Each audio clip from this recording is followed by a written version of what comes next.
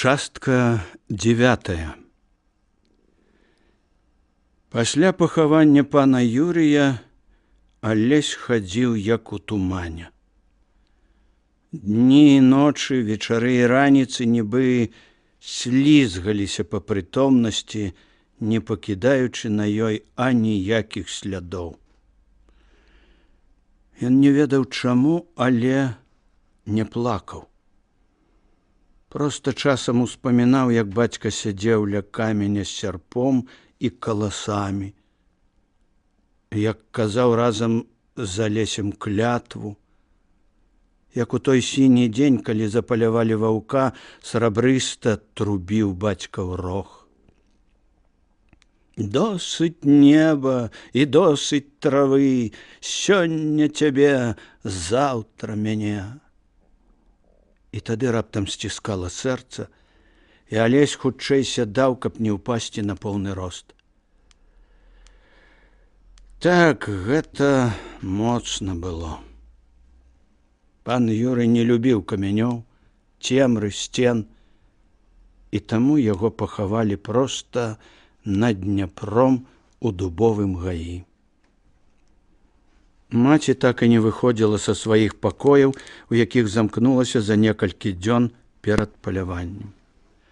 Вацлаў зноў паехаў у Вільню, а астатніх яна не хацела бачыць. Ні з кім не размаўляла. Алеся ўвесь час ганяла па гаспадарскіх справах, відаць, не хацела, каб думаў, успамінаў. Калі яго не было дома, часам прыходзіла на глеістую магілу, моўчкі сядзела там некалькі хвілін і зноў зачынялася ў пакоях. 2-3 словы часам казала толькі Алесю ды пакаёўцы, і на твары яе ў такія рэдкія імгненні, калі сын бачыў, была ўсё тая самая нязвыклая, жарсткаватая непаразумеласць. Вечарам слухала даклад сына аб справах, але на другім жа сказе губляла цікавасць. Ідзі, ўсё добра. Гэта, аднак, цягнулася нядоўга, тыдні 2. Пералом да лепшага. Але заўважыў тым, што матуля раптам загадала змяніць фіранкі ў сваіх пакоях, купіць у Магілёве хваёвай вады, перанесці з гардэробнай некаторыя найбольш улюбёныя туалеты, сказала Алесю, каб пачаў хутчэй ставіць на цукроўні англійскае новае абсталяванне, прывезенае яшчэ панам Юрыем. Мне трэба быць з табою, з гэтай цукроўні і дома начаваць не будзеш. Дурнік, ты ж заўсёды са мною. Мне цяпер лягчэй. Я ўжо амаль спакойная, буду скора зусім спакойная. Алесь узяўся за справы на цукроўні і за падрыхтоўку да вясенніх работ. Ён працаваў да знясілення. За гэтыя тыдні, пакуль маці не стала лягчэй, ён афіцыйна засведчыў Магілёве і пачаў праводзіць у жыццё адмену паншчыны па ўсіх сваіх маёнтках. Маці загадзя згадзілася на ўсё, што ён знойдзе патрэбным зрабіць. З гэтага часу 7000 сем'яў, якія належалі асабіста яму і маці, Вацлаву як малодшаму належала толькі некаторая нерухомасць, частка лясоў, дом у Сцюдзёным Яры, дом у Магілёве і адпаведны капітал, роўны прыблізна палове кошту зямлі без вышэйпамянёных дамоў і іншага. Замест паншчыны павінны былі плаціць аброк. На хаданскіх і іншых гэта зрабіла ўражанне выбуху. Частка магнатаў і дробная шляхта хваляла адмену, але гэта адбылося пазней. Адмяніў за Алесем паншчыну толькі Яраш Раўбіч, да і то, відаць, каб давесці нешта новаму загоршчынскаму гаспадару. Астатнія так касіліся, што пан Адам Выбіцкі і найбольш давераныя з упраўляючых малілі Алеся імем Хрыста не спяшацца. Спрачацца з вамі будуць, сварку завядуць, баючыся бунта ў сваіх вёсках, а тыя паўставаць будуць, бо вашым пазайздросцяць. І правільна, яны не горшыя. Наіўны ўсё яшчэ маладжавы твар пана Адама чырванеў. Дык жа гаспадары аб'яднаюцца супраць вас. Ці мала ў іх спосабаў? Прычэпяцца да нейкай лухты, дуэлі, і ўсё. Глотку перарвуць. Хай паспрабуюць, суха сказаў Алесь. І вось што я вам скажу. Прашу вас не лічыць гэтую маю меру канчатковай. Не забывайце аб гэтым ніколі. Я пайшоў на гэтую паступовасць са зразумелай чалавечай боязі, каб перадчасна не адсеклі магчымасць весці справу далей. Як? Спытаў нехта. А вось як. Цалуйце Евангелие і стаўце подпіс пад дакументам. У ім умова між мной і вамі, што вы ручаецеся сваёй маёмасцю і гонарам за маўчанне аб тым, што вы тут пачуеце. Княжа, сказаў з дакорам нехта, я ведаю. І ведаю, што нашы мужчыны ўмеюць маўчаць. Але, магчыма, нехта маладой жонцы. І тады будзе перадчасны бунт мужикоў у іншых вёсках. Прыйдуць салдаты, будуць страляць і нічога не дадуць давесці да канца. Так што прашу вас разглядаць Евангелие не як крыўду, а як знак вышэйшага майго даверу да вас. Бо ў вашы рукі я аддаю сваё жыццё і гонар. Людзі паставілі подпісы. За гэтай чарговай мерай мы адменім прыгон. Магчыма, праз год. І не так, як у праектах, а з зямлёй. Паступова надзелім усіх, не толькі сялян, а і беззямельную шляхту, раздаўшы большасць маёнткавай зямлі. Большага мы пакуль зрабіць не можам, але і на гэта прыйдзе час. У Выбіцкага былі ў вачах слёзы. Княжа, сказаў ён, гэтага мы вам ніколі не забудзем. Не трэба было Евангелля, княжа. Ну, а маладой жонцы, усміхнуўся Алесь. Усе зарагаталі, зразумеўшы, што малады князь мае рацыю. Праўда, сказаў Адам, калі нешта прасочыцца, мы ўсе адмаўляемся. А я кажу ва ўсім, таго, хто звякне, я заб'ю самачынна. Хто пойдзе са мной? Людзі схілілі галовы на знак згоды. Алесь працаваў, як ніхто і ніколі не працаваў з усіх людзей яго круга. Алесь вырашыў перабудаваць пры першай магчымасці цукроўні, каб былі каменныя. Ён урэшце зрабіў тое, на што ніяк не мог адважыцца пан Юры. Застрахаваць усе будынкі. І няхай навакольныя святошы лямантуюць, што гэта нібы змаганне з воляю пана Бога. Ля азярышча заклалі на стапелях 8 барлін, на кіеўскім кантрактовым кірмашы заўсёды вялікім попытам карысталася паўночная бульба для бровараў. Паклалі рад з аршанскімі вапеннымі капальнямі і залажылі вышэй оршы яшчэ 6 лайбаў. Паўднёвым заводам трэба была вапна.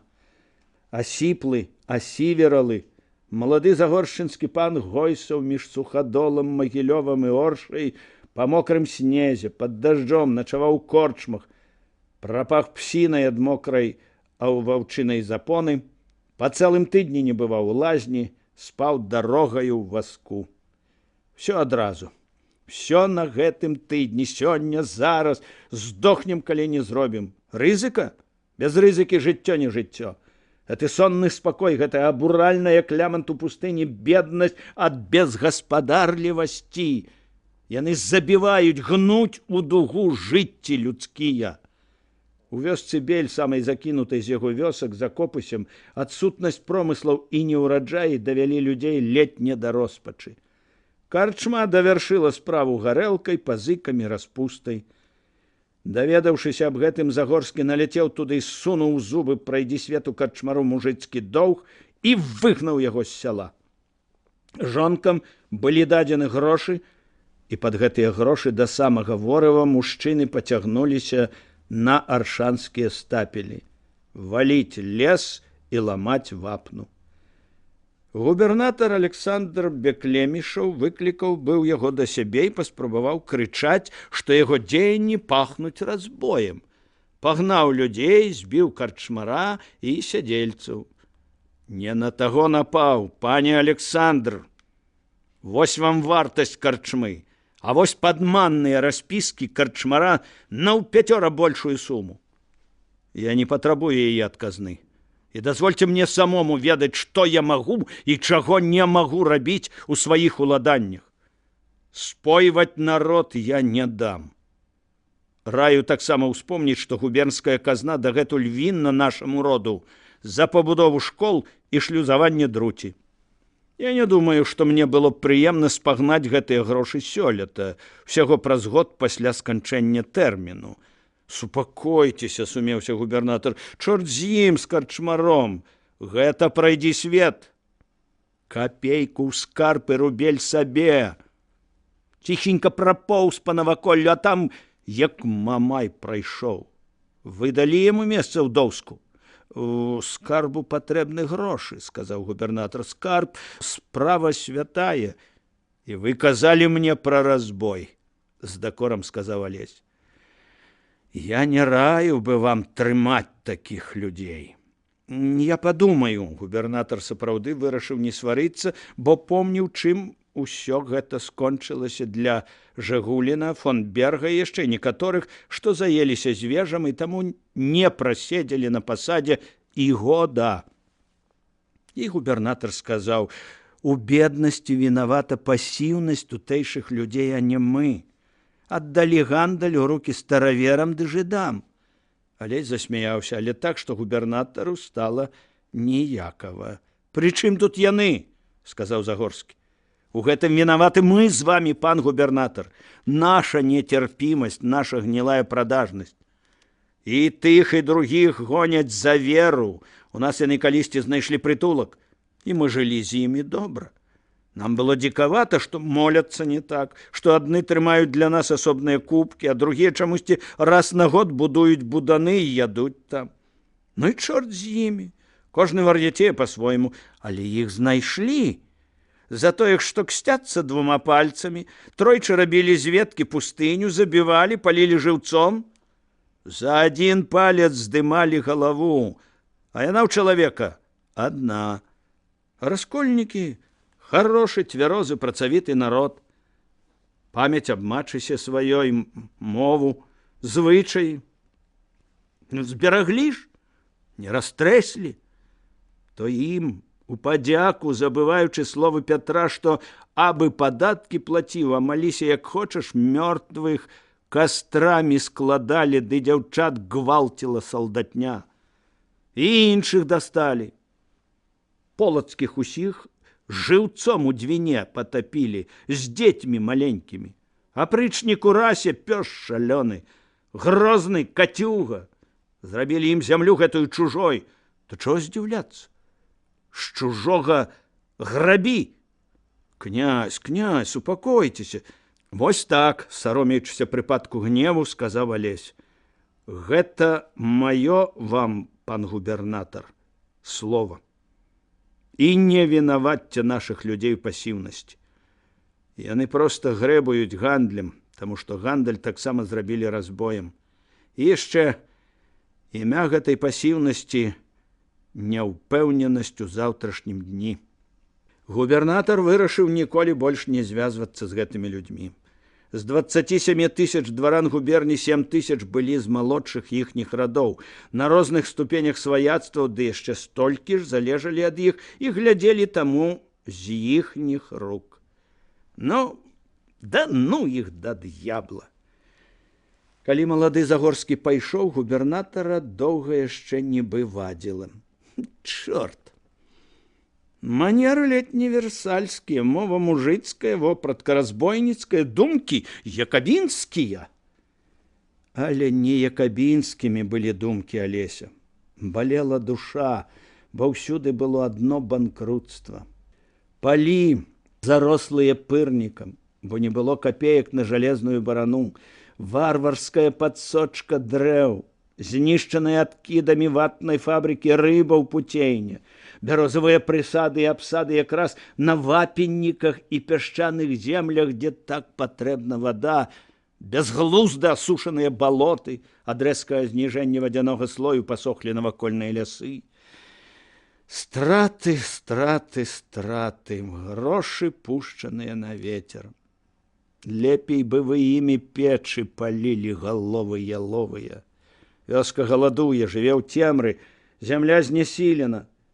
Прамысловасць саматужная, гандлю няма, і спяць все, як учадзелыя, не ведаюць, што сон учадзеламу, смерць, і злуюцца, калі будзець. То цягні іх гвалтам з чаднай хаты, няхай кусаюцца, цягні. Вясна пазнілася, на пачатку красавіка яшчэ ляжаў снег, і было золка і дрыготка, а ноччу марозіла. В адзін з вечароў Алесь абыходзіў конскі завод. Коней трэба было перавесці ў запасныя стайні, каб зрабіць генеральную прыборку, пабелку, чыстку. Это збіраліся рабіць сёння ж. Пераводзіць было даволі лёгка. Звыклыя да вольнага выпасу ўлетку, коні за зіму не адвыклі слухацца табуннага важака і верхавода вогненнага жарабца дуба. Куды ён, туды і табун. Дуб раптам здурэй і пагоніць на прасткі, і астатнія за ім. Алесь адпусціў людзей вячэраць, а сам апошні раз аглядаў новыя стайні, а потым пайшоў па старых, каб пасля зміцёр, логвін і іншыя ўпраўляліся ўжо без яго. Ён хацеў памыцца, пагаварыць з маці і потым ехаць у сухадольскую зборню. Майка паведаміла, што браты і Наталя сёння гасцююць у Клейнаў. Бацька астаўся дома, і яна будзе ў зборні толькі з маці, а магчыма і адна. Алесь сумаваў без яе. І таму спяшаўся, хацеў сёння рашуча пагаварыць з Міхалінай і неяк рассекчы нерату, якім яны так даўно блыталіся. Дуб быў ацяжэлы ўжо, але ўсё яшчэ магутны і грузлаваты дзікун. Касіў крывавым вокам і палохаў задзіраў верхнюю губу, паказваючы зубы. Алесь якраз частаваў дуба падсоленым жытнім сухаром, калі за сцяной на праварыне прагучаў і рэзка абарваўся шалёны пошчак капытоў. Дуб сваволіў і не хацеў браць. Устрывожаны Алесь кінуў яго і пайшоў быў да выхада, але ў гэты момант у стайню ўварваўся чырвоны ад ветру і хвалявання Паўлюк Кагут. Сэрца Алеся ўпала. «Што?» – спытаў ён. Паўлюк хапаў ротам паветра, нібы бег ён, а не конь. Нарэшце вымаю: «Раўбіча пайшлі граміць». «Хто?» «Людзі Корчака». «Ты што, здурэў?» Але, забіваць будуць». «Ды няма яго за што!» Паўлюк не мог ведаць аб размове ў чаўнах, калі Кандрат, пакутуючы за дзядзькаванага брата, навёў людзей Корчака на Раўбіча ў маёнтак. Ён ні аб чым не здагадваўся, нават аб вялікім плане нападу, што песцю ў душы былы півошчынскі мужык. Але ён, пястун Янькі, адзіны, з кім яна была да канца, шчырая, дазнаўся ад яе, што ў нашага Алеські з Раўбічавай паненкай зноў, здаецца, ладзіцца справа. Ні Кандрат, ні Андрэй нічога аб патаемным міры між Алесем і Міхалінай не ведалі. А здарылася так. Корчаку вельмі была патрэбна зброя. І яму, як і прадбачыў бялявы Іван Лапата, ніяк не ўдавалася ўзняць вялікую колькасць людзей. Чуткі аб блізкай волі прымушалі кожнага чакаць, як мыш пад венікам. Не варта было ламаць шыю, калі ўсё адно вось-вось зваліцца прыгон.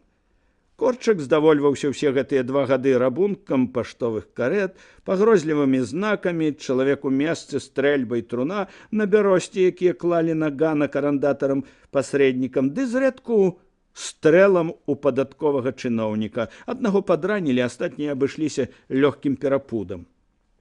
Большасць мужикоў ад яго пайшла ў двары. Былі дома, хоць і памагалі, на всякі выпадак, а можа спатрэбіцца. З 4 дзесяткамі верных людзей ён адседжваўся ў пушчах.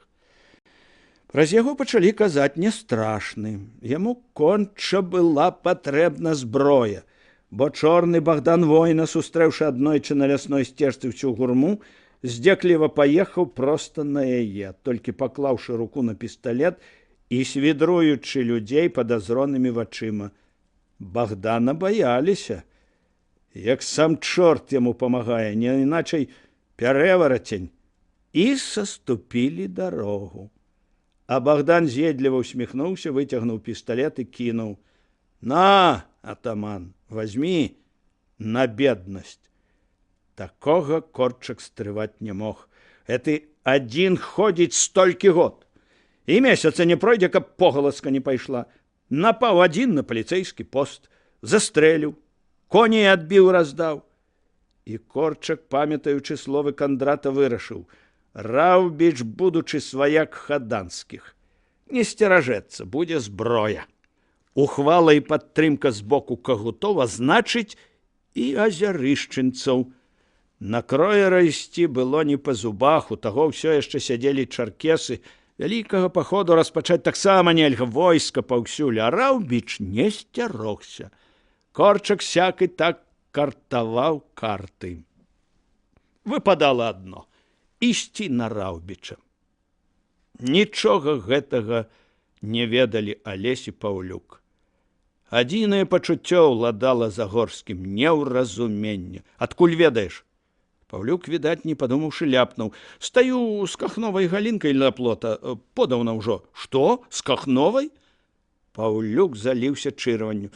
Як жа гэта ты так? Ва ўласных братоў. Ты як ім цяпер вочы глядзець будзеш? І тут Паўлюк раззлаваўся. А што? Самі вінаваты. Адзін аднаму дарогу саступаюць. Яна мне сказала: абрыдлі мне яны, павёлка. І потым: любая яна мне. І тут гумар сітуацыі дайшоў да Алеся. Загорскі зарагатаў: і уста брат на братоў, а племя на племя. Нічога, горшага б не было, сурова кінуў. Далей, стаіш ты, значыць, з кахновай галінкай? Кінь. Дык вось, стаю я, значыць, і чую, ідуць людзі. А насустрач ім чалавек стаў на грэблі. Паўлюк змоўчаў, што стаў насустрач людзям Пятрок, улюбённы Галінчын брат. Прасачылі, кажа. Раўбіч большасць людзей на фэст адпусціў. З ім у маёнтку чалавек 8. Добра, кажа, адзін з тых, рушым. Хлопцы, кажа, гэты, што ўстаў, вы хаця душ жывых не губіце, самі душы маеце. Змоўч, не зацінайся. Да і рушылі. Даўно пайшлі? Бледна спытаў Алесь. Подаўна, больш за гадзіну. Майка магла яшчэ быць там, Майка магла не паспець ад'ехаць. І яшчэ ён успомніў вочы Яраша, цёмныя вочы без райка, якія выпрабоўвалі. Гэта бацька Майкі. Это проста чалавек жывы і слабы, і моцны. Адно неўтаймаванае жаданне расло зараз у душы. Хутчэй, хутчэй ратаваць. Што ж рабіць, мармытаў ён, што ж рабіць? І раптам зразумеў, што рабіць. Зняў са сцяны вартаўнікову дубальтоўку, патрантаж. Зараз ты дапаможаш мне, а потым клікнеш людзей тут і паскачаш на чакан. Радкевіч цяпер на хутары. Падымай усіх, скажы: Раўбічы гінуць. Стаў выводзіць, брытаючы на хаду, вогненнага дуба. Адвальвай дзверы, все адвальвай. Ты што задумаў? Потым будзеш пытаць: адвальвай. Дзверы рыпелі, адлятаючы ад вушакоў, ляскалі ў сцены, са стайні ляцела гігатанне. Алесь кінуўся да рыжага інаходца. Як толькі крыкну: гані коней! На глум? Паб'юцца ж! Мой клопат. Праз некалькі хвілін у загароджу пачала, як вольны поток лавы, выцякаць цёмная конская маса. Здзіўленыя раптоўнай у цемры воляй, узбуджаныя коні пачалі ціха, а потым мацней і мацней ржаць, пакуль іржанне не ператварылася ў хаос гукаў. Гарачыя двухгодкі лёталі вакол табуна, узбрыквалі, хапалі храпамі адзін аднаго. І дуб, нібы зразумеўшы, што чыніцца непарадак, загігатаў таксама гнеўна. Алесь бачыў, як коні ўзнялі галовы на тонкіх шыях і замерлі. Слабае святло навароджанага месяца мігцела ў насцярожаных дзікаватых вачах. Час. Загорскі павольна зрушыў дуба, а за ім таксама павольна стаў плысці з двара табун 180 галоў. Нельга было гнаць, як не хацелася. Коні маглі кінуцца і разбіцца аб бярвенне агарожы вакол праварыны. Азірнуўся, апошнія з табуна міналі браму, і толькі тут падумаў, што паспяшаўся і зрабіў дрэнна, не асядлаўшы дуба. Давядзецца ехаць ахлюбкай, як у начлег. Гані па людзей, крыкнуў ён Паўлюку і, паддаўшы пяткамі ў бакі дубу, з месца пусціў яго галопам. За спіною нібы абурылася зямля, рознагалосы грукат разарваў ноч. Крычаць, увесь час крычаць, каб хто не трапіў пад капыты. Гай! Гай! Хай чорта з два пачуюць, страляць зрэдку трэба, вось што. Слуп агню, грукат, дуб збіўся з нагі, але зноў кінуўся наперад яшчэ з большым імпэтам. Гай! Язык агню! Гай! Табун! Табун імчаўся за ім шалёна, нарастаючы грукат капытоў быў неўтаймавана грозны. Прыціснуўшыся да спіны каня, Алесь гнаў і гнаў яго праз ноч, прысады, пад шкляны звон у замерзлых лужынах. Кінуўся нехта ў бок, за дрэва пачуўшы тупат чалавек, звер, а ўсё адно стрэл, крык, пошчак капытоў, та-та-та, та-та-та, та-та. Рытмічна расколваў зямлю тупат, коні ляцелі ў ноч. Яраш Раўбіч стаяў звязаны перад чорным ганкам дома, трохі ў баку ад вялікай галерэі. Адбіткі чырвонага агню скакалі па ягоным твары, чуга была раздзёртая на грудях, валасы зліпліся ад поту, на шчацэ наліваўся сіняк. Перад ім стаяла некалькі корчакавых людзей. Яны мала чаго знайшлі са зброі, хоць абшукалі ўжо ўвесь дом. 2 ці 3 стрэльбы, шабля. Адзін з мужикоў ледзь варочаў абедзвюма рукамі радавую святыню, двухручны меч. «Што напісана?» – спытаў, разглядаючы вязь. Раўбіч усміхнуўся. «Помні, цяжка вымаецца. Выняў? Напой». «Дзякуй», – сказаў Корчык, – «мы вынялі». «Напоім, дзякуй». Чорныя дрымучыя вочы Корчыка глядзелі з-пад белай кучмы проста ў вочы Раўбічу. Але ён не ведаў, што такое позірк Раўбіча, які вытрымлівалі адзінкі. І прынізліва адчуваючы, што вось-вось зараз апусціць вочы, сказаў: «Не трэба яму тваёй падзякі», – спакойна сказаў Брона. Ён сказаў праўду. Ёсць у гэтага чалавека зброя. Ды толькі ўсе вы ўлічылі, акрамя яго. Корчык глядзеў на Яраша, потым выняў з похваў корт і старчма кінуў яго ў зямлю. «Ты не бойся, раўбіцкі пан. Удараць дакладна». «Я не баюся». Брона пабег па штуцар і прынёс яго. «Ух, які!» – усміхаўся ён. «Аж рукі прыкіпелі. Вось гэта дык зброя. Ну, трымайцеся цяпер». Раўбіч усміхнуўся. Выгляд у хлопца быў як у дзіцяці, што атрымала цацку. «Ну, дзякуй, ты нічога. Ты нават падумаць не паспееш, я пастараюся ўжо», – спяшаўся Брона і нібы растлумачыў. «Жонку маю з дзецьмі кроер некуды ў расейшчыну прадаў за непаслухмянасць. А што яна там?» «Я разумею», – проста сказаў Раўбіч. «Вядзіце коней, хлопцы», – сказаў Корчык. «Дом паліць не будзем, хай удаве будзе дзе жыць», – і усміхнуўся. «Мой для мяне нешта знойдзеш?» Раўбіч жарсткаватай усмешкай пакруціў галавой. «Да я жартую», – сказаў Корчык. Людзі з коньмі сталі трохі ў баку і не глядзелі на іх. Нікому не хацелася глядзець на забойства. Брона выцягнуў з зямлі корт і стаў з левага боку і трошкі спераду ад Раўбіча.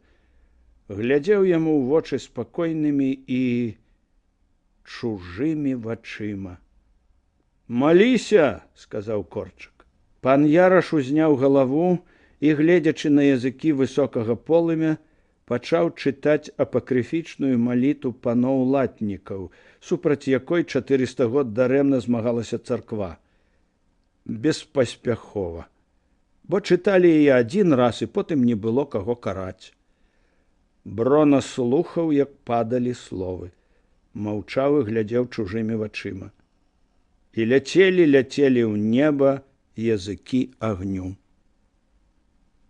Воіны Бога прыйшлі па мяне, спакойна чытаў Раўбіч. Корчак адышоў да коней.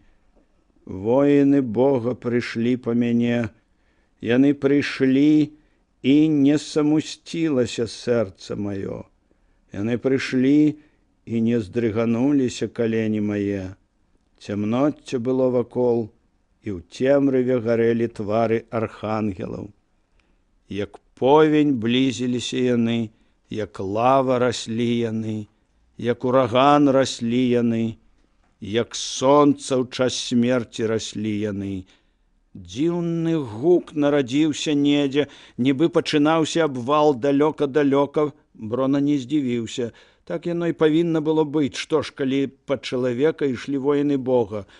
Як чорны агонь былі вочы іх, як сухая трава в агні былі валасы іх, як вежыў пажар былі крылы іх, як расплаўленая сталь былі мячы іх, і разверзлася неба, і пажар быў за спінамі іх, але не трапятала душа мая. Пошчак нарастаў і нарастаў, блізіўся, неадольны, магутны, зямля стагнала, потым даляцелі 2 стрэлы, а праз хвіліну яшчэ 2. «Што такое?» – спытаў Корчак. «Вялікі атрад», – сказаў нехта. «Войска!» – мармытнуў Юстын. «Наўцёкі, хлопцы, ціха!» – сказаў Корчак. Зямля грымела ўжо, нібы з жалеза была. «І праўда, до», – сказаў Корчак і ўскінуўся ў сядло. «Заседзеліся. Брона, канчай ды даганяй!» Людзі кранулі коней. Абвал ужо грымеў на ўсю сілу. Брона зрабіў крок і сустрэў вочы Раўбіча. «Бо не баяўся я смерці дзяцей. Ніжа сваёй канчыны без канца і прычасці, без слёз і памяці». Брона зайшоў за спіну Ярашу, падняў з зямлі штуцар і рэзкім ударам корда перарэзаў вяроўкі. А потым з усёй сілы штурхнуў далонню. Раўбіч не ўтрымаўся на замлелых нагах і паваліўся на зямлю. Корчак, азірнуўшыся, убачыў ляжачага і тое, што Брона ўзлятае в сядло. Коннікі зніклі за домам.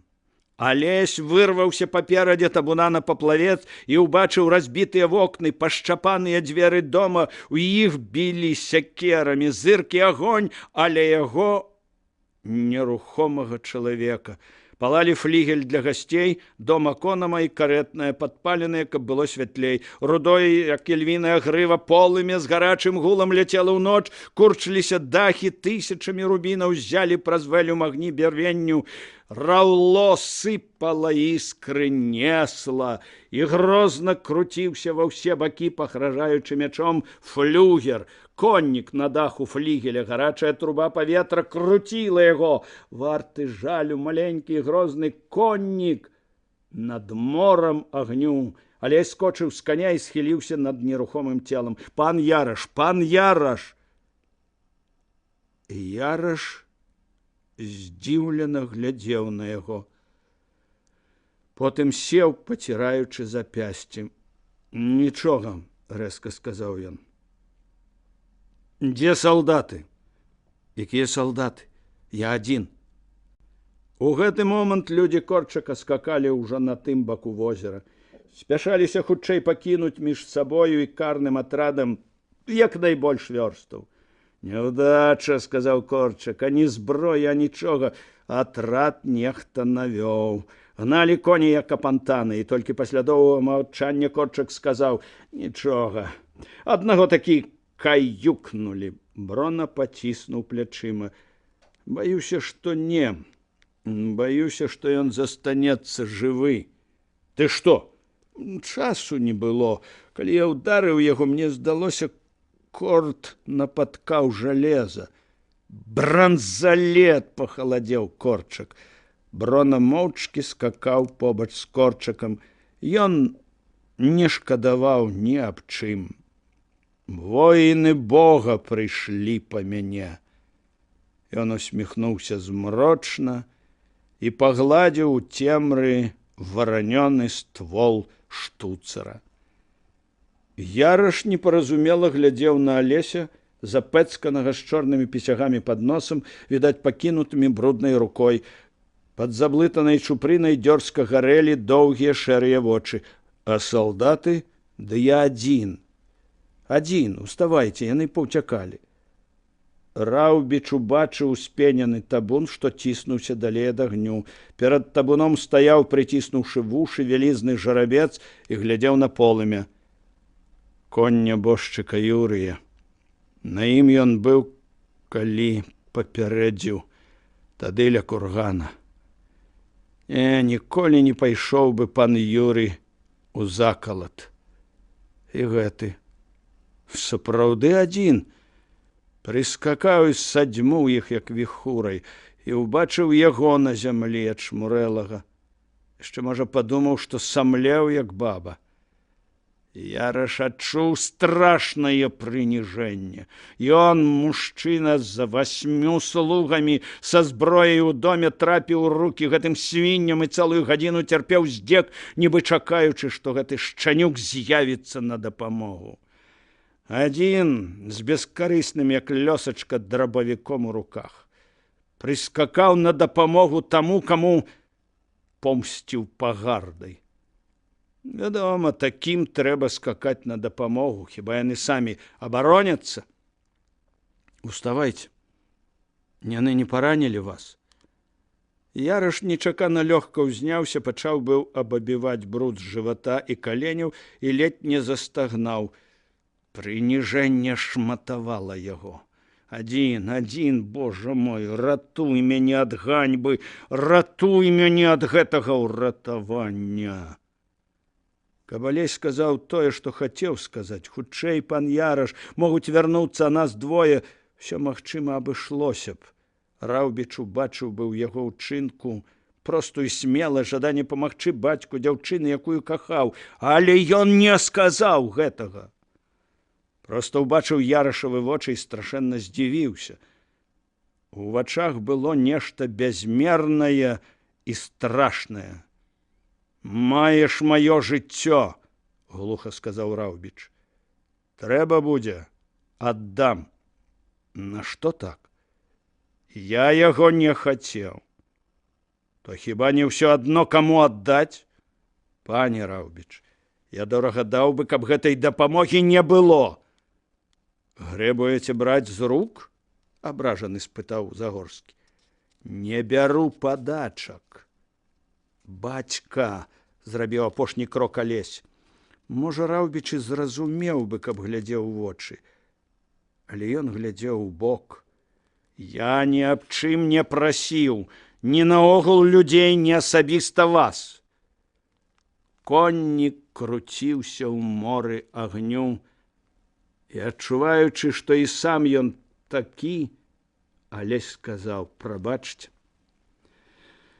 Каб я ведаў, што гэта так, я прыслаў бы замест сябе слугу. Я меў нахабства падумаць, што я зраблю гэта лепей за яго. Відаць, дарэмна». Голас быў сумны і строгі. «Вы сёння маеце права казаць мне ўсё. Але таму я і не хацеў жыцця з вашых рук. І таму я ўзяў жыццё з рук хлопа, што разрэзаў мае вяроўкі». Раўбіч хацеў хоць чым-небудзь уразіць гэтага чалавека, пасеяць у ім хоць цень сумнення ў тым, што ўратаваў ён. «Хлопы лепшыя за вас», — скончыў ён. «Вы ўжо лічыце гэтыя вяроўкі сваімі?» — сумна спытаў Алесь. «Хутка прывыклі. А хлопы сапраўды лепшыя. Лепшыя за нас. Больш высакародныя і ўдзячныя. Бывайце, Раўбіч». І пайшоў да свайго жарабца. Пару разоў ён спрабаваў сесці і зноў ставіў нагу на зямлю. І толькі потым, сабраўшыся з сіламі, ускінуў цела на спіну дуба, моўчкі крануў яго з двара. Табун павольна пацягнуўся за ім, пакідаючы дом, у вокнах якога скакалі зарыва, полымя і постаць пасярэдзіне паплаўца. Самотны коннік круціўся ў моры агню. Жыццё ішло сабе і ішло, нібы нічога не здарылася. І дзед па-ранейшаму, але ўжо за сябе і за нябожчыка сына змагаўся за як найбольшую справядлівасць у вызваленні людзей. Яшчэ раней імператар даручыў генерал-ад'ютанту Якаву Растоўцаву, што падаў калісьці сваю прапанову адмены, кіраваць падрыхтоўкай рэформы, тым самым ухваліўшы яго думку і даўшы зразумець, што праекты губернскіх камітэтаў састарэлі. Для рэдагавання іх у сакавіку былі арганізаваны дапаможныя ўстановы пры галоўным камітэце. Рэдакцыйныя камісіі, што тады ж селі за працу пад кіраўніцтвам Мікалая Мілюціна. Людзі Мілюціна і ён сам былі ўсё ж лепшыя за многіх. Не лібералізмам, а тым, што гэта былі звычайныя людзі. Цікава, што магло б здарыцца, каб вызваленне няхай намінальна даручылі былому шэфу жандараў, а ў той час старшыні дзяржаўнага савета і камітэта міністраў Алексею Арлову. Ад мінулага ў яго асталіся пэўныя схільнасці. У сучасным было поўнае фізічнае і маральнае падзенне, аж да таго, што ён маўчаў, поўзаў па падлозе і еў з пастаўленай на ёй місы, як сабака. Невядома, што магло апраўдаць знаходжанне такога чалавека на высокай дзяржаўнай пасадзе. Тут не магло быць нават пытання аб дэкоруме, але гэта факт. Поўны вар'ят, жывёла з замашкамі жандара больш за год займаў гэты пост. Не першы і не апошні выпадак. І пасля гэтага нехта мог сказаць, што гісторыя горада Глупава пасквіль. Так званыя вяршкі грамадства, разбэшчаныя наскрозь, звар'яцелыя ад вараджэння, тупыя, кіравалі людзьмі, якія ва ўсіх адносінах былі вышэйшыя і лепшыя за іх. Унутранымі справамі Расіі 3 гады кіраваў Бібікаў, адзін з найбольшых містыкаў сярод всіх тых, хто жыў тады. Ён рэгулярна па начах выклікаў дух нябожчыка сына, які памёр у Дрэздане, і нібы гутарыў з ім. І такія людзі маглі казаць бязвольнаму цару словы падзякі за тое, што ён вызваліў 20 мільёнаў бедных болцікаў. Нават дэмагогу Валуеву гэта не спадабалася. Бедныя болцікі рабілі найвышэйшую справу на зямлі, прымушалі зямлю раджаць. А тыя, хто сядзеў над імі, арганчыкі, спірыты, вернападданыя балваны, ратаманы і педэрасты, жывёлы, што елі з падлогі, якую справу рабілі на зямлі яны? Ніякай, акрамя арганізаванага рабунку, марнатраўлення жыцця і смактання апошніх сокаў з гэтай няшчаснай зямлі.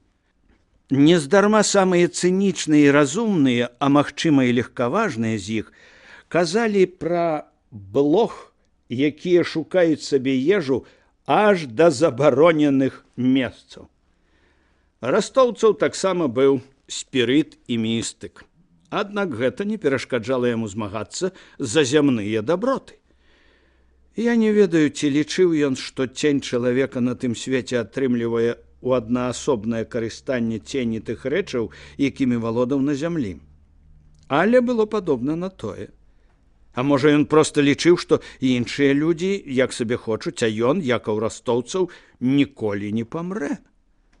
І сапраўды яму было ў той час толькі 56 год.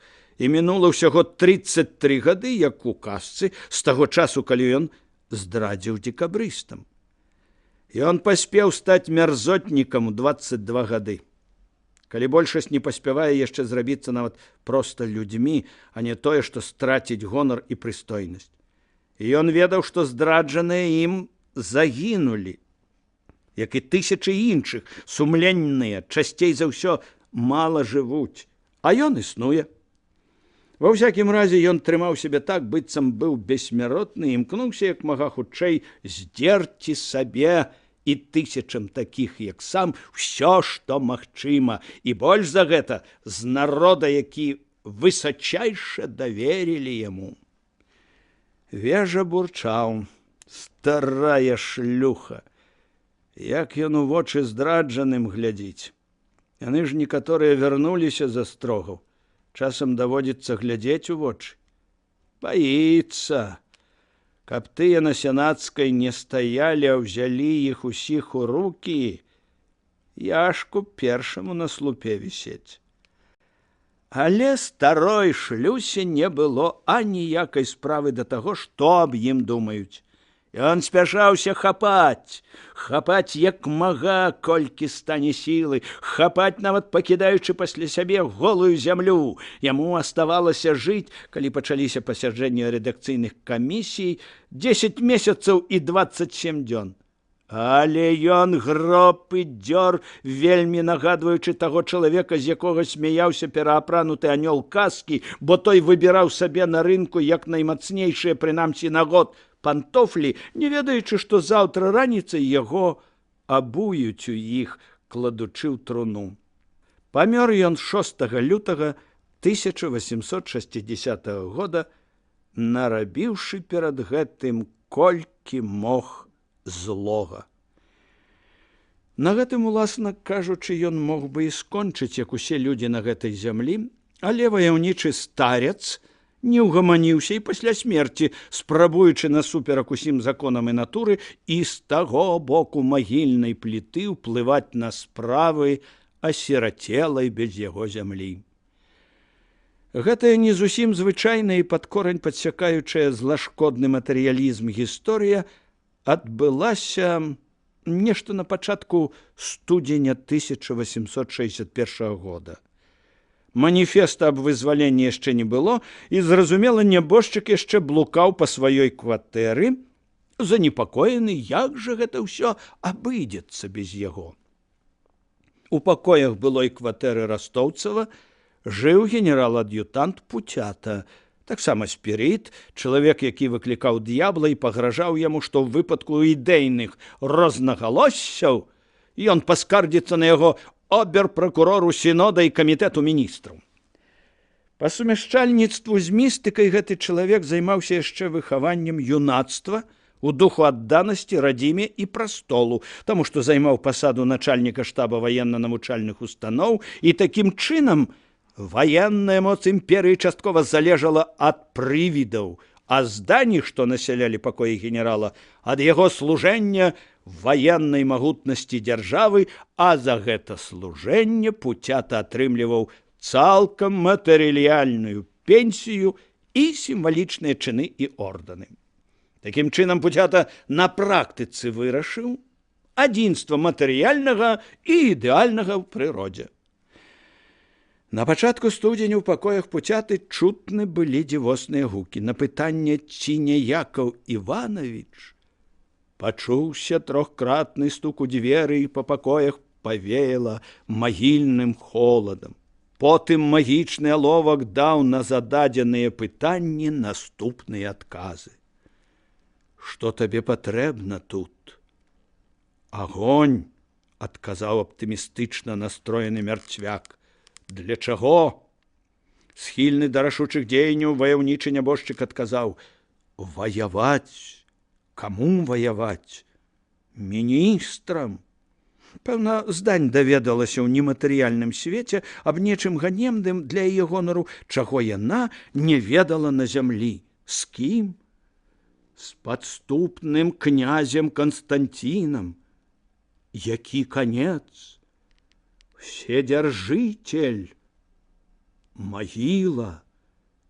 Устрывожаны і ўражаны да глыбіні душы, Пуцята зрабіў даклад аб гэтым мурав'ёву вешальніку, у той час міністру дзяржаўных маёмасцяў, а той графу Адлербергу, міністру імператарскага двара і ўдзелаў, пасля чаго яны ўтрох падзяліліся гэтай астральнай размовай, вядома ж, шэфам жандараў і начальнікам 3-го аддзялення Далгарукавым, тым больш, што ён быў не абы-якім знаўцам тагасветнага яшчэ з часоў справы сялецкага жыцця. Спачатку думалі даць ход справе, але Растоўцаў быў мёртвы, а флюіды рэч і рэальная, і пасадзіць іх нікуды нельга. Таму раздумалі. А паколькі сігналы былі трывожныя, усе чацвёра ўпалі ў паніку і доўгі час знаходзіліся ў разгубленасці. Што ж цяпер рабіць?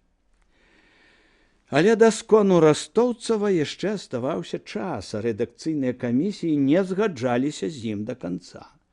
Без зямлі вызваляць было нельга, бо мужык – это не толькі яго ўласнае, нікому не патрэбнае жыццё, не толькі яго побыт, але яшчэ і плацёж дзяржаўных павіннасцяў.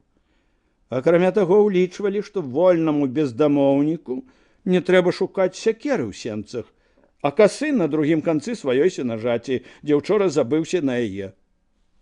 І то, і другое заўсёды было пры ім. Вырашана было зямлі даць больш, а павіннасці зменшыць, хоць і не настолькі, як аб гэтым лямантавалі Магілёўская, Цверская і яшчэ адна-дзве губерні. Нельга было дапусціць, каб беззямельны замнога аддаў былому пану. Скарбніца дзяржавы была спустошана. Замест вотчыннай улады было дэмакратычна прапанавана сялянскае ўпраўленне пад наглядам паліцэйскіх органаў. Камісіі працавалі 5 месяцаў, і скончылі чарнавы праект, але адразу пасля гэтага пачалася валтузня і віск пакрыўджаных. У Петербург ляцелі заўвагі ад тамбоўскіх, тульскіх, маскоўскіх паноў. Цара заклікалі не даваць веры лібералішкам. Дэпутаты ад губернскіх камітэтаў паехалі ў сталіцу рабіць змены ў праекце. «Я туды не поеду», – сказаў дед. «Загадзя скажу, што будзе. Мяккацелыя пачнуць дабівацца неадкладнага выкупу, не цяжка для іх, суда і публічнасці. А государу невымоўнай сваёй літасці ў увазе да тых, хто любіць прастол, пакажа ім хвігу». Як у ваду глядзеў. Сапраўды на ліберальным цвярскім адрасе 5 ни с чем не сообразным и дерзким до крайности было накреслено государом замечание авторам за неправильные и неуместные свои домогательства. Либералы Москвы просили об маленечкім прадстаўніцтве и атрымали в отказ только 3 слова «Ишь, чего захотели». Заўвагі камісіі, нават гэтыя заўвагі, палічылі занадта левымі і выправілі. Але на практыцы не было дадзена і гэтага. Адразу пасля таго, як Растоўцаў накіраваўся ў сваё такое неспакойнае для ўсіх замагільнае падарожжа, на яго месца сеў міністр юстыцыі граф Панін, таксама спірыт, і падтрымаў крайніх правых. Нормы зямельных надзелаў былі зменшаны, павіннасці ўзраслі. Алесь лазіў па сходах, мастках і кацельных памяшканняў цукроўні. У гэты час, пачатак красавіка, яна амаль не працавала. Толькі ў адным з цэхаў ішла апрацоўка яшчэ з восені нарыхтаванага паўфабрыкату. Зрабілі запас, каб не было вялікіх прастояў. Ішла крышталізацыя і прабелка цукру. Алесь ішоў уздоўж рада, аглядаючы бляшаныя і гліняныя прабелачныя формы. Колькі людзей працуе падчас таркавання буракоў? У 2 зменах мужчын чорнарабочых 25, жанчын каля 200, адказаў чырвоны, як памідор, сівавусы цукравар, механік з Гамбурга. Ну вось, а цяпер 50, сказаў Алесь. Амаль на чвэрць знішчана сезоннасць, пан Ліхтман. А вы пратэставалі супроць паўфабрыкатаў. Я і цяпер пратэстую. Цукар горшай якасці. А колькі бурака гіне падчас завальнай працы? Нагамі па ім ходзяць, гніе ён, у малясе павышаны працэнт цукру. І потым, няхай горшая якасць. Вы маеце пенсію круглы год. І вам трэба хоць раз падумаць, што адчувае сезоннік. 50 чалавек атрымліваюць свае грошы на пачатку красавіка, як быццам гэта 10 кастрычніка, пачатак поўнай загрузкі цукроўні. Ён амаль бегаў пыльнымі пераходамі, шмыгаў у люкі, спускаўся ў кацельную, дзе чырвоныя, як гномы, качагары махалі шуфлямі. У кацельных свістала пара, дробна дрыжалі льсняныя ад масла цыліндры. Працавала паравая машына высокага ціску на 10 конскіх сіл, што прыводзіла ў рух цэнтрыфугі. Всё, здаецца, ладзілася. Скончаць адбелку, трэба пачынаць рамонт гэтай цукроўні. Вялікі рамонт. Мураваны будынак на 3 паверхі, 2 будынкі драўляныя, пашырэнне другой цукроўні, устаноўка на ёй машыны посуду, купленых у Англіі і Берліне, пабудова асобнага будынка яшчэ на 2 паравыя катлы.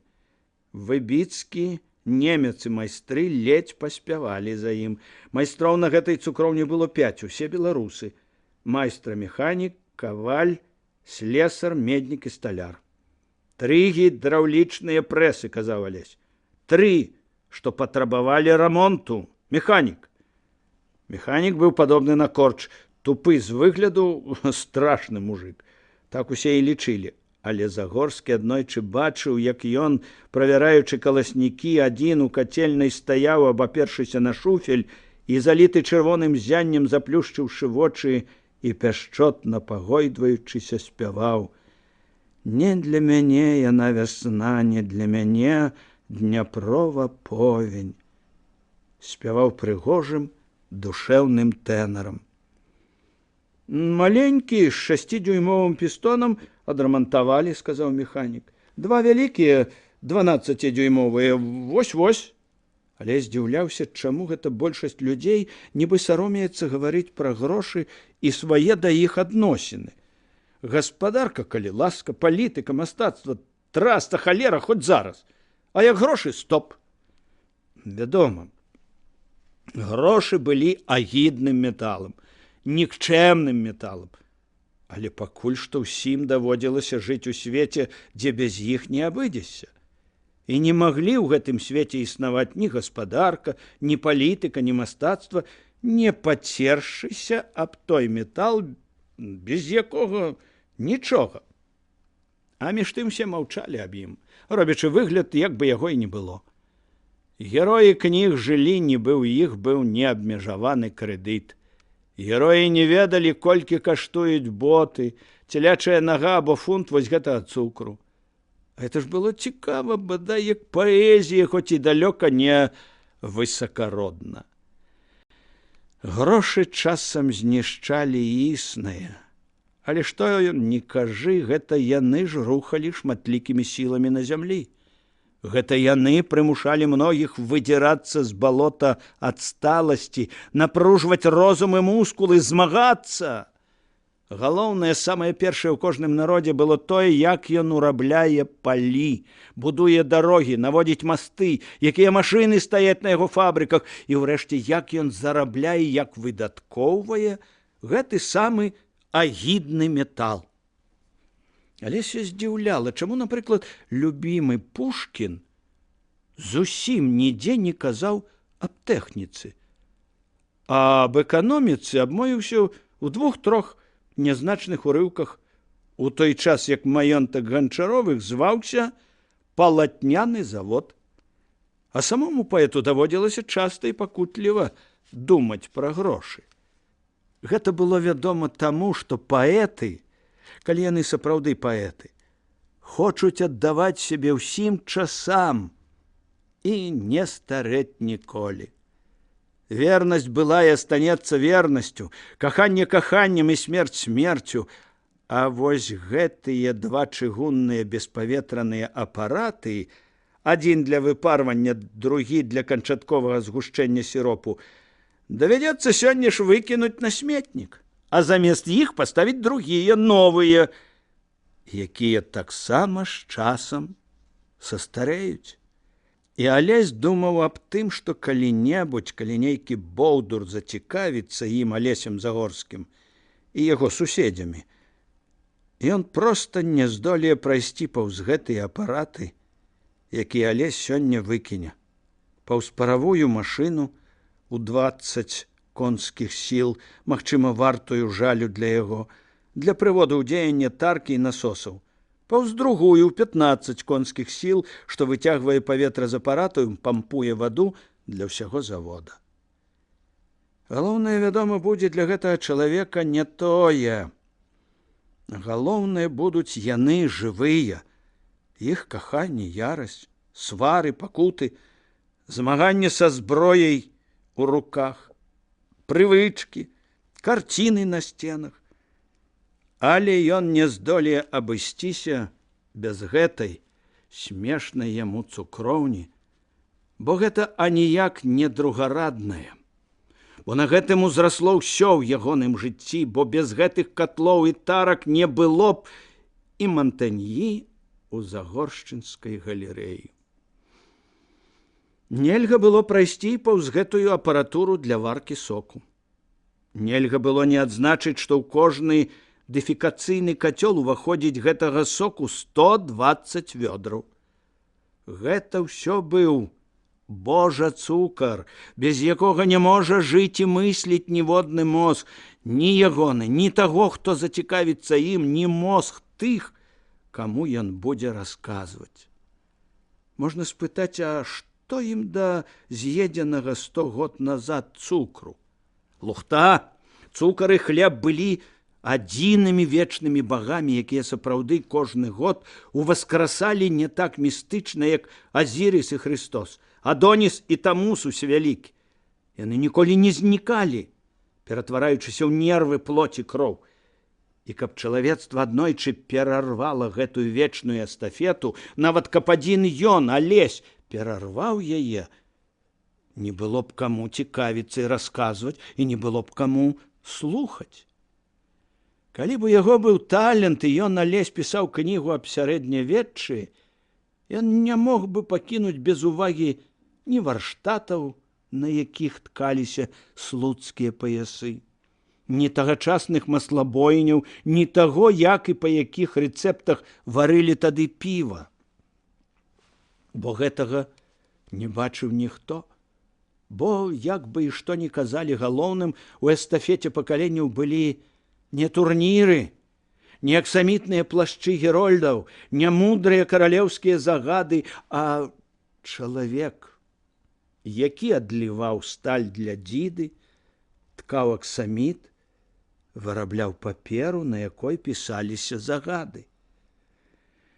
Улады рабілі з чалавекам, што хацелі.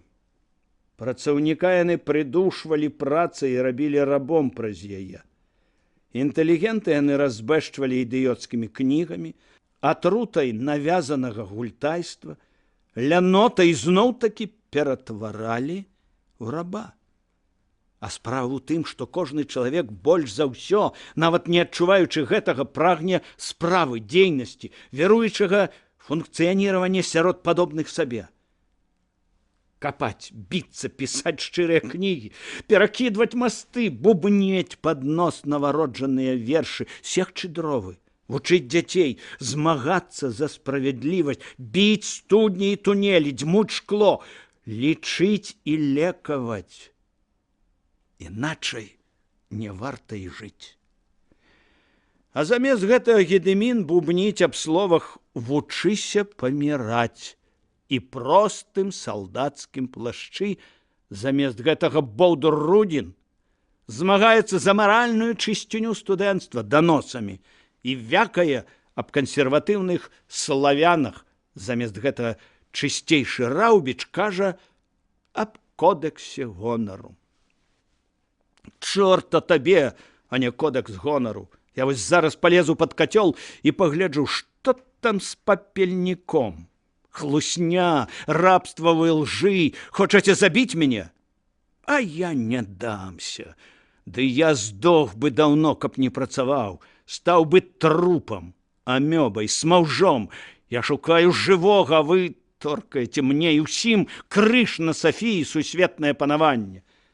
Але вы забылі адно, панове, што вы пакінулі мне працу, і менавіта таму у вас нічога не атрымаецца са мною і з тысячамі іншых. Менавіта таму вы пралічыліся. Менавіта таму, што вы не можаце забараніць працу. Мозг чалавека ніколі не ўспрыме велічы ў курэнні ладану. Бо калі вы спыніце кола, вы спыніце жыццё. Наогул жыццё. І перш за ўсё сваё. І пасля кожнага свайго падзення я, чалавек, устаю. Бо мяне ўздымае праца, адзіная з усімі на зямлі. Нехта бег, грукочучы па жалезных сходах. Паніч, паніч, княжа Алесю! Кірдун, распатланы, бледны, без шапкі і чугі, выціраючы рукі прамасленай анучай, Алесь нездаволена адарваўся ад разабранага гідраўлічнага прэса і ад сваіх думак. Што здарылася? Пані Антаніда, што? У непрытомнасці. У пакоі маці цьмяна мігцела адзіная свечка. Цёмныя шторы былі апушчаныя, ледзь вымалёўваліся срэбныя хрустальныя грані флаконаў на начным століку. Маціцай блішчала італьянская маёліка пад шклом. Вельмі не гарманіраваў гаркаваты пах парфумы з візантыйскай яшчэ на кіпарысавай тоўстай дошцы траеручыцай. Трэцяя рука вырасла, каб утрымаць сына, што падаў у студню, бо дзве другія былі занятыя. Ікона была па сутнасці еретычная, але добрая чалавечай дабрынёй, не ў прыклад другім візантыйскім іконам. Такую дабрыню ў вачах Алесь бачыў яшчэ толькі на адной, таксама візантыйскай іконе, на іконе Владзімірскай Маці Божай. Пані Антаніда ляжала на канапе, чамусьці пераапранутая ў самы свой улюбёны святочны строй. Белую з золатам, аблямаваную валансіенскімі карункамі сукню і белыя з золатам да смешна маленькія туфлікі. Твар у святле свечкі быў слаба ружовы, гаротныя вейкі апушчаны. Алесь нахіліўся над ёю. Што з табою, мамцю? Не ведаю. Пераапранулася. Раптам закруцілася ў галаве. Відаць, рэзка ўстала. Ты клікала мяне? То я пасяджу? Так, цяпер пасядзі. Цёмна-шэрыя шырокія вочы глядзелі на Алеся пільна. Які ты? Працаўнік, гаспадар. Алесь убачыў сябе у туалетным люстры. Пыльны, сяк-так выцертымі рукамі, непрычасаны. Пайду памыюся і пераапрануся. Не, не трэба. Ты харошы вось такі. Табе ніколі не казалі, дзяўчаты, што ты прыгожы? Алесь сумеўся. Прыгажэйшы, чым прадзе такім. Всё лепшае, што было ва ўсіх нашых, ты ўзяў сабе. Маці, з ціхім дакорам сказаў Алесь. Не буду, сказала яна.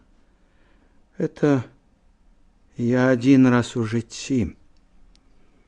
Усмешка яе была сумная і слабая, і чамусьці ў Алеся ад гэтага нешта як павярнулася ў сэрцы. На хвіліну ён заплюшчыў вочы, а калі ўзняў векі, убачыў, што маці глядзіць на яго, нібы не шукае суцяшэння. Загінуў бацька, Алесь. Што ж рабіць? Што ён мог адказаць на гэта? Вясна? Спытала яна. Вясна. Лебедзі лятуць, але хоць яшчэ сям-там снягі. Апусціліся веі.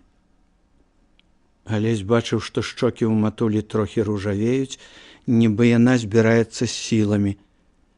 Прачуванне нейкай неяснай трывогі закралася ў Алесева сэрца, а шчокі маці ўсё ружавелі, і ўсё больш напружваліся плечы пад карункамі. Я казала яму: не ідзі, не забівай мядзведзя. У яго босыя ногі, ён быў галодны і ратаваў сваё жыццё. Як мы. Всё ратуе сваё жыццё. Всё было балюча, жыць балюча, жывіцца балюча, дыхаць балюча. Голас у яе быў жаласны і танюткі. Маці, слухай мяне.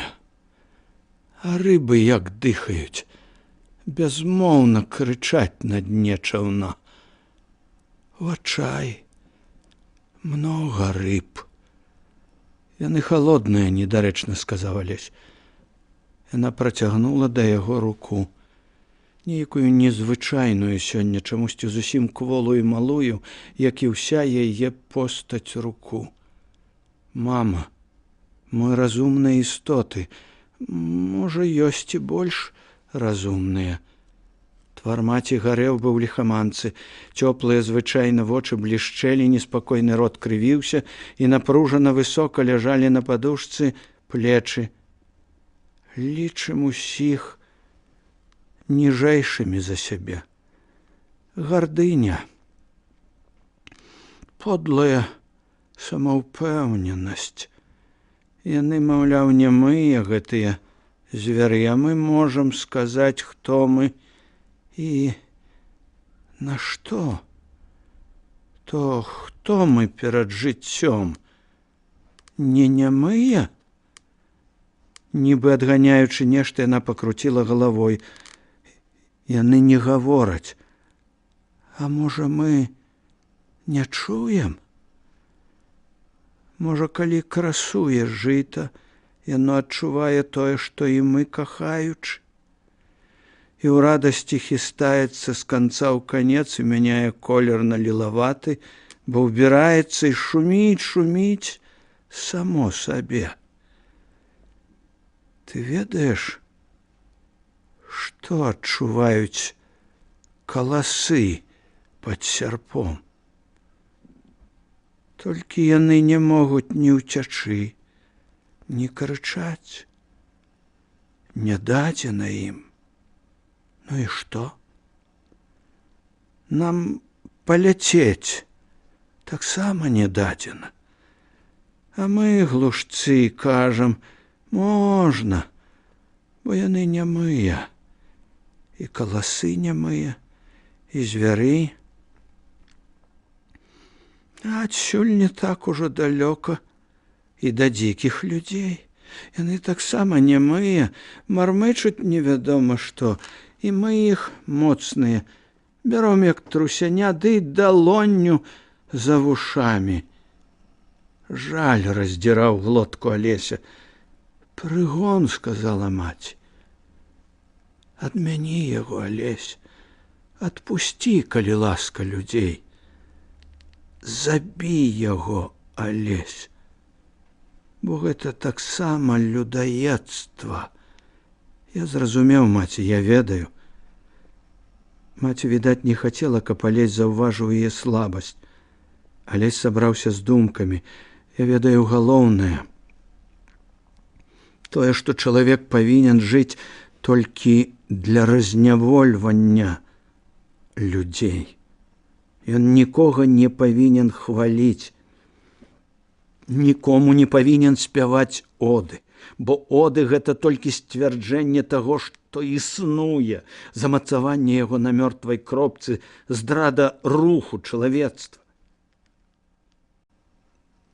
Ніякай пахвалы, толькі вечнае разнявольванне людзей, і няхай на гэтым шляху нават шыбеніца. Іншага выйсця няма. Радзімка мушка над верхняй губой матулі варухнулася ад слабой усмешкі. Зноў напружыліся плечы. Так, а потым вайна, турмы, шыбеніцы, забойствы. Слабы малодшы народ. Не мы, слабейшы сусед, вінаваты таму, што слабы, і таму забівай. Нічога. Бог даруе маўчанне. А не даруе Бог. Ох, як ён не даруе калісь. Забіваць сябе будзеце, толькі каб не глядзець у вочы апошняму. Зноў паўза. Свет, у якім нікому не было б страшна жыць. Яна сказала гэтыя словы, нібы узважваючы. І раптам зноў пачала адганяць нешта. Ох, які жорсткі чалавек, крывёю, плоццю, дыханнем іншых, забіваць, каб жыць. Якая лухта, якое кола безвыходнае. Клічам да дабрыні, як можам вырасці да сонца, калі прыкутыя забойствам да зямлі. Шырокія шэрыя вочы ліхаманкава гарэлі. Нават не дзеля тых, каго забіваю, дзеля сябе, бо не можа быць чалавекам той, хто забіў. Таму, каго забілі, лёгка. А вось той, хто забіў, заплюшчыла вочы. А потым прыходзіць расплата і для нас. Прыходзіць і вяжа па руках, кідае на спіну. Голас стаў раптам цвёрды. Не, я пайду адсюль не так. Перамагчы. Нешта такое мяцежнае было ў голасе маці, што ён раптам кінуўся да шторы і са звонам рассунуў яе. Аблічча было жывое толькі пры ружовым святле свечкі. Акрамя вачэй ды дзвюх ліхаманкавых плям на шчоках, жывога ў ім не было нічога. Што? Амаль крыкнуў ён. Нічога. Проста я 15 дзён нічога не ела. Халадзеючы, ён раптам зразумеў, чаму шторы, чаму свечка, чаму яна тады павесялела і стала роўная да ўсіх і ўсяго. Мама! Кінуўся ён да дзвярэй. Стой! Ціха сказала яна. Дзеля мяне пачакай, ну. Вочы былі такія пагрозлівыя, што ён спыніўся. Я павінна сказаць. Праз 5 хвілін пойдзеш. Ну, хадзі сюды. Дзеля памяці бацькі. Ён сеў ля яе, яна ўзяла яго за руку. Слухай, няхай нават позна. Ведаеш, як я пакінула есці, мне стала лёгка. Упершыню ў жыцці. Я нікому не вінная. Але гэта смерць, мама. Так.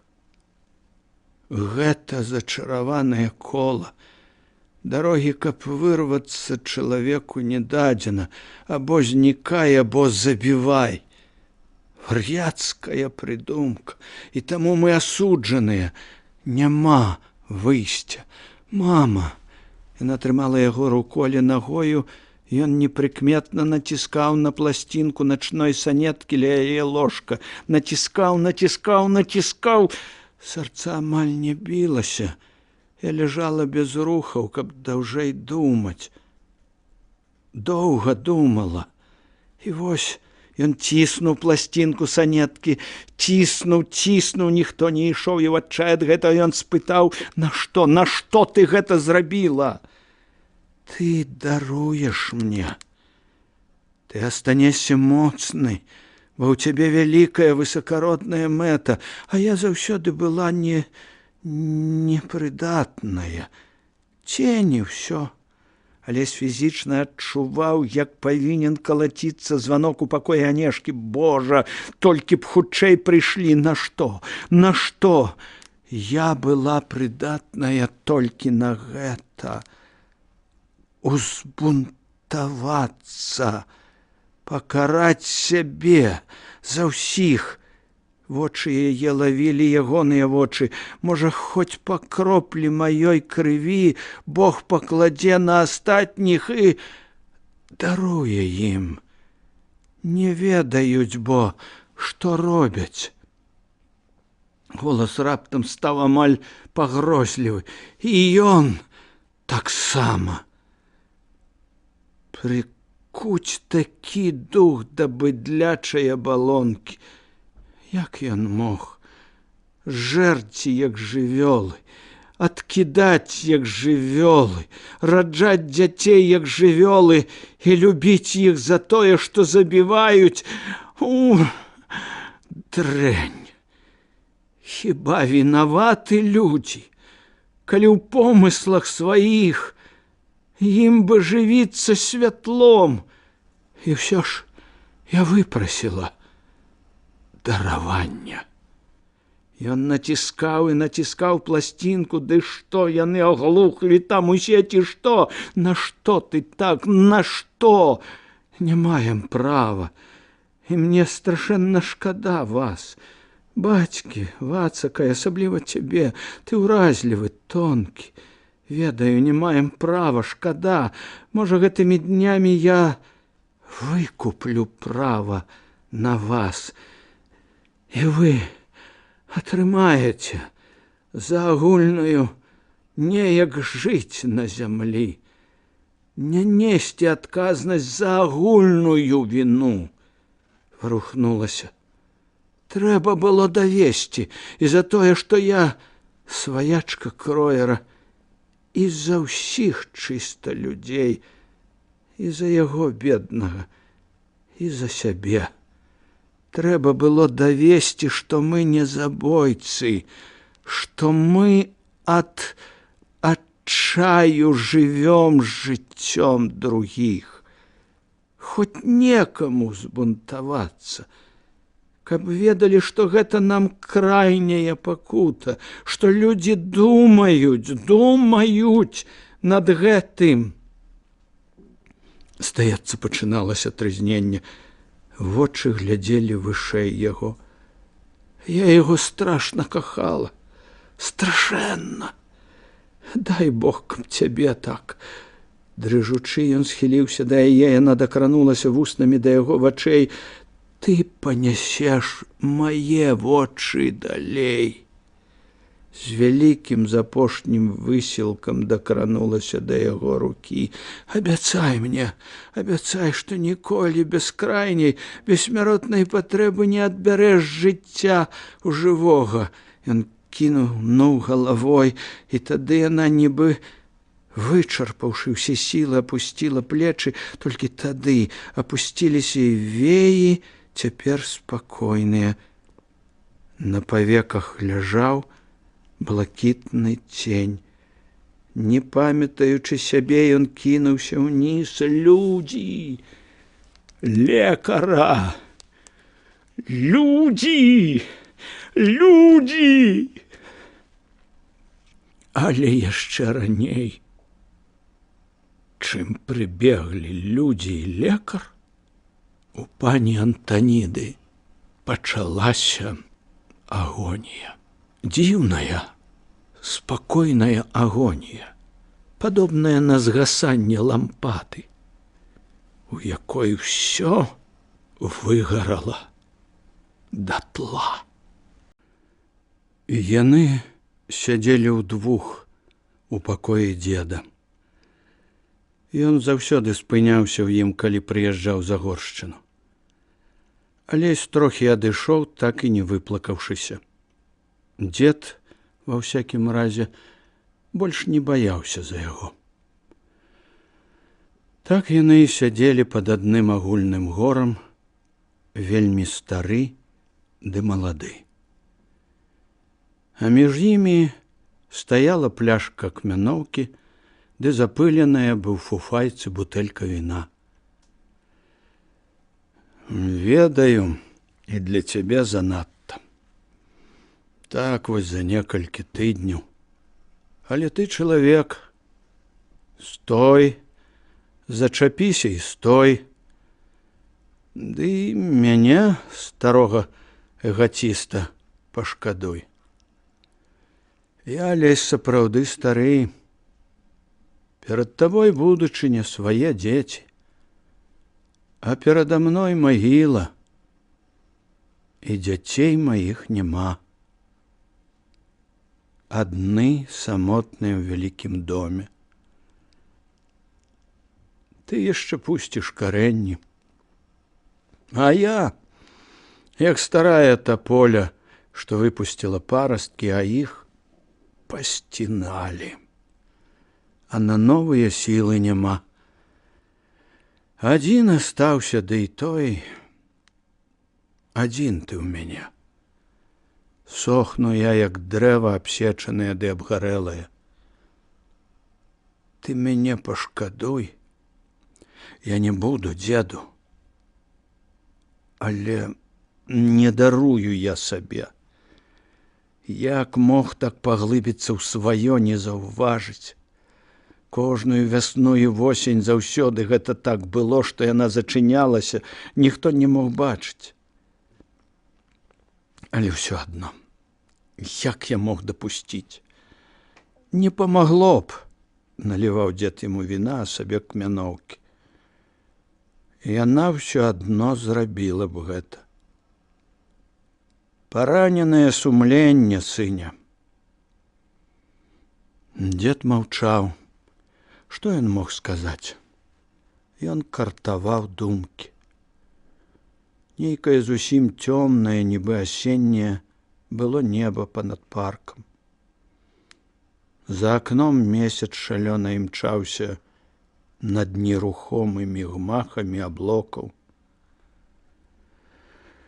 Лягчэй за ўсё скончыць так. Але людзям трэба ісці, каб жыць. Жыццё даброта. Найвялікшая даброта, якая дадзена кожнаму, нягледзячы на ўвесь боль. Дзед не заўважыў, што супярэчыць сам сабе.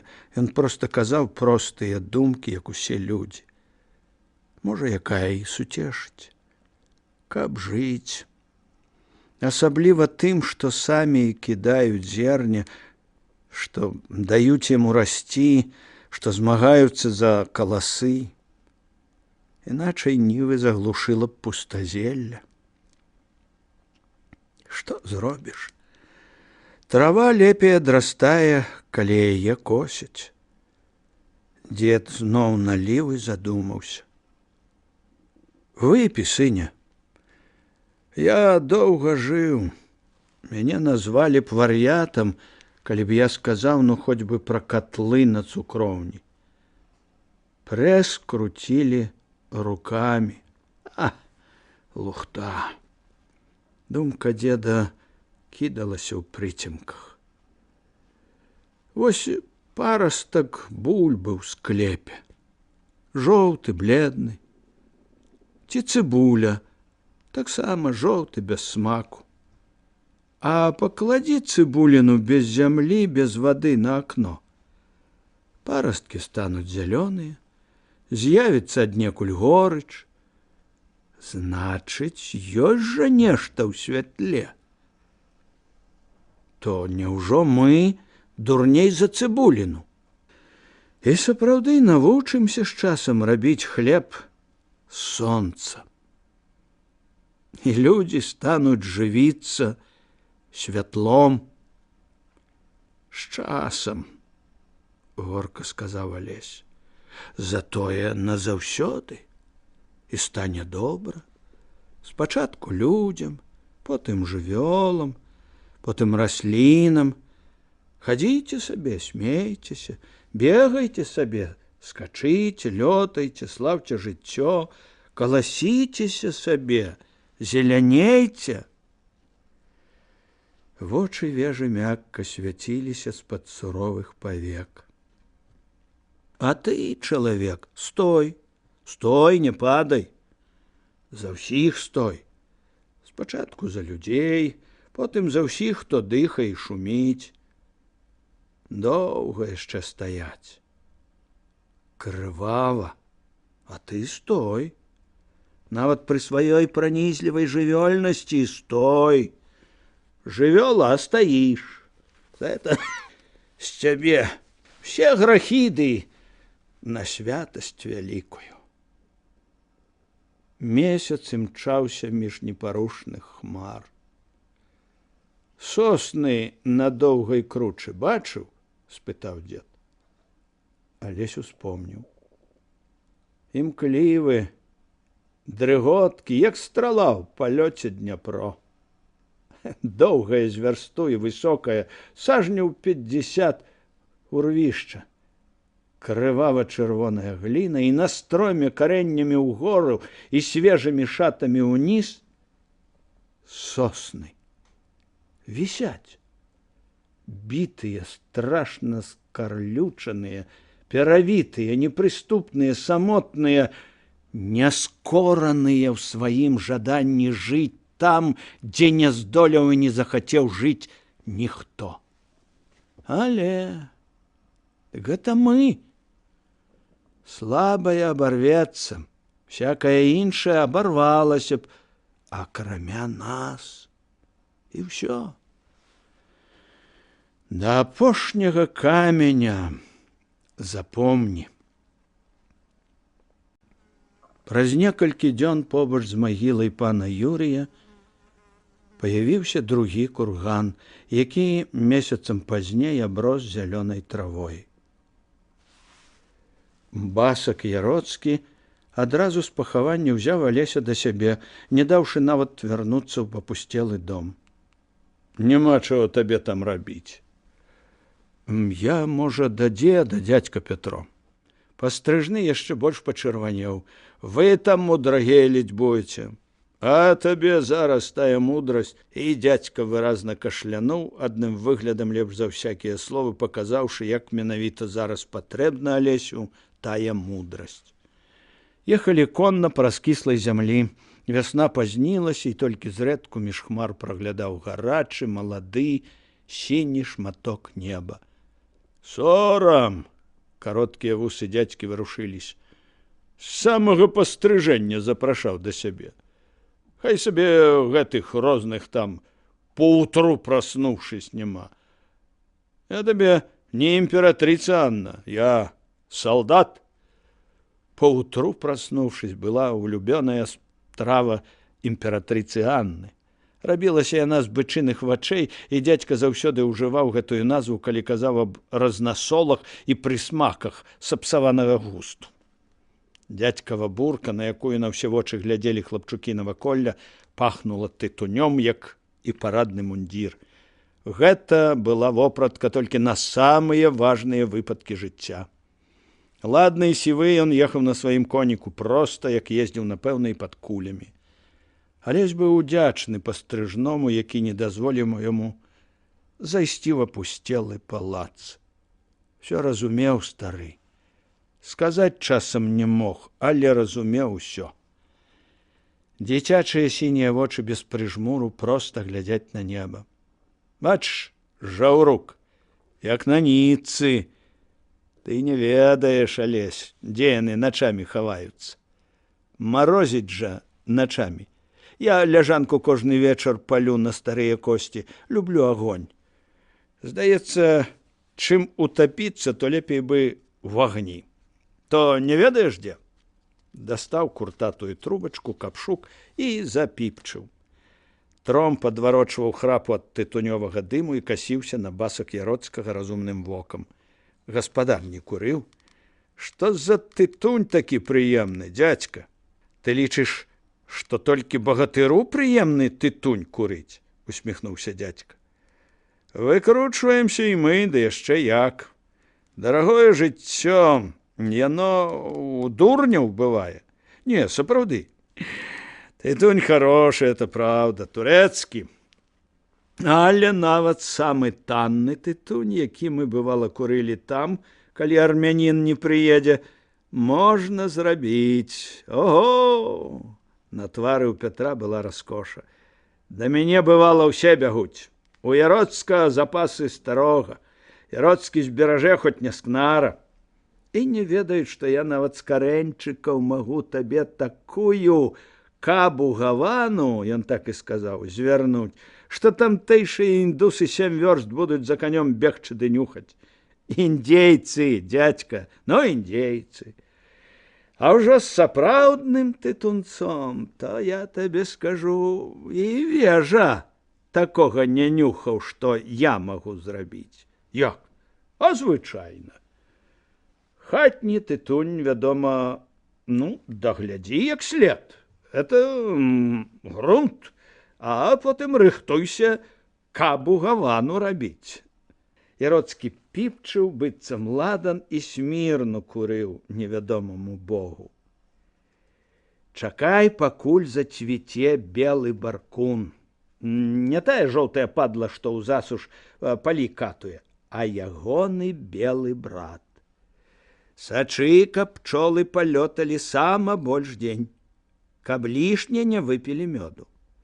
Збяры кветкі асцярожненька, ачысці і сушы не на сонцы, пад ветрыкам, але хутка. А высушаныя мяшай з тытунём.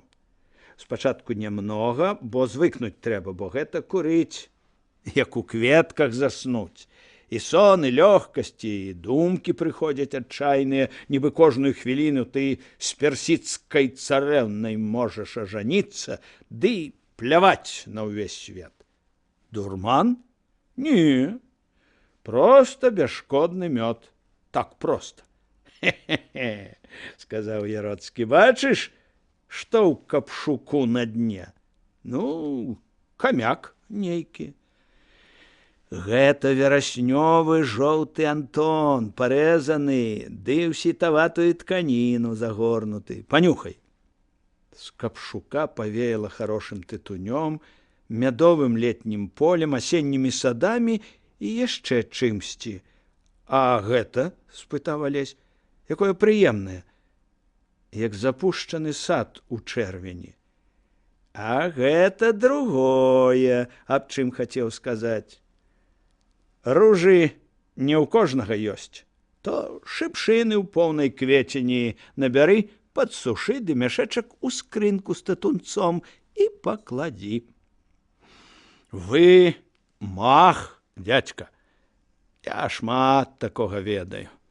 Дарэмна ты не прыязджаў. Простасць табе патрэбна чалавечая, хлопец. Звычайная, шэрая, сваё.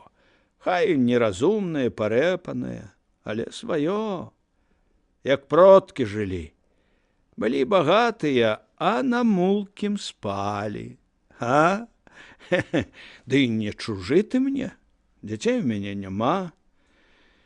Всё вайнішча гэта. А нажніцы твае пастрыжныя, срэбныя, і дагэтуль на сценцы вісяць. Побач з лістом з асабістай мне падзякай Ярмолава Алексея Петровича. Мы тады каптэнармус выпадковы, 4 салдаты ды я 5 дзён перавал супраць лезгінцаў трымалі. І назву ўжо таго перавалу забыў, а дагэтуль, як успомню, вішчаць ды галёкаюць, ну, сэрца падае, няма куды дзецца. Вам колькі ж год, дзядзька? Не так уже і много. Нарадзіўся я цераз 3 гады пасля смерці імператора Паўла. Значыцца, 55 мне. А туды я трапіў маладзён, 16 год. Афіцэры, бывала, піць ды ў карты, а мне матуля многа прыслаць не магла.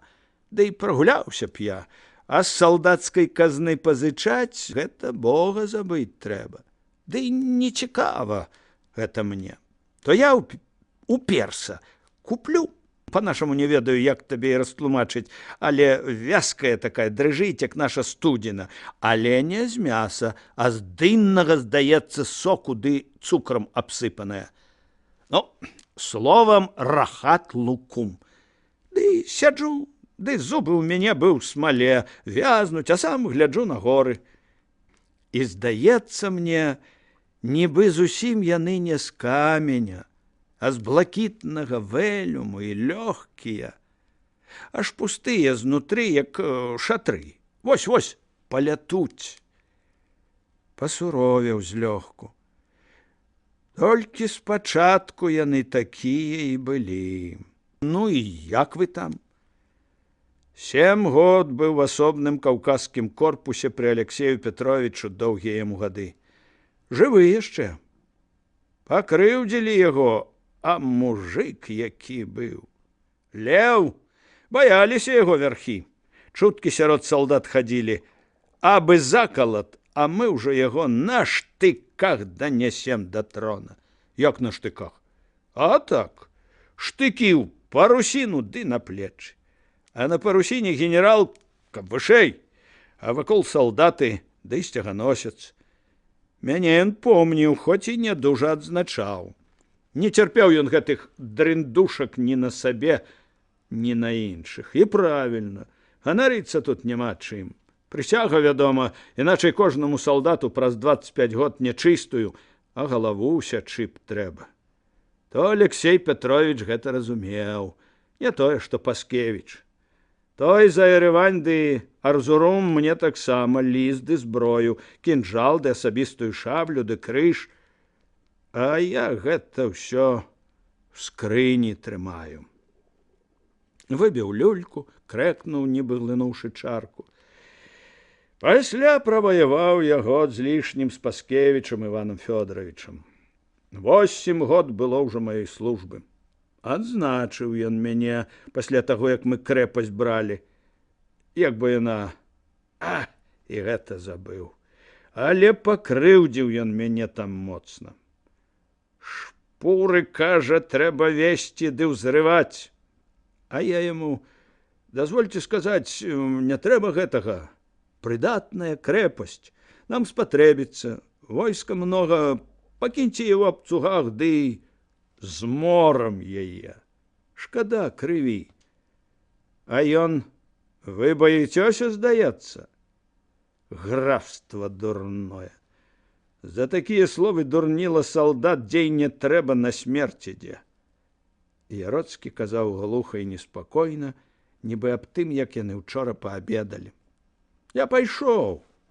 І пакуль яны там валтузіліся з падкопам, самавольна тую крэпасць узяў. Давялося яму на свечку папляваць, а порах здаць у цейхгаус, на рабунок. Зразумеў, што пакрыўдзіў мяне. Як наведвае наш полк, то не аб мяне, каб не спытаць, як жывеш, зямляк?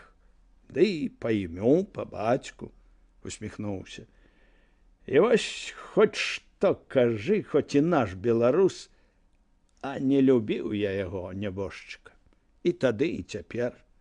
І не за палякаў, што ён з імі ўчыніў. Гэта прысяга, і хто Богу не вінаваты. А так проста. Слізкі быў чалавек, царадворац. Душа, здаецца, на розхрыст, а сам хітры, як лін. Коні ступалі па падсыхаючай зямлі, жаўрук, як на гумцы, торгаўся між небам і зямлёй. Тут матуля памерла. З'ездзіў сюды, абсадзіў магілку, пуста, тужліва, і паловы водпуску не адбыў назад. Тут трапіў я на лінію, па крэпасцях. Чачня. 9 год на лініі. Быў я ўжо капітан.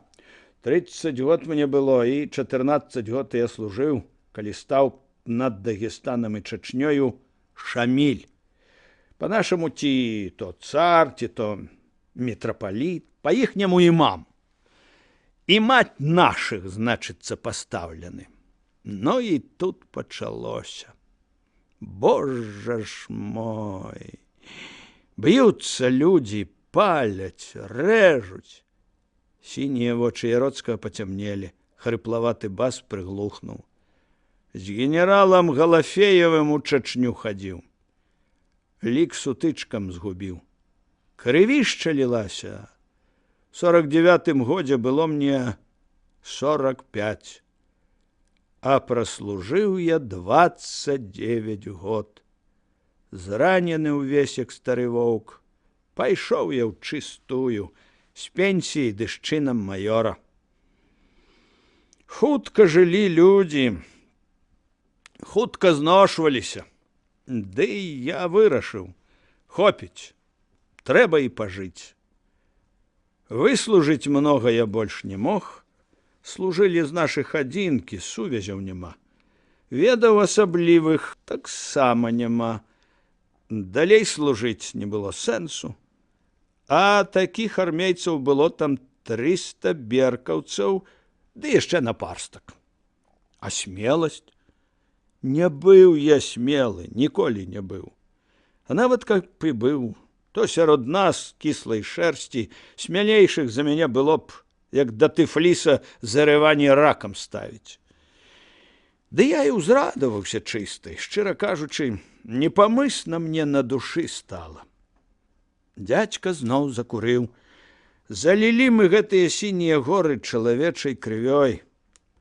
Горш за іх дзікуны ды свалота беспардонная. Воінаў, што джигітаў, што паклалі за гэтыя 29 год. Дык яшчэ ж пасля мяне 10 год мінула, а ўсё ваюем, маленькіх не можам адолець. А шкада людзей. Дзікія яны, галаварэзы, але справядлівыя. І сябры верныя, гляджу, лепей мне з імі ляпёшкі есці, чым... А, ты што там? Піпчыў. Сорам нас, азарство адно, як мой дзяншчык казаў. Мала таго, што спаляць гэтыя іхнія саклі, дык яшчэ неадменна знойдзецца задніца ды ў вадаём іхні. А яны людзі грэблівыя, чыстыя людзі.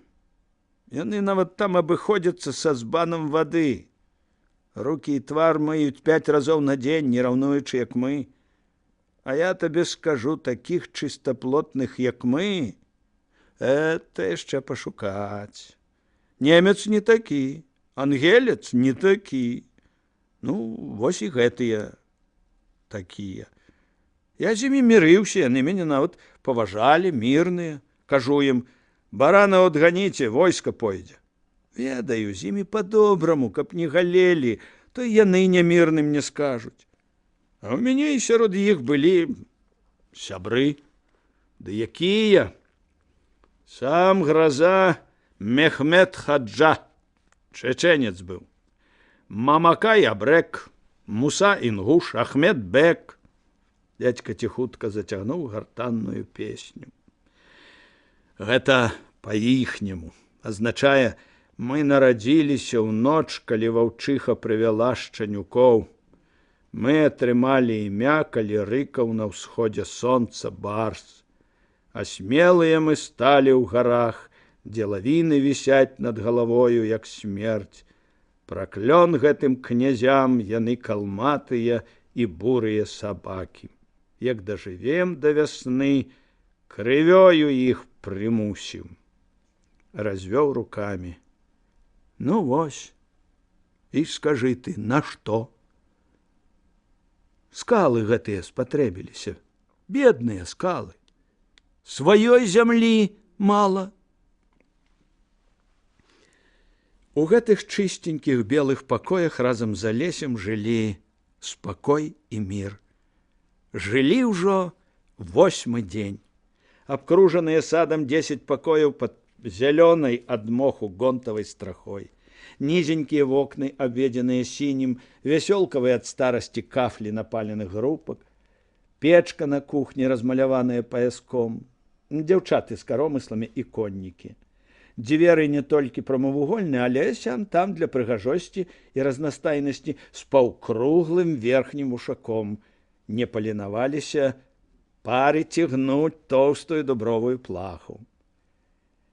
Дваровыя будыніны трохі наводдаль, сад шуміць уначы. Кніг амаль няма, акрамя всюдыіснага завальні, пары паляўнічых кніг, дудара беларускага, ды яшчэ календароў з 849 года. На падлозе вылізанай да жаўцізны, дзе густа ваўчыныя шкуры, а дзе і самаробныя хаднікі. На стенках прывезеныя дываны, адзінае багацце вісела на іх. Зброя. Дзіўнай прыгажосці каўказскія шашкі, пісталеты, фітільныя і крамянёвыя, аздобленыя срэбрам стрэльбы. Дзядзька пасяліў яго ва ўласнай вялікай халасцяцкай. Тыя ж дываны, тая ж зброя, ніякіх ложкаў, толькі 2 ляжанкі ля сцен, а на іх кілімы. Накрывацца футрам, каб было цяплей.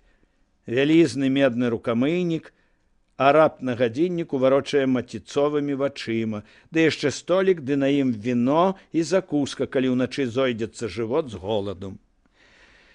І дзіўна, нягледзячы на тое, што ў Загоршчыне і Вежы такога не было, што елі ў дзядзькі, пад завязку ён і сапраўды цяпер адчуваў кожную ноч голад. Кожны вечар лазня, брат, а лазня ў мяне адмысловая. Лазня была сапраўды адмысловая. Адзіны новы будынак фальварка наводдаль за плотам. Старая згарэла 3 гады назад. Не тое, каб агнём, а проста так ужо напалілі, такі быў ёй мятны ды густы дух з парай, што яна ціха сабе сатлела за ноч, не вытрывала. Прыйшлі раніцай, а лазні няма.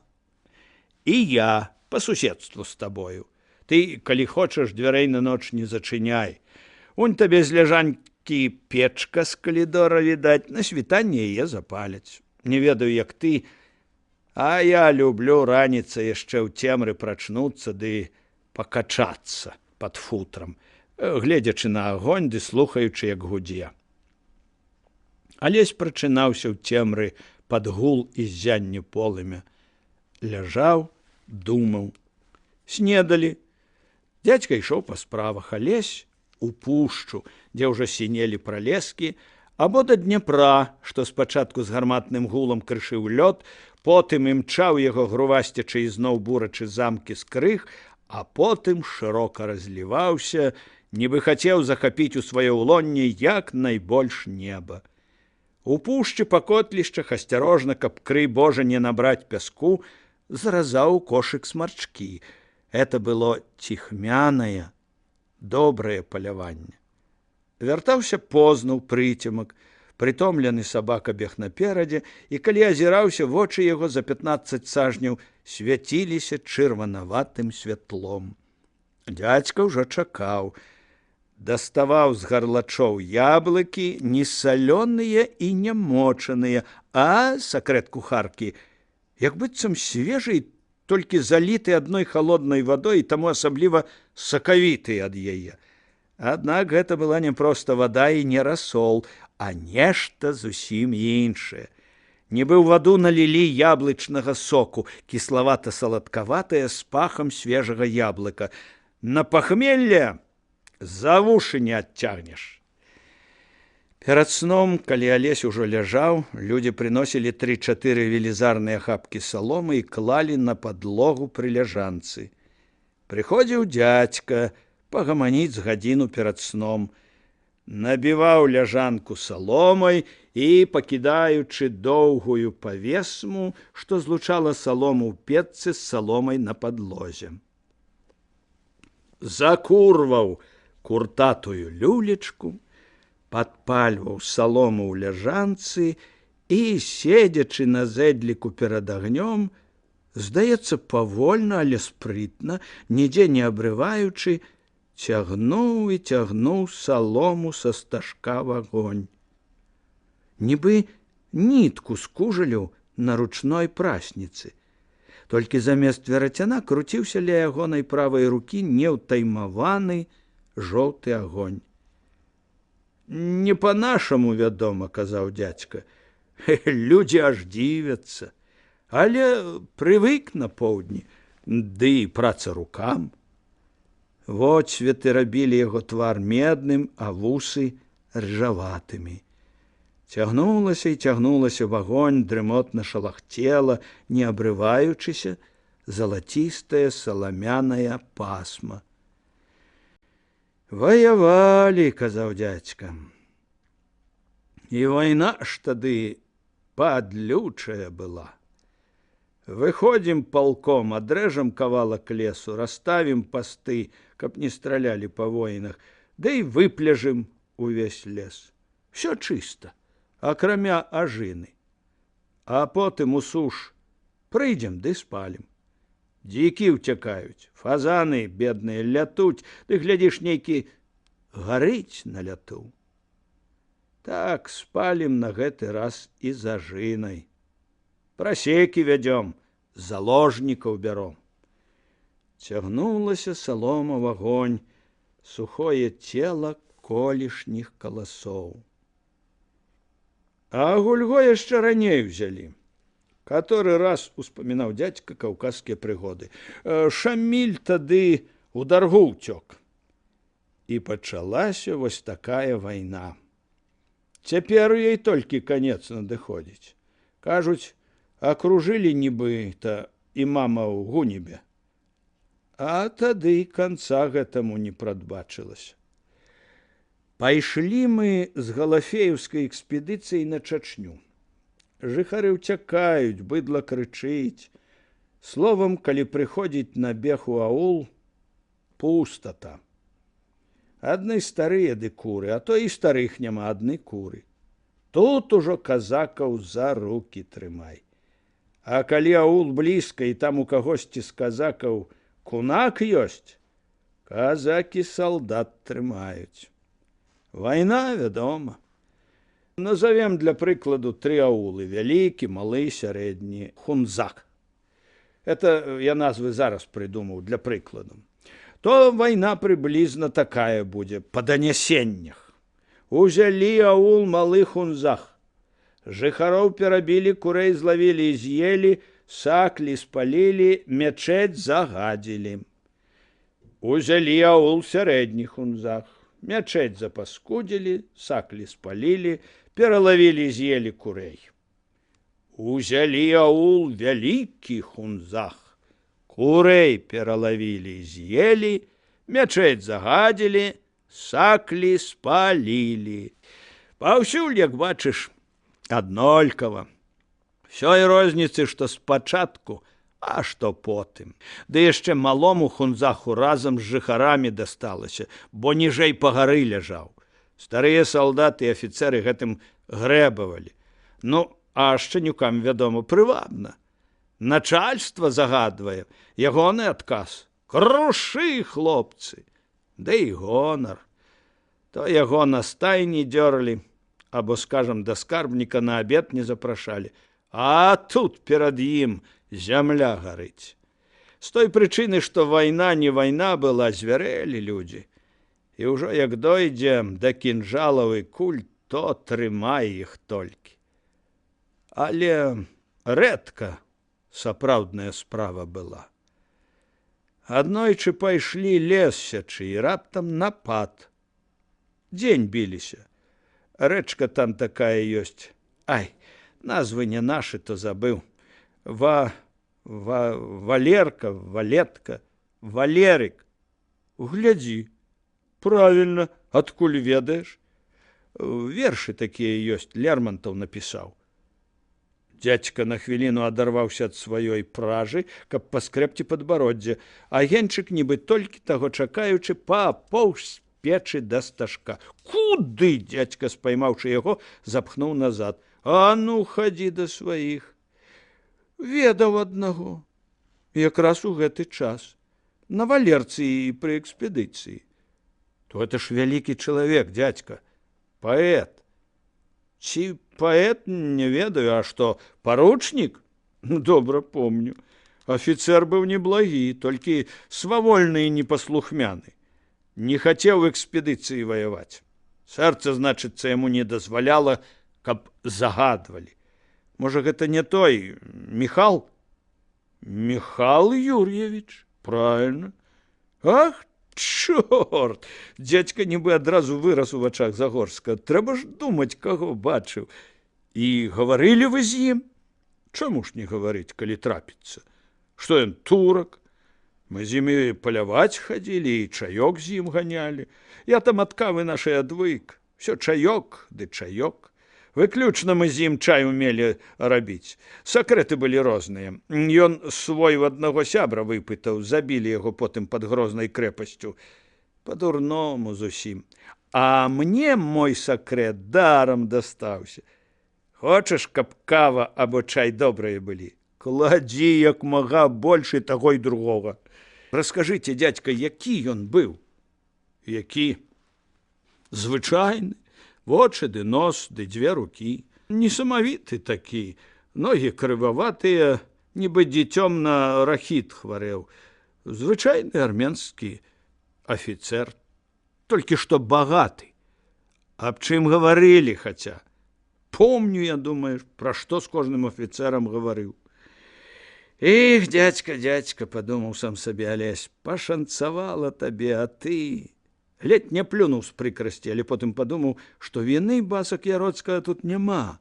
Звёў лёс са звычайным армейскім афіцэрам, якіх Пятро сапраўды бачыў сотні. Хто адрозніць пад шэрым сукном адно сэрца ад другога. Эх, людзі, і сапраўды сорам нас. Помню толькі, што незвычайнай храбрасці быў чалавек. Нашто ўжо тыя басурманы, а ён і іх перабасурманіў. Набраў сабе добраахвотнікаў, такія ж адарві галовы, як ён, ды пайшоў гуляць. Сам у чырвонай сародцы, у бешмеце, конь пад ім белы. Што ты думаеш, на такое паглядзеўшы, ды жыццё не рызыкаваць? Это нельга. Вельмі проста і з розуму з'ехаць, або запіць да апошняга салдацкага крыжа, ды забыцца, што ты ёсць чалавек. Засмяяўся. Мы з ім і ў крэпасцях на лініі стаялі. Это толькі кажуць, што вайна, вайна. А на самай справе вайна – это нудота, асабліва ў крэпасці. Рэдка вясёлае здарыцца. Быў я некаторы час камендантам крэпасці Шатой.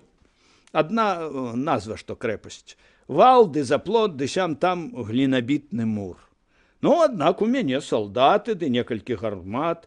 Вось аднойчы стаю на муры, аж бачу пыл на дарозе. Ляціць коннік, абадраны такі джигіт. Буркаю нешта прыкрыў, падлятае пад браму. Іван, адчыняй! Чо тебе трэба? Адчыняй! Прапаў зусім, калі не адчыніш. Зноў засмяяўся. Ды што ж тут табе конча трэба, пытаю. Той, як узаўецца, вочы бандыцкія, жаласныя, у горле аж клякоча. Адчыні, шайтан! Марушка карапачыў. А гэта ў яго, значыць, грошай не было, то ён сабе дзеўку, жонку, узяў ды ўкраў. Добра? Пусціў я яго. Ён дзякаваў. І дзеўка кланяецца. А зброю я ў яго ўсё ж забраў. Ведаю, чым гэта канчаецца. Даў яму з дзеўкай пустую халупу, думаю. Паспрабуйце знайсці, а калі і знойдзем, позна будзе. Сам пайшоў чай піць. І 2 кубкаў не выпіў, кліча салдат. Ідзіце на муры, ваша высакароддзе. Іду. Бачу перад брамай чалавек 50 на конях. Все са стрэльбамі. Ну, думаю, купіў сабе клопату з-за чужога вяселля. Наперадзе коннікаў чачэн. Нос быў ястраба, барада рыжая, як ты скажы, ён яе назнарок пафарбаваў, ну. Вочы бандыцкія, і папаха белым абкружана. Хаджа! Івана, адчыняй, злодзей у цябе. Карапчыў маю дачку, мы яго зараз рэзаць будзем. А я яму. Ты ў сваім доме дасі каго рэзаць? О, а тут мой дом. Я ў сваім доме зладзеяў не прымаю. То што, кажу, ніводны з тваіх гасцей па баранту зацерак не хадзіў. Некалькі чалавек засмяяліся, потым рыжы кажа: пусці мяне аднаго. Адзін, падумаў я, нічого не зробіць, ды і позна. Ідзі, кажу, толькі астатнія хай ад'едуць, а ты зброю пакладзі. Рыжы кажа: кінжал адзін пакінь, Іван. Ну, ось, не стаў я рыжага абражаць, пусціў. Ідзе той, вачыма толькі па баках зыркае, і як яго то вядзе, ну проста да той мазанкі. Ну, думаю, пачнецца зараз. Вочы Яроцкага смяяліся. Узяў кінжал, ды я кінуў дзверы, зубы ашчэрыўшы. Аж той дзюймы на 4 упяўся. Толькі і сказаў: «Эх!» Зразумеў, што позна. Але злосць сарваў.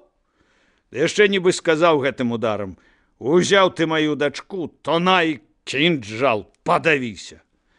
А праз некалькі дзён памірыліся. Такая гулянка перад крэпасцю была, любата. І мяне частавалі, як пасаджонага бацьку. Памаўчаў. Это прыемна ўспомніць. А астатняе хлусня. Народ, галоўнае, харошы.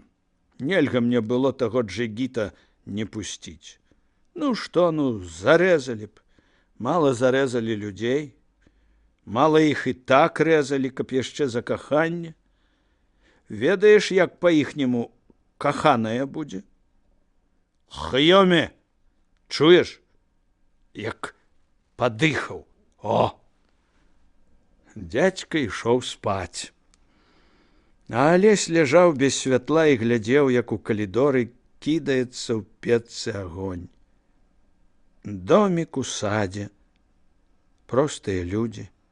Простыя словы і ўспаміны, простыя спевы жанчын у людской.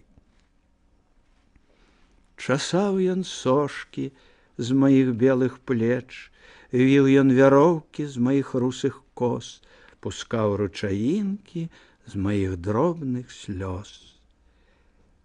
І ён яшчэ больш разумеў пасля гэтых дзён всё ў прастаце, всё ў блізкасці да гэтых. Ім цяжка, трэба быць з імі. Печка, водсветы агню. І ўвогуле, каму было добра жыць на гэтай зямлі? Всё здавалася ёсць, а баліць душа. Твары плылі перад ім. Пан Юры, маці, Раўбіч. Чаму такія няшчасныя людзі? Дзядзька, Лермантаў, Чаркесы, Шаўчэнка, Кастусь, Малахоўскі, Віктар, Чорны война. Чаму такая няшчасная зямля? І вакол няшчасная. І асабліва тут няшчасная. Скакаў у цемры агонь, і, гледзячы на яго, Алесь думаў: бунт ідзе. Ідзе паўстанне, ідзе рэвалюцыя, выбух шалёнага гневу і ярасці, няўмольны пажар ад Гродні да Дняпра. Яго не можа не быць, такое зрабілі з людзьмі. Ідзе воля да майго народа і ўсіх народаў. Агонь палаў у цемры. Яна ідзе, толькі сляпыя не бачаць, толькі глухія не чуюць, крывадушныя, аблічча неба распазнаць умееце, а знаменняў часу не можаце? Яна немінуча будзе у тым паганым паскудным свеце, які вы пабудавалі. Свеце найпадлейшай хлусні, бізуна, турма, уціску малых народаў, забароны мовы, заціскання рота. Але галоўнае, у свеце хлусні. Бо вы не проста забіваеце людзей і народы, вы хлусіце, што вы іхнія дабрадзеі і прымушаеце таго, каго забіваеце, каб ён крычаў «Дзякуй». Набліжаецца час. Капае вада з рукамыйніка. Кожная кропля – гэта на кроплю бліжэй да вашай пагібелі. як бы вы не вішчалі і як бы вы не трымаліся за жыццё. Як бы не хлусілі, якіх бы катаў і хлусаў не куплялі і не ставілі на сваю абарону. Кроплі падаюць цемры і точаць, і набліжаюць кап, кап, кап. Частка 10. Таямніца Паўлюка Кагута все ж выплыла наверх, ды яшчэ й зусім па-дурному. Даверылася Галінка Кахнова малому брату Іларыю, паслала да Паўлюка, каб паклікаў. Малы прыбег да хаты да Кагутоў, даведаўся, што Паўлюк у гумне мяняе з братамі ніжні вянец бярвенняў, ускочыў туды ды ляпнуў: «Паўлюцок, сястла пласіла, каб не затлымаўся, як у цова». Кандрат з Андрэем так і селі на бярвяно. Яшчэ праз імгненне Ілары ўжо ўцякаў, разумеючы, што зрабіў нешта не так, а Кандрат гнаўся за ім, каб распытаць падрабязна. Хлапчук быў, аднак, разумнейшы, чым можна было меркаваць. Шмыгнуў ад дарослага боўдзілы ў лёг, у нару пад магазінам, ды там і астаўся. Кандрат прапаноўваў яму здацца. Абяцаў розныя даброты салодкім, аж самому брыдка было, такі ўжо цукар-мядовіч голасам: «Малы толькі соп». Кагут са злосці нарваў крапівы і туга запхнуў лаз, а сам, паціраючы далоні, пайшоў гумно, думаючы, што б гэта ўсё азначала. А калі прыйшоў, браты біліся. «Братам, на дарозе стаў!» – выдыхаў Андрэй. «Не чакаць жа, пакуль вы яе удвох сівую ў манастыр паведзяцё!» – соп Паўлюк. Кандрат кінуўся разбараняць і атрымаў ад Паўлюка ў вуха, а ад Андрэя ў сківіцу. Раззлаваўся, насунуў Андрэю, бо той даў першы, і яшчэ ад яго атрымаў таксама. Натхнёны гэтым, Паўлюк нападаў і пачаў націскаць на Андрэя, пакуль той, адступаючы, не ўпаў за бярвяно і не накрыўся нагамі. І толькі тады Кандрат зразумеў, што пакрыўдзілі яго. І зусім не Андрэй. Схапіў брата з-за грудкі, кінуў цераз нагу на салому. «Ты! З ёю!» Прыціснуў у кут. «З ёю!» – адважна адказаў Паўлюк. «Будзеш?» «Буду!» «Вочы твае дзе былі? 2 гады яна нам дарагая!» Я спачатку і чакаў. Ды не чакала яна. Неахвотна ёй 20 год чакаць. «Не зыгуй, не нясі, адступіся!» «Не!» – Паўлюк навесіў Кандрату. І ў гэты час на малодшага наваліўся Андрэй. Біткі біліся, моўчкі сцяўшы зубы. Браты-блізнюкі адчувалі. Насмяяліся з самага дарагога, што ў іх было. Паўлюк быў у ярасці. 2 на 1. Дык чорта ж ім дзеўка, спыталі б халеры ў яе. Паўлюка прыціснулі да сцяны. Разважлівы і спакойны ён мог часам выбухаць шалёнай ярасцю. І цяпер, ведаючы, што яго адольваюць і могуць так налупцаваць, што тыдзень да плота не пойдзеш, ён адчуў у вачах чырвоны туман. Рвануўся між братоў і зняў са сцяны цэп. Дубовы біч на адпаліраваным рукамі арэхавым цапільня. Гэн рыкнуў так, што браты адляцелі. «Сунецеся да яе! Заб'ю! Саромеўся вас, а вы з кулакамі? Заб'ю!» І рынуўся на іх. Кандрат быў зарагатаў, але адразу адскочыў. Цэп урэзаўся ў ток ля самых ягоных ног. «Дурыла! Ты што?» Але Андрэй з белымі вачыма схапіў ужо другі цэп і бег на Паўлюка. Гэх! Цапы стрэліся ў паветры, закруціліся адзін за адзін. Паўлюк вырваў свой. Кандрат непаразумела глядзеў, як браты лезлі адзін на аднаго. Гэта быў ужо не жарт, і тады ён таксама схапіў цэп. Паўлюк ляцеў на Андрэя, і Кандрат падставіў цапільна і рвануў цэп з рук у брата і адкінуў кут. Андрэй, нібы не разумеючы, наляцеў на іх, падняў цапільна, біч звыкла круціўся ў паветры. Кандрат ведаў, адзін удар і смерць. Скокнуў, схапіў Андрэя за рукі, тым часам Паўлюк зноў схапіў свой, а заадно і Кандрата ў цэп. Кандрат пацягнуў Андрэя за сабою разам з цэпам і спіною прыціснуў Паўлюка ў кут. Не маючы змогі размахнуцца, яны гупалі аднымі бичамі то па сваіх руках, то па чужых спінах. Бичы боўталіся, як язык у звоне, ляскалі і мякка, але адчувальна. Кандрат атрымаў ад кагосьці па галаве вышэй падковы, захістаўся, і ў гэты момант уварваўся ў гумно азярышчанскі пастух Данька. Гнаў каровы, хацеў папрасіць крэсіва і ўбачыў.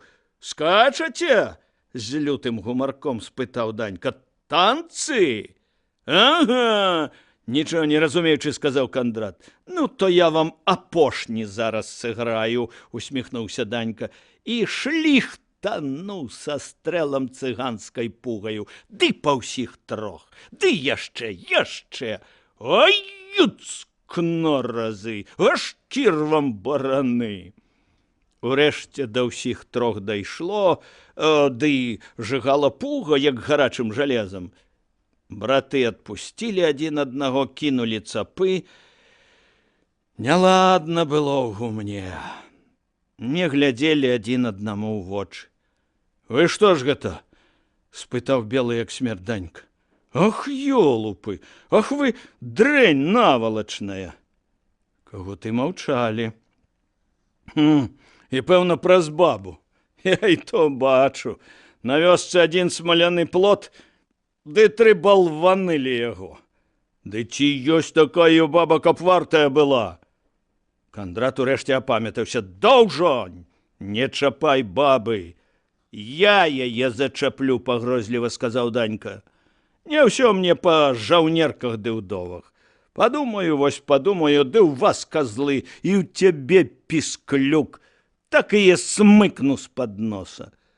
Гожы Данька ў твар быў рэзкі, нешта ястрабінае было ў вачах. Задрыжалі бровы. «Браты!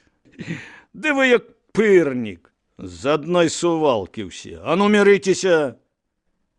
Маўчанне было доўгае, потым Паўлюк цяжка ўздыхнуў. «Я вінаваты, Кандрат. Вінаваты, Андрейка. Чорта нам з таго», – сказаў Андрэй. «Я сказаць хацеў, духу не хапіла». «З табою яна хоча?» – глуха спытаў Андрэй. «Але не хацеў, браце». Андрэй махнуў рукою. «А, ды што там? Спаў ты, як сумленне раздавалі. Хадзем, Кандрат». Гадзінай пазней, седзячы на беразе, браты ўсё яшчэ моўчкі мачалі рукі ў ваду і прыкладалі да сінякоў і гузоў. Парушыў маўчанне Андрэй. «Ну, ось табе і ну. Праспалі. Ды што ж зробіш? Другому бакі б намялі, а тут брат усё ж». І Андрэй разгублена усміхнуўся. «Дурні мы з табою, дурні. Адразу б спыталі, вось і дачакаліся». «Свіння, брат», – сказаў, – «на 5 хвілін малодшы, а? Пад'ехаў такі». «Кінь», – сказаў Андрэй, – «ён добры хлопец, добры хлопец». Кандрат паліваў вадою гуз. «Як даў, то я ж 7 касцёлаў убачу. Ганьба цяпер, уй, божа ж мой». «Праляпалі мы з табой, браце», – сумна усміхнуўся Андрэй, – «адно нам з табою суцяшэннем. Быць нам старымі кавалерамі ды чужых дзяцей глядзець. Добра, што хоць не мяне нашай хаты тая нявестка. І дзеці будуць кагуты». Ён усміхнуўся, але Кандрат разумеў, як брату дрэнна. І хоць Кандрату таксама было так, што аж сэрца сціскала, ён пажартаваў. «Ну не, в адной хаце я з ёй не змагу. Тут, братка, нам з табою або дзяліцца з бацькам, або па бязмену рукі ды да корчака». Твар у Андрэя быў спакойны, толькі хадзіў пад скурай Адамаў яблык. «Нездарма, брат, Адам яблыкам падавіўся», – казаў Кандрат з усёй сілы, хочучы развесяліць брата. «Урэшце, чарт яго ведае, можам мы яшчэ з табою радавацца будзем, скакаць кожны вечар, што яе не ўзялі. Вось пачакай, трапіць ён у гэтыя жорны, ды да нас і скардзіцца прыйдзе. А мы яму, вольныя казакі, чарку да другую, ды ў вуха».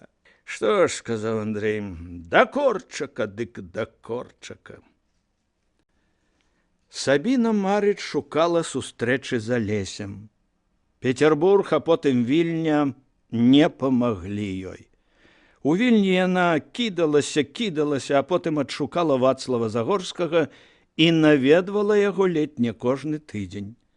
Прыносіла яму цукеркі і садавіну, пытала, як жыве, як вучыцца, што піша брат. 11гадовы Вацлаў успрымаў усё як належны знак павагі і любові асабіста да яго.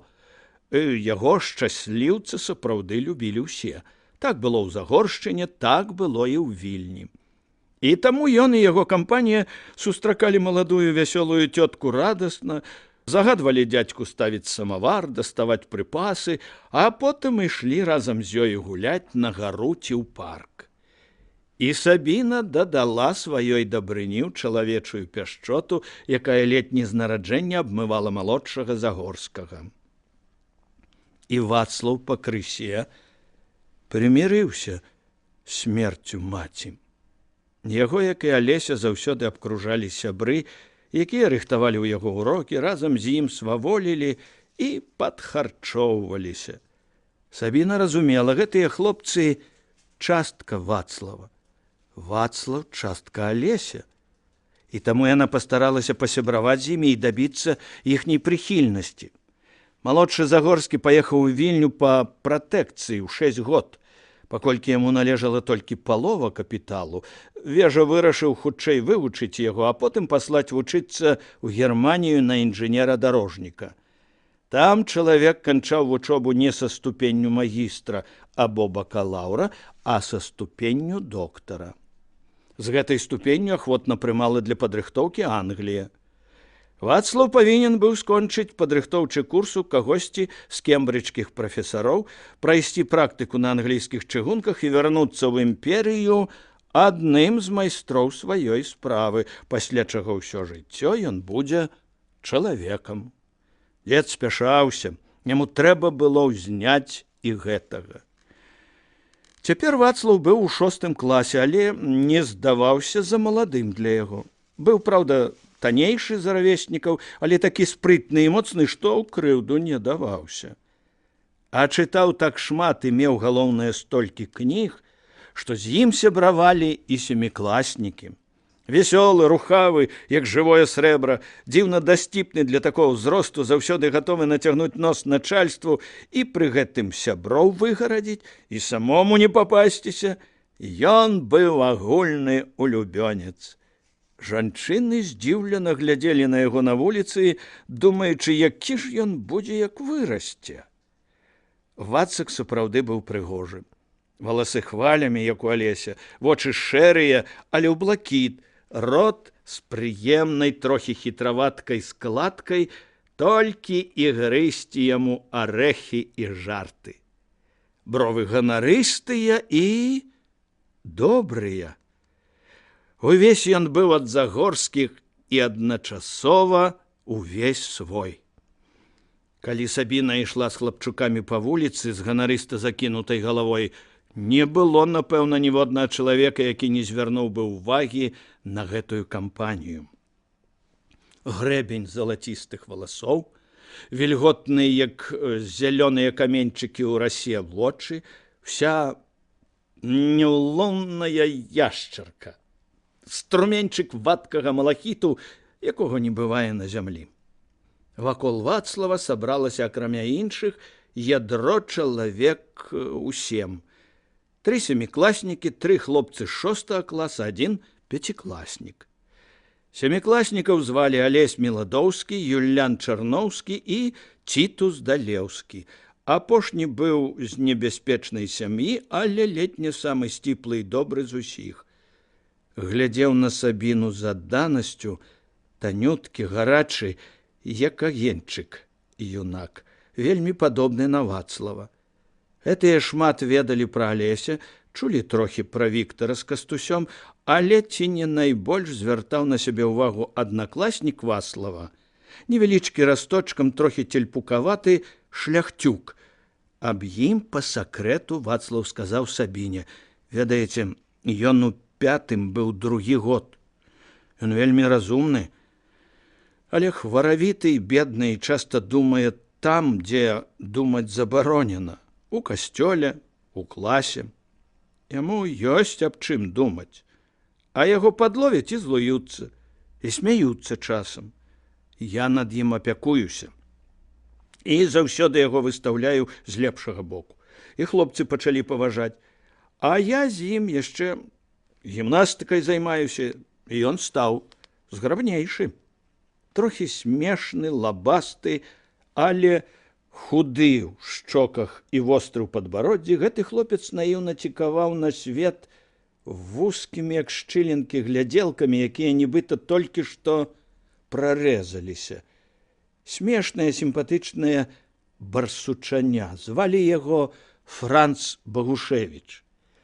Быў ён значна старэйшы за Вацлава, але Сабіна не сумнявалася, што словы аб апякунстве не хлусня. Адзін не ведаў добра моваў, акрамя сваёй, ды яшчэ, як гэта часта бывала ў беларускіх фальварках, падпсутых рускай і польскай. Другі, як помніў сябе, аднолькава валодаў 6. Адзін чуў размовы аб выгодным у гэтым годзе ячмені, бровары павялічылі закупкі, і аб горшых, чым у папярэдняга, казанях новага ксяндза. Другі з дзяцінства ведаў, чым непрыдатная для ўмоў Беларусі аграномія Лібіха і як менавіта развівалася красамоўства з часоў Цыцэрона і да нашых дзён. І яны былі аднакласнікі. Не было ніякага дзіва ў тым, што адзін, які цягнуўся да ведаў, прывязаўся да таго, хто ведаў больш, хай сабе ён і быў малодшы. Не было ніякага дзіва, што малодшы цягнуўся да старэйшага, які валодаў адным несумненным веданнем, якога не набудзеш з кнігі. Як менавіта даводзіцца на кожным кроку змагацца за сям'ю, за фальварак, за зямлю, за сваю годнасць і як выкручвацца з лап мацнейшага. Веданне Франца было таксама безумоўна і вартае. Веданне жыцця і бяды знізу. Акрамя таго, Сабіна бачыла яшчэ адно.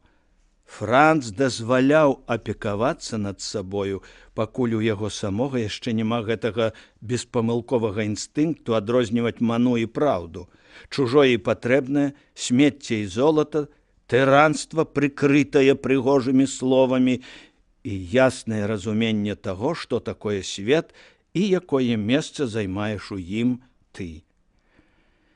Гімназія рабіла з рамантычна ўзнёслых, летуценных і справядлівых падлеткаў будучых тайных саветнікаў, пшутаў, снобаў і барычаў, і Франц разумеў, што ён павінен трымацца таго фарпосту чалавечнасці, які, хаця і па-юначаму, але змагаўся з гэтым, і перш за ўсё Вацлава.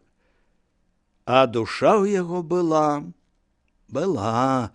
і не абыякая. Яна толькі пачынала развівацца, але ў глыбінях сваіх даўно ўсё разумела і абяцала далёка пакінуць за сабою многія душы. Сабіна аднойчы злавіла на сабе яго позірк. Хлапец глядзеў сваімі вузкімі вочкамі, і былі ў гэтым позірку цяжкаватая дапытлівасць, розум і адвечная, амаль не ад чалавека, прага праўды. Успамінаючы дабрадушныя вочы юнака, Сабіна кожны раз уздрыгвала. І ёй здавалася, што гэты чалавечак раптам спасціг усю яе. Гэтым пакуль што не мог пахваліцца ніхто. І толькі яна сама ведала, хто яна. Ведала, што яе іранічнасць і розум толькі сродак для таго, каб прыкрыць просты факт уласнай абыякавасці да жыцця. Яна не жыла яшчэ з інстытуцкіх часоў. Пенсіённая сістэма забівала дваяка і не магла, дзякуючы сваёй пачварнай ветліва-халоднай бесчалавечнасці, не забіваць. Можна было зберагчы нешта адно – цела або душу. Пазбягалі гэтага адзінкі. Адных яна забівала фізічна. Божа, якія жахлівыя ледзяныя калоны, які холад у дартуарах. Я не магу, я хачу на Дняпро, у Ліпецку, Кіеў, на манастырскае падвор'е, дзе заўсёды спыняецца маці і дзе грэцкія арэхі падаюць з дрэў. Я хачу на мелавыя данскія горы, дзе вясною жар тюльпанаў. Як холадна. Чаму я не магу гаварыць, як гаварыла? Чаму я не магу дазволіць сабе маленькі водгук «з», амаль нечутны ў слове «дзень»? Я не магу іначай, мой род не так створаны, і я ж не буду актрысай, каб вымаўляць чыста. Такія плакалі па начах, пачыналі кашляць або прагна лавіць пах каменна-вугальнага дыму і нафты. Наступала бязлітасная зялёная немач, хлароз. Другія, мацнейшыя, сціскалі душу ў далонь, каб выжыць. Гэтыя калоны марму? Дзякуй, мадам, спаць у холадзе здаравей. Імператор Душка, мы бачылі яго на акце, я выпраўлю сваё вымаўленне, дзякуй вам. Мужчыны, гэта брутальна. Толькі тут я зразумела сапраўдную вартасць добрых манер. Гэта не нахабства ў маіх вачах, мадам, гэта пачцівасць, не злуйцеся. Такія выходзілі з інстытута здаровыя і усмешлівыя і дабіваліся поспеху, таму што ненавідзелі свет і людзей і адна адну. Выходзілі са знявечанай, зламанай душой, з разважліва-халодным сэрцам, з той абрыдлівай бабскай подласцю, якая ў 100 разоў горшая за подласць мужчынскую. Выходзілі гатовы ісці праз трупы. Бедныя душы. Свет быў варожы і халодны, але ўсё ж яна, як кожная жывая істота, не хацела ледзянець і шукала паратунку. І паратунак з'явіўся, а гэта быў ягоны брат. Яна вырашыла ехаць. Хлопцы раптоўна сталі ёй чужыя. Апошнія дні яна таксама сустракалася з імі, але ў душы адчувала хутчэй адсюль. А яны жартавалі пры ёй, спаворнічалі ў дасціпнасці і рыцарстве, смяяліся, кідаліся думкамі. Цёмнымі вачыма глядзеў на яе Цітус Далеўскі. Трымалі паядынак Юлян і Алесь, Вацлаў перадражняў Гедыміна, ідыёта Салаўёва і ханжу Баршчэўскага, як яны гавораць вясною аб выніках іспытаў і неабходнасці трымаць гімназістаў у ёжавых рукавіцах. І як кожную хвіліну адхіляюцца, пачынаючы абгаворваць паненак, што праходзяць пад вокнамі. І дабрадушна глядзела на іх толькі што прарэзанымі вачыма барсучаня, што прагнула праўды, Франц Багушевіч. Падрастала другая змена паўстання. Яна сама не ведала, што з ёю. Ледзь прыехаўшы, пачала пытаць у дзядзькоў пра Алеся. Іван хваліў маладого князя за гаспадарлівасць, але Тодар раптам накінуўся на Загорскага за лішняе патуранне мужикам і ўвогуле за мужикалюбства. Выдумаў сабе цацку, дай важдаецца з ёю. Торкае сваёй беларускасцю. Торкае ўсім вочы. Гаворыць бы гнойнымі граблямі нешта растрасае. Не звяртай увагі, сказаў Іван. Сабіна шукала сустрэчы. Паехала да Мсціслава, мяркуючы, што, можа, сустрэне яго там. Мсціслав ні аб чым не здагадаўся, сказаў ёй, што Алеся ў яго другі тыдзень не было, і калі яна сустрэне яго, хай кіне яму ў вочы вось гэтую пальчатку, што ён тут забыў. Маўляў, калі не заедзе днямі, то дуэль. Чаму ягоную пальчатку, а не вашу? А чаго я сваімі пальчаткамі раскідацца буду? Пальчатку гэтую Алесь Загорскі не атрымаў. Паехала яна і да Хаданскіх, не ведаючы, што яны ў сварцы з Загоршчынай, але і з гэтай паездкі не атрымала нічога. Хіба толькі зрабіла ўражанне на Іллю, які ўжо быў у роспачы, чакаючы канца сваёй раўбічаўскай эпапеі.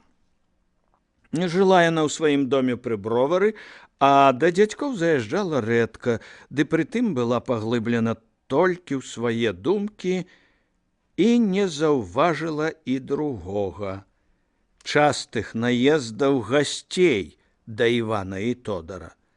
Ці то яна бачыла іх, але не звяртала ўвагі.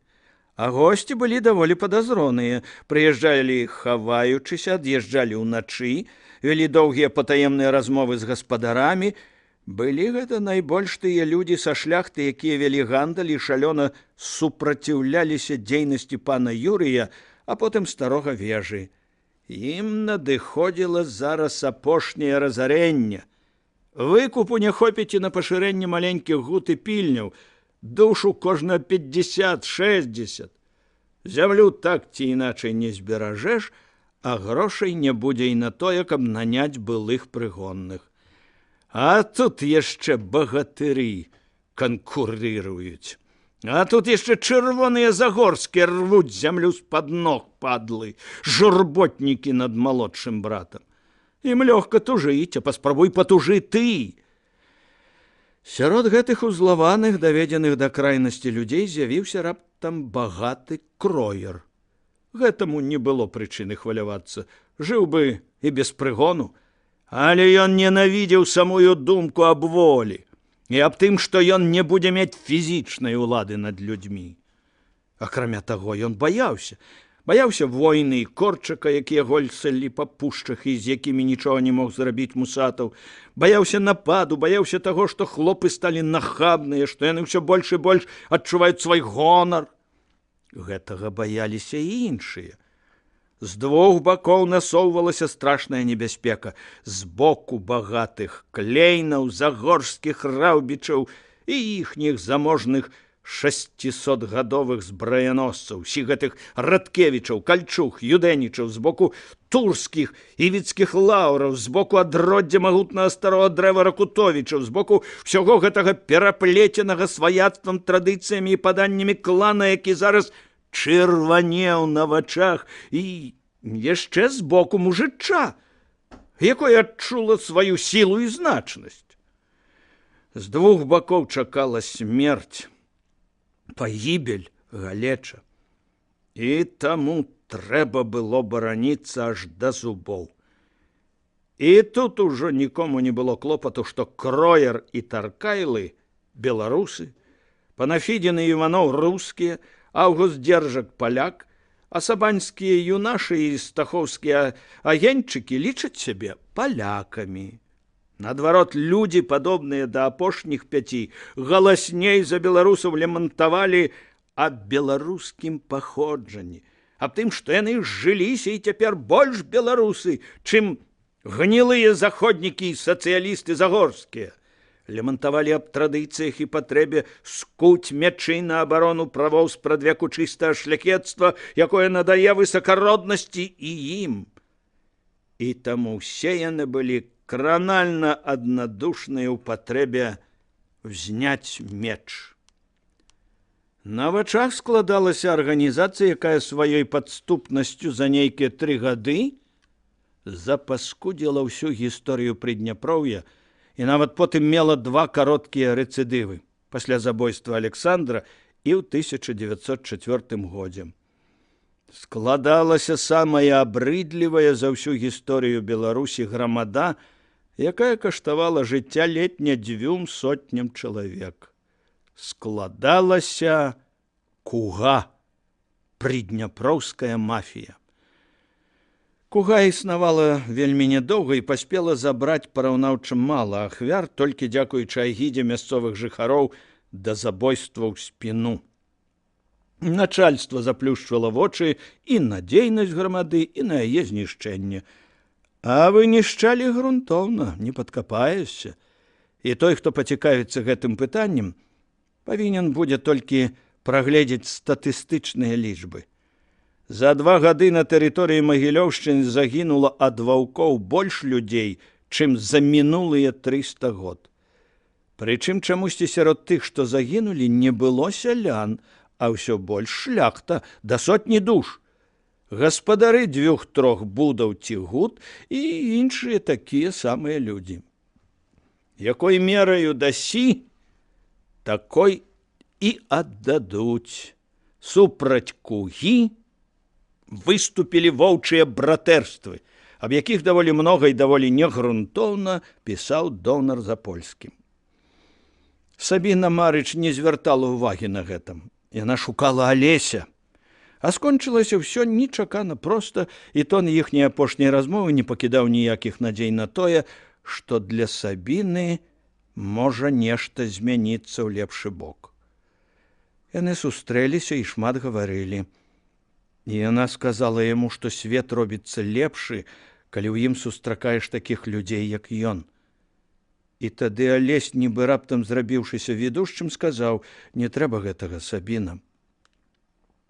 Для вас я сусед і друг, як Радкевіч, як іншыя добрыя людзі. Зробіцца дрэнна? Паможам. Ваш вораг – наш вораг, ваш сябра – наш сябра. Вось і ўсё». Яна бласлаўляла Бога, што не паспела далёка зайсці, што не дайшла да апошняга прыніжэння. «Я гэта імела на ўвазе, князь. Я стаўлюся да вас, як да пана Юляна. Вось і добра. І мне хацелася б ніколі не зрабіцца для вас тым, што Хаданскі і Раўбічы». Ён разумеў, што гэта ўдар, магчыма, нават лёгкая пагроза. Алесь ведаў, яна не паспела далёка зайсці і радаваўся, што адсек адным ударам усе размовы. Але ён таксама ведаў, што ў думках яна зайшла далёка і цяпер нізавошта гэтага яму не даруе. «Так», – сказаў ён, – «гэта сапраўды было б непрыемна. Асабліва для мяне». Яна здагадвалася і раней, чаму яму непрыемна варожасць з Раўбічамі, а цяпер даведалася пра ўсё. Святло пацьмянела. Ёй нельга было жыць без яго. Раней і ў марах, як без каханага, цяпер як без недасяжнай і адзіна патрэбнай істоты. У недалёкім будучым, як без ворага.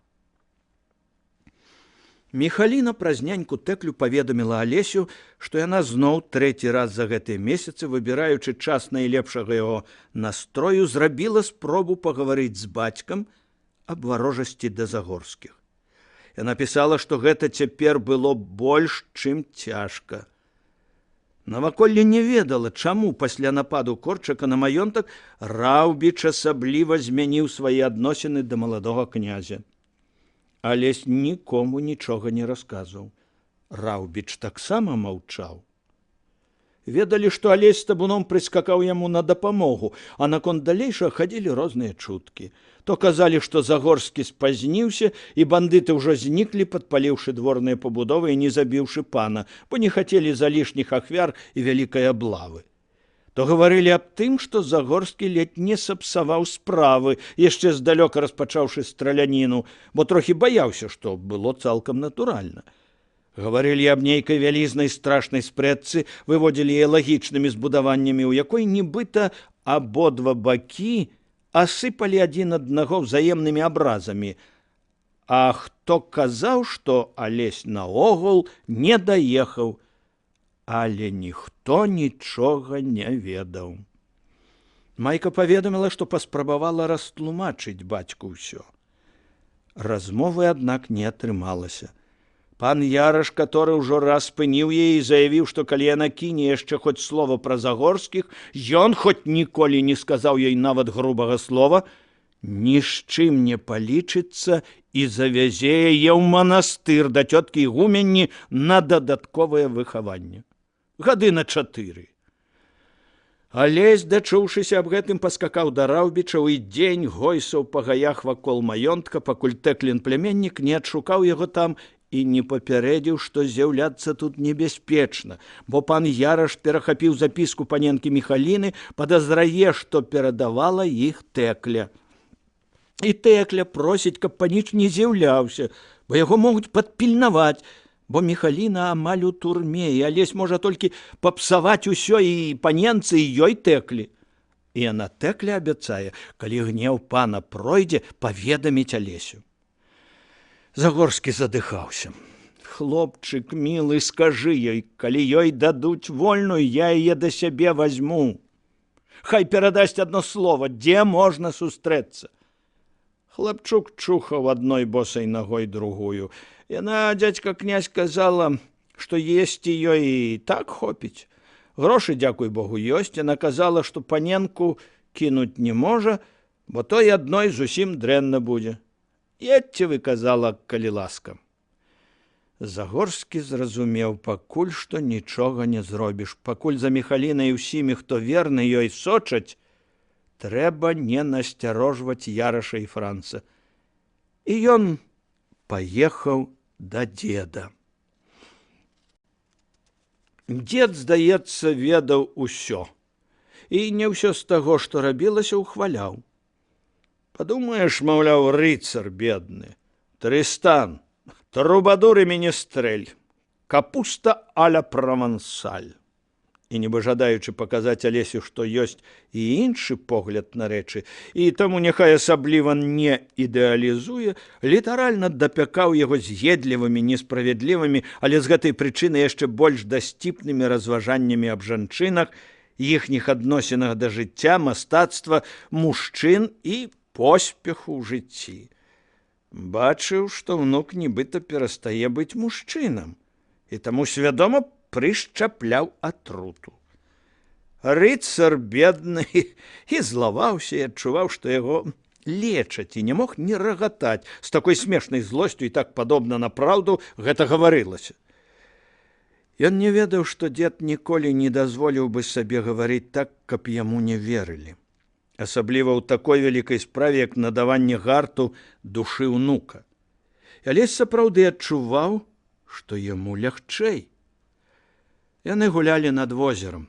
Дзед ішоў на дзіва вальяжны і прыгожы, хіба што толькі трохі больш павольна, чым 9 год назад. Гумарыстычныя зморшчынкі ляжалі ля цвёрдых вуснаў старога вальтарніанца. Ты думаў над тым, чаму яны так любяць займацца мастацтвам? Таму што ў глыбіні душы пякуча адчуваюць сваю абдзеленасць у гэтым сэнсе. Разумеюць, што тут нічога не зробіш, але хочуць пераканаць мужчын, што гэта не так. Супярэчыце сабе, дзеду. Адкуль жа ў іх тады думкі? Вельмі проста. Ад першага мужчыны, які вучыў іх мастацтву. І трохі, наколькі дазваляў мозг, развінутыя і дэфармаваныя. Так усё жыццё і таўчэ. У жыцці ёй станоўчая маральнасць чужая. Ведае яна толькі адмоўную, сорам. Но ў мастацтве ў яе і адмоўнай няма. Алесь успомніў Елену. Гэта неправда, дзеду. Я кажу пра жыццё. Яны, браце, не эстэтычны пол. Грэкі былі не самыя вялікія дурні, калі не пускалі іх у тэатр. Усміхнуўся. Прынамсі, можна было хаця нешта чуць. Нават калі так, яны бласлаўляюць нас на подвиги. Вся паэзія ад кахання, скажы, вся пагібель паэзіі ад кахання. Мільтон правильно сказаў сваёй жонцы: «Любая моя, табе і іншым вам хочацца ездзіць у каретах, а я жадаю оставаться сумленным чалавекам». На жаль, пераважная большасць людзей аддае перавагу каретам перад перакананнямі. А жанчына, яна заўсёды скажа: «Праменні — гэта галоўнае ў сонцы». Рэдка скажа: «Сонца кідае свае праменні». Гэта толькі адна Яраслаўна дадумалася, ды і то са слоў паэта. І ніколі не скажа, як Данте: «Змоўк сонечны прамень». Браце, нават лепшыя з іх дзяцінныя і каротказорыя. І спытаў раптам: «Ты чытаў добрых паэтаў жанчын?» Сафо. То я і заўважаю, што ёй усё жыццё была ў цяжар яе жаноцкасць. Але ж паэтэса — гэта яе такой фет у перакладах зрабіў. Без вагання сказаў дзед. Дык можа яшчэ з'явяцца? За 3000 год не з'явіліся, а тут з'явяцца. Натура не робіць скачкоў. Немагчыма было з ім спрачацца, заўсёды ён меў рацыю. Ты, дзеду, зусім як магілёўскі Чурыла Барановіч. Не вельмі выхавана, сказаў разлаваны Алесь. Магілёўскі дыяген. З усяго здзекуецца, кпіць ды смяецца. Дзед зрабіў выгляд, што не чуў. Хто такі? Я ж кажу. Губернскі дыяген, з дзівацтвамі, ў доме вар'ятаў быў. Добрыя дзівацтвы, сказаў дзед. За іх і ўзялі? Не, сапраўды. Ідзе вуліца і рагоча. Ну, каб гэта ўсіх браць, хто ў нас у краіне на вуліцах рагоча. Алесь толькі рукамі развёў, а дзед ужо казаў далей. Ты не прымай усяго блізка да сэрца. Быў такі ў 12 стагоддзі разумны папа Інакенці III. Напісаў ён трактат «А пагардзе да свету». Трэба табе пачытаць ды над сім тым задумацца. А ўрэшце нашто чытаць? Вось паслухай, што ён аб жыцці кажа. Разумны быў.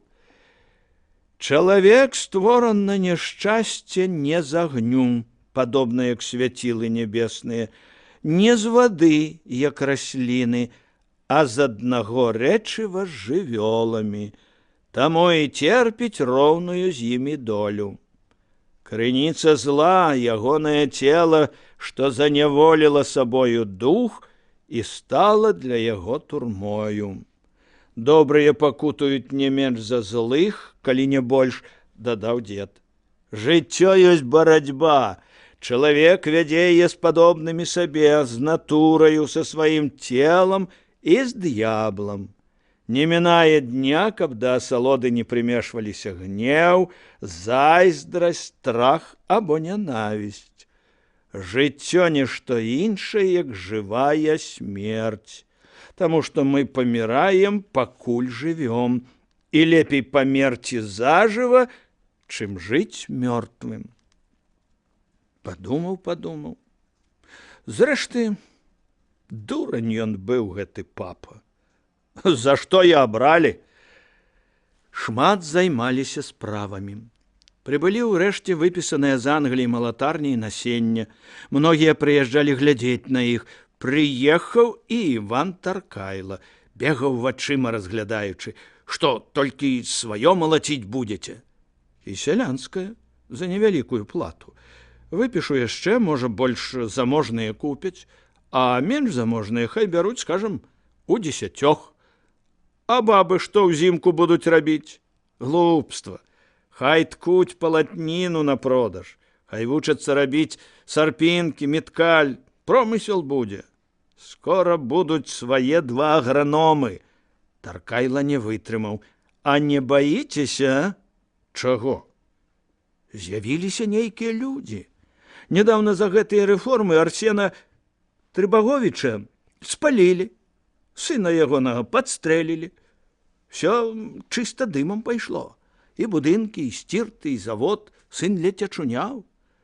Гэта вы пра тую кугу, сказаў Алесь. Куга яна і ёсць куга балотная, куды ветер, туды і яна гнецца. А паспрабуюць на мяне вякнуць, вылаўлю ўсіх. Ды я хіба што кажу, адступіў Таркайла. Я і сам гэтых вырадкаў ненавіджу. Сам бы ўсё гэта завёў, да пабойваюся. Я не вы, спаляць.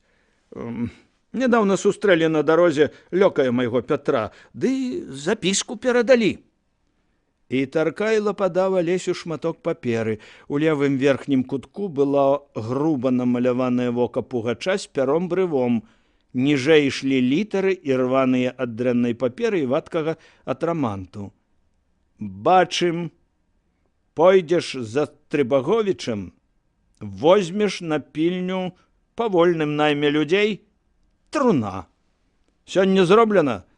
Заўтра атрымаеш вяроўку, паслязаўтра не павесішся, праз дзень палім тваё пудзіла на Чырвонай гары ці на іншай высокай. Убачыш, не знікнеш? Чакай савы, і іншым перадай, будзе ім тое ж.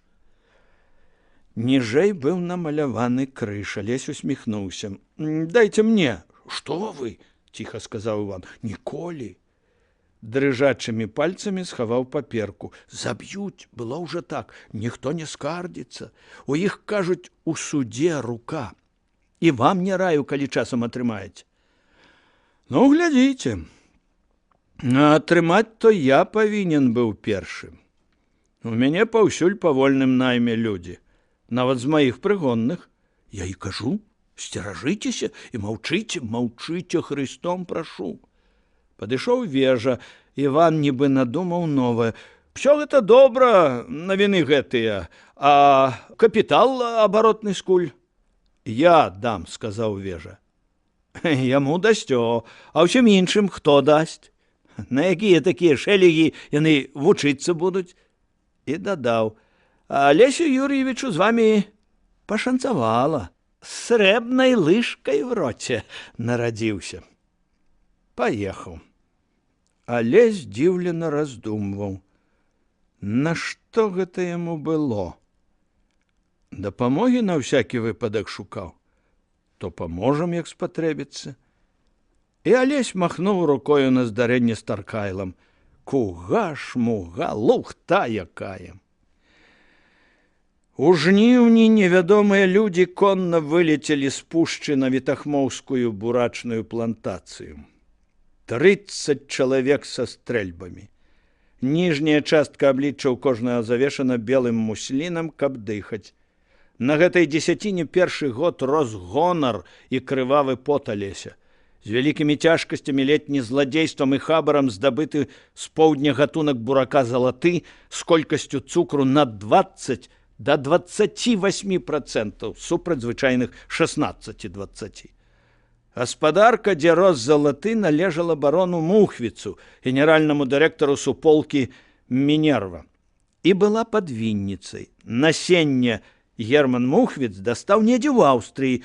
Ён быў яшчэ і член адміністрацыйнай рады варшаўска-венскай чыгункі. Таксама ледзь не ўкраў і сцярог, трымаючы за зубамі. Чалавека, які здабыў Алесю насенне, выгналі са службы і давялося ўзяць яго на сваё ўтрыманне. Іншыя служачыя наадрэз адмовіліся гаварыць з Выбіцкім. Вакол залатога хадзілі ледзь не на пальчыках.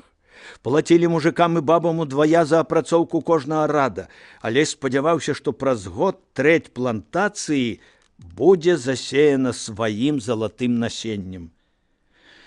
І тут здарылася. Пад шалёная куга невядомыя стрэламі адагналі працуючых і пачалі гайсаць па дзесяціне, выбіваючы яе капытамі як ток. З лесу вылецелі каля 20 фурманак, распаўзліся па плантацыі і пачалі паліваць з бочак сакавітыя зялёныя рады густа салёнай ропай. Людзі пабеглі ў Вітахмо па дапамогу, А пакуль на плантацыю кінуўся Андрэй Пахвіст аконам Сцюдзёнага Яра, што выпадкова апынуўся ў Вітахмо. Кінуўся адзін ратаваць. Прыбег і ўбачыў шабаш знішчэння. Струмені ропы, цені коннікаў, што лёталі па полі, выгукі, сакавітае храбусценне гічкі, стрэлы ў паветра. Аконама набілі і прагналі з плантацыі. «Перадай! Будзе навіны заводзіць! Прырэжам!» Праз гадзіну, убачыўшы, як збоку Вітахмо бягуць са стрэльбамі людзі, невядомыя абсеклі пастронкі і, кінуўшы новыя бочкі разам з калёсамі ў разорах, прыпусціліся ў пушчу. Людзі рынулі былі за імі, але адтуль рвануў залп, і гнацца далей збаяліся. Поле было змешанае з гразёю тулкавіска. Алесь ужо назаўтра ўбачыў, што ропа зрабіла сваю справу. Гічаны, там, дзе яны ўцалелі, былі як зморшчаны сухі тытунь. Ён загадаў выкапаць найбольш ацалелыя карані, перанесці пад аранжарэю і даглядаць, як ружы. Загадаў шчодра паліваць поле вадой, а можа, але сродку змагацца з гэтым у аграномаў не было. Ніхто не сее бурак на саланчаку, а з неба не ідуць салоныя дажджы. Уратаваць удалося не больш як 3 каранёў. Залаты загінуў. Пахвіст дзёр на сабе валасы. За што? За тое, што кадлуб длугі, а ногі крутке, змрочна казаў дзед. Уцячы не паспеў. Ну, медь між за крыўду. Сволачы, сцяўшы зубы, сказаў Алесь. Дзед сумна усміхнуўся. А што такое мера добрага ці дрэннага? Шмат у каго? Кішэнь? Дзеля яе іншы не тое, што бурак. Чалавека стопча. Скардзіцца будзем? Спытаў Пахвіст. Не, сказаў Алесь. Скінь з вітахмоўскіх мужикоў палову нядоімкі. Прыбаў на цукроўнях вольнанаёмных 6 грошаў на гадзіну. Вартаўнікам стрэльбы. І калі ўбачаць такога завешанага, вусны Алеся жорстка скрывіліся, хай страляюць яго ў маю галаву. І мужыкі, калі заўважаць, хай страляюць. Правильно, сказаў дзед. То кажаш, шляхта.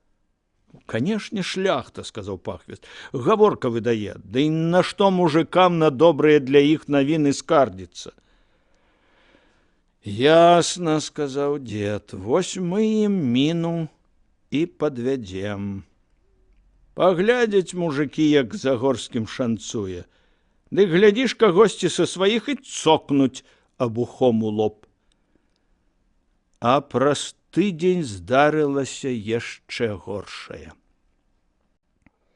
Стафан Кагут, старэйшы і пакуль адзіны жанаты з братоў, Юлян Лапата ехалі на адным возе з Сухадола. Вазілі сёе-тое прадаць. Прадаўшы, купілі чвэрць гарэлкі, узялі з яе па чарцы пад хатняе сала, ды па другой, астатнія закаркавалі і паклалі пад посцілку. У Кагутовых пачыналі капаць студню 2 майстры, то хоць пры пачатку і не належыць, а напаіць трэба, няхай не кажуць, што Кагут з купірака. Стафан купіў яшчэ поршнікі для малой. Надта ўжо добрыя былі поршні, як крамныя. Ніз суцэльны, вяршок як андара клятчасты, з жоўтых і сіненькіх скураных лычак. А раменчык, якім зашморгваюць чырвоны, як мак відук. Стафан увесь час даставаў і разглядаў іх, усміхаючыся ў маладыя, густаватыя ўжо вусы, прыемна залацістыя, як у бацькі. Самы бяскрыўдны з усіх Кагутоў, вады не замуціць, ён быў добры муж і добры бацька. Все прыезджыя ва ўсіх кнігах хвалілі тутэйшых людзей за тое, што добрыя бацькі і мужы.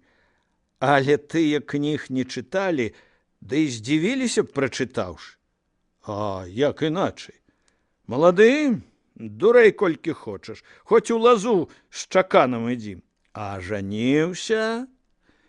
Тут ужо не. Ехалі дадому трохі вясёлыя. У Стафана таксама быў голас, хоць і горшы, чым Андрэяў. Ён спяваў, а Юлян падцягваў яму густым басам. Былі ў маці 3 сыны на раду, загадалі ўсім тром на вайну. Ой, старэйшаму не хочацца, малодшаму не прыходзіцца, а сярэдні меч бярэ, збіраецца. З бацькам з матухнай прачашчаецца.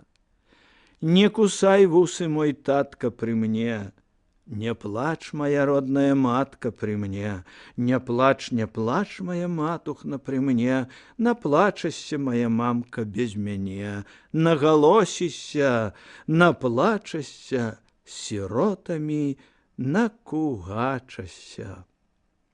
Чакай, сказаў Юлян Лапата, гэта што?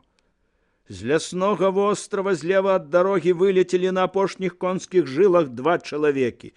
Па белых світках ясна было мужыкі, не асцерагаючыся нават таго, што конь можа трапіць нагой у хамячыну, гналі коней як ад смерці. Юлян пазнаў адным з коннікаў Корчака, другі быў невядомы. Як на скрут галавы, сказаў Стафан. Хто б гэта? Юлян прамаўчаў. Коннікі перасеклі біты шлях сажняў за 50 перад возам. Стафан глядзеў на іх з цікавасцю, людзі марудзілі, відаць, раздумваючы, куды кінуцца. Лявей ад іх было канаплянае поле, а за ім схіл, зарослы меднымі соснамі. Правей хмызы, за якімі ляжаў нізкі на вільготным месцы лес. Там на ўзлессі, як волат, стаяла магутная сухая сасна. Коннікі, відаць, наважыліся. Паскакалі левым шляхам сцежкаю праз каноплі. Калі воз пад'язджаў да месца, дзе яны перабеглі дарогу, Стафан убачыў, што коні, асядаючы, часам знясілена, ссоўваючыся ўніз, ужо нясуць людзей па стромым схіле, што зарос хвоямі. Зніклі. На шляху ляжалі 2 хлапякі пены. Ну, сказаў Стафан, загоняць коней. Змоўч, сказаў Лапата, не твоя справа. З вострава, адкуль выскачылі коннікі, пачуўся пошчак капытоў. Вось чаму, сказаў Стафан, убачыўшы дзесятак верхавых. На свежых, амаль нязмораных конях коннікі глыталі дарогу ўдвая хутчэй, чым папярэднія, і хутка вылецелі на шлях, сталі, азіраючыся. Абліччы былі завешаны белым. Эй, сказаў адзін, не бачылі людзей? Стафан глядзеў на яго і думаў, казаць ці не. Бадай не варта было хлусіць. Невядома, што то былі за людзі, ды і звязвацца з гэтымі страшна. Але завешаных было многа, а звычай казаў. Бачыш, што шмат людзей гоняцца за адным? Не памагай. Ён вагаўся. Бачылі, сказаў Стафан. Лапата аж сціснуўся. Коннікі пад'ехалі бліжэй, вочы змрочна блішчалі пад павязкамі. Куды памчалі? Спытаў коннік у сінім. 2, спытаў Стафан марудзячы. Але конна? Я вось табе як жыгну, сказаў другі з шалёнымі вачыма, уздымаючы карбач. Чакай, сказаў сіні. Гана, як яно, сказаў Стафан. Коннікі, значыць, 2. От варона, засмяяўся сіні. 2 коннікі прабягалі верхом, сказаў Стафан.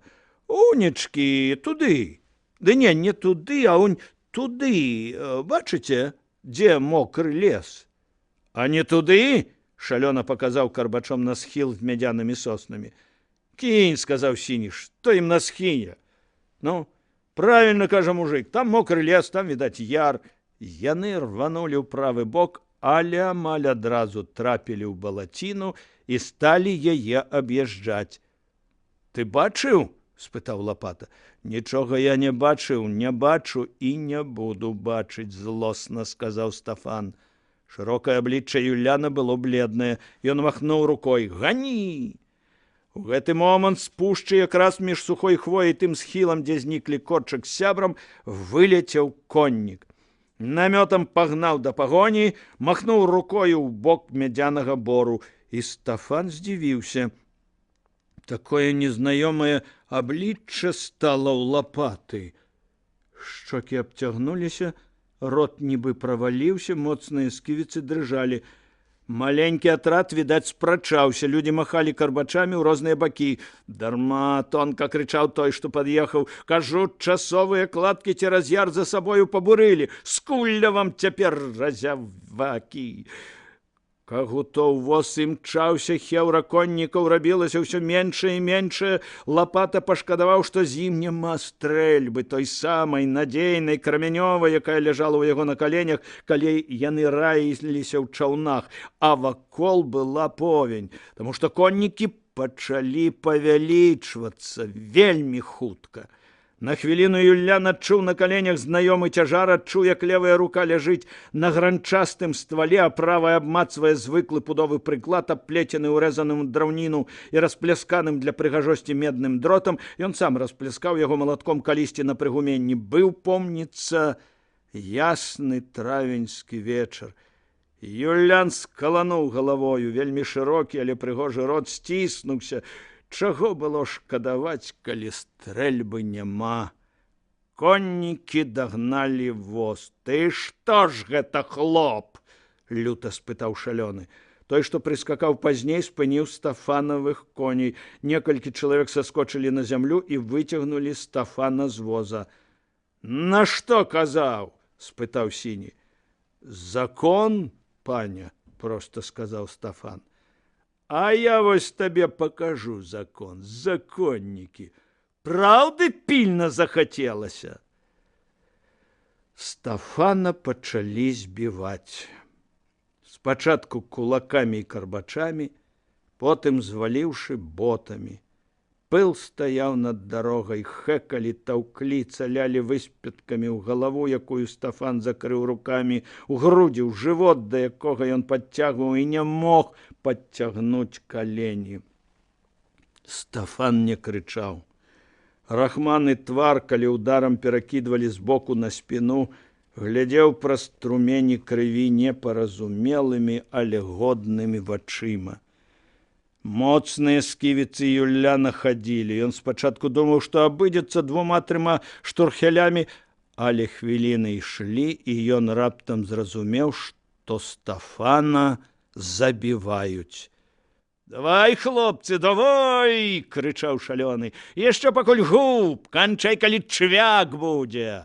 Юляна трымалі 2 чалавекі, ён пачаў круціцца на возе. «Як б'яце?» – крычаў шалёны. «А ну на глабіцу яго ды па нырках, па нырках!»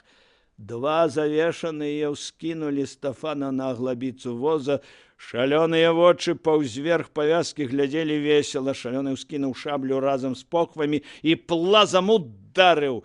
Юлян вырваўся, навярнуў аднаму пад ніжнюю сківіцу, і той як юкнуў з воза. Спалоханыя коні рванулі, і задняе кола з храбусценнем пераехала скінутаму руку. Той заскавытаў, заенчыў, шалёная радасць заліла сэрца лапаты. Ён ударыў нагою другога у пахвіну, ляснуўся на дарогу і той. На крык сіні ўскінуў медведзяватыя вочы. Юлян рыўцом напалову аддзёр з лёстака глабіцу. Вочы Юляна і сіняга сустрэліся, і ў гэты момант ветрык адхіліў з аблічча сіняга муслінавае пакрывала. Юлян на нейкае імгненне ўбачыў жорсткія вусны Тодара Таркайлы і зразумеў – гэта канец. Тодар дастаў з-за пояса пісталеты. «Тарка!» – сказаў Юлян. 2 стрэлы амаль зліліся в адзін. Юлян лапата, стоячы на возе, пахіснуўся і, дзіўна заграбаючы паветра рукамі, нібы ішоў купацца па няроўным дне, упаў на Стафана. «Ла!» – дакончыў ён. Ён быў забіты на павал. Коні памчаліся дарогай. Шалёны наўздагон стрэліў Стафана. Потым коннікі паскакалі полем у бок ляснога вострава. Апошняя куля трапіла ў бутлю, прызначаную для людзей, якія заўтра павінны былі пачаць біць студню на кагутовай сядзібе. Коні ляцелі, як на злом галавы. Потым, стаміўшыся, пайшлі ступою. Крыві нідзе, акрамя саломы, не было відаць, і кожнаму, хто сустракаўся з возам, здавалася, што гэта едуць з кірмаша смяротна п'яныя. Пад колы капала гарэлка з прабітай пляшкі. Алесь прывёз лекара, калі Стафан быў яшчэ непрытомны, а прытомнеў ён толькі на трэці дзень. І толькі раз на імгненне, расплюшчыўшы асавелыя вочы, сказаў не сваім голасам: «Куа!» Лекар аглядаў збітага. Алесь сядзеў у двары на бярвеннях і слухаў галошанне Марты. «Закурыць у цябе няма?» – сказаў ён. Марту трэба было неяк адарваць ад гэтага страшнага ляманту, і ён, не курашчы, не знайшоў нічога лепшага. Пакуль Марта пайшла па тытунь, пакуль нацерла яго, пакуль прынесла і пачысціла забытую на другі дзень пасля вяселля кінутую бацькам кагутом люльку, яна сапраўды супакоілася. Сплёўваючы абрыдлівую сліну, Алесь слухаў, як яна, Марта, убачыла коней, што самі спыніліся ля брамы, як падумала была, што муж і Іллян напіліся, як з месца кінулася лаяць, і як толькі потым убачыла кроў. «Поршнікі купіў», – пабівалася Марта. «А што гожанькія, што ладненькія». Малая Рагнеда, на якую ніхто не звяртаў увагі, самавольна абула іх і цяпер тупала перад Алесем, чакаючы, відаць, што заўважыць і пахваліць. «Кроў», – сказаў Алесь. «Авой, што той крывішчы было? Ой, ой, ой». «Кроў», – сказаў Алесь. «Кроў яны прынеслі сюды. Ніколі ў нас так завешаныя не забівалі. Ну што ж, будуць мець кроў». Калі выйшаў лекар, Алесь адвёў яго ў бок. «Баюся, ён не жылец, княжа. Зламалі 3 рабрыны, прабілі галаву, лёгкае зрушэнне мазгоў, некалькі кровазліцця ўнутр. Але не гэта самае галоўнае. Баюся, што яму адбілі нырку. Так што гэта пытанне часу. Ён мне брат, пане лекар. Я чуў. Але вы памыляецеся, калі лічыце, што я раблю розніцу між князем і мужиком. Я лекар. Якія-небудзь добрыя лекі? Адцягнуць час, а ўрэшце... Хто ведае, можа і ачуняць, ён здаровы. Другі памёр бы, не даехаўшы дадому. Алесь прывёз з губерні яшчэ 2 лекараў. Зроблена было ўсё, але ніхто не абяцаў вылячэння. Загорскі, калі Стафана прытомніў, пытаў у яго, ці не пазнаў ён каго-небудзь з тых, што напалі. «Што вы?» – сказаў Стафан. «Я і зразумець не паспеў, што здарылася». Алесь пакутліва думаў, як жа адшукаць, як адпомсціць, і раптам пачуў дзіўнае. «Ты не турбуйся, браце», – сказаў Стафан. «Што ўжо табе, кінь? Все хрысціяне». Это было так нечакана, што Алесь зразумеў, Стафан ні на хвіліну не сумняваецца ў тым, што яго чакае. Алесь не ведаў толькі аднаго. Якраз калі ён ездзіў Магілёў па лекара, Стафан глядзеў на Рагнеду, якая тупала па падлозе ўсё ў тых самых поршніках, і раптам паклікаў Кандрата. «Зачыні дзверы», – сказаў ён. Стафан ляжаў у чыстым пакоі на тым ложку, дзе слалі гасцям. Звычайна да госця, які пасля вячэры ўжо засынаў, прыходзіла спачатку Марта, а потым Яня, і прыносілі апошнюю чарку крупніку. «Выпі, госцейка, апошнюю, ды і спі. Пакрыўдзь сябе, каб дому не крыўдзіць. Госць усміхаўся, выпіваў, цалаваў пані дому шчаку і засынаў з думкай, што дом трымаецца звычаю, што гэта хорошы дом. Цяпер нехта павінен быў паднесці чарку і яму. Стафан адчуваў набліжэнне гэтай пані. Ці стане сілы ў адказ на яе пацалунак усміхнуцца? Трэба, каб хапіла. Што ты, браце? Спытаў Кандрат. Абяцай, што ёй заўсёды будуць і поршні, і чаравікі, што іншым дзецям тое і ёй. Крыўдзіш, Стафан, сказаў Кандрат. На тым стаім, ды ты не чуняеш, то ты, Кандратка, слухай. Пабажыся, што ўсё забудзеш, калі ачуняю. У імя Бога, неахвотна сказаў Кандрат. Калі ачуняю, я дарую ім, сказаў Стафан. Бацька ў яе будзе, а гэта галоўнае. Мы хрысціяне. Малая тупала па падлозе, поршні на ножках былі як вясёлка. Але як памру, няма ім майго даравання. Вечар быў цёплы. Вогнішчы гарэлі за ракою, а ў рацэ адбівалася вячэрняя заранка. Рахманыя вочы Стафана сталі раптам такія, што Кандрат спалохаўся. Таму што дзе ж праўда? Я нікога не зачапіў, я ніколі не шчаміўся ў іхнія справы, трымаўся звычаю, а звычай забараняе забіваць у 5 аднаго. І атрымалася так, што для мяне адзін звычай, а для іх другі. Яны забілі мяне, хоць я нікуды не лез і ведаў, што мы людзі маленькія і павінны араць зямлю, і ў нас дзеці.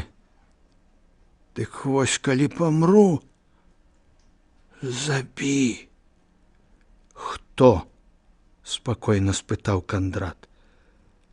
Таркайла, Тодар, сказаў Стафан. Скуль ведаеш? Голас быў падобны. І Юлян сказаў Таркала, а потым стрэлы. Добра, буркнуў Кандрат. Зраблю.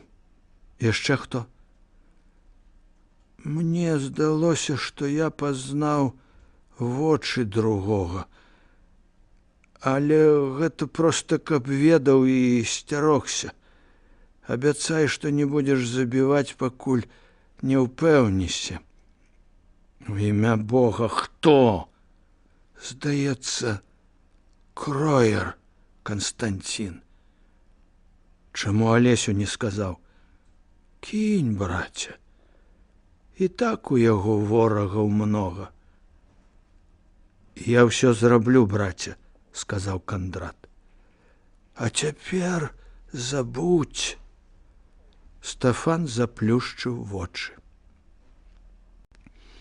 Няшчасці пачалі сыпацца, як з мяха. За некалькі месяцаў бацька, маці, сварка з Ярашам, ліст ад Кастуся, што ў Віктара рэзка пагоршылася здароўе, дзейнасць Кугі, смерць Юляна Лапаты, зверскае збіццё Стафана. І ўрэшце, як апошняе, новае здарэнне ў Раўбічах. Папроклялі Хаданска, што пан Яраш не трымае слова. Разгневаны Раўбіч паклікаў дачку. Міхаліна сказала, што хоча вярнуць Хаданскаму слова. Не будзе гэтага, сказаў пан Яраш, ніколі.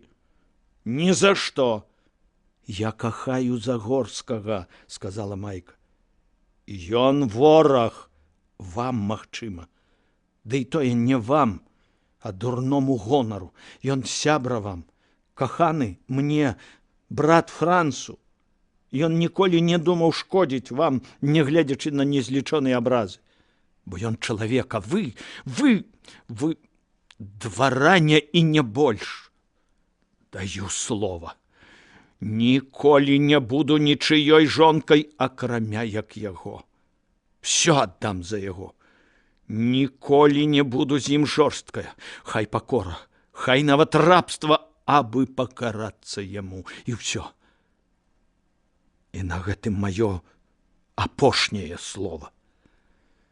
Кароткая шыя пана Яраша набрыняла крывёю. Убачым, ціха сказаў ён. Сілком пад вянец павяду. Гэта і маё апошняе слово. Вы можете, вядома, зрабіць са мной усё. Але і я з сабою магу зрабіць усё. Я ведаю, поп згодзіцца вянчаць, нават калі вы прывядзеце мяне ў ланцугах. Ён усім абавязаны вам, усім і нават тым, што 20 год не служыць па новаму абраду, прыкрываючыся словам хвароба. Ён ведае, каму ён павінен дзякаваць за тое, што за ім 100 разоў не прыйшлі, і ён не здох у салаўках на саломе. Ён не зрабіў граху, а вы не паддаліся, не паступіліся гонарам. І таму ён абвянчае. А сведкі, якія будуць бажыцца, што я ішла па сваёй ахвоце, таксама знойдуцца. Голас яе зазвінеў. Я не буду ганьбіць вас і крычаць у храме. І гэта будзе апошняя падзяка за тое, што вы мяне нарадзілі і з гэтай прычыны цяпер забіваеце. Апошняя. Таму што адразу пасля вяселля я заб'ю гэтага вылюдка. Сына вылюдка і шалёнай сцервы. А потым заб'ю сябе. Як хочаш, сказаў пан Яраш. Адразу пасля размовы ён загадаў прыставіць да пакояў Міхаліны верных людзей, сказаў Іллі Хаданскаму, што вяселле будзе праз 2 месяцы, у канцы кастрычніка, каб асталося тыдні 3 да Піліпаўкі. Да таго часу ён просіць графа Хаданскага не з'яўляцца. Пан Яраш усё шкадаваў дачку, хоць яна сама была вінавата, даўшы слова. Ён спадзяваўся, што за 2 месяцы яе возьме одум і разумеў, што прысутнасць Іллі прымусіць Міхаліну ўпарціцца. Да і новы член сям'і раздражняў Раўбіча сваёй самаўпэўненай мордай. Запіску аб усім гэтым перадаў Алесю пляменнік нянькі Тэклі. Яны часам сустракаліся ў тым самым бярозавым гаі. Беды, крыўда і гнеў, несправядлівасць лёсу літаральна шматавалі яго. Вечар быў цёплы. Вогнішчы гарэлі за ракою, а ў рацэ адбівалася вячэрняя заранка, куды больш яркая і барвяная, чым на небе. Ля вогнішчаў там, відаць, начавалі жнеі, гучаў ціхі смех. Потым даляцела ціхая сумная песня. За рэчанькай забыстраю цымбалы б'юць, а там маю каханую за ручкі вядуць. Адзін вядзе за ручачку, другі за рукаў, трэці стаіць, сэрца баліць. Кахаў, ды не ўзяў. І гэтая заранка, небезнадзейная глыбіня ракі і галоўныя словы песні раптоўна ўразілі яго вострай адпаведнасцю з тым, што рабілася ў ягоным сэрцы. Алесь ведаў, што яму цяпер рабіць. Дарэмна ён дараваў. Заўтра ж ён пойдзе да Хаданска і дасць яму поўху. Потым у зборні трэба дачакацца, пакуль пан Яраш і Франц будуць паасобку і зрабіць тое самае з імі. На адзін дзень прызначыць усе 3 двабоі. Добра, калі Ілля загіне, а Франц зваліць яго. Тады Майка атрымае вызваленне, а крыўды ў яе на Алеся не будзе. і, магчыма, Раўбіч пашкадуе. Нашто ж мы кахаліся, нашто сады цвілі, нашто ж нашы пуціначкі травой зараслі. Другі з табой вянчаецца ў царкве залатой, а мне адно вянчанейка сырою зямлёй. Раніцай, аднак, здарылася незразумелае і неверагоднае. Ён толькі назолку заснуў на якую гадзіну цяжкім кашмарным сном, потым прачнуўся, успомніў учарашнія думкі, хацеў устаць і адчуў, што не можа. Гэта не была баязлівасць. Гэта было горшае. Абыякавасць. Успомніў Раўбіча і падумаў: «Всё роўна. Франца? Всё роўна». Паспрабаваў уявіць гуллівыя, нібы ў кацяняці вочы і рудаватыя валасы Іллі, адчуў: і гэта ўсё роўна. Твар Майкі ўсплыў перад вачыма. Краёчак вуснуў, ясны, як марская вада, вочы. Зноў не адчуў нічога, акрамя абыякавасці. Добра ведаў, што ён у спальні, бачыў нават калоны і завесу, што калыхалася ад ветрыку, але здавалася, што ён зноў бачыць гэта ў сне, дрэмлючы на нагах. І ён стаяў між узброеных людзей, хто ў латах, кранутых іржою ад шматдзённай крыві, хто ў кальчугах, ад якіх тапырылася шырокая тканая кветкамі і лістамі чартапалоху вопратка. Шугаў агонь. Фарбы былі такія яркія, якія яны ніколі не бываюць у жыцці. Чырвань плашчова ж гарыць, жаўцізна шчытоў, як золата і сонца. Алесь і ўсе, хто побач з ім, бачылі вілы, доўбні і баявыя цапы натоўпу, што абкружаў іх. Зблытаныя валасы, магутныя нецяперашнія сківіцы, жоўтыя, як мёд, і белыя, значна святлейшыя, чым цяпер валасы, люты агонь у сініх вачах. Замак палаў перад ім зыркім шалёным агнём, ляцелі іскры, а ён, Алесь, а можа і не ён, а нехта іншы, драмаў, стоячы на нагах, бо 4 дні ён і ўсе гэтыя людзі не спалі і 4 хвілін. Яму было бадай, што ўсё адно, што з ім і іншымі зробіць натоўп. Ён бачыў чалавека з разбітай галавой.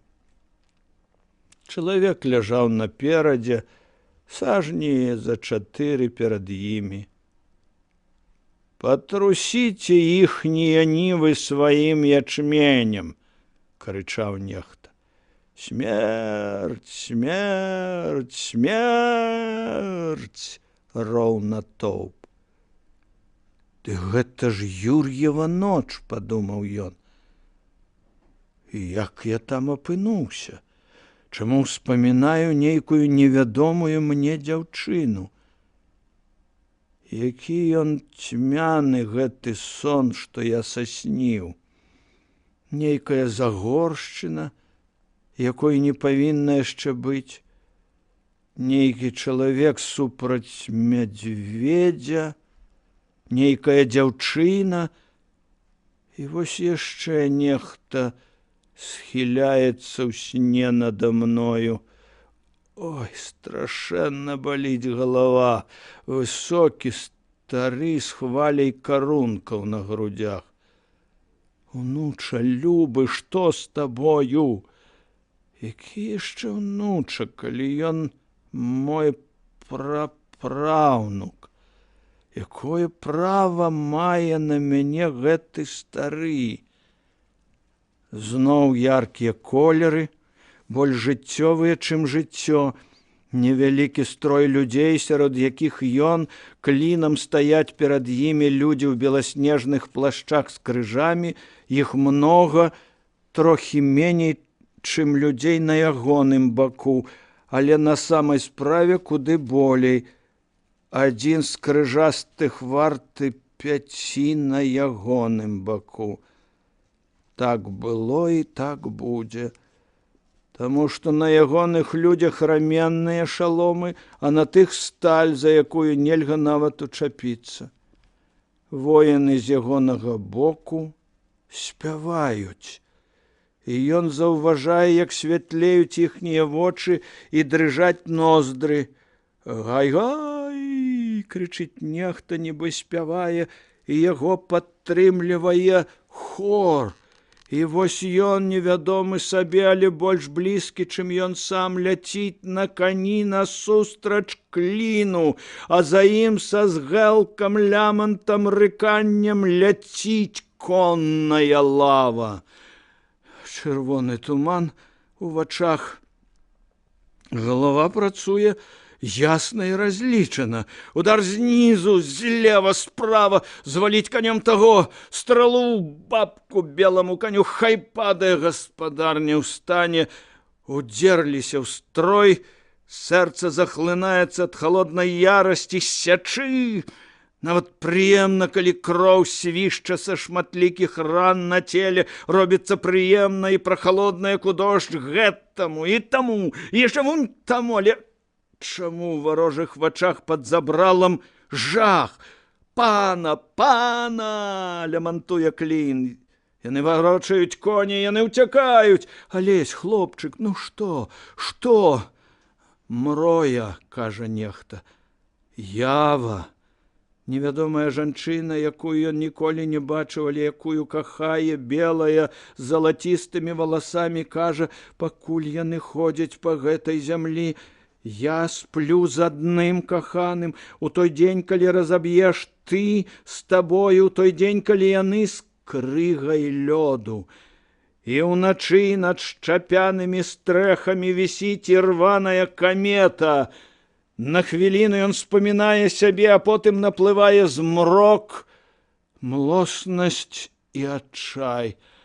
Бацька, а маці, Віктар, Стафан, людзі кугі, які подлы свет. Я не хачу рабіць на яго, я не хачу нават жыць для яго, не хачу, не хачу. «Алесь, Алесь, хлопчык!»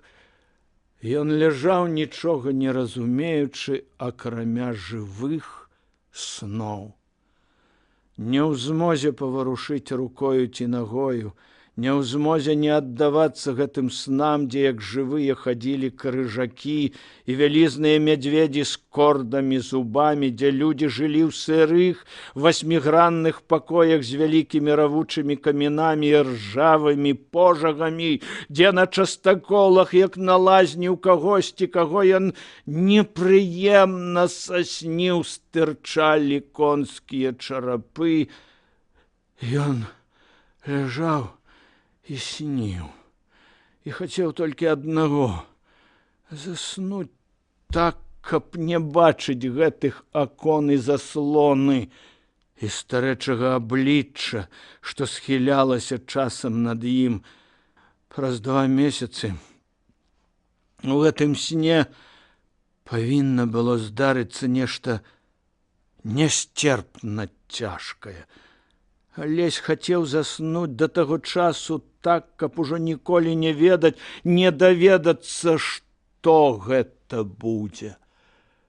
У дзікай зале, дзе на сценах бязгучна шалахцелі крылы і рукі ўздымаліся ў жэстах бласлаўлення і пагрозы, сядзела за вялізным дубовым сталом групка людзей. У галаве стала сядзеў, паклаўшы перад сабою шастапёр, стары вежа. Насупраць драмаў сівы Вінцук Рамінскі, старэйшы брат таго Рамінскага, што пры Напалеоне кіраваў народнай вартай. Ля яго змрочна маўчалі стогадовыя Стах Барысевіч Кальчуга і Лук'ян Сіпайла. Пахмура піпчыў люльку Янка Камар, брат павятовага маршалка ў тым самым 12-тым годзе і сябра вежы па славутаму сядзенню ў камяніцы над порахам, адзін з тых немногіх, што асталіся. Далей крэсліў нешта на паперы трос белай галавою прадзед маладога Яноўскага з-пад Радугі, які на пасяджэнні ў Раўбічах хацеў памерці, баронячы скрыжаванне шляхоў на Гуту, Чарнігаў і Рэчыцу. Думаў, ашчаперыўшы галаву пальцамі, стары Вітахмовіч, самы стары з усіх прысутных, 120-гадовы чалавек 1739 года нараджэння. І ўрэшце між ім і вежам сядзеў самы малады член зборні, супраць усіх правіл і па намаганню вежы ўзяты ў гэта кола сакратаром і архівістам Юлян Радкевіч. Вежа патрабаваў і дабіўся свайго. Патрэбен быў адзін малодшы, бо ў большасці не хапала ўжо фізічных сіл. А Радкевіч быў бадай што адзін з найлепшых знаўцаў традыцый. Ішло пасяджэнне падспуднай рады старэйшых, славутай сівой рады Прыдняпроўя. Тых, што хавалі патрэбныя веды, таямніцы, зберагалі ў памяці звычаі і сачылі за генеалогіяй мясцовых людзей. Вежа здаўна быў галавою сівой рады, хоць і строіў з яе кепікі. Шчаўкунчыкі замшэлыя, своеасаблівы гоцкі альманах дэбра-здзебраў, рыцары маннай кашы і таркаваннай морквы. Это былі яшчэ самыя мяккія з ягоных эпітетаў. Але сёння вежа страшэнна схуднелы глядзеў на рыцараў маннай кашы з трывогай. Маўчанне рабілася цяжкім. «Мроя!» — глуха сказаў Янка Камар. Маўчанне. «Ява!» — сказаў сівы аж да прозелені стары Вітахмовіч. «Памяць продкаў. Ён памрэ». Жоўчнае аблічча Юляна Радкевіча было непарушнае. «Бадай сапраўды ўсё», — сказаў Радкевіч Юлян. «Ён не хоча жыць. Колькі часу яе ў нас не было?» Вінцук-Рамінскі думаў. «Нешта не памятаю. Ці не ў польскі раздзел, пане Вітахмовіч?» «Тады», — сказаў той, — «я чаму памятаю? Мне тады было 34, і я збіраўся другі раз ажаніцца. Розных нявест прапанавалі. Адна была сястра пана Юрася Жукоўскага. Пан Юрась захварэў 73-м пры Кацярыне.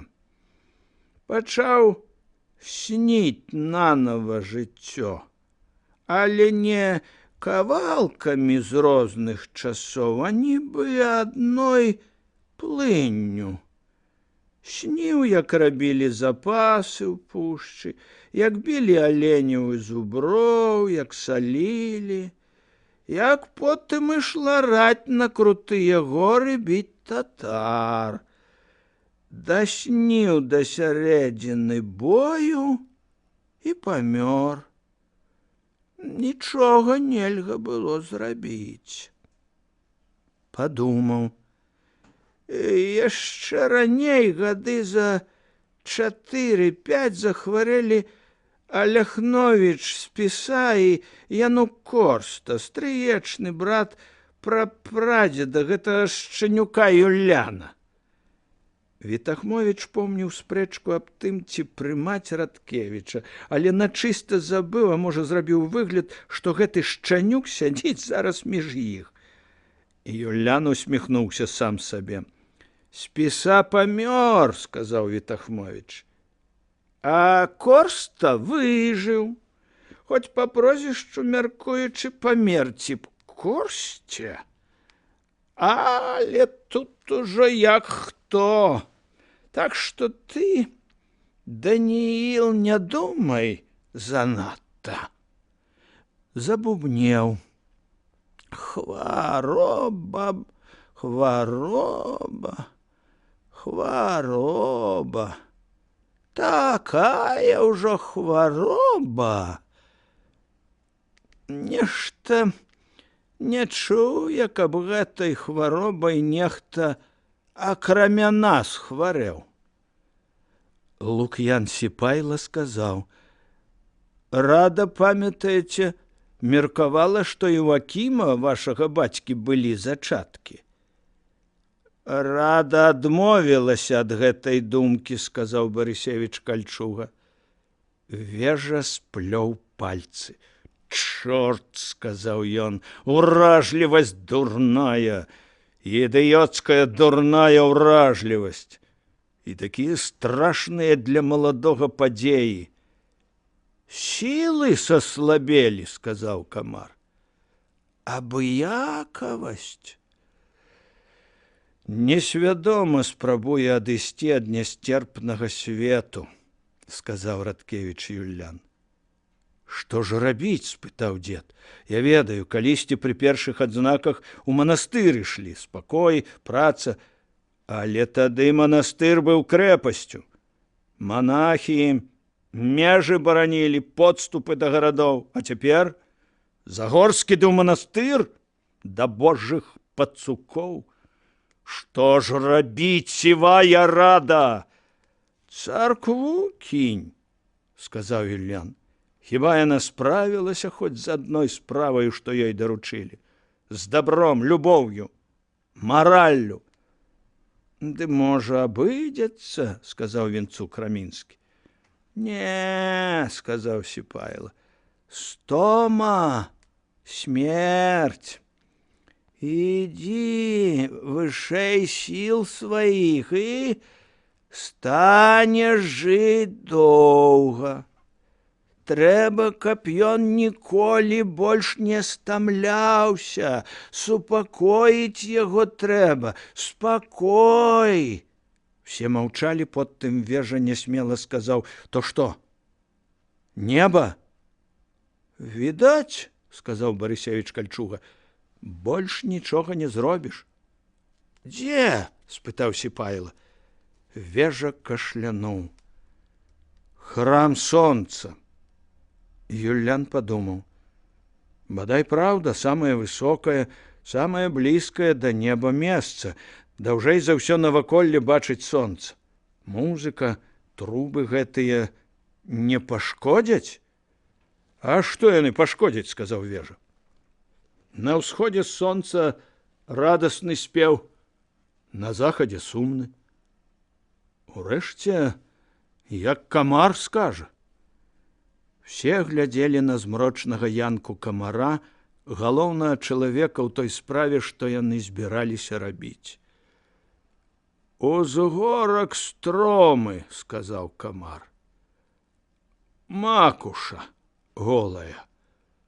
Неба будзе колькі хочаш. Мала чалавек яго бачыць, як не раўнуючы свіння. А тут залічаныя дні на ўсё жыццё. Хай будзе так. Толькі ў парк не пускайце нікога, нават самых блізкіх. Яму цяпер нельга бачыць людзей». Ён ляжаў перад імі голы і не саромеўся гэтага. Яму было ўсё адно. Толькі крыху непрыемна, што ўсе вокны адчынены, заслоны зняты і свежы ветрык вее на голае цела. Халаднавата было.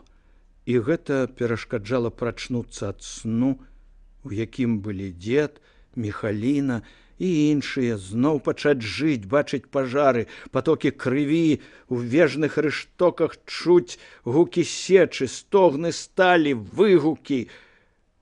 Толькі што яго з гадзіну парылі ў самай гарачай пары, хвасталі венікамі і аблівалі мятнай вадою. Потым яшчэ з гадзіну мылі ў прахалодным басейне.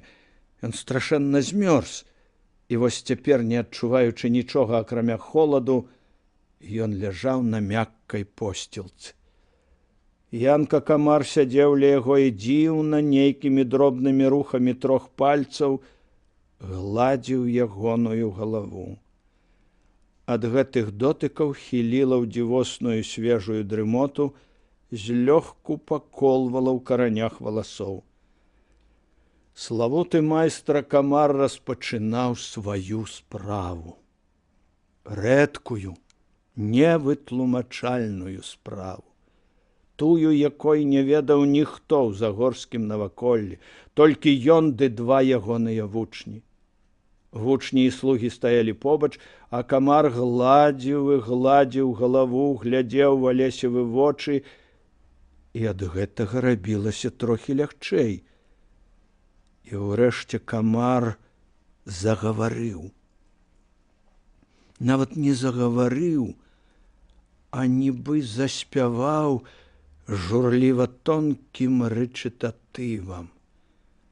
Глядзі, глядзі на свет, глядзі, любы хлопча, на свет, глядзі, глядзі, неба над табою шмат, шмат неба, сіняга, сіняга неба, аблокі плывуць, як караблі, нясуць, нясуць душу над зямлёю, нясуць, зямля ўнізе вялікая, зямля ўнізе цёплая, зямля ўнізе добрая, і неба над зямлёй вялікая, і неба над зямлёй цёплая, і неба над зямлёй добрае, аблокі між небам і зямлёй, ты в аблоках, аблокі ў табе, сіняе, сіняе неба, белыя, белыя аблокі, чыстая, чыстая зямля.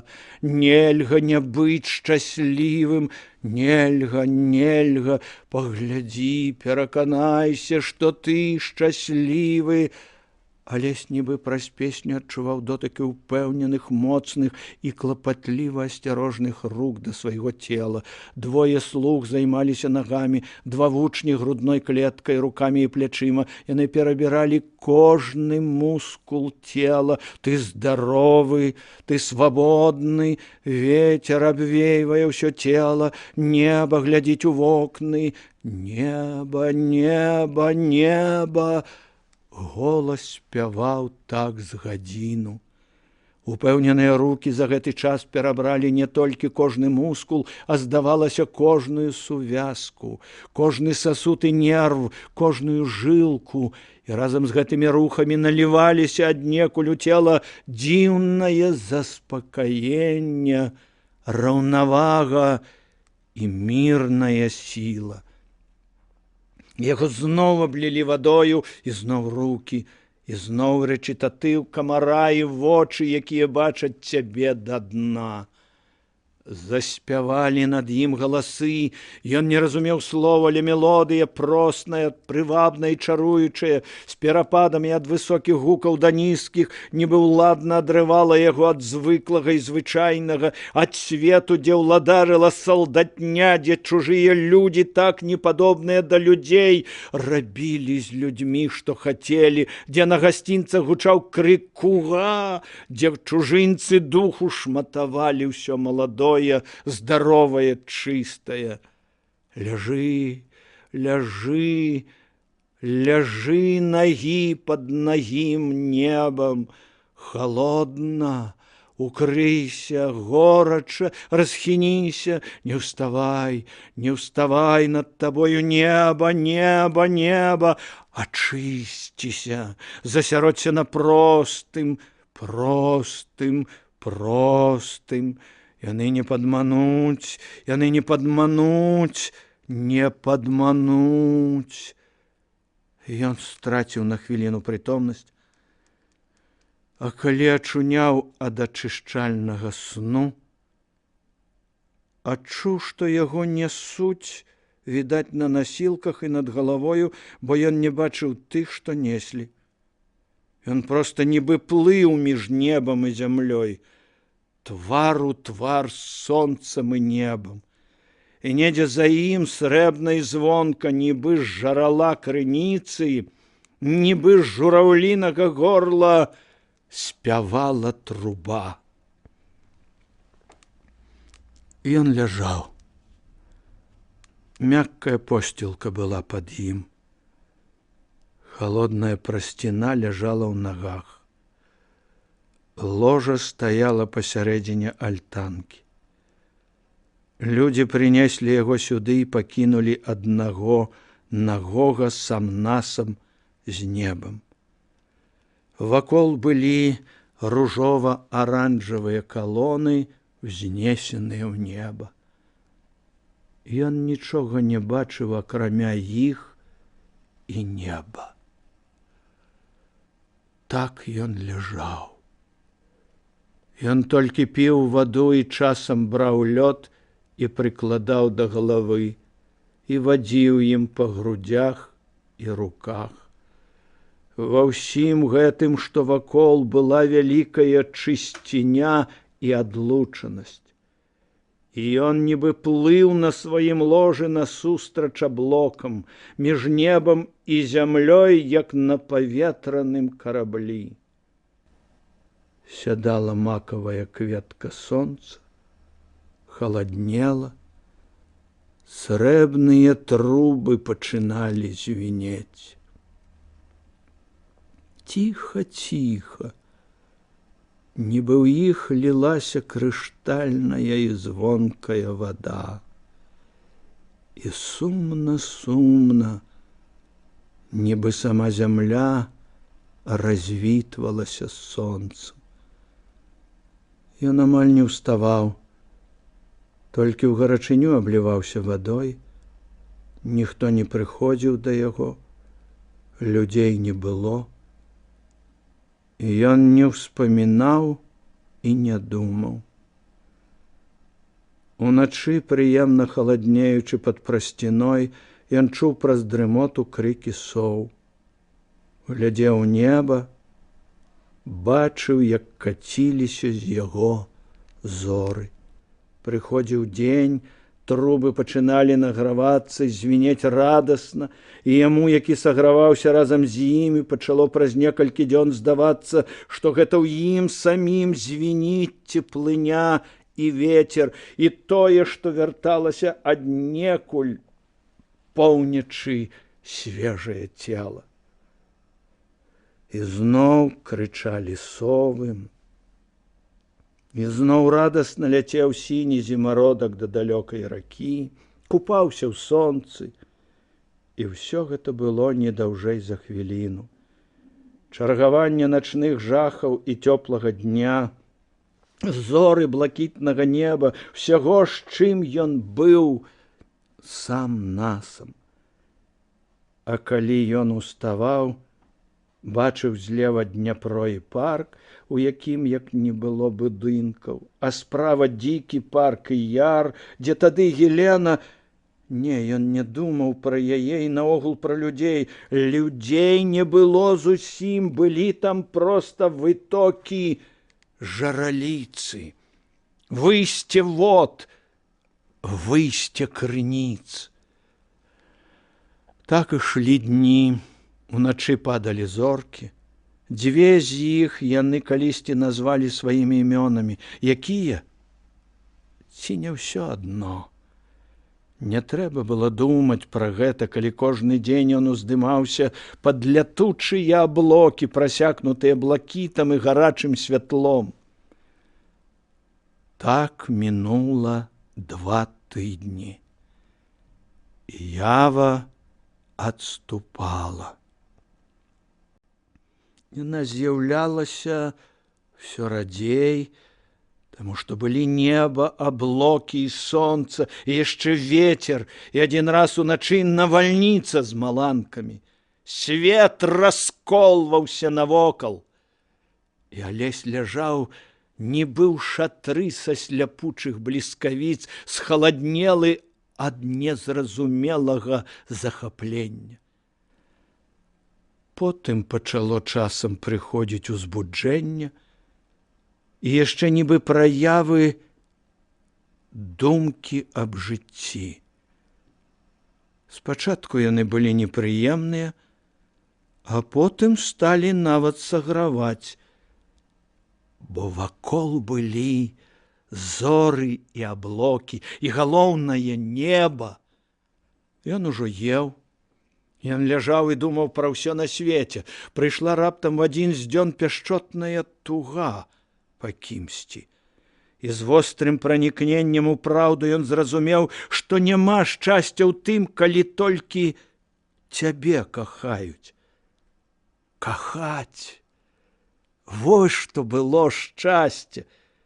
І гэта не толькі з жанчынамі, гэта і ў любові да людзей. Шчасце было аддаваць. Всё аддаваць жанчыне сонцу і ўсім незлічоным чалавечым сусветам, якія жылі і рухаліся вакол. Праявы жыцця наплывалі аднекуль усё часцей. Чырвоны ад промняў захаду дзічка, туман, што збягае з зямлі, і паўсюль белыя коні. Бацька прыкладае да вуснаў рог, сіняе павуцінне ў паветры, тромб на сляпучым пяску арэны. Вочы маці, што ўсміхаюцца яму. Кастусь і ён на кані над стромай, каласы пад сярпом на камені. Кроер, што ўзносіць карбач, чорныя вішні на падвоканні мансарды, крынічка варушыць пясок. Твары кагутоў, аблічча Стафана, галіна дуба, працягнутая між зор, салаўіны пошчак, і зноў Кастусь, і майчына рука, што паказвае на зоры. Зямля, зямля, зямля! Аднойчы ўначы ўсё гэта лінула на яго з такой сілай, што ён закалаціўся ад жалю па страчаным часе і ад прагі дзейнасці. Была ноч. Ён не мог больш ляжаць вось так. Досыць, мінула 3 дні. 3 тыдні, нібы выкінуты з жыцця. Зноў была ноч, ён паспрабаваў стаць, але не здолеў. Праваліўся ў кароткі і моцны сон. Была ўсё тая самая ноч, але з цёмнай зямлі, вакол узнесенай у неба альтанкі, і наколькі магло ахапіць вока, цягнуліся уздзетыя ў маленні рукі. Яны цягнуліся бліжэй і бліжэй, і вышэй, нібы на кожную расціснутую далонь павінна была легчы свая, толькі ёй адной прызначаная зорка. Глухі гул далятаў адусюль, нібы нябачныя людзі наракалі і задыхаліся пад зямлёй. Рукі цягнуліся вышэй і вышэй, крычала зямля. Ён прачнуўся і ўбачыў край узыходзячага сонца. Сонца пералівалася і гуляла над шатамі дрэў. Але голас бязмежнага гора яшчэ ляцеў ад зямлі. І тады ён зрабіў намаганне і устаў насустрач сонцу і, закінуўшыся ў прасціну, пайшоў з альтанкі. Спявалі птушкі, ён ішоў, і крокі рабіліся мацнейшыя і мацнейшыя. Ля алеі насустрач Алесю бег кірдун. Паніч Алеська! Паніч Алеська! І кінуўся яму на грудзі. Боже ж мой, а як жа ж я чакаў! Кожную раніцу Ну, калі гэта, думаю, калі тая хвароба адпусціць? Не пускалі мяне, нікога не пускалі, нават ад Міхалінкі чалавека не пусцілі. Алесь абняў гэтага першага чалавека са зноў здабытага свету. Ну, кінь, Халімоне. Бачыш, все добра, жывы, прагна спытаў. Што там новага? Кірдун зразумеў па гэтым пытанні, што з хваробай все скончана. Трэба было, каб устаў. Прыбягаў хлапец ад Міхаліны. Вяселле скора. Падганяе пан Яраш. Алесь адчуў, як сабралася пад скурай пасвяжэлае цела, вочы звузіліся жорстка. Я сказаў, што хворыя, яе не пушчаюць. Бегчы хацела, захлынаўся халява. Яшчэ што? Сурова спытаў Алесь.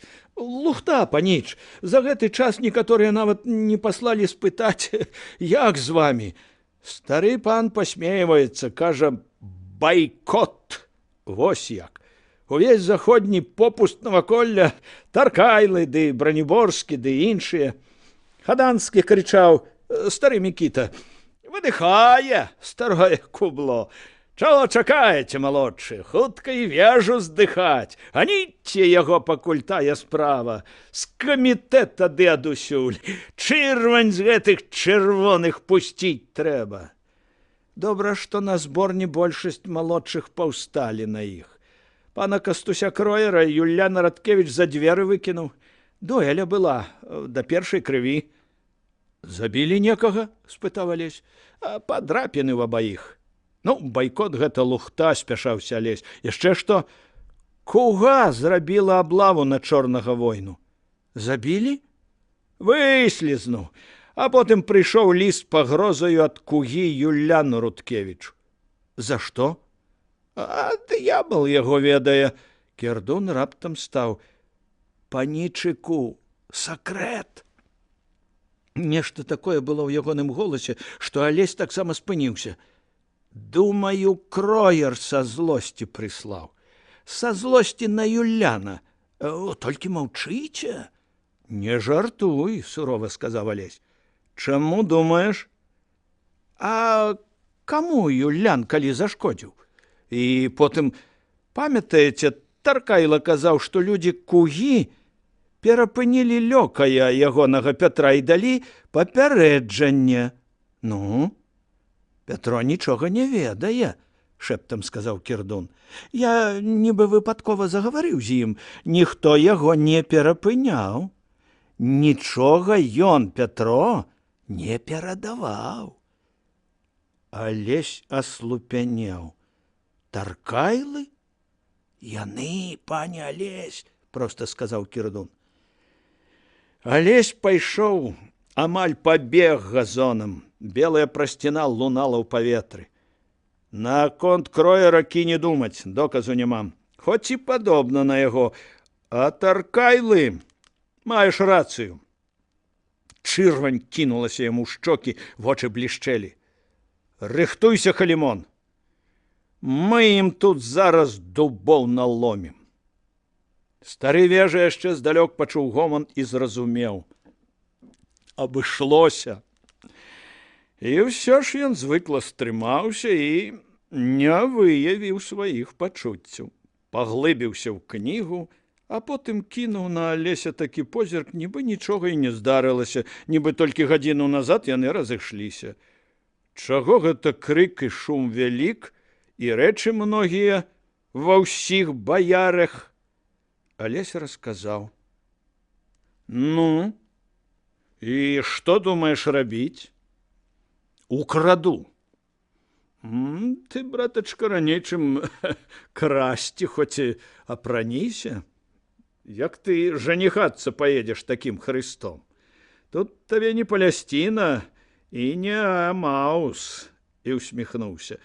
Даль Бог ачуняў, бач ты, як адразу да дзейнасці яго павяло. Ідзеш на шлюб, як на злом галавы? Ну, гэта ўсюды так. А яшчэ што? Таркайлу трэба правучыць. Як? Іранічна спытаў дзед. Двабой. З ім. Па-першае, гэта ўжо не двабой, а тры бой, іх жа двое.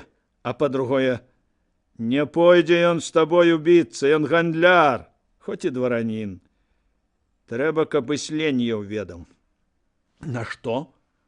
І так яму з намі клопату. Рускія людзі і блізка бяруць да сэрца чужыя беды. А яму іх хапала і сваіх яшчэ з часоў мяцяжу. У справу з Таркайлам старога не цягні. Падумаў, затым сказаў. На Таркайлу нельга глядзець, як на роўнага. Загадай, каб запряглі коней. Упершыню за ўвесь час дзед пераапрануўся ў парадную вопратку. Сядзеў побач з унукам велічны і строгі, маўчаў всю дарогу да дома Таркайлаў. Калі фурманка спынілася, сказаў Алесю: «Чакай мяне тут». Пайшоў у дом. На парозе паспрабавала была ўтрымаць Сабіна. «Брата няма дома, толькі панскі брат. Ён мне і патрэбен». І пайшоў паўз яе. Тодар Таркайлаў бачыў вежу і разгубіўся. Па сполаху ў вачах вежа ўпэўніўся. Ён. То як пановы справы? Якія? Спытаў Таркайла. Пан ведае, якія. Не мне іх яму нагадваць. Я, прабачце, не разумею, дарма. А манастыр, пан Тодар, помніць? Даль Бог жа не. Да, кінуў вежа. Не будзем траціць часу. І ты ведаеш усё, і я. Не мне гэта ўсё дакладняць. І не мне, вядома, на цябе даносіць. Але папярэджваю, Тодар, каб ведаў, на што ўздымаеш руку. Хлопчык мой Алесь, крыўдзіць яго. І цару не дам, а табе і пагатоў. Вы забываецеся? Я не, а вось ты забыўся. Ты ніколі не думаў, чаму твае вексалі Платон Рылаў зведкі на спагнанне не падае? А дарма, падумай. Вексалі тыя ў мяне. Не хацеў я ганьбы чалавеку адной зямлі, двараніну. Трэба табе прыйсці да каго, ужо сам ведаеш, і прасіць дазволу выйсці з гульні. Я не разумею. Кінь. Кінь, кажу. Всё разумееш. З тваім розумам не ў палітыку лезці, толькі ў гароху сядзець. І іншым скажы, вежа іх таксама ведае. І не злітуецца. А таму, калі яшчэ нехта ў загорскім наваколлі хоць раз кугакне, я цябе жабраваць пушчу. Памаўчаў. І гэта яшчэ не ўсё. На месцы манастыра попел. Будзе ён і на месцы вашых дамоў, колькі іх не ёсць. Цярпеў я, дарма атрываў, больш не буду. На тым бывай. Коні беглі мерна, стары маўчаў. І толькі ля павароткі на вежу раптам пачаў гаварыць нібы сам сабе. Лесінг казаў, што трэба заўсёды выбіраць левую руку або імкненні, а не правую або даброты. Вось ты і кіраваўся б гэтым. Ды хіба вас пераканаеш хоць якой мудрасцю? І нелагічна раззлаваўся. А ты, лабідуда, хіба ў нас такія былі? Я б зараз на разведку паехаў для падрыхтоўкі і зандавання глебы і дзеля таго, каб гэны візіт не быў такі самы малаздавальняючы, як першы. Сціснуў кій. Я Раўбічаву дачку жывою звёз. Павянчаўся. Царква моя ў мілым. Этого смердючага племя папоў бліжэй, чым на 7 вёрст не цярплю, але на такі выпадак нічога. Частка 11.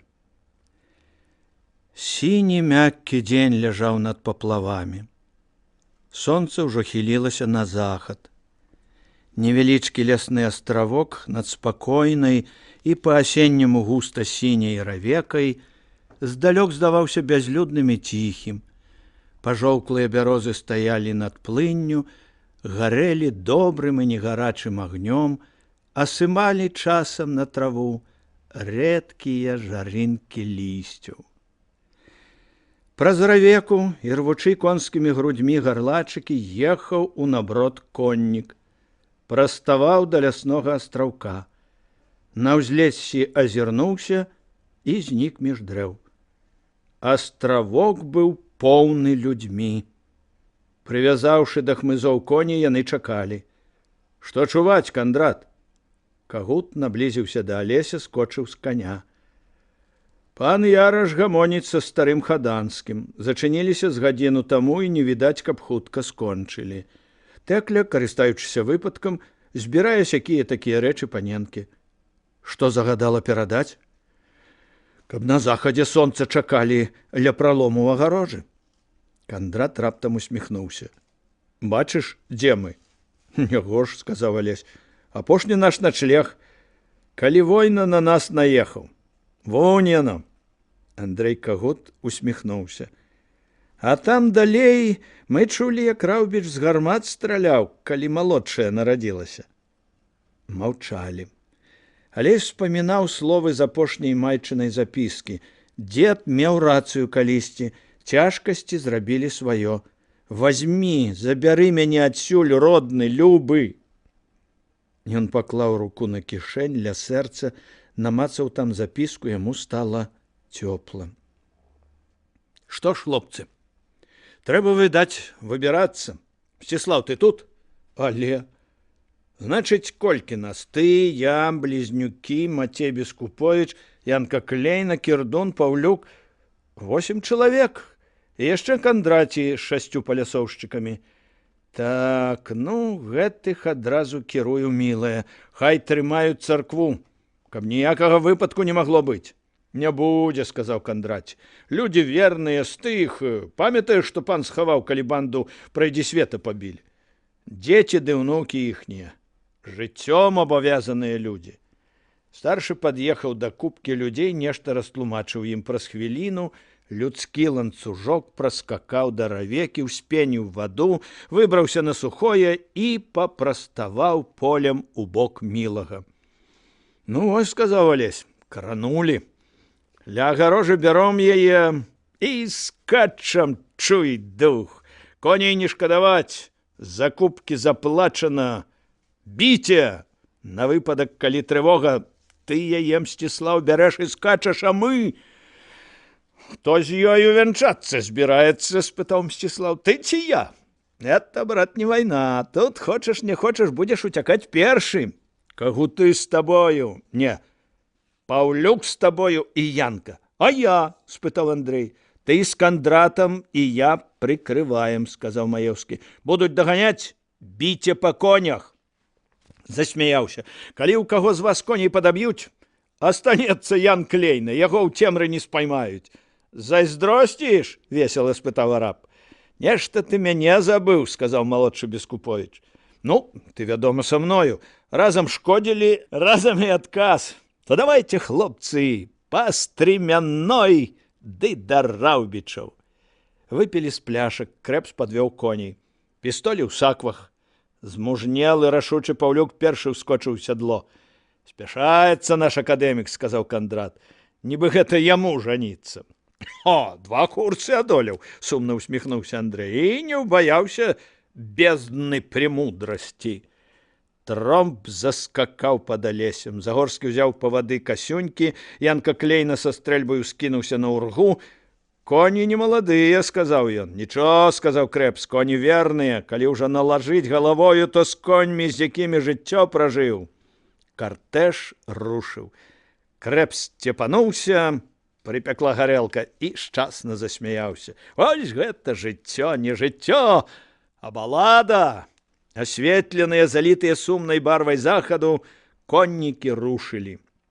З тупою, каб перадчасна не стаміць коней, хаваючыся, дзе можна ў ярах, мінулі паплавы. Збуджэнне ўзрастала. Калі пад'язджалі да паркавай агарожы, Андрэй забыўся да таго, што знянацку для самога сябе зацягнуў. Ой жа вы, коні, коні, коні, ночка цёмная. Кандрат даў яму ў каршэль. Алесь адчуваў, што баіцца ў гэтай кампаніі, відаць, толькі адзін ён. І не за сябе, а за тое, што можа сарвацца. А ўсе астатнія нібы п'яныя, ім лёгка. Сарвецца справа і ўсё. У горшым выпадку шыю скруцяць, упаўшы з каня. А як быць яму, Алесю? Ён згаджаўся, аднак, што яны маюць рацыю. На іхнім месцы ён ехаў бы, як п'яны. Алесь. Ён зірнуў праз краты ў парке, убачыў яе.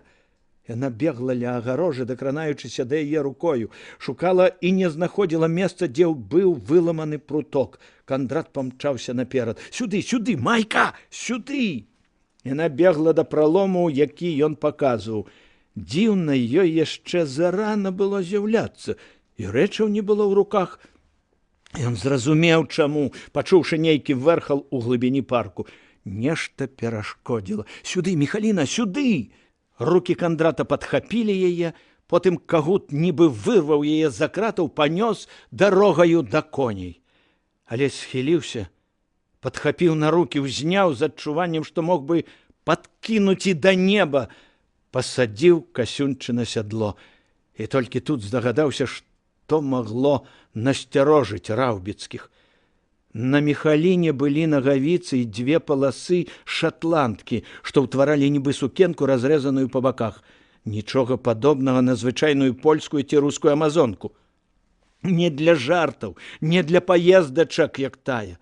Сапраўдны строй для скачкі не на жыццё, а на смерць, на злом галавы. Наважылася на ўсё, насцеражыла ўсіх. Дурнічка, дурнічка мая! Паркам беглі да агароджы нейкія людзі. Ён не бачыў паўцемры, якая ўжо стаяла між дрэў. Хто? Ходу, ходу, хлопцы! Хрыпла сказаў ён. Коні рванулі з месца, закурэў пыл, пацягнуўся ўсё даўжэйшым і даўжэйшым хвастом. Пошчак падкоў пралунаў халаднаватым вячэрнім паветры. Сядала за даляглядам злева вялізнае халоднае сонца. Амаль стоячы ў страмёнах, схіліўшыся, адарваўшы цела ад высокай лукі сядла, яны імчалі ў сутонне шалёным намётам, калі не звяртаюць увагі, што на дарозе, што навакол. Царква ў Мілым была храмам-крэпасцю. Іншых тут бадай што і не будавалі 400-500 год назад. Вялізны прастакутнік з мурамі ў 2 сажні таўшчынёй, з круглымі вежамі на кожным рагу. Вокны байніцы толькі на вышыні 4-го паверха, у 3 ярусы, для ніжняга, сярэдняга і верхняга бою. Крутыя стрэхі са свінцовай чарапіцы, нізкія дзверы, акутыя жалезам, з кратамі, што падаюць са скляпення на каменную падлогу. Вакол роў. Царква ўзвышалася над усім наваколлем, і калі кавалькада ўзляцела да муроў, людзі ўбачылі недзе далёка-далёка вёрст за 10 і ля раўбічаў дробныя бліскаўкі паходняў. Алесь зняў Міхаліну з коня. Крэпс, бярыце коней і ганіце з імі ў вежу. Мсціслаў паказаў на бліскаўкі. Не губляйце часу, давайце, Крэпс, хутчэй. Калі возьмуцца страляць, хай вежа ведае, здавацца не будзем, хоць бы яны сюды полк прывялі. Давайце ў царкву, сказаў Мсціслаў. Завалілі за сабою дзверы. Царкве ўсё было прыгатавана. Поп, вядома, не мог ухваляць гэтых богаабрыдных уцёкаў, але звязвацца са старым панам баяўся яшчэ больш.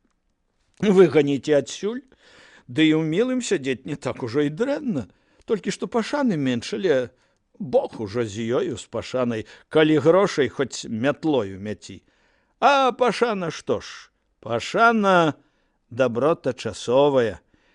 Алесь не мог нават уявіць, што ўсё гэта адбываецца з ім, што гэта для яго гучаць галасы пеўчых, што гэта для яго ляжаць на аналоі крыж і Евангелля, што сябры сышліся тут таксама для яго і на гулянку, і на смерць, якая вось-вось можа прыскакаць да гэтых муроў.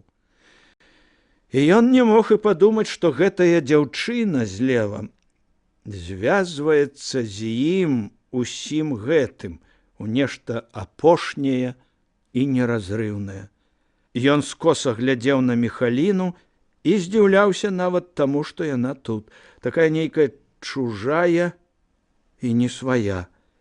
Вялікае шчасце, што Мсціслаў паклапаціўся аб уборы, ведаў, што магла нічога не паспець узяць. Дзіўна, як чужая яна стаяла побач з ім. І гэты водбліск свечкі, што дае ёй у руку поп. Адразу за гэтай думкай ён адчуў пякучы сорам. Здрадай гэта можна было назваць, вось чым. І ўсё ж гэты пярсцёнак, што зараз знялі з прастола, трэба што, абмяняцца ім? Тройчы?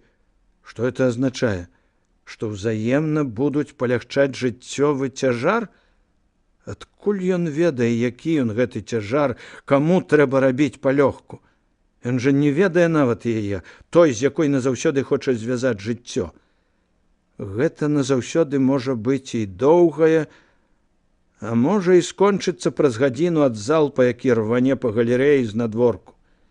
І аднак ён ведаў, чым рызыкаваў, ідучы сюды. Голас папа замілаваны. Ён уздымае вочы ўгору, але зноў пакасіўся на яе, на вуснах блукае усмешка. Агеньчыкі свечак адбіваюцца ў шырокіх і сініх, як марская вада, вачах. Халоднае золата старога вянца лягло на лоб. Старая рэліквія загоршчынскай царквы. Не менш як 30 пакаленняў адчугалі яго. Вось так, лобам. Суровыя твары сяброў былі каля сцены вакол, і між іх побач з ім стаяла яна, гатовая на ўсё. «Пане Божа наш, славаю і гонарам вянчая!» пралунала. Чаша з віном ля вуснуў, і вось яе рука ў ягонай руцэ. Невядома адкуль з'явілася раптам радасць. Толькі адзін дотык рукі вярнуў яе, і цяпер ужо назаўсёды. Назаўсёды, назаўсёды. Ён паўтараў гэтае слова як клятву. Абкружылі сябры, пайшлі ў іх атачэнні да прыступак, на хоры ўзняліся амаль на палову вінтавых сходаў, калі знізу ад дзвярэй даляцеў поўны гулкі, бо ў бочку гук ударылі чымсьці цяжкім. З вышыні галерэі яны ўбачылі паплямаваны паходнямі поплаў і коннікаў. Чалавек 50. Ля самых дзвярэй у царкву стаяў дзіўна кароткі з вышыні Франц Раўбіч. Трохі далей ля коней стаялі малады і стары хаданскія. Яшчэ далей Раўбічава шляхта, Браніборскі, яшчэ людзі, мнішак. Апошні сустрэўся вачыма з вачыма Янкі Клейны, крэкнуў і, махнуўшы рукою, павёў каня з паплаўца. Астатнія стаялі. «Адчыні!» – сказаў бляднейшы, чым заўсёды, Франц. «Што табе трэба, Франц?» – спытаў Алесь. «Злодзей!» – сціснутым голасам сказаў Франц. Магчыма, ён і не сказаў бы гэта, каб не пёк сорам перад хаданскімі. «Злодзей цяпер ты!» – спакойна сказаў Алесь. «Тут няма цяпер майкі, Раўбіч. Тут ёсць моя жонка перад Богам і людзьмі, Міхаліна Загорская. Я раю табе лепей ехаць дадому, Франц. Мы можам сустрэцца потым, калі хочаш». Франц развёў рукамі. «Відаць, досыць», – сказаў ён. «Давайце бярвенні, людзі!» «Не рабі гэтага», – сказаў Алесь. «Не рабі таго, аб чым пашкадуеш. Я люблю цябе, браце. Ты сапраўды цяпер мой брат. Не я завёў тую свару. Я заўсёды хацеў, каб быў мір. Нам абрыдла, што з-за дурной спрэчкі гінуць лепшыя нашы гады. І таму я вымушаны быў пайсці на гэта, хоць я вельмі шкадую, Франц. І я прашу твайго даравання. Раўбіч, здаецца, не ведаў, што яму казаць. Бач, запяяў, сказаў Ілля Хаданскі. Я не баязлівец, Франц, ты ведаеш. Я проста хачу міру, не крыўдзь сваёй сястры, а маёй жонкі. Досыць, Франц, сказаў стары Хаданскі. Ты можаш ісці. За крыўды адплацім мы. Як? Спытаў Франц. Яна зробіцца ўдавой Загорскага, не паспеўшы зрабіцца жонкай. Але змрочна кінуў. Я не хачу і тваёй крыві. А ты, Франц, запамятай, чтоб не здарылася, я ніколі не стану страляць у цябе. Мне дарагая моя жонка. А калі стрэлю я? Спытаў Франц. Алесь паціснуў плячыма. Не прыніжайся! Раўнуў раптам Мсціслаў. Я не прыніжаюся, ты бачыш. Мы яму не дамо расстрэльваць цябе, пачырванеў Паўлюк. Я буду страляць, чуеш, я! Чуеш, Франц, сказаў Алесь, магчыма, яны, але не я. Адчыні, сказаў Раўбіч. Я не заўдавай ганьбы. Я не магу гэтага зрабіць, спакойна сказаў Алесь. Я не веру вунь тым. Я схіліў на гэтую справу сяброў і адказваю за іхняе жыццё і бяспеку. Франц адышоў прэч ад царквы. Нешта горача казаў яму Ілля Хаданскі. Раўбіч ашчаперыў рукамі галаву, Хаданскі казаў далей. Франц ківаў галавою, потым глыбока ўздыхнуў і агледзеў вежы і гульбішча царквы. Франц, сказаў Алесь, адумайся, пакуль не позна. Замест адказу пралунаў стрэл з кубкі дваран ля старого Хаданскага, паляцела грубая жоўтая тынкоўка ля галавы Алеся, у адказ галерэя залапатала нягучнымі стрэламі. Людзі, людзі, адумайцеся! Гарлаў Алесь. Што вы робіце, людзі? Замалаціла свінцовым бобам па свінцовых чарапіцах над галавой. Мсціслаў сунуў Алесевы рукі стрэльбу. Бі, бі, не крычы! Яны гэта не так зразумеюць.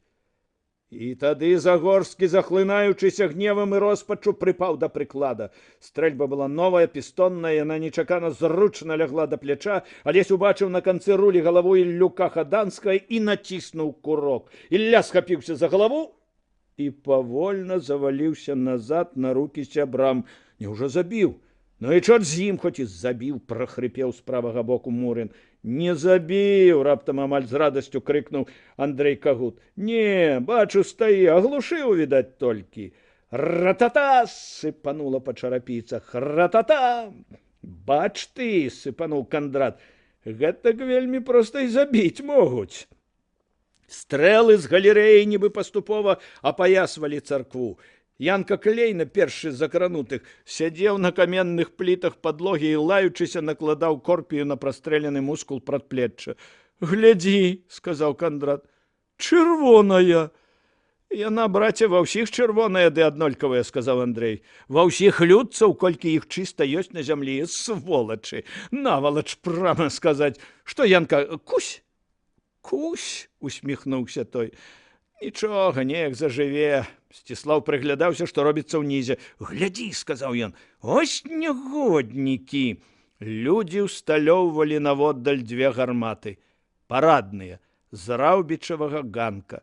Алесь адчуў холад у пазваночніку. Холад пракаціўся некуды ўніз і знік у нагах. Гэта калі не пацэліўшы ў галаву патрапіць, сказаў Кірдун, то, пэўна, дзірка будзе з палац пана вежы. Запанавала маўчанне. Потым стары Кандраці павольна перажагнаўся. Гарматы, сказаў адзін з палясоўшчыкаў. Кандрат Кагут абвёў усіх вачыма. Мы народ сур'ёзны, сказаў ён. Жартаваць не любім. Са свістам хвастанула па балюстрадзе і даху карцеч. До жартаў, хлопцы, сказаў Мсціслаў. Біце па гарматах, іначай жывыя не выйдзем. Алесь высунуў галаву, Ілля Хаданскі падносіў шматок зыркага пакулля да запальніка. На галаве ў Іллі бялела павязка. І раптам нешта здарылася. Чыясьці рука выхапіла кнот з рукі ў графа. Той паспрабаваў быў перахапіць яго назад, і тады тая самая рука гучна прыпячаталася да шчакі маладога чалавека. «Чакайце, хлопцы», — непаразумела сказаў Мсціслаў. «Не страляць! Баба!» Сапраўды, між людзей, што трымалі аблогу, рухаліся дзве жаночыя постаці. «Дамоў!» — сказала жанчына голасам Надзеі Клейны. «Я раю бы ісці дамоў вам, пані Надзея». «Ідзі дамоў, Франц», — паўтарыла Клейна. «Там зараз адна ядвінька, яна баіцца. Нават лекара яшчэ няма. Паслалі ў вежу. Это на што? Маўчы. Хадзем, Авеліна». Клейна ўзяла Раўбітчава пад руку і рушыла з ёю да царквы. «Эй», — сказала яна, — «кідай зброю». «Янка, это ты там, паршывец?» «Кідай зброю, кажу». Янка крэкнуў. «Мужики», — сказала Клейна, — «вайны ім пільна не хапала. Жонкам ды маткам варта было б за вас узяцца. Ды каб кожная па галаве знянацку дала, каб аж Маскву бачылі. А ну, кідай зброю! Хто там галоўны? Загорскі малады? А ну, вставай! Яны страляць не будуць. Ды Міхаліну сюды, скура б на ёй так гарэла». Паўлюк і Андрэй пабеглі па майку, прывялі. «Ты што ж гэта нарабіла, га?» — спытала ваяўніца. «Бачыш, маці ледь на нагах трымаецца. Канчай вайну, Міхаліна». «Што?» — сказала ледь жывая ад сораму майка. «Дрэнныя справы, доня. З тваім бацькам удар». Склала рукі. «Міхаліна, сыдзі. Богам клянуся, ніхто не зачэпіць. Іначай Францу давядзецца ў маці страляць і іншым у жанчыну. Сыдзі, дзетухна. Зробім выгляд, што памылковая трывога. Можа, яму і жыць нядоўга». Майка глядзела на Алеся. «Не ведаю, Міхаліна». «Алесь», — сказала Клейна, — «не ўпірайся. З'едзеш адсюль месяца на 2 далей ад улад, пакуль мы тут будзем кругавую паруку трымаць. Вернешся, пан Яраш ачуняе. А тады слова табе даю, сама яе прывяду». Алесь глядзеў у зямлю. «Алесь», — сказала майка. «Ідзі», — сказаў ён. «Я пачакаю. Я цябе заўсёды буду чакаць. Я таксама буду чакаць, Алесь». Яна рушыла па прыступках уніз. Зніклі ногі, грудзі, плечы, галава ўскінула на яго вялікія вочы і сумна схілілася. Ляснулі ўнізе завалы, потым майка з'явілася побач з Клейнай, і тая паклала ёй на плячо руку. Франц зрабіў быў крок да іх. «Адкасніся», — сказала Клейна. «Яна мая, пакуль мужу ў рукі не перадам». Частка 12. Алесь ішоў вуліцамі Масквы.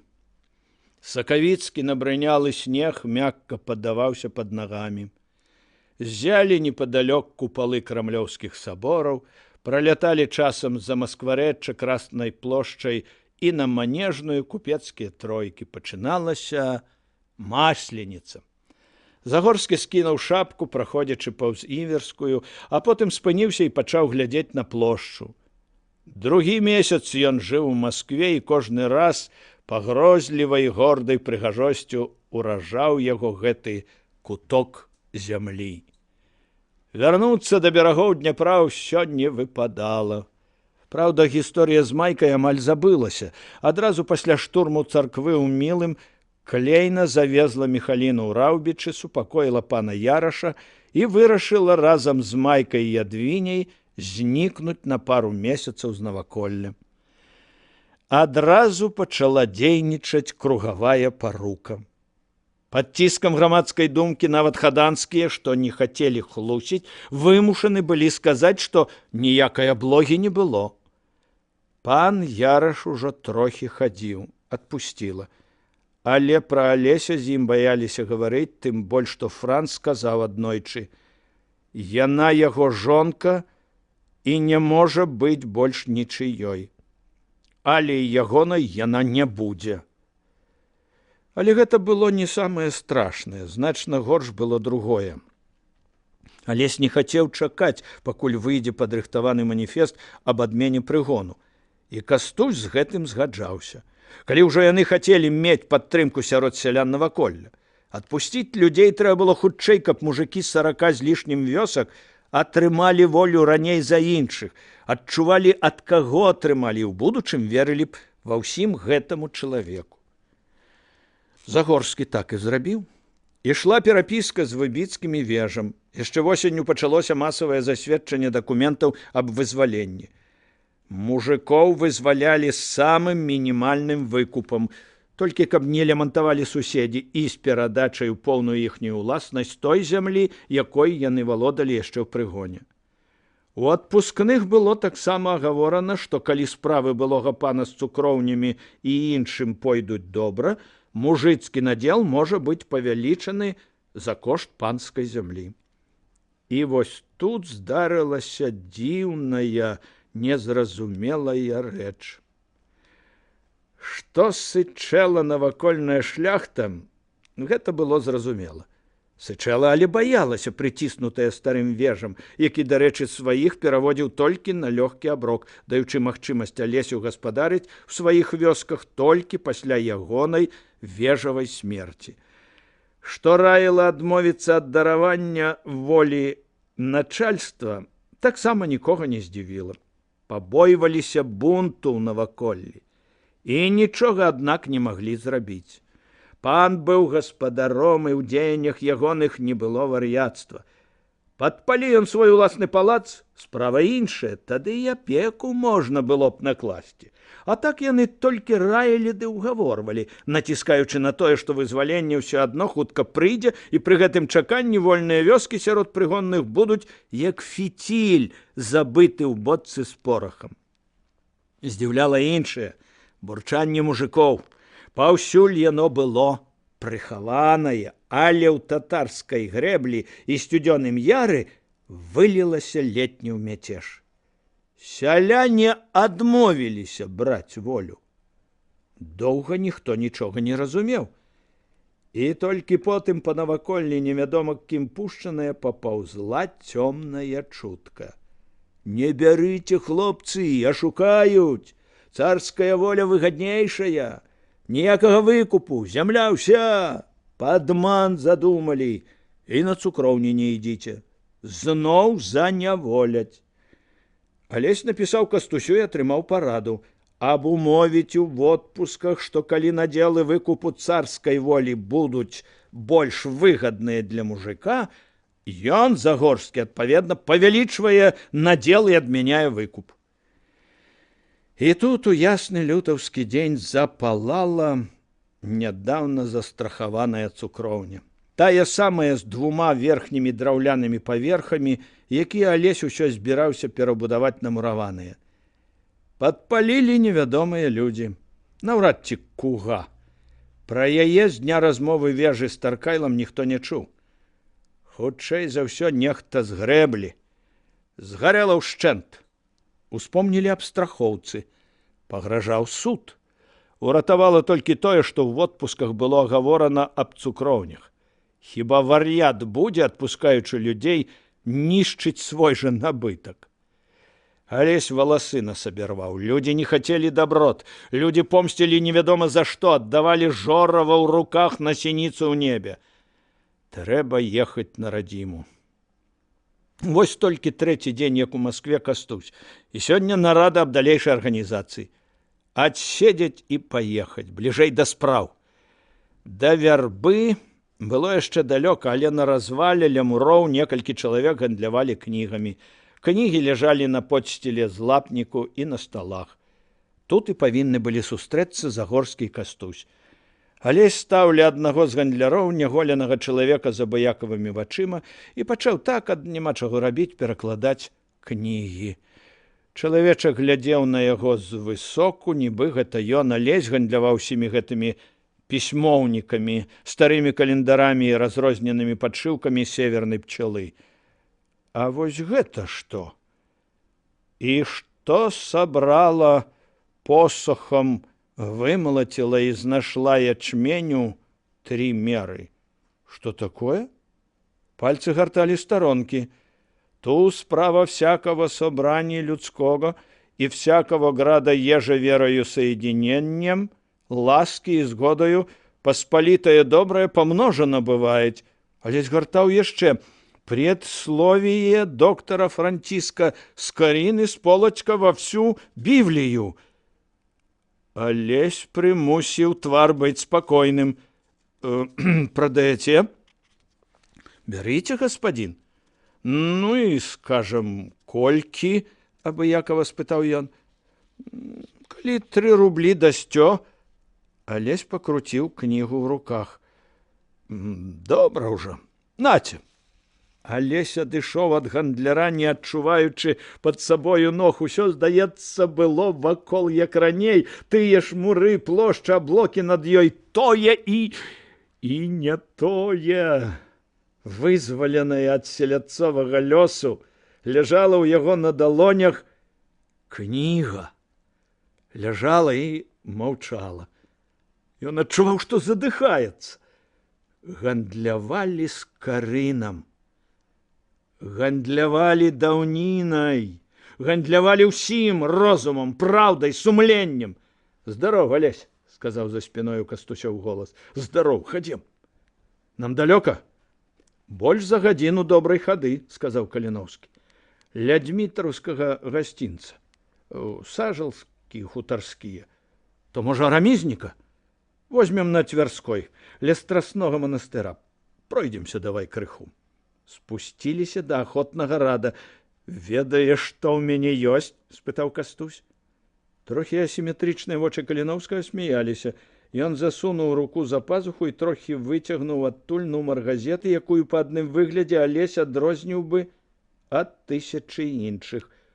Колакал за 18 лютага. Свеженькі лічы. У ім першы такі за ўвесь час заклік да паўстання. Хто? Невядомы. Подпіс «Русский человек». З Лондона? Не, адсюль. Ліст з рускай правінцыі. Магчыма, нейкі хлопец накшталт Волгіна. Як піша? Наша становішча жахлівае, нестерпнае. Сурова і ціха на памяць шапатеў Кастусь. І толькі сякера можа нас уратаваць, і нішто, акрамя сякеры, не дапаможа. Да сякеры клічце Русь. Вот так, грамадзянин нігіліст Загорскі. Зразумела? Становішча сапраўды нестерпнае, сказаў Алесь. Ён мае рацыю. Як думаеш, будзе рэформа падманам? Яна нічым іншым быць не можа, Алеська. Лаялі Растоўцева, а як здох, то, выяўляецца, ён яшчэ нічога быў. Это ў нас заўсёды так. Явился Бирюков, за ним вослед Красовский. Ну, право, их умней покойный был Тимковский. Чуешь, что панин на посаде Ростовцева выкидывая? Конікі якія? Ну, ось, тады пачнем, калі зразумеюць падман. Раней мужика на бунт не ўзняць, а без яго мы пералёты на корані адсохлыя. Ішлі моўчкі. А ў цябе што? Заўважыў Кастусь. Загорскі моўчкі працягнуў яму кнігу. Кастусь зірнуў. На хвіліну ў яго задрыжалі вусны. Першая наша ластаўка, сказаў Алесь. Бедная. Не, сказаў Каліноўскі, не бедная. Ён асцярожна, азірнуўшыся, выцягнуў газету і, расхінуўшы кнігу, паклаў танюткія аркушы ў сярэдзіну тома. Загарнуў. Хай ляжыць. Тут ёй і месца. А што, сказаў Алесь, ад першага славянскага водціску і аж да гэтага. Братка ты мой, які доўгі шлях. Пэўна, яшчэ не канец яму. Кастусь засунуў кнігу за пазуху Загорскаму. Пэўна ж не канец.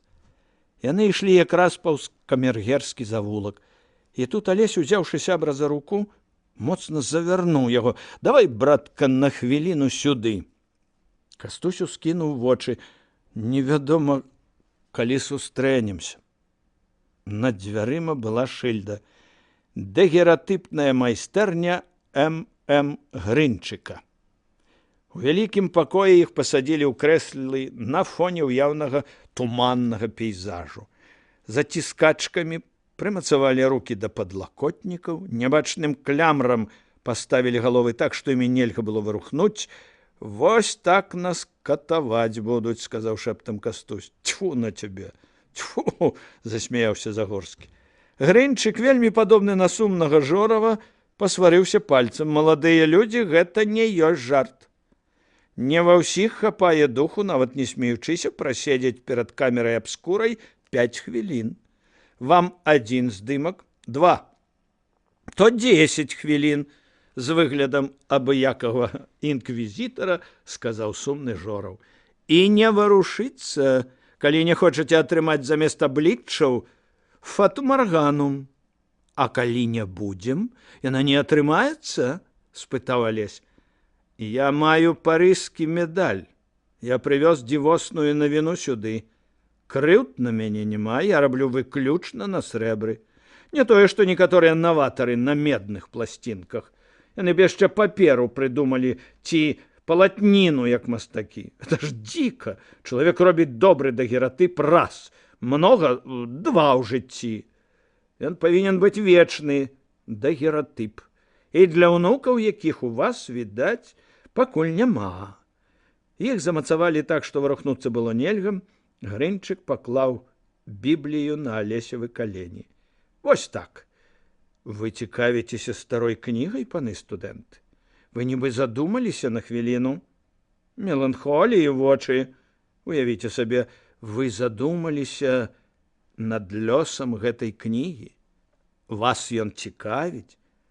Уявіце сабе, ён нас сапраўды цікавіць», — сказаў Кастусь. «Тым лепш, не міргайце». Засычэў калільны ліхтар. Срэбная сетачка пачала ліць проста ў вочы нясцерпнае святло. Калі яны ўрэшце выйшлі на вуліцу, рэзала ў вачах. Расціраючы здранцвелыя мускулы шыі, Кастусь зарагатаў. «Як ты скажаш, шыбеніцы знялі? Вось, пэўна, боўдзелы атрымаюцца. Жах! Вочы спыніліся, твары ненатуральныя. Нічога. Для ўнукаў сойдзе. Мяркую, аднак нічога не атрымаецца. Бачыў я дагератыпы.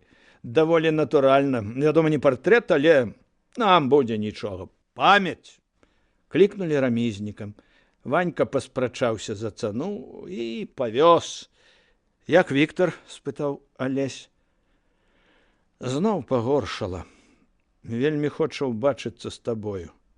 «Хай бярэ ў мяне грошы і едзе», — злосна адказаў Алесь. Ну, ці на Мадейру, ці ў Італію». «Бадай твая праўда. Грошы заўтра ж пашлем». Алесь засмуціўся і не хацеў, каб гэта заўважылі. Перавёў размову на другое. «Людвік Звяждоўскі дзе?» «У Вільні. Распачаў работу там». «Трэба яму звязацца з маім Вацлавам. У яго шмат сяброў сярод моладзі». Ванька цікнуў быў на іх, пачуўшы незнаёмую мову, і зноў звяў, нібы заснуў на козлах. «А Валеры?» «Інспектар егерскага вучылішча ў Саколцы». «Это што, назнарок Гродзеншчына? Трэба і там камусьці быць. Дамброўскі як? Па-ранейшаму в акадэміі, ён жа малодшы». Праз акно былі відаць голыя дрэвы, рэдкія домікі далёкай ускраіны, люстра 2 невялікіх авальных ставоў. За сталамі сядзелі хлопцы з маскоўскага зямляцтва, 4. Ні з кім з іх Каліноўскі Алеся не пазнаёміў, і па адным гэтым было відаць, якая сур'ёзная пачыналася справа. Нехта сціснуў далонямі Алесевы скроні, не даючы павярнуць галавы. Загорскі ўсё ж выкруціўся. «Сашка! Сашка, дружа!» Сашка Волгін стаяў за ягоным крэслам і ўсміхаўся на поўны рот. Ну, брат, суцешыў. Даўно гэта пачалося? Шэптам спытаў Сашка. Даўно. Цяпер мяркуюць аб метадах. Метады звычайныя, сказаў Сашка. Узяць гэтых старых тупіц за гардзёлку ды абрук галавой. Дакіраваліся. Горшыя ўладары, чым паўсюль на свеце. Паскудзяць рускае імя. Алесь ціха засмяяўся. Брат, наконт нас з вамі ў майго дзеда добрая прыказка-байка. Яны гаварылі шэптам, баяліся перашкодзіць іншым. Бог дзяліў між народамі землі. Адным тое, другім тое, прыйшлі беларусы. Вельмі ж пану Богу спадабаліся. Ён і пачаў нас надзяляць. Рэкі вам даю поўныя, пушчы нямераныя, азёры нялічаныя. Спёкі ў вас ніколі не будзе, але і холаду пагатоў. Зажэрціся на багатай зямлі не дам, каб былі вы ўвішныя, кемлівыя, працавітыя, але і голаду ў вас ніколі не будзе. Наадварот, у голад шмат багацейшыя людзі будуць да вас прыходзіць. Не ўродзіць хлеб, то ўродзіць бульба. А яшчэ звяры і дзічына ў пушчах чародамі, рыбы ў рэках касякамі, пчолы ў борцах мільёнамі, а травы, як чай. Не будзе голаду. Жанчыны ў вас будуць прыгожыя, дзеці дужыя, сады багатыя, грыбоў ды ягад заваліся. Людзі вы будзеце таленавітыя, на музыку, песні, вершы здатныя. На дойлідства таксама, і будзеце вы жыць ды пажываць, ну, як... Тут яго Мікола ў бок штурхае. Пане Божа, ды вы падумайце, это ж вы ім рай аддаяцё. Это ж вы, Божа мой, ды яны пры іхняй языкатасці туды з сапраўднага раю ўсіх перавабяць. Яны ж языком менцяць, дай Бог нам з вамі. Бог падумаў, крэкнуў, але назад адбіраць не будзеш. Сапраўды, ёсць ужо яна, зямля.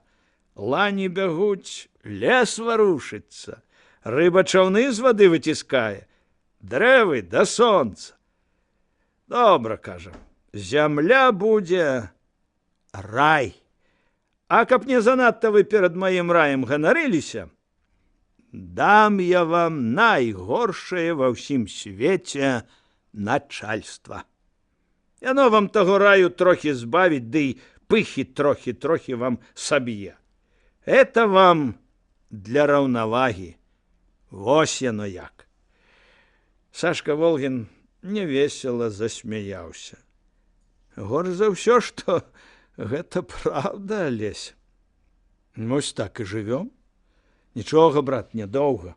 Ты што робіш? У мяне, браце, рускі сектор. Найболей афіцеры, ёсць і студэнты. Много?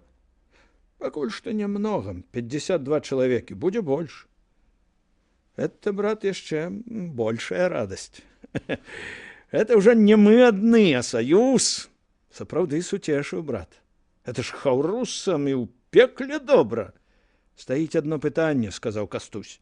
Што будзем рабіць далей? Колькі можна чакаць? Вось вы з Магілёўшчыны, якое у вас становішча з сялянскай справай?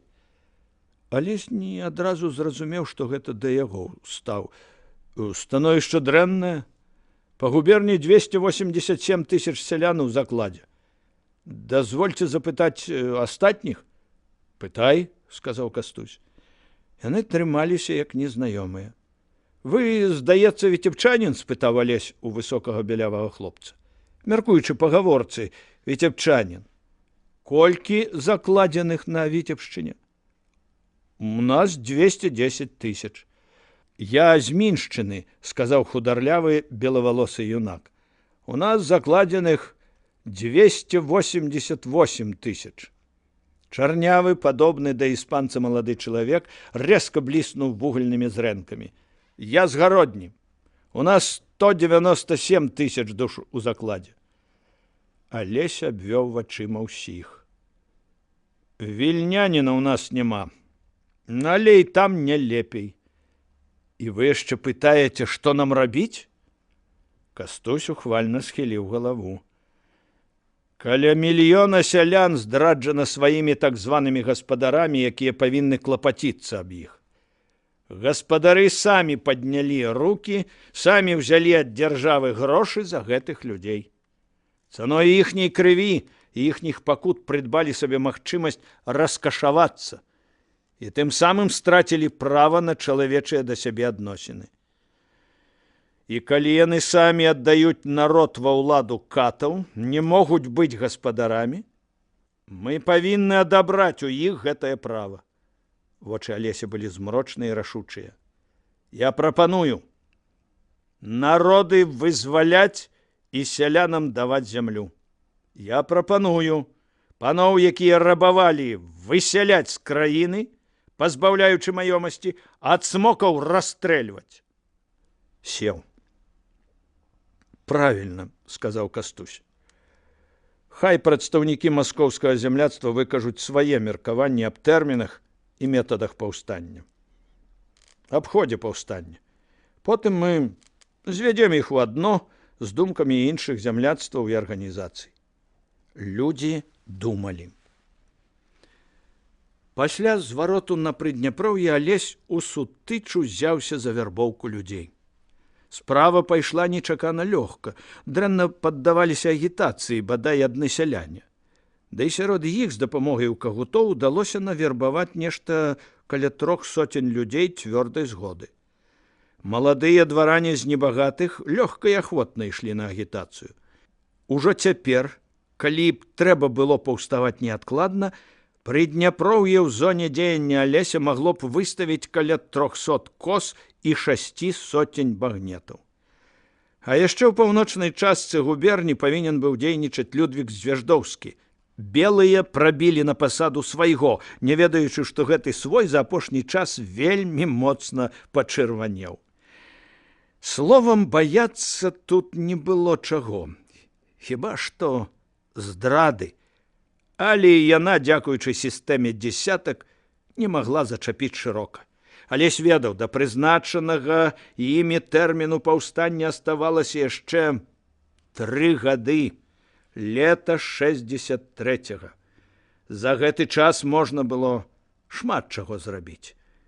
А калі рэформа расчаруе людзей, тыя, якім ён даў зямлю, ўжо цяпер таксама возьмуцца за косы. Да чэрвеня перавод сялян у вольны стан быў амаль скончаны. Тысячы былых яго мужикоў былі вольныя. Дадатковы парахавы зарад. Гэты год быў светлы год. Здавалася, што пачынаецца зноў вясна народаў. Свежы вецер лунаў над светам. У Амерыцы паўночныя фермеры са стрэльбамі ішлі на рабаўласнікаў, і хоць даводзілася ім цяжка, людзі спадзяваліся на іх і верылі іхняй мужнасці. У канцы красавіка Гарыбальдзі з 1000 адчайных і смелых людзей высадзіўся ў Сіцыліі, бо там зырка шугала паўстанне супраць неапалітанскіх бурбонаў. Абрастаючы людзьмі, бесперапынна перамагаючы, 1000 рухалася, рабілася многімі тысячамі, выкідала ворагаў з гарадоў і вёсак. У тым жа самым годзе змагар вызваліў каралеўства абедзвюх Сіцылій. Чакаў паход на Рым. Падзелена яшчэ з юстыніянавых часоў, расшматаваная на часці, залітая крывёй Італія, вставала адзінай, падымаючыся на ўвесь свой вялізны рост.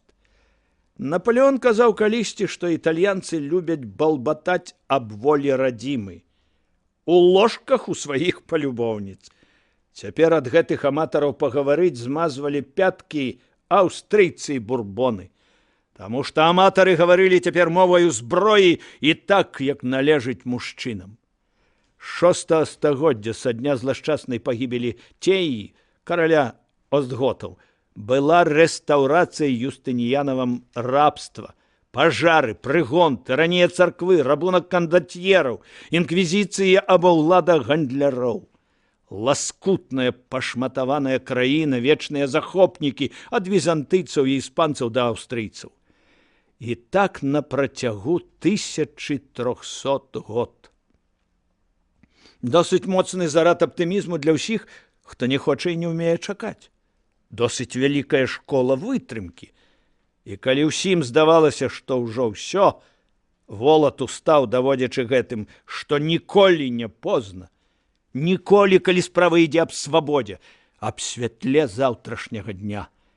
У юнакоў гарэлі вочы, калі яны глядзелі на захад. У іх трапяталі ноздры, што лавілі ветер свабоды. Жыць, жыць, ваяваць за волю, знішчаць прыгон, ваяваць за права, за шчасце, за бацькаўшчыну. Сціслаў Маеўскі ехаў верхам азярышча. Трэба было ўбачыць кагутоў, пагаварыць аб сім тым, а галоўным чынам сустрэцца з Яняй. Хлопец сам здзіўляўся, чаму яго так цягне да гэтай дзяўчынкі. А калі зразумеў, было позна. Паспрабаваў сам сябе ўгаварыць, што гэта звычайная романтычная гісторыя ў духу «Здравствуй, добрая дева, не откажи запечатлеть на твоем невинном челе братский поцелуй, ибо и крестьянки любить умеют под сенью дерев пляша». Нічога не дапамагала. Ну і чорт з вами, ну і злуйцеся, а я ўсё адно буду там бываць. Мне прыемна.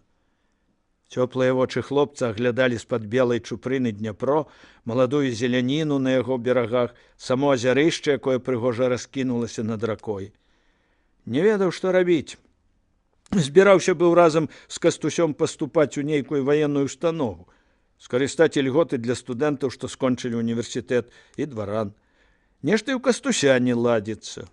Дысертацыі яшчэ не падаў, у кандыдаты, значыцца, залічаны ўмоўна. Са штаба устаноў адказу няма. Да і сапраўды, недавер да мясцовых людзей вялікі. А тут чалавек, які ведае права, фінансы, статыстыку, палітычную эканоміку, гаспадарку вясковую, тэхналогію і іншае, хоць яшчэ набыць і ваенныя веды. Не, ўжо досыць. Чорт ведае, што з такіх людзей можа атрымацца пры разбэшчанасці цяперашняй моладзі. Магчыма, якабінскія міністры. Мсціслаў засмяяўся. Кастусю не шанцавала, а яму, Мсціславу, і пагатоў. Генералаў з іх не выйдзем. Што ж, адзін будзе ўладкоўваць агульную сістэму мяцяжу, а другі зробіцца неблагім паручнікам. Паручнікі паўстанню таксама спатрэбяцца. А кім, цікава, будзе Алесь? З прыдарожнай карчмы, за якую сядала сонца, ляцела жаласная песня. І чарка мала, і гарэлкі няма, міла, міла не цячэ, каля сэрца пячэ. Сядзіць, відаць, нейкі закаханы бедалага, ды плачацца на горкі лёс, ашчаперыўшы рукамі калматую галаву. Сціслаў зноў задумаўся ад гэтай песні. Пойдзе ў бунт, магчыма, галаву складзе, або схопяць, ды расстраляюць, інвалідам зробяць. Што тады рабіць дзеўцы? Ах, Божа ты, Божа, як бы добра, каб усё ўжо мінулася, каб перамога, а тут ворагаў гурт, брэшуць на сумленных людзей. Ды не дадуць так адразу цераз кроў пераскочыць. Ён папраставаў па задворках да курганнай магільні за азярышчам. Янька была ўжо там. Мсціслаў саскочыў з каня. Вечар добры. Стафану кепска. Свежы тварык Янькі зморшчыўся, задрыжалі гаротна бровы. Стафану сапраўды не памагалі ні лекары, ні лекі. Незразумела рабілася, што тут хіба ўжо натура возьме сваё. І ўсё ж усе спадзяваліся, рабілі для яго ўсё, назнарок пакідалі з ім кагосьці з братоў ці Марту з Рагнедай, каб не быў самотны. Пасядзім трохі, ды я пайду да яго, сказаў Мсціслаў. Сядзець не трэба, паходзім. Яны ішлі берагам. Яня ішла побач, апусціўшы вочы, абшморгвала маладую галінку вярбы. Мне маладой лістоты шкада. Глядзі, якая зялёная. І праўда, я не буду больш. Падышла да урвішча, кінула галінку ў плынь. Ты не думай, янчыны вочы глядзелі трохі нават спалохана. Яна ў вадзе аджыве, выплыве недзе ў бераг, ды караніцца. Вярба жывучая? Вядома, укараніцца. І раптам Янька хліпнула. Вярбе можна. Чалавеку вось нельга. Як зрэжуць яго, гэта ўжо ўсё. Мсціслаў разгубіўся. Нічога, абыдзецца ўсё. Не ўжо відаць. Не скардзіцца Стафан, не. Памятаеш, як на вяселле ягоным добра было? Заспявай тую, што тады для Марты спявала, папрасіў ён. Заспявай. Вось убачыш, я веру, адразу яму лягчэй стане. Праўда? Янька з даверам зірнула на яго, глыбока ўздыхнула і завяла ціхенькім дрыготкім галаском. Прыданачкі, няўданачкі, шапчыце, вы яе паціхенечку наўчыце. Мсціслаў ішоў і ўспамінаў радасць тых дзён, і як ездзілі па рыбу перад вяселлем, як жартавалі з Галінкай Кахно, як было весела. Не, нічога не магло здарыцца за Стафанам. Няхай яна ранюсенька ўстаець, няхай яна хатку сенькі падмяцець, няхай яна на вулку шумку не нясець, няхай яна на шуметнічку пасыпе, няхай яна і ножкамі прытопча, няхай яна і слёзкамі прымоча. Яны ішлі насустрач барвянаму вялізнаму сонцу, што напалову села ў затоку Дняпра. Мякка ступаў за імі стомлены конь. Нашы курачкі трапятлівыя разграбуць, нашы жоначкі лепятлівыя разнясуць. Няхай вашых курэй каршун дзярэ, няхай вашых жонак смерць пабярэ. Янька раптоўна ўсхліпнула і села ў траву, нібыта ў яе падкасіліся ногі. Ён сеў ля яе, нясмела пагладзіў па залатых валасах. Ну што ты? Што? Ён узяў яе за плечы і сілком адвёў далоні ад вачэй. У вачах былі слёзы. Мсціслаў адчуў, апусцілася некуды сэрца. Як жа гэта нехта мог, праз слёзы сказала яна. Як узнялася рука на такога? Ціхі ж, рахманы. Дзіця астанецца. Ну нічога, сіроцкія слёзы дарма не мінаюць. Пападуць на белы камень, камень прабіваюць. Мсціслаў паставіў яе на ногі, павагаўся хвіліну і раптам асцярожна пацалаваў у распухлы салёны ад слёз раток. Не трэба, глуха сказаў ён. Калі нават нешта і здарыцца, я цябе не кіну. Бацькам буду, братам буду, мужам, калі хочаш, буду. Не, моўчкі кіўнула яна галавой. Так, моўчкі схіліў ён галаву. Стафан сядзеў на прызбе, зябка хутаўся ў чугу і праваленымі вачыма глядзеў на заліты барваю сад і на сонца, што сядала за ім. Падышоў Кандрат, але старэйшы яго нібы не заўважыў. Твар жоўты, у плямах позірк адсутны. Кандрат асцярожна паклаў яму на тую руку, што ляжала на каленях, другая сціскала на грудях адвароты чугі, двух забітых дупеляў. Стафан памацаў рукою ржавае мяккае пер'е і скрывіў вусны усмешкаю. Шкада. табе сёння зварым. Нічога, ежа, браце, панская.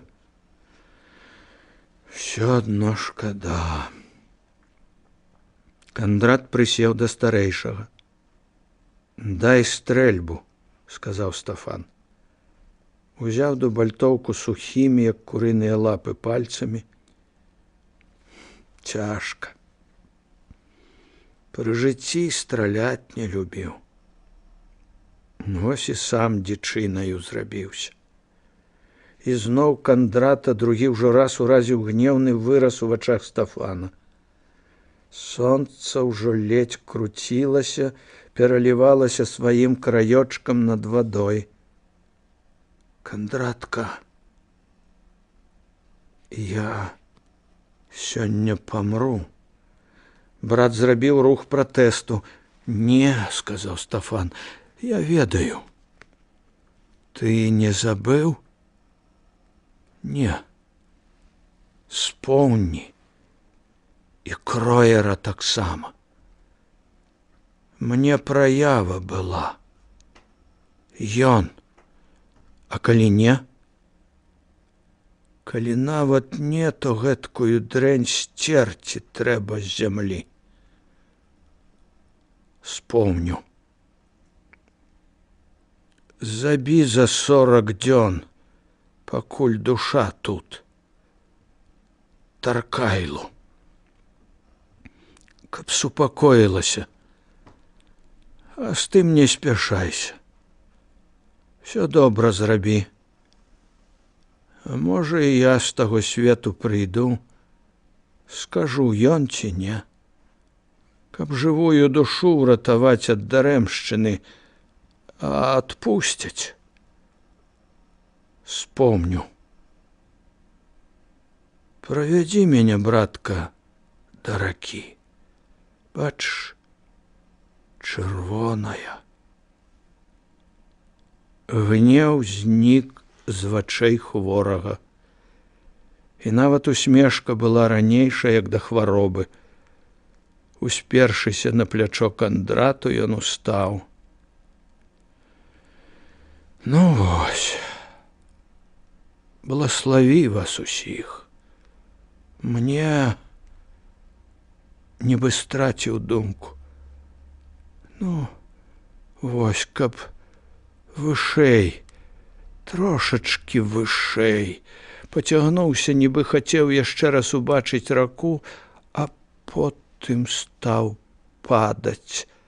Так раптоўна, што Кандрат ледзь паспеў падтрымаць яго. Везлі яго на могілкі па вадзе. Яшчэ стаяла спозненая палавень, і да царквы на востраве іначай дабрацца было нельга. Ішлі 4 чаўны. На пярэднім стаяла корста з нябожчыкам, стырнаваў Алесь. Выпраўляў нябожчыка брата в апошнюю дарогу. Змрочны Кандрат Кагут пеніў ваду вяслом. На астатніх 3 чаўнах сядзелі Кагуты, Кахновы і сваякі Марты. Зялёнымі хмарамі стаялі ў вадзе гаі, звінеў над невялічкім лапікам сушы жаўрук. Вельмі цёпла. Зусім па-летняму прыпякала сонца. Не ўзляталі з астраўкоў кулікі турухтаны, як ведалі, што людзі на чаўнах страляць не будуць. А можа, і гэта хутчэй за ўсё, адураныя повенню вясенняй крыві ў жылах, нікога не баяліся. Такавалі, натапырыўшы пер'е, хадзілі адзін перад адным яркія ў шлюбных уборах. Самачкі, прымайстраваўшыся на крайніх канцах выспачкі, глядзелі на самцоў. Ні ў кого з мясцовых людзей не ўзнялася б рука страляць па іх у такі час. І турухтаны ведалі аб гэтым. Неба, вада і астравец – всё было для іх. Марта на другім чаўне пабівалася. Быў гэта яе абавязак. Але астатнія ўжо трохі перацерпелі гора. Мінуў год, і ўвесь гэты час яны чакалі немінучага, а калі яно прыйшло, мала асталося слёз, хіба толькі ў маці. Стары Кагут Даніла думаў аб тым, што і яго хутка павязуць той самай дарогай. І не шкадаваў аб гэтым, а шкадаваў хіба толькі аб тым, што гэта не яго вязуць зараз замест Стафана. Добра было падпачываць у такі дзень пад жаўруком між небам і вадою. І каб ля чаўна такавалі турухтаны. Янька выплакалася яшчэ ля курганоў, а потым у хаце.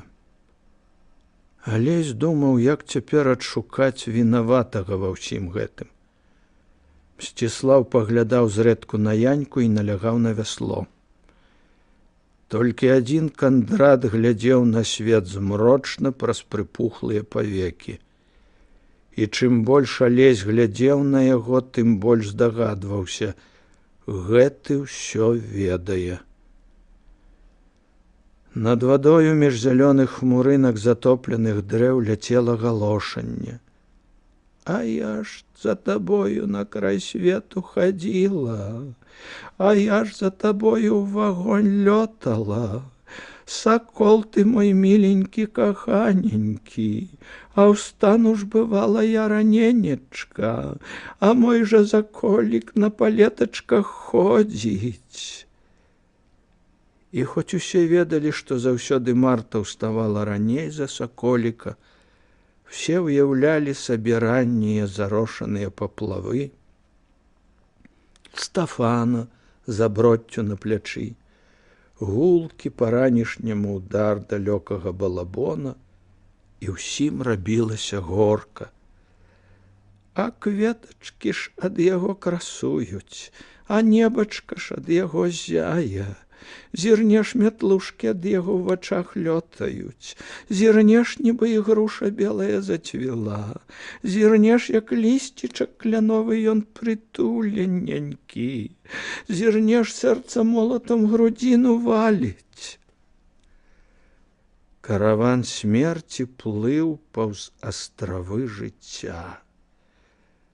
Хай бы ж той халера лепей мяне забіў, хай бы ў мяне з сэрца кроў высмактаў, як жа мне цяпер цяжанька без любага дружачкі. Кандрат не глядзеў ні на неба, ні на бязмежную, як неба, повень.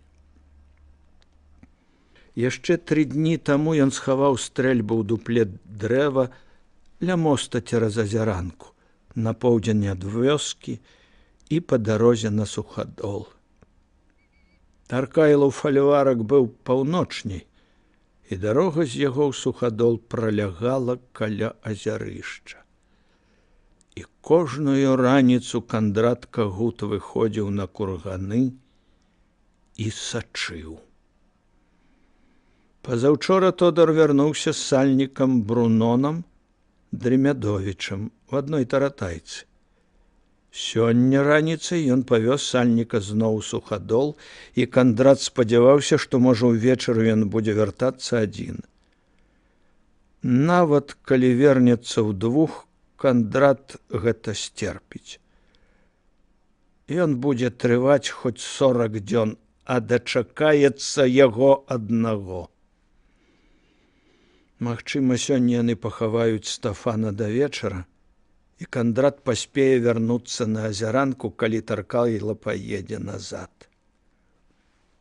Шкада будзе, калі не заб'е за 40 дзён. Душа братава не так узрадуецца.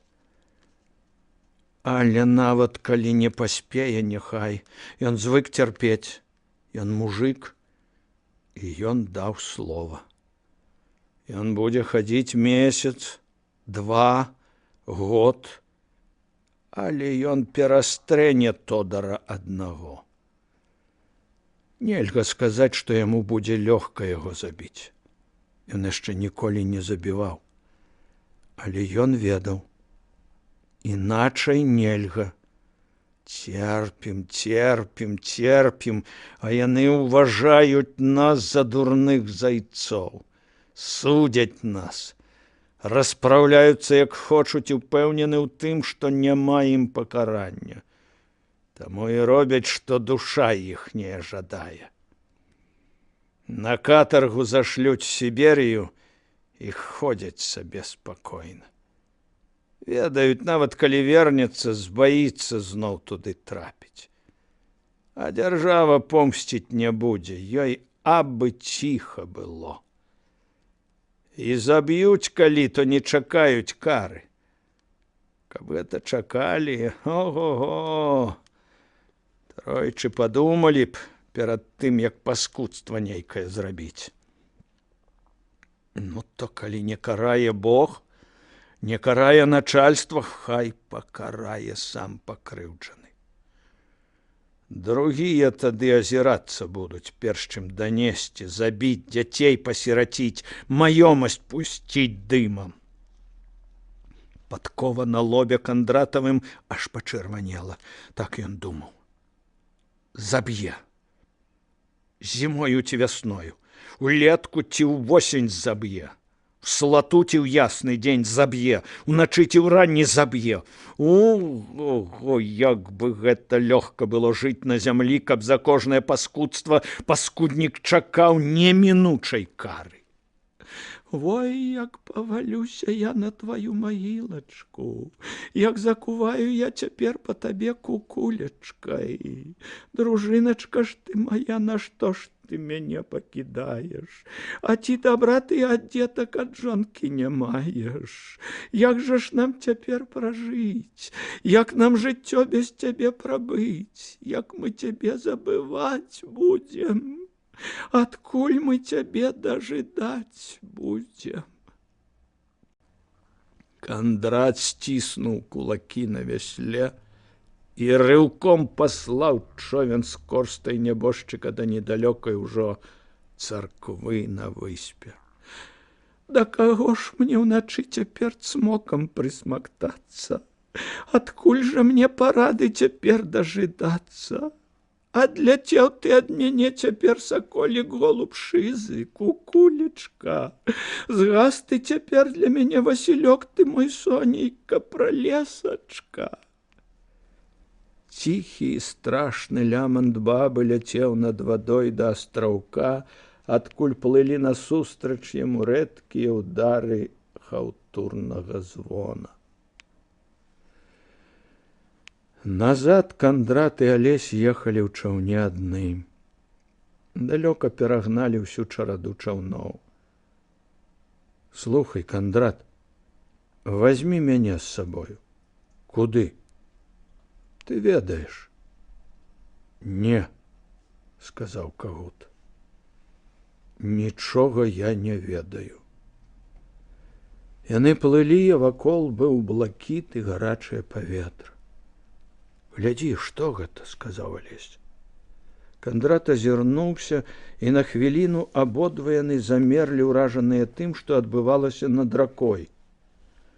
На беразе наводдаль уставаў у паветры вялізны чорны слуп ад зямлі да неба.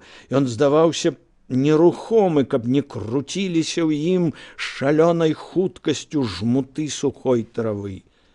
Нехта ўсмоктваў іх у неба, яны ўзляталі ў яго вышэй, вышэй. Магутны тромб ішоў да берага, набліжаўся. Чорны, як дым, ён клубіўся і пераліваўся тым, што было ўнутры, як змяя, што скідае скуру. Тлустая, ўся хвалямі, яна павольна звужаючыся паўзла некуды, не разбяреш ці ўгору, ці ўніз. Віхур тромба спусціўся на ваду і пайшоў проста на іхні човен. Як зачараваныя яны не рухаліся, а смерць наліваўся яшчэ больш, чарней.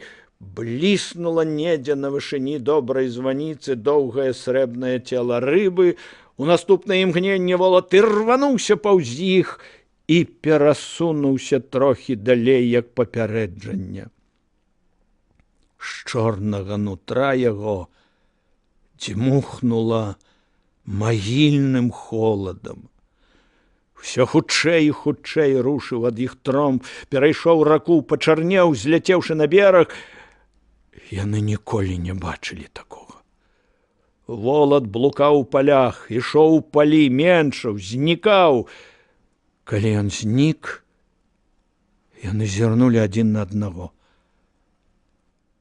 «Бяда будзе», – шапянуў Кандрат. «Кінь лухту вярсці». «Фу!» – заплюшчыў вочы Кандрат. «Добра. Вязі мяне на бераг. Высадзі. Вазьмі, кажу, з сабою». «Не!» – рэзка і злосна кінуў Кагут. «Не ды не! Чорт з імі, з тромбамі! Трэба і іх грудзінай!» Калі постаць ягоная знікла, скараскаўшыся на крутаяр, Алесь чамусьці ўспомніў майку і спалохаўся, што ледзь не загінулі.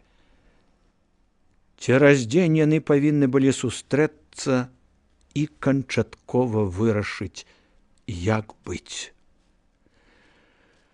Кандрат ужо цэлую чвэрць сонечнай дугі чакаў, седзячы ў зарасцях ля мосціках. Сонечнае святло пахла шкіпінарам, гарачай мятай, ядучым пахам вампірніку, ад хваёвага гуду недзе над верхавінамі хадзіў вецер, шумела ў галаве і хацелася задрамаць.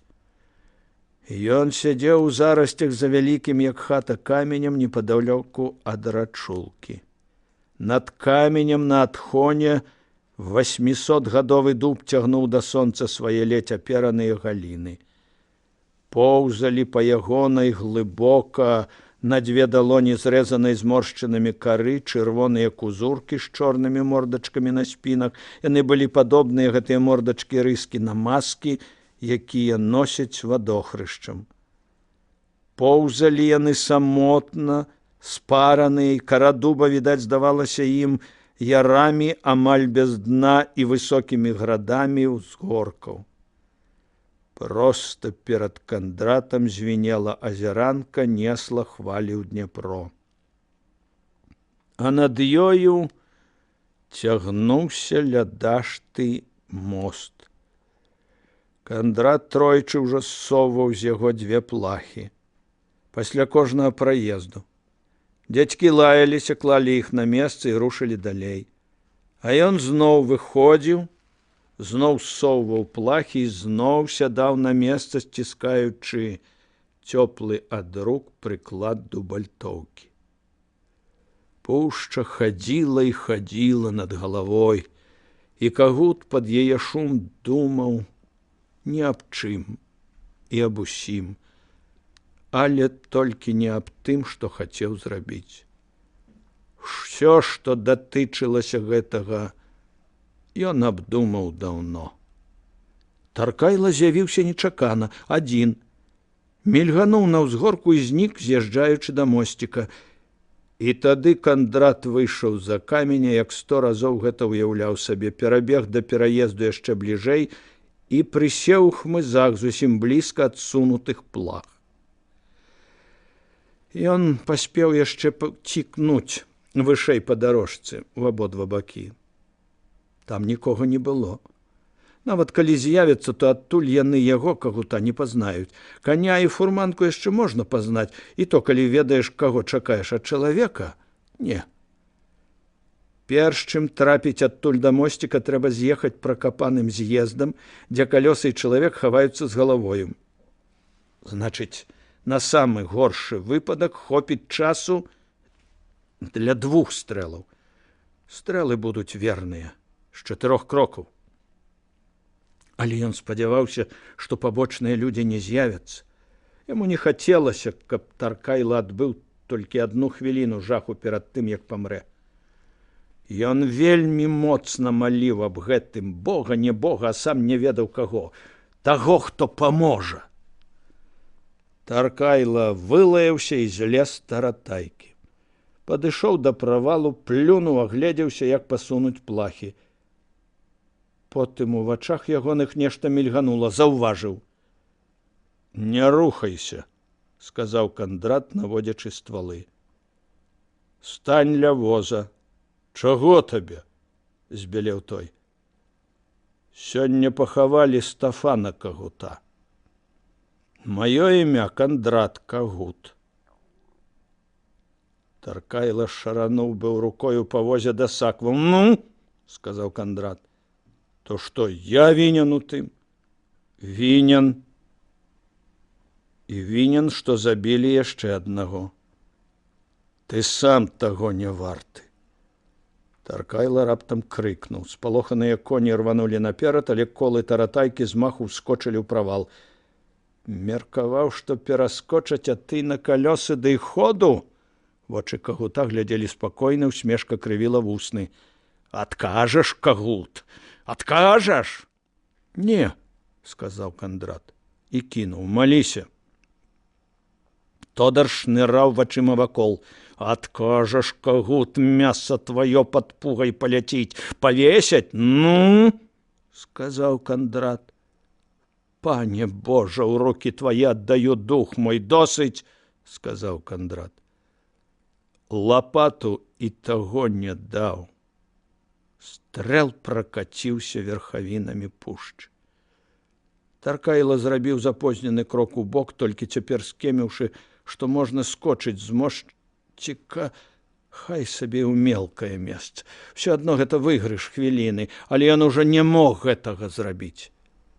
Прыціснуў далонь да грудзей, хістануўся і ўпаў на калені. Забіў, сказаў ён.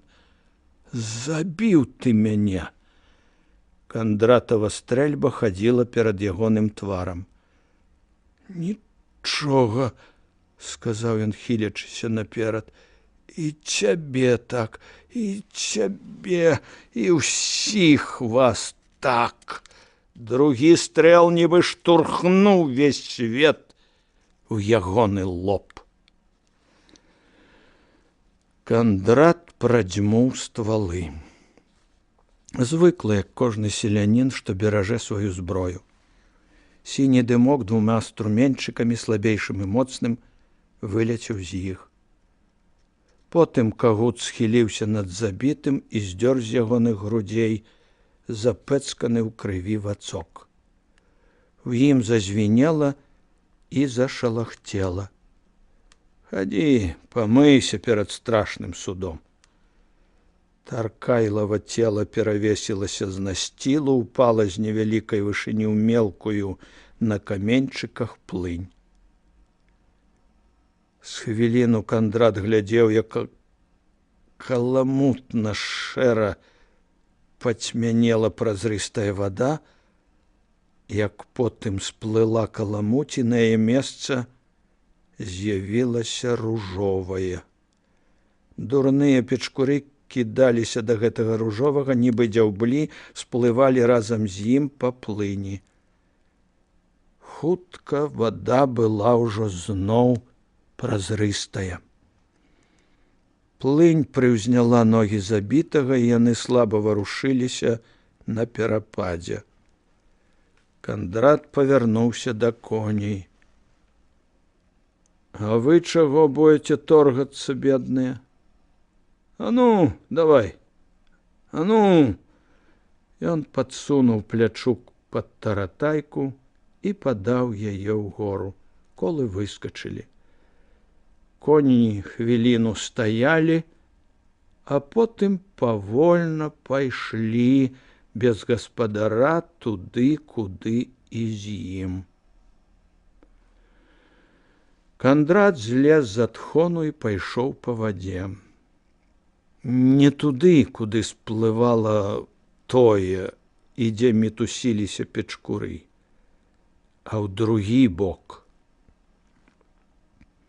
Прайшоўшы крокаў 100, ён вымыў вацок і рукі ў сцюдзёнай вадзе і зноў рушыў плынню. Потым пайшоў ярам. Пасля натрапіў на лагчынку з чорнымі люстэркамі вады, размахнуўся і кінуў вацок разам з тым, што звінела і шалахцела, у чорнае пушчанскае вока. Зноў рушыў адхонам, азірнуўся. На паверхні чорнай вады знікалі кругі. За тыдзень паліцыі, нават Мусатаў са сваім падначаленым Буланцовым, ператрэслі ўсё наваколле. Аблавы хадзілі па пушчах, людзі з цяжкасцямі, часам рызыкуючы жыццём, забрыдалі нават на некаторыя выспы сярод дрыгвы. Война, як заўсёды, адседзеўся ў нейкай са сваіх шматлікіх схованак, людзі Корчака даўно не з'яўляліся ў наваколлі. Злавілі 2-3 выпадковых валацуг, але забойцаў не знайшлі. Іван Таркайла цяпер нікуды не ездзіў адзін, а ўначы сядзеў фальварку, зачыніўшы ўсе аканіцы. Адзіны чалавек, якога здарэнне прывяло ў лютасць, быў Кроер. Ясна, хто зрабіў. Мужычкі каханенькія, ніхто іншы, яны. Невядома толькі хто, з Таркайлавых нехта ці з ягоных Кроеравых, ці мо адгукнулася праз сваякоў адна ахвяра з ахвяркугі. У розшуках самы страшны і заўзяты быў ён са сваімі чаркесамі. Трос палясоўшчыкаў, шукаў і лупцаваў людзей з лясных буд, смалакураў, бортнікаў. А калі гэта нічога не дало і наваколле сціхла, зачыніўся ў Кроераўшчыне і пачаў лютаваць над сваімі. Проста так, абы спагнаць злосць. Дайшло да суседзяў. Все разумелі, трэба сядзець ціха. А гэты, як знарок, баламуціў лютасцю ўсё наваколле. Всё мацнеў і мацнеў і ўрэшце дакаціўся да губерні агульны лямант. У апеку яго! Віцэ-губернатар Ільсленняў выехаў у Сухадол, каб даследаваць справу на месцы. Дарогай ён спыніўся ў Загоршчыне і тут даведаўся, што Кроер зноў запіў. А наступнай раніцай прылецеў Загоршчыну да Алеся ганец Кроераўшчыны і апавясціў зноў, як тады, што пан Канстантін памірае, і паслаў 10 слуг паўсюль, каб апавясцілі аб гэтым. І нібыта паслаў нават па доктара і папа. «Прыкідваецца», – сказаў Вежа. «Вы думаеце?» Ісленняў і сам верыў і не верыў. «Стары жарт», – працадзіў Алесь. «Ягоныя выдумкі трохі аднастайныя. Это ўжо 3-й раз». «І ўсё ж, думаю, трэба паехаць», – сказаў Ісленняў. Алесь глядзеў на яго з жалем. Стары не мяняўся. Всё той самы, румяны, сівы, добразычлівы. Хорошы рускі чалавек. Алесь помніў ягоныя словы аб цемры пасля расстрэлу ў Півошчах. І шкадаваў, скруціла беднага жыццё. «Ну, паедзеце», – сказаў Алесь. «Убачыце п'яных гасцей. Свяшчэннік і лекар не маюць права адмовіцца. Убачыце п'янага лекара і п'янага папа». «Я б вам не раіў», – сказаў Вежа. «Вы не паедзеце?» «Бачыце, я не патрабаваў бы гэтага ад яго, каб, скажам, памёр я», – сказаў стары. «Ну, а вы?» – спытаў Ісленняў Алеся. «Я аднойчы з'ездзіў». Алесь пацёр запясцем. «Па-хрысціянску», – сказаў віцэ-губернатар. «Па-хрысціянску варта было б усіх нас павесіць», – сказаў Алесь. «За тое, што цярпелі сярод нас такога монстра. Даць вам ахову?» Стары спакойна ўзняў на яго вочы. Яблычны румянец на ягоным свежым абліччы стаў мацнейшы. «Дзякую», – сказаў віцэ-губернатар. «Але няўжо вы думаеце, што я ў жыцці каго-небудзь баяўся?» «Я не хацеў, каб вы зразумелі мяне так», – сказаў Алесь. Ісленняў узяў таго самага мужика ганца і паехаў у Кроераўшчыну. Дарогай па ўсіх пагостах бразгалі хаўтурна званы. Нават інваліды па каплічках калаціліся драўлянымі нагамі ў петлях вяровак, што вялі да званоў. Дзень быў шэры і зусім не летні. Званілі званы, бо памёр вялікі пан, але людзі не ехалі. Гэта праўда, што вашага пана двойчы адпетым клічуць? Мужык хаваў вочы. Той самы Борка, што прыязджаў за горшчыну і тады. Кажы, не бойся. Адпявалі яго тройчы, сказаў мужык. Усё наваколле. Ну і як ён? Борка ехаў на сваім коніку збоку і трохі ззаду, хоць павінен быў весці. Ён маўчаў. То як? Паўтарыў пытанне губернатар. Нічога, бязгучна сказаў мужык. І Сленьеў ехаў і думаў. Нічога.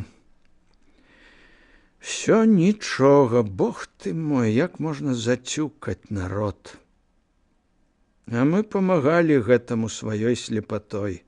Немагчымасцю нешта зрабіць, бо гэта сістэма. Паспрабавалі былі 35 год назад. Леглі пад карцеччу. І з таго часу толькі і думаю, як бы не зачапіла нас па нашай каштоўнай шкуры. Толькі і ходзім на задніх лапках. І Сленьеў унутрана застагнаў. Ён шчыра цікавіўся справамі краю. У яго былі знаёмцы ў цэнзуры. Яны засылалі яму для азнаямлення і прыняцця да ведама матэрыялы сталічных часопісаў, што датычыліся гэтай зямлі, нават калі яны і не праходзілі праз цэнзуру. Адзін артыкул ляжаў у матэрыялах «Современніка» і ў цэнзуры, пэўна, год. Не праходзіў, напэўна, і не пройдзе. І Сленьеў успамінаў. Яго была добрая памяць, зусім як у таго чалавека, што калісьці рассеяў іх карцеччу. Што ўжо што, у памяці Мікалаю нельга было адмовіць. Кожнага, хто гаварыў з ім, помніў усё жыццё. Імя па бацьку, дзе служыў, калі перайшоў з палка ў полк, як завуць жонку і дзяцей, калі гаварылі пра гэта. Здзіўляў гэтым апошняга адстаўнага штабс-капітана, пасяляючы ў ім пачуццё, падобнае на прымхлівы жах. Праз 25 гадоў успомніў. Ён і Сленьеў таксама памятаў шмат. Памятаў, напрыклад, як той у следчай камісіі тупаў на яго нагамі. Чаму вы не гаворыце пра сваё знаёмства з Якушкіным і Песталем? Моя добразычлівасць да людзей мае межы. Пакуль што я не хачу, каб графіня Еўдакія насіла жалобу і звалася ўдавой. Ён яшчэ помніў яе імя, расперазаны хам. І Сленьеў таксама памятаў шмат. Вось і цяпер ён выцягваў словы таго артыкула з нетраў памяці. Так, здаецца, цэлы край узялі, ды вось так забілі. Трымай кішэнь. Італьянцаў таксама забілі, пазбавілі любові да волі і радзімы. Паглядзім, што яшчэ скажуць самі беларусы. Імя аўтара ён забыў і дакладныя словы, але сэнс помніў. І не мог не згаджацца з гэтым чалавекам. Бо ўвесь час, што ён жыў тут, ён ні хвіліны не адчуваў спакою. Увесь час нешта глуха клекатала і варочалася пад зямлёй. Пераважная большасць людзей трымала спіну і глядзела ў вочы проста. Высокую іхнюю годнасць нішто не магло зламаць. Іх лусілі тыя, што казалі аб зацкаваных парыях, аб людзях з вузкім чэрапам, што адвыклі ад мовы, аб людзях звярынага выгляду, якія пайшлі назад ад чалавека да жывёл. Хлусня гэта была. Дэмагогія або палітыка чыстай вады. Варшаўскім магнатам трэба было скампраметаваць чыноўніцтва і ўлады, і не без падстаў.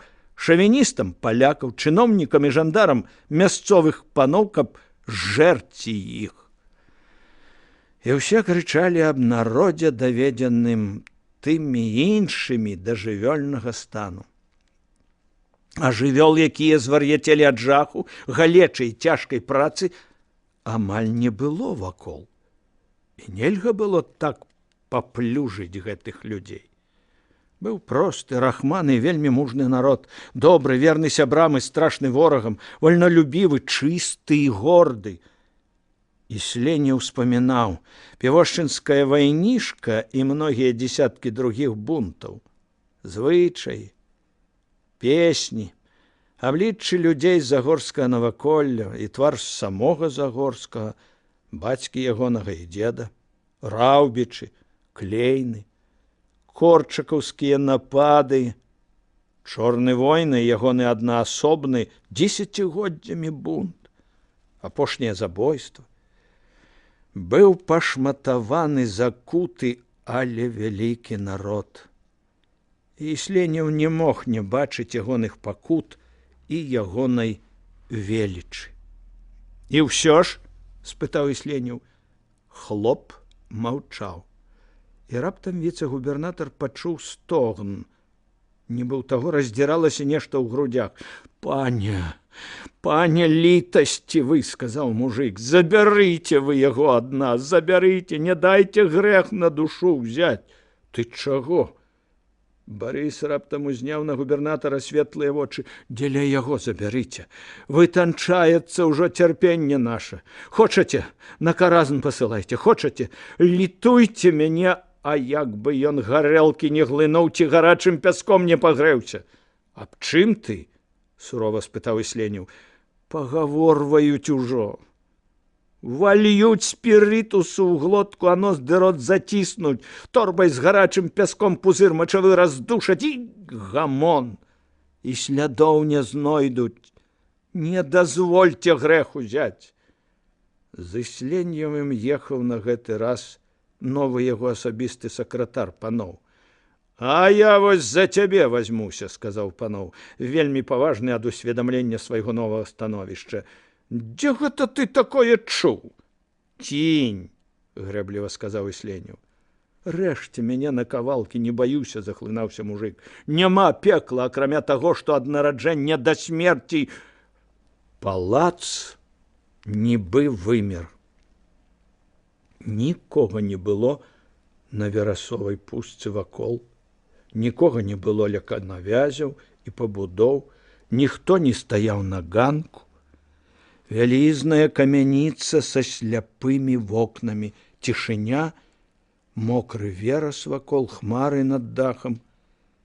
Аднекуль здалёк, можа, з Гарыпятціцкай ці браніборскай бажніцы даляталі рэдкія, разарваныя яшчэ і вялікай адлегласцю удары хаўтурных званоў. І Сленеў і паноў падымаліся па сходах. Нікога. На тэрасе за стаялымі лужынамі ад дажджу таксама нікога. Ніхто не выйшаў насустрач. Штурхнулі дзверы, пайшлі пакоямі. Запыленыя люстры і вокны. У зале, дзе калісьці стаяла труна, ані жывога духу. Эй! Крыкнуў паноў. Ёсць хто? У непаразуменні, куды маглі разбегчыся слугі, дзве постаці ішлі абрыдліва запушчанымі пакоямі. В адным пакоі стаяў сабраны стол персон на 20, і ля яго таксама нікога.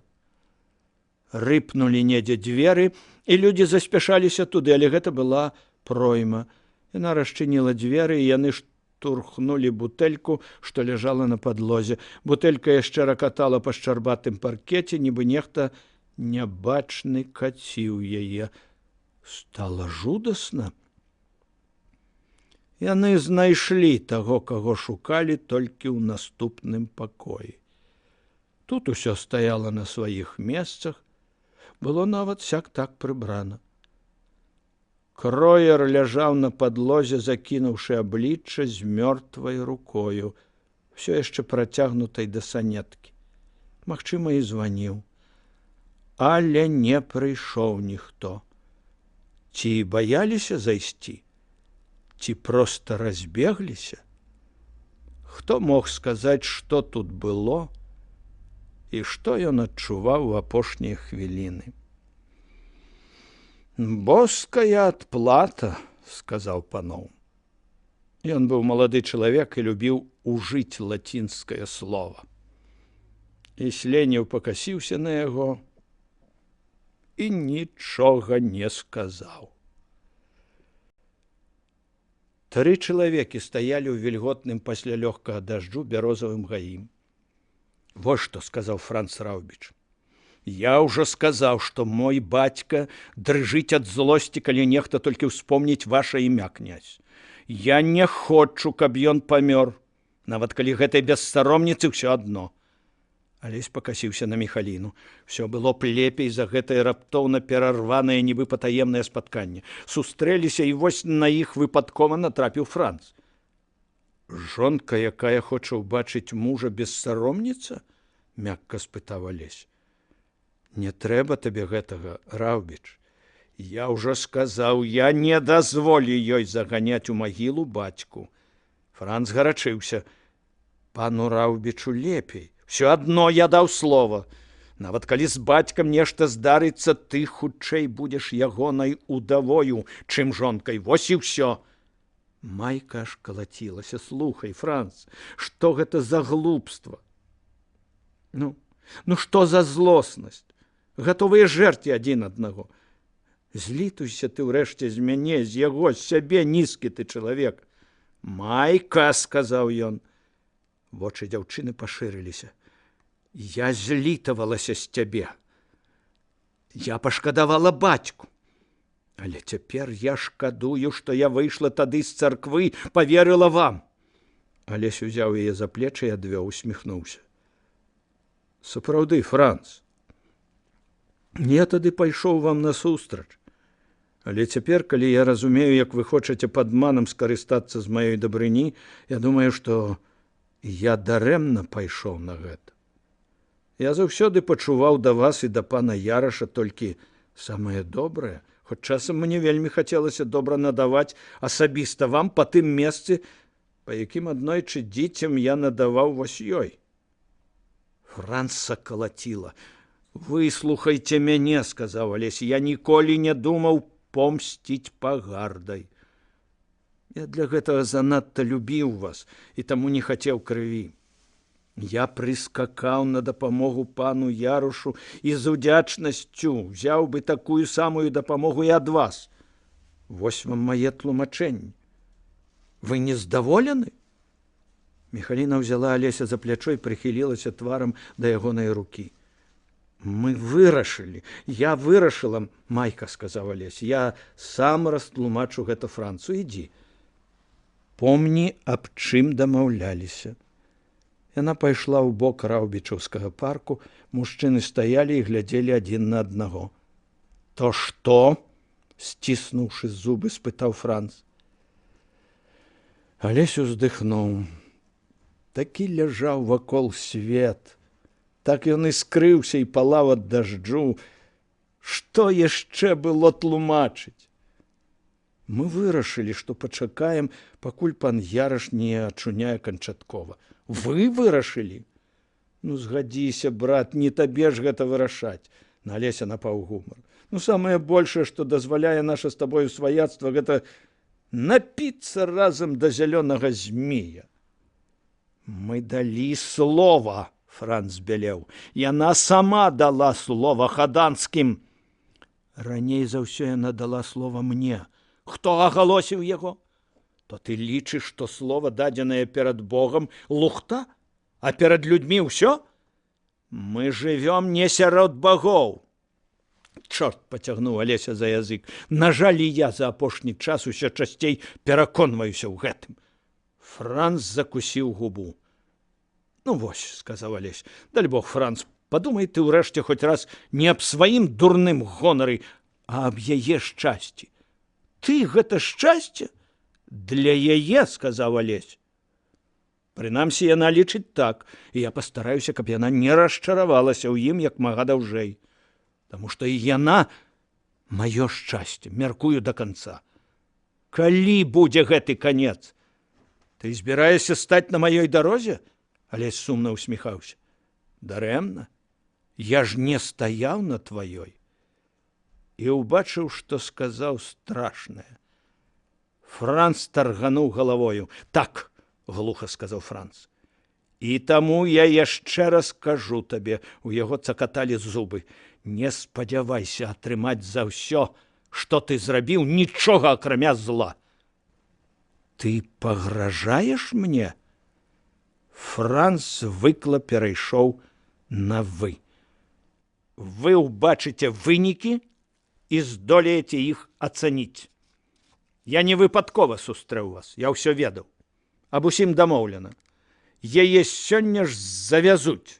У крайнім выпадку заўтра раніцай. Чуеш? Чуеш ты? Алесь зрабіў быў крок да яго і спыніўся.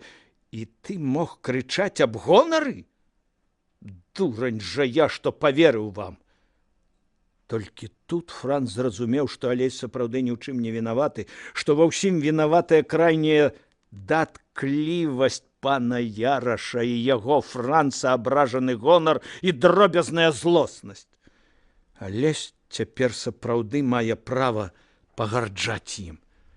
Я ведаю, працягваў Алесь, цяпер вы яе не выпусціце да смерці.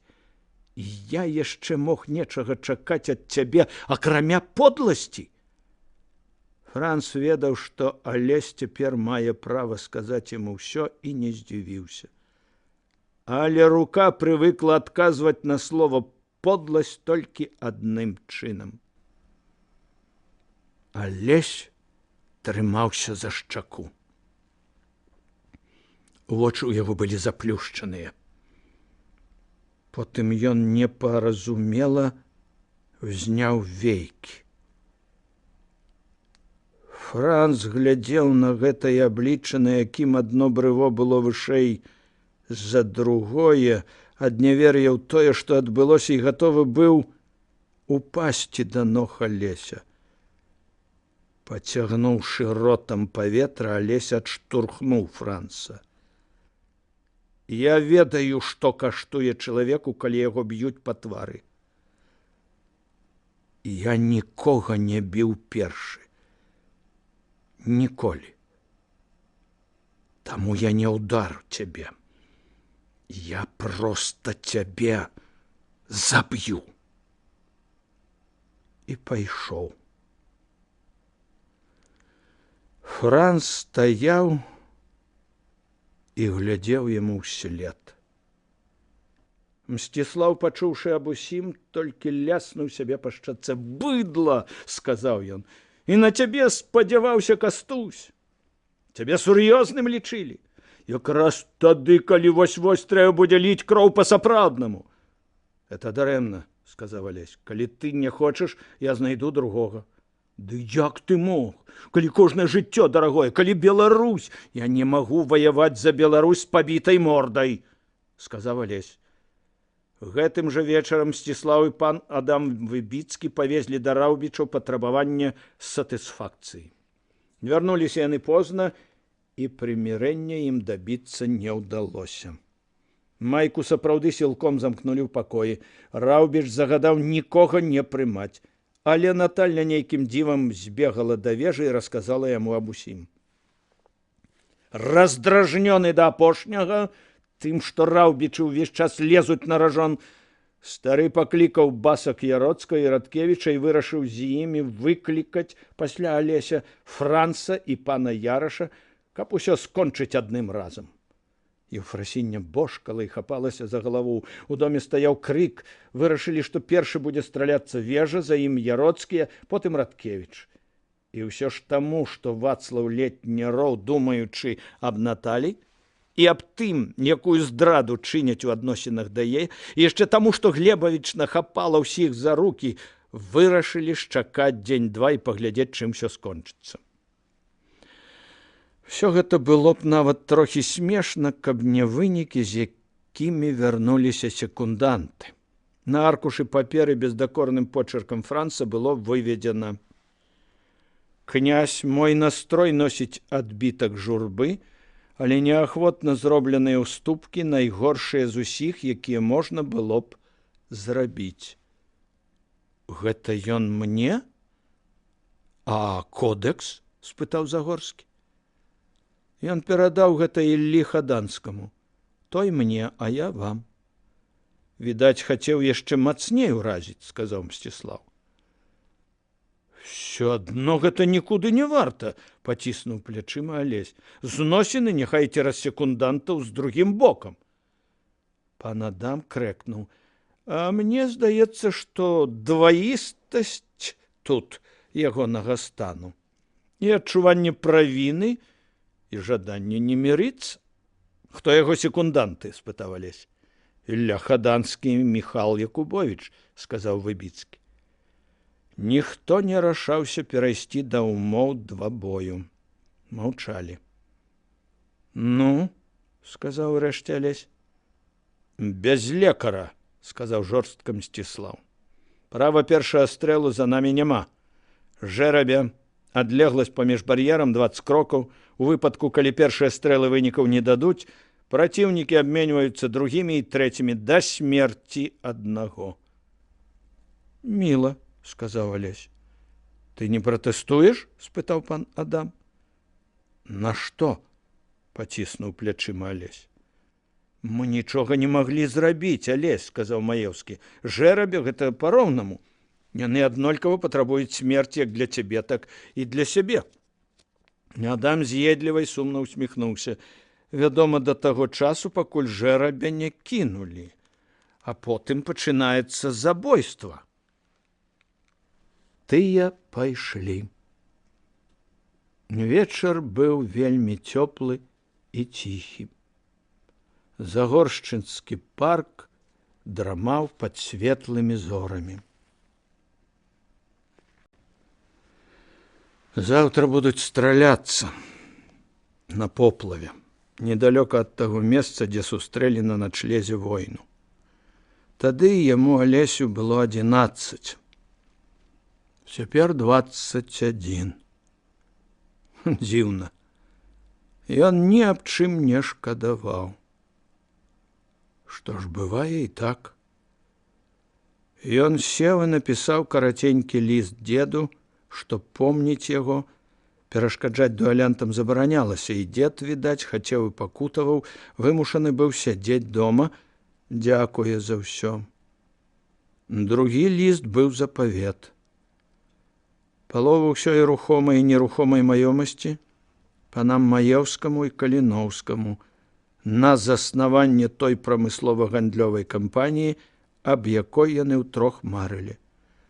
1/6 ўсяго брату Вацлаву Загорскаму, 2/6 Юрію і Антанідзе Радкевічам, прыпісаным да малодшага роду праз маці з тым, каб яны карысталіся гэтым роўна і без крыўды. Палову астачы на стыпендыі студэнтам з Загорскага наваколля. Далейшае ўтрыманне школы і багадзельні ў Загоршчыне і дапамогу бедным. Астатнія кагутам, кірдуну і іншым слугам, каб была кампенсацыя за страту службы і забеспячэння на астатнія гады жыцця.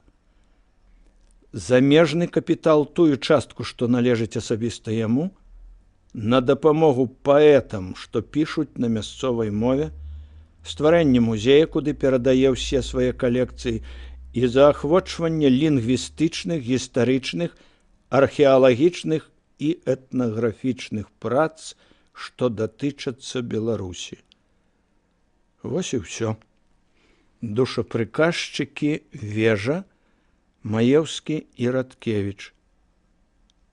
Кастусю не напісаў, не зразумее і не ўхваліць. Кастусю нельга было ўсяго тлумачыць. Ці зразумее Кастусь, як ён Алесь заеўся з усім наваколлем, як не робячы асабістага зла, ўсё ж стаў ворагам для ўсіх, бо ягоная ідэя была для многіх варожай. Алесь разумеў, гэта не Франц Раўбіч ударыў яго, а падвышанае хваравітае пачуццё гонару. Напалову мужык па выхаванню, ён міжвольна паўстаў супраць усяго гэтага, супраць 100гадовых прымхаў і забабонаў, і гэта яны цяпер забіваюць яго. А ён хоць і мужык, але таксама і князь, і сам аддаваў даніну традыцыям, і не можа канчаткова паступіцца дваранінам у сабе. Адмовіцца ад дуэлі, выклікаць да сябе агульную пагарду, каб жыць і рабіць далей сваю справу. Трагедыя? Магчыма. Але колькі ўжо разоў людзей лавілі на тым жа, каб расправіцца. Лавілі, бо яны былі дзецьмі свайго часу і свайго асяроддзя. Галуа, якога так любіў матэматычны Грыма, Галуа ледь не паспеў на кавалку паперы. Ледзь паспеў.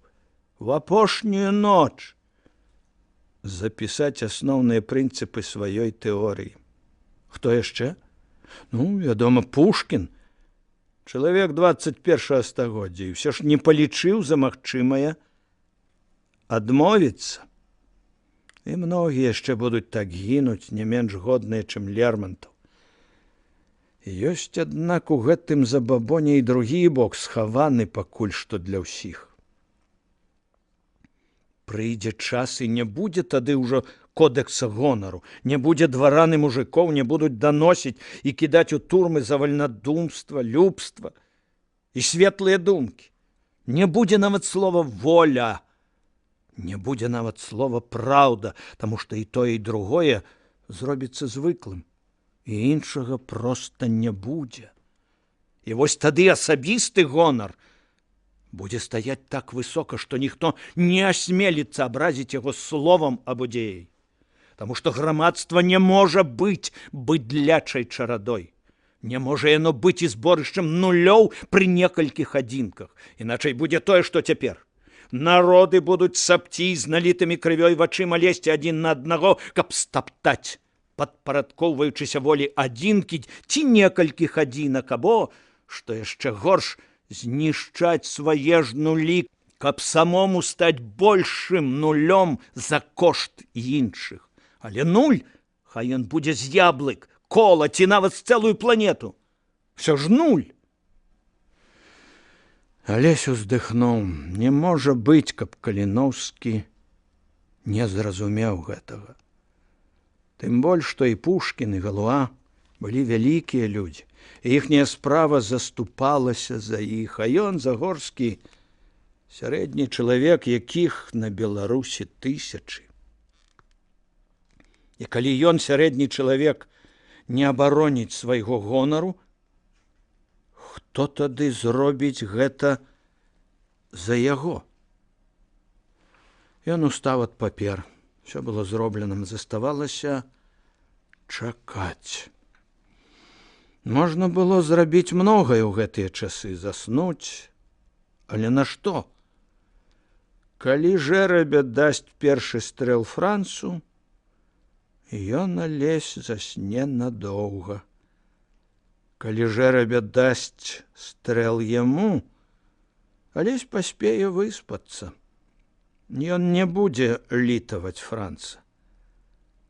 Сам Франц патрабаваў смерці аднаго, і хоць шчасця не будзе, у Алеся астанецца нейкая вайна за справядлівасць да канца, вайна, у якой няма чаго шкадаваць свайго жыцця.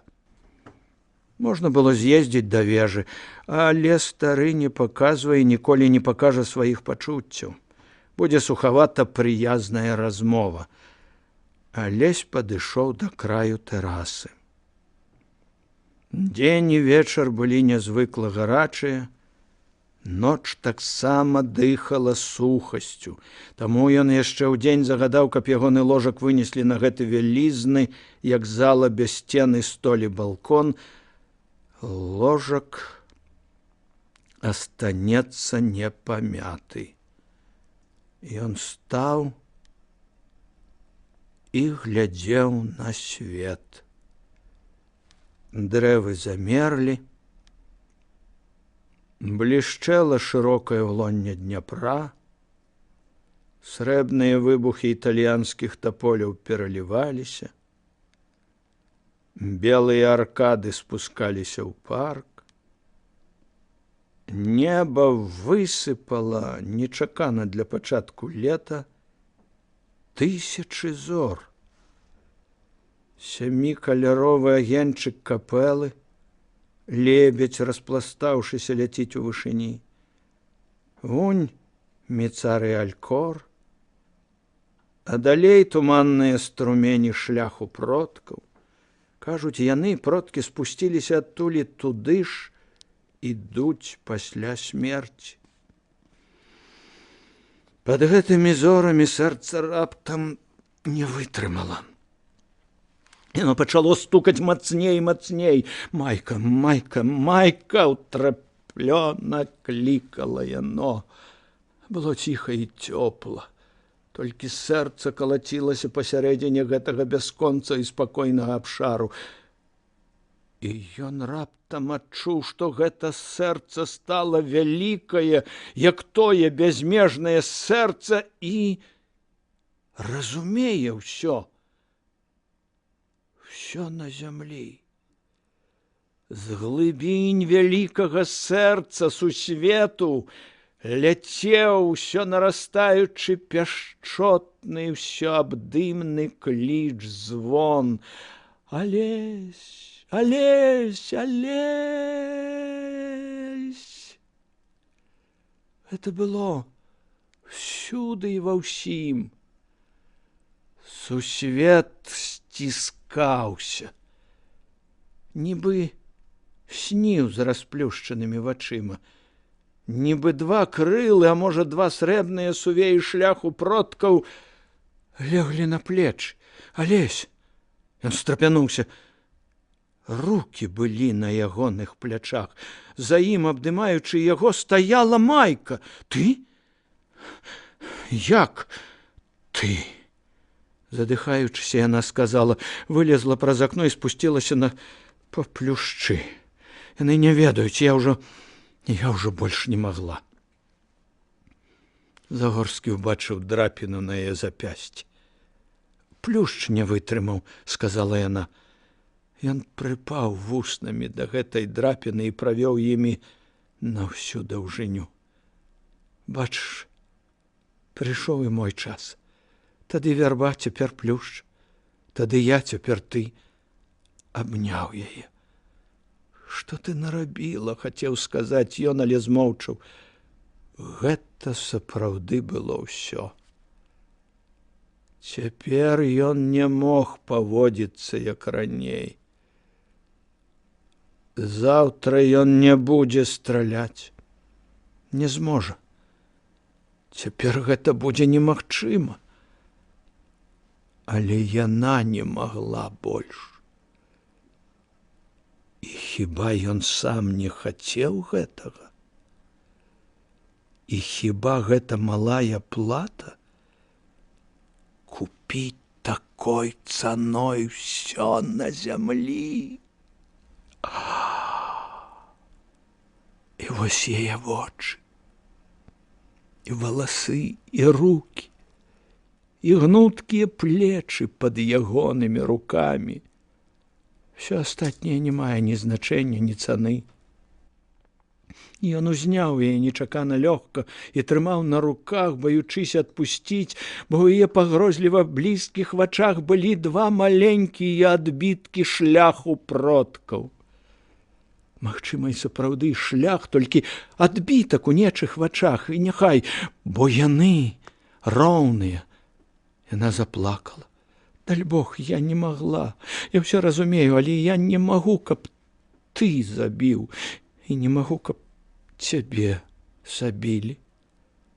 Яна вырухнула рукой і пацягнула аднекуль з-за карсажа ланцужок.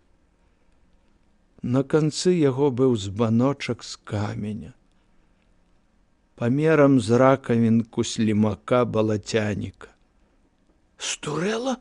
Спытаў ён. Не. Я і тады, калі пасварыліся, вырашыла, пайду. Калі не адаб'е, хоць у царкве, я тады ля аналоя вып'ю. Дурнічка, дурнічка, не смей. І тады ён абарваў збаночак і закінуў яго ў парк. Прыпаўшы вуснамі да яе вуснаў, ён маўчаў. Прыціскаючы яе да сябе, адчуваючы ротам Выгіб шыі, плячом дрыготкі ад подыхаў грудзі, адною рукою стана, другой ногі пад складкамі клятчастай сукенкі. Ён, баючыся, што страціць прытомнасць, бо ў яго падгіналіся ногі, зрабіў некалькі крокаў і упаў. Пад ёю было сіняе, як неба, пакрывала. У яе вачах былі зоры, толькі цяпер іншыя. Ён гасіў і гасіў гэтыя сусветы вуснамі, а яны зноў знікалі. Ён не мог з імі нічога зрабіць, бо яны жылі. Вся яна была тут на ўсю даўжыню, і нікога больш не было нават у мінулым. Бо гэта было тое і не тое. Гэта было неймавернае шчасце, якога не бывае на зямлі. Увесь сусвет з зорамі і дрэвамі, шляхам і Дняпром запаўняў яго сэрца. Сусвет з болем і лікаваннем сціскаўся да памераў сэрца, а сэрца раптам пашыралася да памераў сусвету. І ўзышло зянне. Зянне, падобнае на мірыяды далёкіх і блізкіх сонцаў, якія потым сталі чорныя. Кацілася ноч.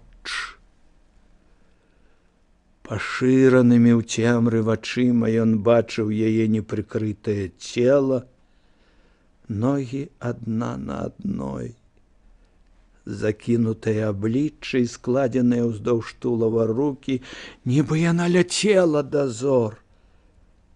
А далей бачыў шаты і бясконцыя палі пад урачыстым зорным святлом. І ўсё адно ўвесь гэты абшар быў лухтой перад гэтым чалавекам, перад бясконцым духам бязмежнасці і любові, увасобленым у ім. Заглыбіўшыся ў адзіную на ўсю ноч хвіліну дрымоты, ён раптам убачыў побач з усім гэтым яшчэ і іншае. Туман стаяў над зямлёй. Бачныя былі над ім конскія галовы на доўгіх шыях. Коні выходзілі да напаўзгаслага вогнішча, ля якога ляжаў ён. І туман, як вада, сплываў з зямлі, і паўсюль былі белыя коні. Коні схіляліся над ім і дыхалі цёплым, а між іх са смешным тоўстым хвастом з вільготнымі вачыма стаяла вчарашняя жарабятка. Стаяў над ім і плакаў малады белы конь. Сёння ўначы яна з'явілася да мяне быццам жывая, быццам зусім не памерла. Ды так яно і было. Яна была ў сваёй мантыліі. Цёмна-блакітныя ў зелень, як марская вада, вочы глядзелі на мяне горка, і ледь бачны быў ля скроні маленькі белы шнар, а ля ключыцы другі. Дзіўна было, што яны зажылі. За ёю былі тысячы зор, але яна глядзела на мяне. Варухнуліся горкія вусны. «Нашто ты зрабіў гэта?» — сказала яна ціха, і голас яе ляцеў нібы з глыбінь сусвету. «Што?» — спытаў я, хоць ведаў усё. Нашто ты выставіў мяне перад усімі? Ты не ведаеш, мне балюча пазнаваць сябе, бачыць на сабе позіркі людзей, бо тое, што аддаюць толькі каханаму, стала цяпер набыткам усіх. Як ты мог? Мне так страшна і так балюча. І мне таксама, сказаў я. Але хіба невядомы мне жорсткі мастак не выставіў сваёй каханай у вобліку мілоскай Венеры? Яна таксама была жывая, і ёй страшна і балюча было бачыць сябе ў статуі. І скульптару было горш за яе, але іначай ён не мог. Ён ішоў праз знішчэнне яе маленькага асабістага гонару да ўслаўлення яе вялікага гонару ў вяках. І ўжо не яна стаяла перад людзьмі, а сімвал жанчыны. Яна маўчала, і зоры мігцелі за яе распушчанымі валасамі і ў іх. Потым, каму да гэтага справа цяпер? Нечакана усміхнуўся я. Каму справа да яе жывых пакут? І каму будзе справа да цябе праз 1000 год, жанчына? Увесь свет здаваўся адной суцэльнай птушынай песняй. Мокрыя дрэвы з цёмнымі стваламі і дымнай лістотай курэлі абтрасаліся. Вся зямля пад імі была мокрая. Алесь ехаў на белым кані, падставіўшы кроплямі ранішняй свежасці непакрытую галавой грудзі ў расхінутай белай сарочцы. Мсціслаў і Выбіцкі ехалі наводдалі, ўсё яшчэ аб нечым дамаўляліся, былі ў чорным, як належыць секундантам. Алесь вырашыў, што ён спозніцца на двабой, як толькі будзе магчыма. Па звычаю, калі адзін бок пазніўся на палову гадзіны, другі мог ехаць з месца, а таго, хто спазніўся, лічылі за чалавека, які ўхіляецца. Ён даў сабе гэтую апошнюю магчымасць, каб не пакласці між сабою Францам, сабою і Майкай непапраўнага. Ён устаў уначы і перавёў стрэлкі на ўсіх гадзінніках у доме на 45 хвілін назад. «Прасплю», – з вясёлым адчаем сказаў ён сам сабе. «Што я на самай справе буду яго забіваць?» Раніцай Майка ляжала, гледзячы ў попельнае неба, і раптам пачала ўставаць. «Чаго ты?» – спытаў ён.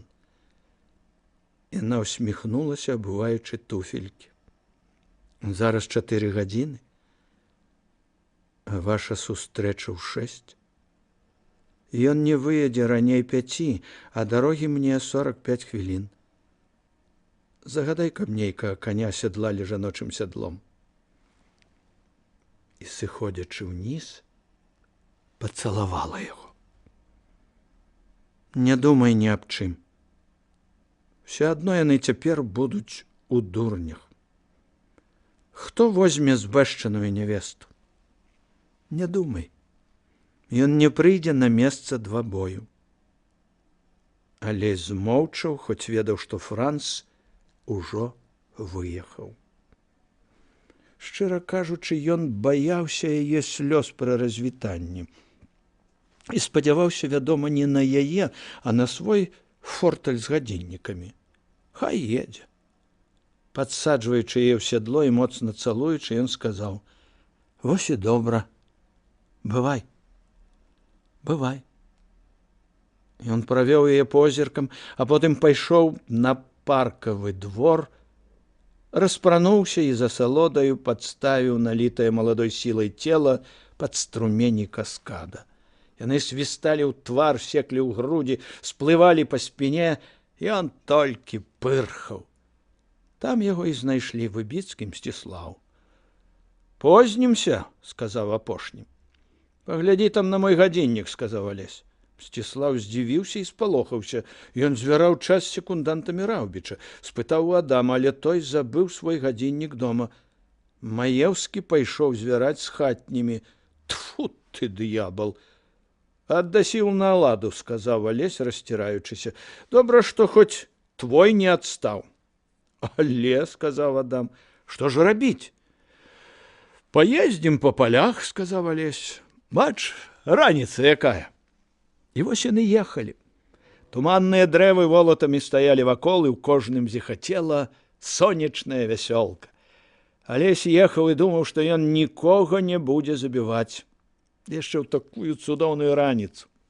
Гонар, вядома, ёсць гонар, але з тымі, хто сапраўды хоча прынізіць, між ім і Францам было непаразуменне. То што ж, забіваць яго за гэта? Франц не ведаў ягоных думак, але Франц не ведаў і таго, што ён цяпер брат яму, Алесю, брат да смерці. Найлепшы з усіх братоў, таму што брат каханай. І іх цяпер 5. Франц, Кастусь, Мсціслаў, Майка і ён. Вясёлкі стаялі ў верхавінах дрэў. Дрозд узляцеў з аднаго дрэва, абурыўшы ўніз цэлую залеву залатой вады. Заспеты гэтым патопам заяц даў лататы з усёй моцы сваіх задніх ног. Алесь засмяяўся. Наўскач пагнаў коня па мокрай і льсняна-чорнай лясной дарозе, праскочыў пад дрэвам і з сілаю пусціў яго карбач. На Мсціслава і пана Адама пацягнуўся з вышыні паток струменчыкаў, падобных на залацістую канетель, а блытаў іх зрабіў залацістыя валасы Маеўскага рыжымі, а буланага коня сплова вогненным. Ён ад'ехаў ад іх, пачаў трэсці адно дрэва на сябе. Зноў пацягнулася золата.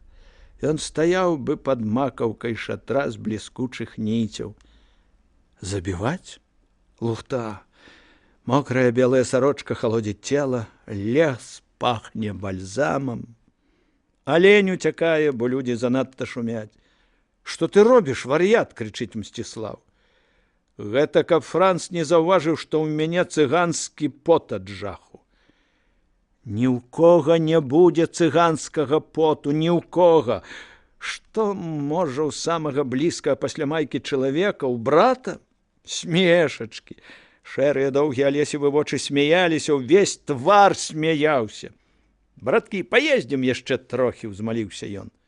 «Глядзі», – сказаў пан Адам, – «занадта хочаш жыць». «Не крумкай», – сказаў Мсціслаў Маеўскі. «Лухта гэта. Вядома, паездзім».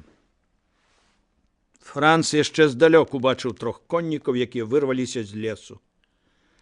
«Урэшце», – сказаў бледны Ілля. Коннік раптам спыніўся, потым усе 3 пачалі набліжацца ступою.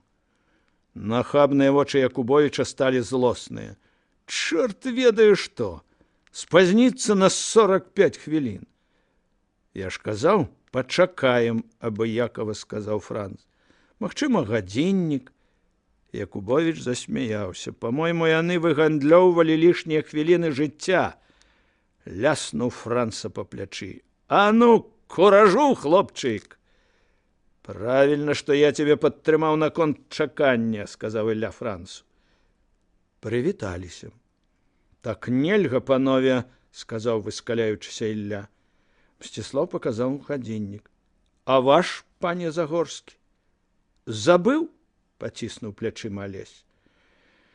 «Што ж, панове», – сказаў гусар, – «вам астаецца толькі папрасіць адзін у аднаго даравання».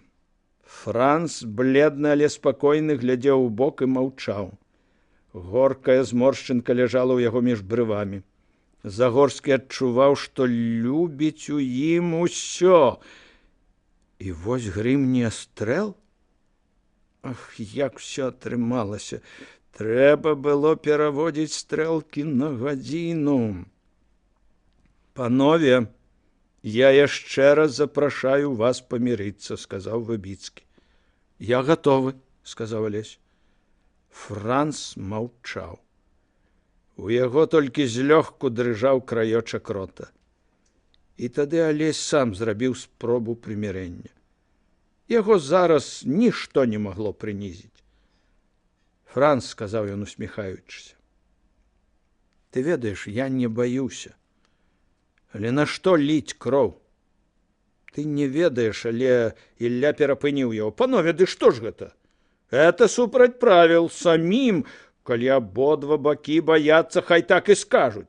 Тады мы зоймемся чым-небудзь больш вартым. Плесці вяночкі будзем, ці што? Франц не ведаў таго, што ведаў Алесь, і што рабіла лухтой усе словы і ўсе ўмовы на зямлі. Ён спалохаўся. Ілля мае рацыю, сказаў ён. Алесь паківаў галавою. Ах, якая гэта ўсё лухта!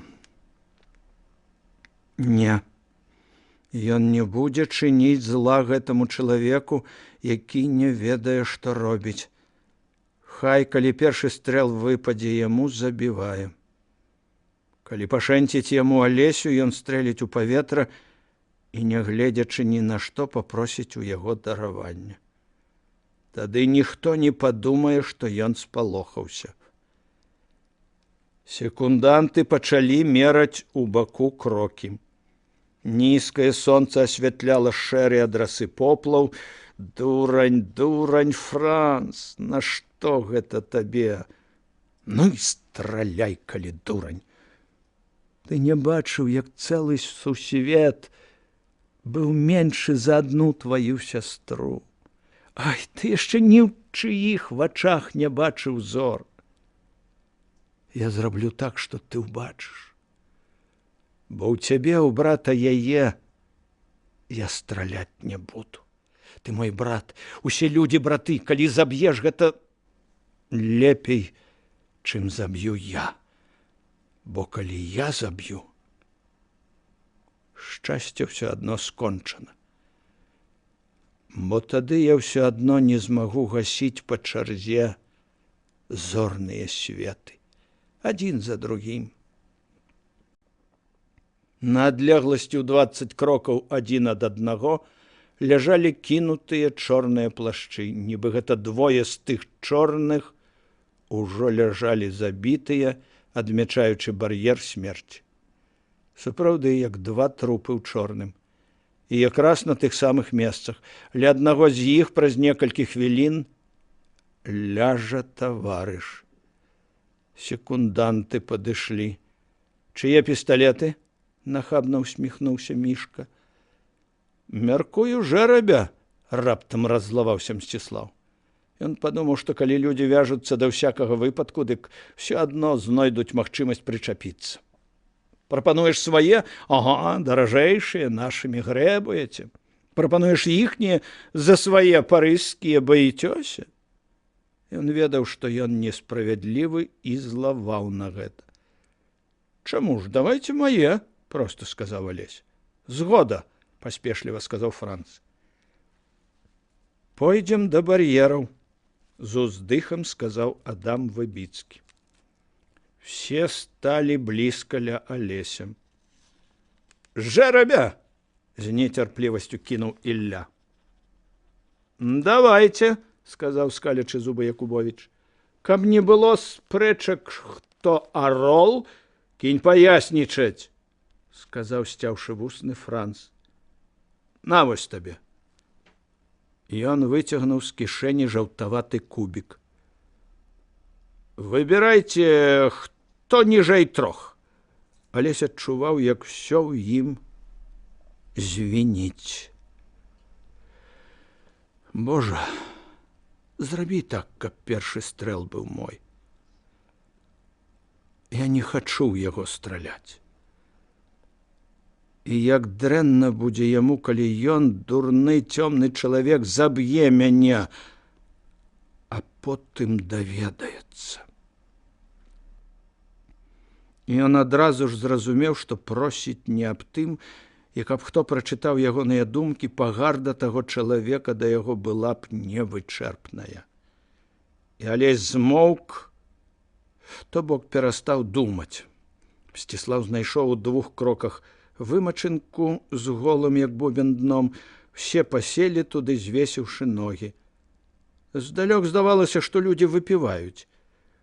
Кубік пакаціўся з Якубовічавай рукі. Усе схіліліся. 3, сказаў Мішка. Дай я, нецярпліва ўзяў косць Мсціслаў. Ён паматляў рукою і рэзка кінуў. Алесь глядзеў не на косць, а на яго і ўбачыў, як друг збялеў. 5, сказаў Хаданскі. Цяпер збялеў Франц. Хацеў быў нешта сказаць і змоўк. Яны спыніліся ля Алесевага бар'ера. Ідзі, сказаў Ілля Францу. Франц пайшоў на свой бар'ер. Гусары Хаданскі дамаўляліся яшчэ аб нечым з Выбіцкім. Мсціслаў стаў ля Алеся. Даруй, братка, сказаў ён. О, чорт, даруй. Нічога, усміхнуўся Алесь. Алесь не глядзеў у бок Франца. Ён глядзеў вакол. Перад ім ляжаў дымна-шэры поплаў, а за ім вясёлкавыя радасныя дрэвы. Нізкае сонца стаяла збоку за Алесевай спіной, ад секундантаў і ад яго Алеся ляжалі доўгія цені на роснай траве. Падрыхтавацца, сказаў Мішка. Смелей, князь! Загорскі стаў глядзець на Франца. Раўбіч у дзіўным павароце стаяў супраць яго.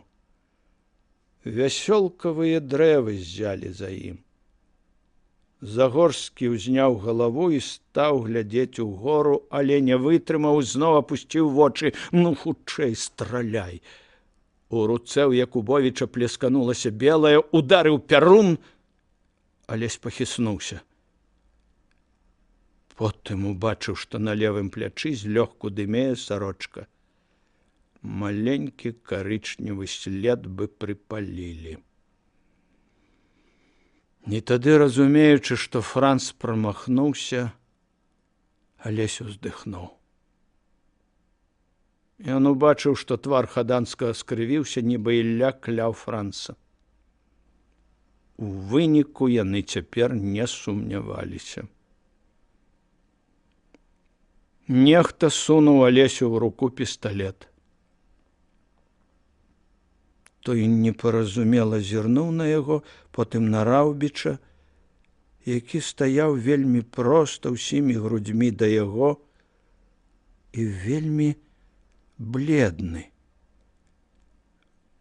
Глядзі цяпер, сказаў Выбіцкі. Мсціслаў глядзеў на Алеся з трывогай, нібы разумеў.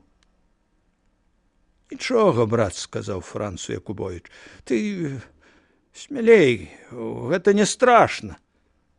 Яны адышлі. Франц скасіў быў вочы, не разумеючы, чаму гэта яны пакідаюць яго на самоце, потым уздыхнуў і стаў глядзець на Алеся. Несцерпна было доўжыць яго страшнае чаканне. І Алесь, не чакаючы ўзмаху хусткі, ўзняў гору цяжкі пісталет, дачакаўся, пакуль хлапячок дыму паплыве над яго галавой, і адкінуў зброю ў бок. І ўбачыў аблічча Франца. Божа мой! Гэтаму абліччу, здавалася, падарылі сонца. Гусары Хаданскі, якія не чакалі стрэлу і глядзелі на Мсціслава, кінулі вачыма на Франца і падумалі, што Загорскі ў сваю чаргу прамахнуўся. «Наш!» – закрычаў Ілля. «Наш стрэл!» Кінуўся да Раўбіча з другім пісталетам. Франц, яшчэ не разумеючы, стаў здымаць руку. Мсціслаў крэкнуў з прыкрасці, Выбіцкі з жахам глянуў на Алеся. Все это Загорскі заўважыў долю секунды, Франц цэліў яму проста ў лоб. Ну, вось і ўсё, падумаў Алесь. Ён не здаволіўся. І раптам нешта здарылася. Твар Франца здрыгануўся ўвесь, нібы закалаціўся. Франц кінуў пісталет вобзем. Пэўна, курок зломіць, яшчэ нічога не разумеючы, падумаў Алесь. Раўбіч зрабіў некалькі крокаў ад месца сутычкі, цень ягоны загайдаўся на роснай шэрай траве, а потым кінуўся да Алеся, яшчэ на бягу працягваючы рукі. Алесь, даруй мне. Даруй. Якубовіч паглядзеў на дзве постаці, што зліліся ля аднаго з плашчоў, і суха сказаў Іллі: мяркую, наша прысутнасць тут больш не патрэбна. Дзіцячыя гульні. Яны пайшлі да коней. Ніхто не звярнуў увагі, як яны рушылі краем дубовага гаю. Калі праз некалькі хвілін з боку сцежкі на Раўбічы даляцеў шалёны пошчак капытоў, Франц адарваўся ад Алеся. Вусны ягоныя трэсліся, шчокі былі заліты слязьмі. Братка, сказаў ён, адпусці яе са мною. Я клянуся табе, я ўгавару бацьку. До конца. До самого конца можешь различивать на мяне. Частка 13. Петербург прачынаўся. У лютаўскім гнілым тумане куранты хрыпата, нібы з прастуды, нібы праз піўны кашаль зайгралі «Коль славен наш Господь в Сионе». Абрыдліва ўвесь слацей мокрым снезе вставаў над зямлёй світанак. Аблупленыя будынкі, шэрыя ад вільгаці палацы, цьмяныя агні ў вокнах, мокры, але моцны яшчэ лёд на неве. Мужчына, які выйшаў з глухога, як труна пад'езда, паглядзеў вакол і сцепануўся, хутаючыся ў футра. Так непамысна было вакол. Фурман Варфаламей падвёў вараных і карету да самага ганка, і ўсё ж той, што выйшаў летні, чарпануў слаты вышэй галёшаў. Фурманова рука падтрымлівала апушчаную падножку. «Добрай раніцы, Варфаламей!» З завучанай абыякавай ветлівасцю сказаў чалавек. «Раніцы добрай, Пётр Александрович, светлы наш, ножкі прыкрыйце, дзьме». «Ніякая нядобрая тая раніца. Здароўечка каштоўнае страціце». Карета рушыла. Сядок усміхнуўся, прыкрыў ногі запонай і адхінуў фіранку са слюдзянога акенца. Вуліцай ляцеў ці то жоўты дым, ці туман. Даносіла пахам золі, снегу і гною. Аблічча таго, што ехаў, скрывілася. Зноў цэлы дзень трэба ездзіць. Спачатку да міністра дзяржаўных маёмасцяў, якому ён абавязаны кар'ерай, і ў якім, відаць, вось-вось перастане мець патрэбу. Потым з ім на пасяджэнне дзяржаўнага савета, праўдзівей, ён пакуль што не член савета, чакаць у пакоях камісіі пакуль не спатрэбіцца. Потым справы ў 3-м дэпартаменце міністэрства. Перад гэтым ён ледзь паспее паабедаць. А пасля дэпартамента вечару вялікай княгіні Елены Паўлаўны, адзінае больш-менш прыемнае здарэнне за ўвесь дзень. Добра толькі тое, што знік з дому. Жонкі мігрэнь, сын зноў капрызіць, ён добры, але няўстойлівы і бязвольны нікс. Не ўзяў у спадчыну ягонай цвёрдасці і ягонага розуму. Што ў яго самога ёсць розум, чалавек ані хвіліны не сумняваўся. Ды так яно бадай і было.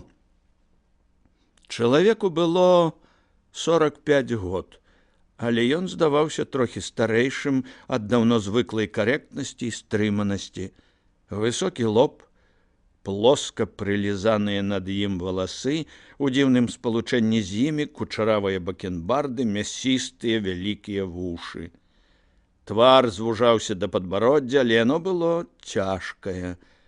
Відаць, чалавек ведаў, чаго ён хоча. Шкодзіла гэтаму ўражанню толькі іронія ў складцы рота і стомлены сум у вачах. Бровы навісалі над вачыма, высока ля пераносся, нізка ля скроняў. І нос навісаў на рот, калісьці проста, а цяпер абвіслы і таўставаты на канцы нос. Словам, твар паважнага бюракрата. Трывожылі толькі вочы. Іронія, сум, стома, розум, чэрствасць і няўлоўная весялосць арганічна спалучаліся ў іх. Это маглі быць вочы іроніка, стомленага бюракрата, дзяржаўнага мужа. Гэта былі адначасова вочы верна падданага і вочы знаўцы свету, пісьменніка. І самае дзіўнае, што так яно ўсё і было. Чалавек, што ехаў у кареце, быў Пётр Александрович Валуеў, без 2 месяцаў управляючы міністэрствам унутраных спраў, без 9 месяцаў міністр і роўна без 19 год граф. Былы нястойкі ліберал, былы улюбёнец Мікалая I, а цяперашні асвечаны кансерватар і дырэктар 2, а ўсяго было 4 дэпартаментаў Міністэрства дзяржаўных маёмасцяў. Правая рука міністра Мурав'ёва, былога магілёўскага губернатара, ў будучым ката Беларусі і Літвы. Варфаламей успомніў, што забыў спытаць, куды ехаць. З касцяной трубкі пачуўся пачцівы голас: «Куды весці, ваша мосць?» «Да міністра дзяржаўных маёмасцяў». Карета звярнула на мойку.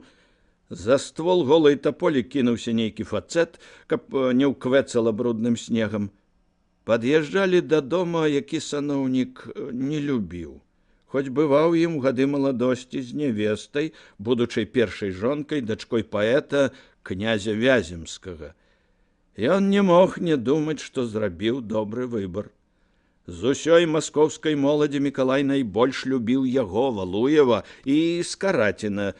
Загадаў нават паступіць у першае аддзяленне ўласнай канцылярыі. Трэба было замацаваць прыхільнасць. А Вяземскі быў адзін з найбольшых улюбёнцаў цара. Невядома за што, бо ў доме князя бывалі Сталыпін і Жэрве, і ледь не самы блізкі друг гаспадара быў Пушкін. Дзіўны часам звязваецца ланцуг. Ён, Валуеў, тады быў франдзёр, як цяперашні шэф калісь. Уваходзіў у гурток 16, дзе былі той самы Жэрве, Монга Сталыпін, нябожчык Лермантаў, цяперашні эмігрант князь Браніцкі і яшчэ таксама эмігрант і супрацоўнік Колакала П.В. Далгарукі. Ды яшчэ Шувалаў Андрэй, што цяпер таксама лезе ў верна падданыя. Адзінае суцяшэнне на шляху. Заплюшчыць вочы, праязджаючы паўз дом, дзе памёр Пушкін. Пушкін чамусьці меў да яго сімпатыю. 16 збіраліся пасля балю, вячэралі, курылі і размаўлялі. Трэцяга аддзялення ягоных падвалаў быццам не было. Лермантаў крычаў аб тым, што ўладарам трэба разбіць галовы кайданамі, як раіў ілімскі вязень. Бедалага Лермантаў. Ось і з гэтым пасля Пушкіна звязаў лёс. Валуеў, як заўсёды, расплюшчыў вочы зарана. Якраз ля яго была арка пад'езда, у які прывезлі паэта. Потым ля гэтага пад'езда плыў натоўп. Пушкін любіў яго, Валуева, узяў прататыпам для Грынёва з капітанскай дачкі. Цяпер гэта было Валуеву непрыемна, хоць трохі казытала недзе, калі трэба было апраўдацца перад сабой. Мішэль Лермантаў плакаў, калі таго забілі. Цяпер абодва мёртвыя. Не паспелі своечасова адысці ад памылковых поглядаў маладосці. А ён жыве? Ён быў чыноўнікам асобых даручэнняў пры курлянскім генерал-губернатары, курлянскім грамадзянскім губернатарам і у глыбіні душы ён ведаў, што вартасць ягонага служэння айчыне нічога не варта перад служэннем забітых, хоць яны пратэставалі і разбуралі. Каму трэба ведаць, хто быў Курляндыі грамадзянскі губернатар у час Гогаля? І ён глыбінямі душы здагадваўся, што таму губернатары і помсцяць паэтам, адчуваюць сваю мізэрнасць і непаўнацэннасць. Маўляў, нажыліся, нашкодзілі, лізалі пяты, а ён у гэты час мёртвыя душы пісаў. Але яму трэба было выбіраць, ці паміраць з голаду на пісьменніцкім хлебе ў прадчуванні славы, ці бясслаўна служыць. Ён вырашыў служыць, але славалюбна, аддана, уедліва. Людзей, якія робяць палітыку краіны, таксама часам памятаюць. Валуеў адарваўся ад думак. Урэшце, северная пчела абвясціла, што ў сёмае цараванне Александра, што за дурасць, якое сёмае цараванне, у дні посту адбудзецца вядомая ўсім падзея.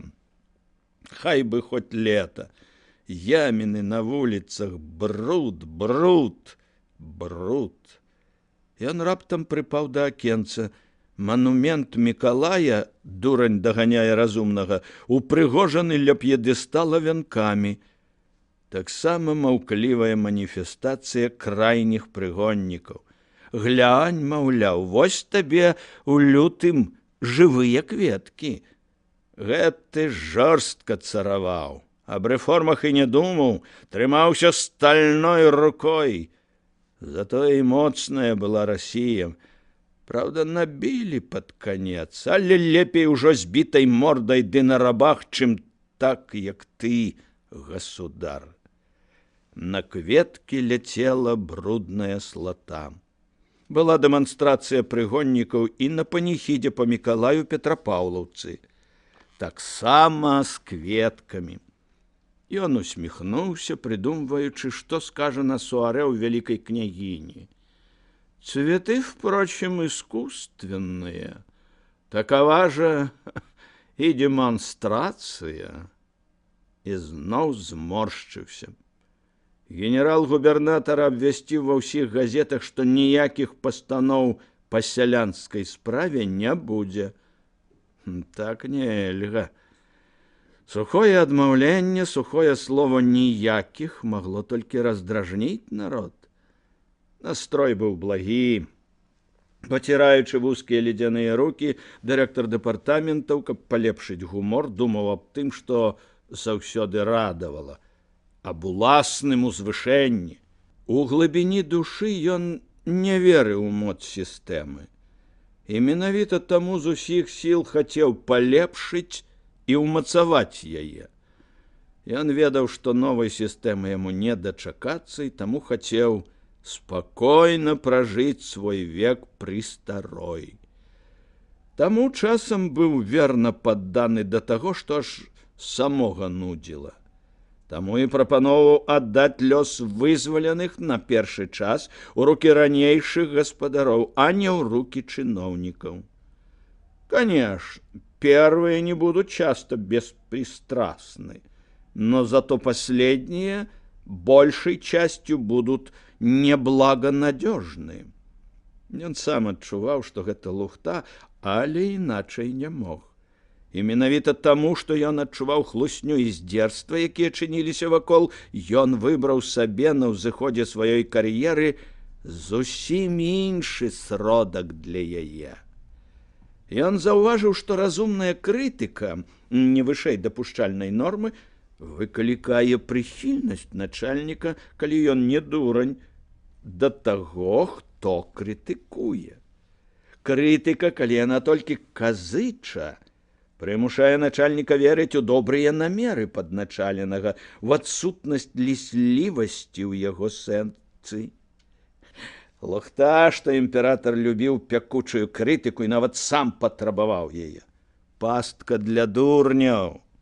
Валуеў з усмешкай успомніў, як ён падаў запіску «Дума рускага» ў другой палове 1855 года. Гэта была міна, да якой ніхто не додумаўся б. Благоприятствует ли развитию духовных и вещественных сил России нынешнее устройство разных отраслей нашего государственного управления? Цяпер трэба было толькі не сарвацца, не перагнуць в адказе.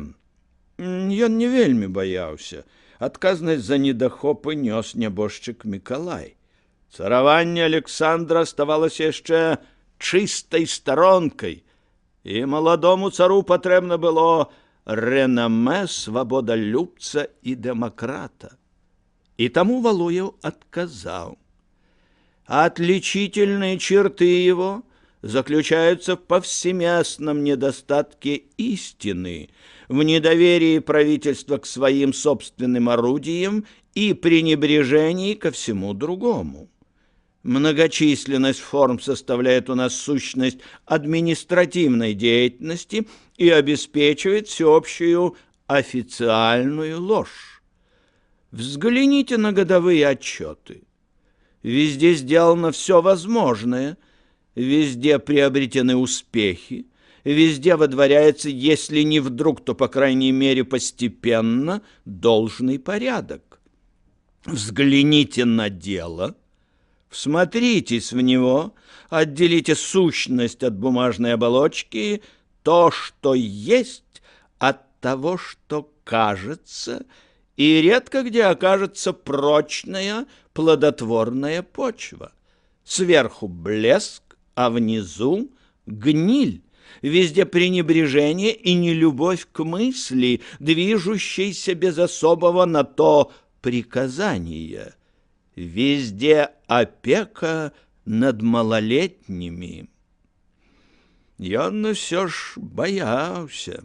На всякі выпадак трэба было знайсці моцнага заступніка і абаронцу. И ён подвёў другую мину. Лишь морское министерство не обнаруживает, подобно другим ведомствам, беспредельного равнодушия ко всему, что думает, чувствует или знает Россия. Генерал-адмиралом морского министерства был великий князь Константин Миколаевич, брат цара. І один Бог ведае, як потым ён і вялікая княгіня Гелена Паўлаўна, да якой ён сёння пойдзе, падтрымалі яго. Доступ у салон вялікай княгіні, здзіўленне цара, падтрымка вялікага князя аж да загаду па ведамству, каб начальства не хлусіла, як заўсёды, нібы ўсё у яго цудоўна. І дарма, бо скончыў ён запіску, Валуеў усмехается, так. В России так легко сеять добром. Русский ум так восприимчив, русское сердце так благородно. Россия — гладкое поле, где воля правительства не встречает преград. Не скажет ли оно народу, да будет истина между нами, и не вспомнит ли красноречивых слов, сопровождавших герб одного из древних русских дворянских родов? Уму нужен простор. Россия взывает к венценосному вождю своему с безмолвною мольбою. Сердце царева в руце Божьей. Ён ведаў, усё гэта будзе голасам, які лямантуе ў пустыні, і як раней будзе штампы, бюракратызм і мярцвячына, і зноў забароняць выезд за мяжу, які накладае домашний арест на свыше 60 миллионов верно подданных его императорского величества. Праз 2 гады яго прызначылі дырэктарам другога дэпартамента, яшчэ праз год 3-го, і яшчэ ён старшыня вучонага камітэта міністэрства, і яшчэ правая рука Мурав'ёва, і яшчэ статс-сакратар, і двойчы павялічаная пенсія. І штогод до конца жыцця 5000 срэбрам і ўзнагароды, і пакеты з благаваленнямі. У час все было зроблена. У час змагаліся разам з Мурав'ёвым супраць праектаў рэдакцыйных камісій аб рэформе. Але ўвесь час ён гуляў бесстароннасць і быў трохі незурадам, напрыклад, у справах польскіх, бо патрабаваў маленечкіх уступак палякам. Цару не спадабаліся крайнія прыгоднікі. Валуеў ледзь не памыліўся, але хутка спахапіўся. Пачаў крытыкаваць іх, пачаў хваліць меншасць, заўважаць у іх зрелость и образование, беспристрастие и правильность взглядов. И зноў поворот. И он допускал, что его могут звать флюгером. Что ж, флюгера не ломит ніякі ветер. И он говорил про необходность свободы друку, але не разумеў под гэтым поўнага простору для развіцця матэрыялізму и демократычнай прапаганды. Говорил про необходность уступок полякам, але казаў, что польское пытанне можно вырашыць не ў Варшаве, а толькі ў Москве и ў Петербургу. Не любіў Мурав'ёва, але не падаваў выгляду. Мурав'ёў пакуль што быў моцны, Мурав'ёў мог яшчэ дапамагчы Валуеву і лічыў выхаванага і адданага чалавека, які ўсім многім быў яму абавязаны сваёй крэатурай. Мурав'ёў рабіў глупства, не ведаў сапраўдных адносін крэатуры. Крэатура лічыла, што чалавеку, якому 65 год, даўно трэба саступіць сваё месца. І амаль з радасцю Валуеў адчуў, што за апошні час зорка Мурав'ёва цьмянее. Гасудар быў халодны з ім. Пры нядаўнім дакладзе ён не падаў рукі яму. А ці даўно лісіца Клейн-Міхель называў Мурав'ёва агульным збавителем? Ось яно! Амаль з прагай ён лавіў гэтыя адзнакі няміласці. Нават для гасудара Мурав'ёў стаў ці не занадта правы. Гнуткасці палітычнай няма. Дык ідзіш у адстаўку. І ўсё ж, нават калі пойдзе ў адстаўку, адносін занадта не псаваць. Такія часам прыдаюцца ўладам, калі ўлады пачынаюць забываць аб лібералізме. Тады якраз і патрэбны людзі са стальнымі сківіцамі. Коні мясілі брудны снег на Ліцейным, дворнікі ледзь паспявалі зграбаць яго ў кучы, але на бруку ўсё адно была каша. Валуеў глядзеў у акно. Ішлі мадысткі, хаваючы кардонкі пад плашчамі. Стаяў мокры, відаць, сухотны італьянец, прадаваў з латка гіпсавых Наполеонаў і бісквітных голых жанчын. Па статуэтках кроплямі сцякала вада. Дырэктар успомніў, што на Беластотчыне ўзнікла дзіўная секта пад назвай Наполеонаўшчына. Людзі патаемна збіраліся, маліліся перад бюстам Наполеона. Тое самае перакінулася і на Пскоўшчыну. Ідыёцкая краіна. у што б не верыць, абы не ў добрыя намеры імператара. Сектантаў Валуеў ненавідзеў. Таксама ён цярпець не мог раскольнікаў. Вся гэтая публіка, хай сабе і руская паходжаннем, не была рускай. Назву рускі маглі з поўным правам насіць толькі тыя людзі, што моляцца ў Ісаакіі, хаця ён і змрочны як склеп, у дварцовай і канюшаннай царквах. Трохі падазроныя былі нават людзі, што маліліся Петрапаўлаўцы. Вядома, гэта магільня імператараў, але Валуеў не ўхваляў гэтых чужых па стылю збудаванняў, гэтых галандска-нямецкіх штучак вялікага Петра. Рускімі ён таксама трохі пагарджаў. І асабліва не любіў славянафілаў, накшталт Пагодзіна з іхнім родным квасам. Это называется краіна? Ні Таквеляў, ні Гізо, ні Бокляў, нічога. Апошнія дні опер-паліцмайстар сталіцы Паткуль хвастаў дворнікаў і аднаму адваліў шчырай рукою 250 лозаў за тое, што ён нібыта сказаў, што калі аб'явяць волю, то ён закрычыць «Ура!». Так вось мы і ў еўрапейцаў ператвараемся. Жорсткія вусны саноўніка сціснуліся. Праязджалі паўз адзін з самых ненавісных у Петербургу дамоў. Тут розныя Некрасавы і Дабралюбавы, дваране не з лепшых ды семінарысты, практыкуюцца ў нігілізме і падкопах пад карэннем. Некрасава ён трохі ведаў, досыць непрыемная асоба, але асабіста ён не змоўшчык, у яго ёсць грошы, і ўсё адно ён чужы. Ось нядаўна яны шумелі аб заходнім краі, услед за Герценам, філія рэдакцыі «Колакала». Узрадаваліся магчымасці стварыць яшчэ асобную беларускую нацыянальнасць.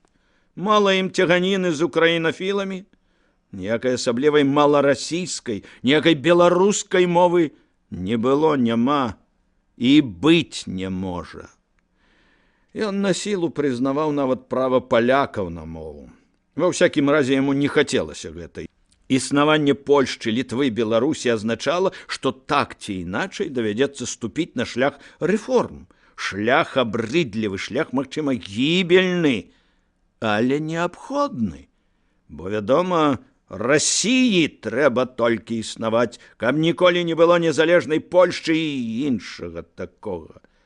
Але для таго, каб Польшча канчаткова ўлілася ў Расію і з ёю зраднілася, неабходна, каб імператар дараваў рускаму народу палітычнае жыццё.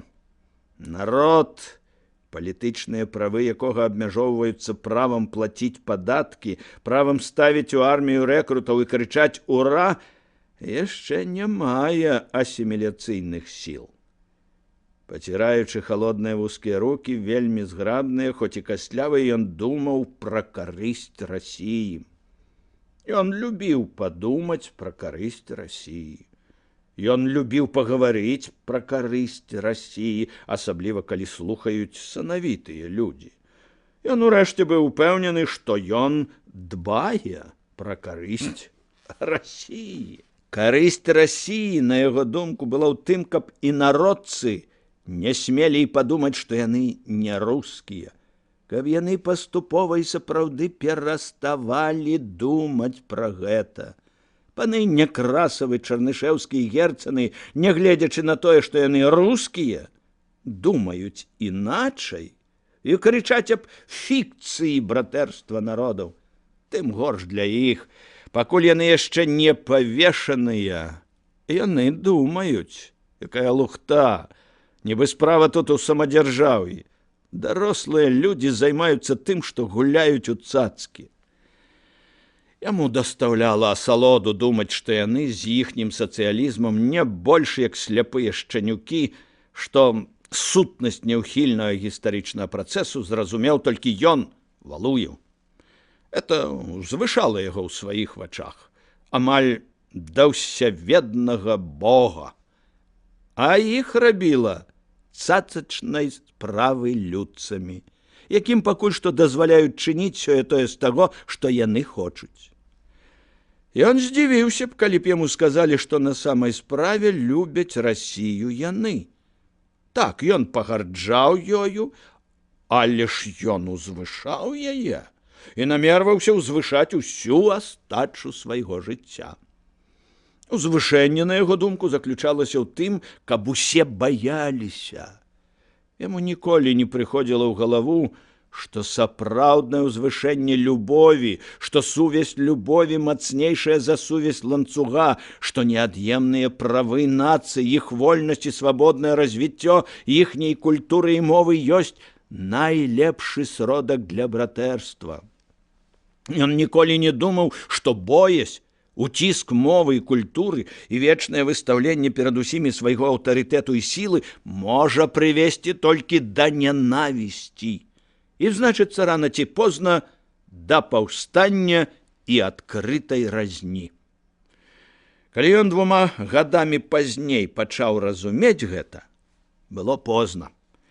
Не разумеў ён і таго, што максімальная свабода кожнай асобы не развальвае грамадства, а вядзе да яго ўзмацнення, што гэта прымушае кожную асобу не шукаць сродкаў для таго, каб узарваць дзяржаву, а наадварот, прыкладаць усе сілы, каб узмацніць сваю грамаду, сваю айчыну. Ён, Валуеў, знішчаў нават некаторыя дакументы, якія падлягалі забыццю у інтарэсах Расіі. Якую такую Расію ён меў на ўвазе, вядома было аднаму толькі Богу. Калі гонар краіны не залежыць ад дзеянняў асобных людзей, то што можа яго знішчыць? А калі залежыць, то вінавата ў гэтым не краіна, а людзі. Будучы міністр праязджаў паўз нігілістычнае кубло, жорсткавата звузіўшы вочы. Яны не любілі Расіі, не паспешствавалі яе веліч. Расію любіў ён. Карета спынілася ля пад'езда міністра дзяржаўных маёмасцяў. На прыступках ганка чыста. Добра, што не прамочыць ногі. Яшчэ лепей было б, каб не давялося сустрэць міністрэсу, Пелагею Васильевну. Рэдка даводзіцца сустракаць больш з'едлівых і злосных жанчын. Валуеў быў амаль упэўнены, што гэта шматгадовае жыццё з ёю сапсавала міністру характар, які без таго быў не цукар. І яшчэ міністрэса была кар'ерісткай, больш нават, чым муж. Ён падымаўся па сходах той асаблівай выхаванай хадою царадворца і саноўніка, злёгку спружынячы на кожным кроку. Той хадою, калі здаецца, што на нагах цывільнага уздрыгваюць, пазвоньваюць нябачныя шпоры. І тут яму стала зноў непрыемна.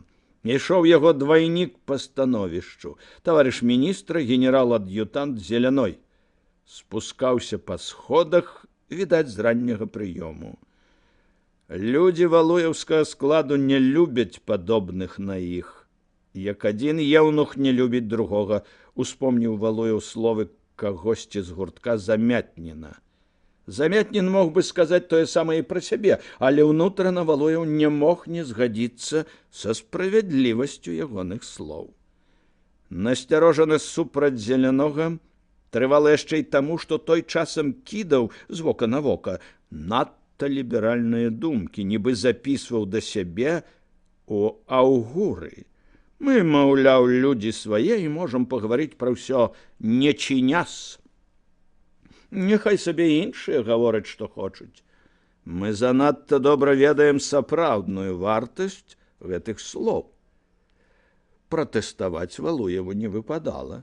Зеляной быў пакуль што занадта моцны, і таму іх звязвала падабенства сяброўства. Таго сяброўства царадворцаў, калі людзі вельмі добра ведаюць, чаго чакаць адзін ад аднаго. Добрай раніцы, Пётр Александрович. Зеляной ветла патрос вельмі гарачай рукою руку Валуева. «Доброй раніцы, милейший Александр Алексеевич!» Завучаная усмешка блукала на вуснах Валуева. У душы ён пасылаў Зелянога у апраметную. Толькі адзін ён ведаў, якую маленькую помсту ён дазваляе сабе, калі ўпарта піша ў сваіх дзённіках яго прозвішча проста «Зялёны». І гэта, забаўляючы, трохі мірыла яго з таварышам міністра. І ўсё ж стаяць на сходах у такое надвор'е, гаварыць на вачах ва ўсіх. «Даволі дзіўныя меры», — канфідэнцыяльна сказаў Зеляной. «Войска кансінгавалі ў казармах. У кожную паліцэйскую частку камандзіравалі па палове ўзвода». «Я чуў», — з прыемнай з'едлівасцю усміхнуўся Валуеў.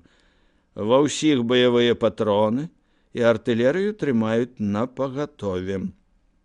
І кажуць, трымалі гатовых коней для імператара. Як думаеце, чаму? Барацьба за вызваленне ў Расіі небяспечная на вынікі. Самі ведаеце, удзячны народ». Зеляной рагатнуў. Прыслуга кажа, ён не начаваў у сваіх апартаментах, а перайшоў на палову вялікай княгіні Вольгі Мікалаіўны. Спадобіліся. Зноў пачыналася размова аўгураў. Яна была непрыемная Валуеву, але мусіў цярпець. Даносу і плётак не будзе. Па-першае, дваране і людзі свайго саноўнага кола, па-другое, удваіх. Зеляной не выпрабоўваў. Ён не шэф жандараў, ён проста зневажальнік, патаемны брыдкаслоў і аматар адвесці душу. І ён пакуль што моцны. Твар Зелянога быў рэзкім. Я вам скажу чаму. Ва ўсіх іх дынастычны недавер да рускіх людзей, людзей нямецкай крыві. Гэта ўсім было вядома, але Валуеў сказаў з іранічнай усмешкай, якая не пратэставала, а нібы згаджалася. «Злітуйцеся. Романовы? Што зробіш? Нават калі лічыць, што Павел быў сын Салтыкова, і то ў жылах государа 1/8 рускай крыві. А іначай, ані кроплі. Мы з вамі ведаем, кроў лічыцца не працэнтамі, як у іншых. Радавы дух, вось што галоўнае. Нават калі з пакалення ў пакаленне яны жаніліся б на камчадалках, все адно корань жа аднекуль ідзе, і гэта корань Романовых. Вы ж не перастаеце быць Зеляным, хоць вашы продкі з пакалення ў пакаленне жаніліся на жанчынах іншых прозвішчаў. Сказано было ўдала. Зеляной прыжмурыўся ад асалоды. З Валуевым можна было мець справу. Вастраслоў, дасціпнік. Валуеў вырашыў ўсё ж і сам сказаць вольнасць. Няма чаго занадта стрымлівацца. Вольнасць у людзей, так звязаных адзін з адным, у людзей небяспечных адзін для аднаго, узмацняе давер. Хоць, вядома, я дорага даў бы, каб усё гэта мела выгляд большай смеласці. Што міністр? Ён ведаў, адчуваў, што Зеляной непрыкметна падкопваецца пад шэфа і не зазнаваў з гэтай прычыны ні абурэння, ні ўхвалення.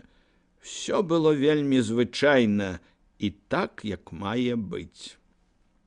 Ён занадта добра ведаў, што за гэтымі усмешкамі, даверам, агульным сваяцтвам, балямі і запэўненнямі ў сяброўстве увесь час другім фонам ідзе патаемная вайна.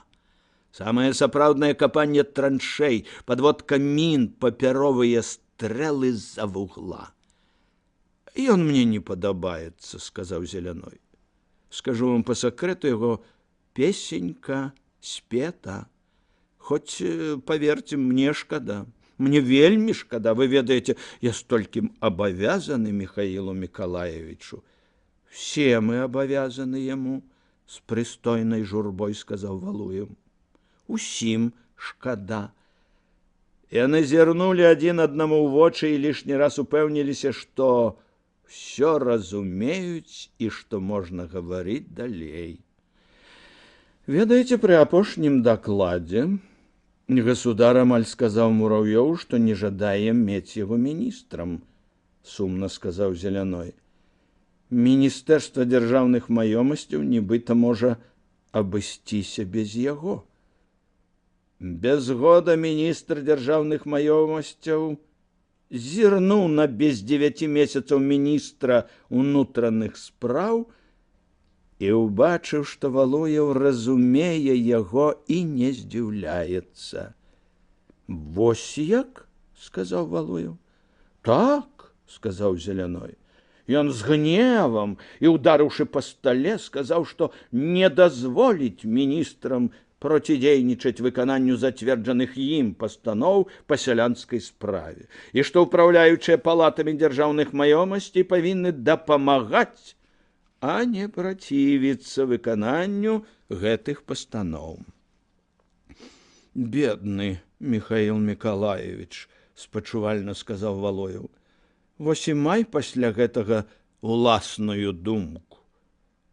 Вочы іхнія адначасова сказалі: «Мы то з вамі не зрабілі б гэтага». Стары выжыў з розуму. Яму здаецца часам, што гэта ён цар, а з імператарам, няхай бязвольным, але капрызным, так не жартуюць. У голас Зеляной сказаў з выглядам душы хлопца, які ўсім рэжа праўду матку. Яму гэтая маска пасавала, як Валуеву маска крытыкана і ліберала, рупліўца аб Расіі, і ён трымаўся за яе так, што яна прырасла да аблічча. І нас з вамі тое самае чакае, Пётр Александрович. Самастойныя мы занадта, на павадку хадзіць не любім. Абодва ведалі, калі іх што і зваліць, то чарговы падкоп сяброў, але думаць аб самастойнасці абодвум было прыемна. Відаць, вялікі князь Канстанцін абудзіў государу гэтую думку аб процідзеянні міністра дзяржаўных маёмасцяў і яго падначаленых, задумліва сказаў Валуеў. Мурав'ёў сябе трымае з большай годнасцю і спакоем, чым звычайна. О, ён дзівосны. Ён сказаў, што воля яго вялікасці будзе свята спаўняцца, і што калі ён, міністр, знойдзе, што прыняцце нейкіх там мер пярэчыць яго сумленню і перакананням, ён будзе прасіць звольніць яго ад абавязку выконваць такія загады. Государ на гэта не сказаў нічога, толькі бывайце. «Што, Мурав'ёў?» – спытаў Валуеў. Ён дома напісаў ліст да государа з просьбаю аб звальненні. Зеляной уздыхнуў і са скрухай развёў рукамі. «Мне яго шкада. Не даў яму параду не пасылаць ліста да наступнага даклада, каб спаўна пераканацца, што выяўлены государам настрой розуму не быў хвіліннай успышкай, якую выклікалі нагаворы. Я заўсёды ведаў, што вы чалавек зычлівы, сказаў Валуеў. А вы справядлівы, пранікнёна сказаў Зеляной, і добра думаеце аб людзях. З цеплынёй, заглядаючы адзін аднаму ў вочы, яны горача патрэслі рукі і разышліся, увогуле задаволеныя сабой. Размова была на вышэйшым узроўні, тая размова вытанчаная і соллю, у якой словы не азначаюць нічога. І ўсё азначае падспуднае веданне намераў і сіл субяседніка. Вокны кабінета былі завешаны лілаватымі шторамі, скупа палаў камін. Бюракратычныя, дробна пікіраваныя скураныя крэслы і дзверы, строгі стол з абцягнутай зялёным сукном верхняй дошкай, цяжкія кандэлябры, падобны на стаячую труну англійскі гадзіннік у куце, Шэф устаў з крэсла. І Валуеў, як заўсёды, спалохаўся, як бы не выдаць яму непрыемнага пачуцця чымсьці падобнага на жах. У начным святле гэтага каміна, у ліловых водсветах штор, шэф быў страшны. І тым больш ветліва, з перабольшанай прыхільнасцю, сміхнуўся яму Валуеў. Кароткапалая рука шэфа рыўцом працягнулася, сціснула, нібы злавіла руку падначаленага. І тым больш дзіўны быў пасля гэтага голас шэфа, голас ветлівага гаспадара, хлебасола, трохі правінцыяльнага аматара пасядзець ля агню з піпкай ды чарачкай кменнай. Каньяк, ну яго, заморская штучка, у расшпіленым мундзіры. «Сядайце, Пётр Александрович, вып'еце па надвор'ю?» І хоць піць з раніцы было дрэнным тоном, Валуеў не палічыў за магчымае адмовіцца. Шэф цярпець не мог правіл і парушаў іх як мог. Ён увогуле выкрасліў слова «шокінг» са свайго лексікону. «Апошнія дні дажываем», — сказаў Мурав'ёў. «Вось адмена. А што там?» І падначалены падумаў, што той гаворыць пра сябе, а не аб прыгоне. Яны маўчалі. Ні ў кога Валуеў не бачыў такіх разумных, непрыемна разумных вачэй. А можа, гэта здавалася па кантрасту з абліччам міністра. Гэта было нібы выпаўзла з зямлі запраметная, абрыдлівая і страшная пачвара, вся яшчэ слізкая ад свайго ходу пад зямлёй, і раптам узняла цяжкія бы увіе павекі і зірнула, нечакана да жаху, неверагодна чалавечымі вачыма.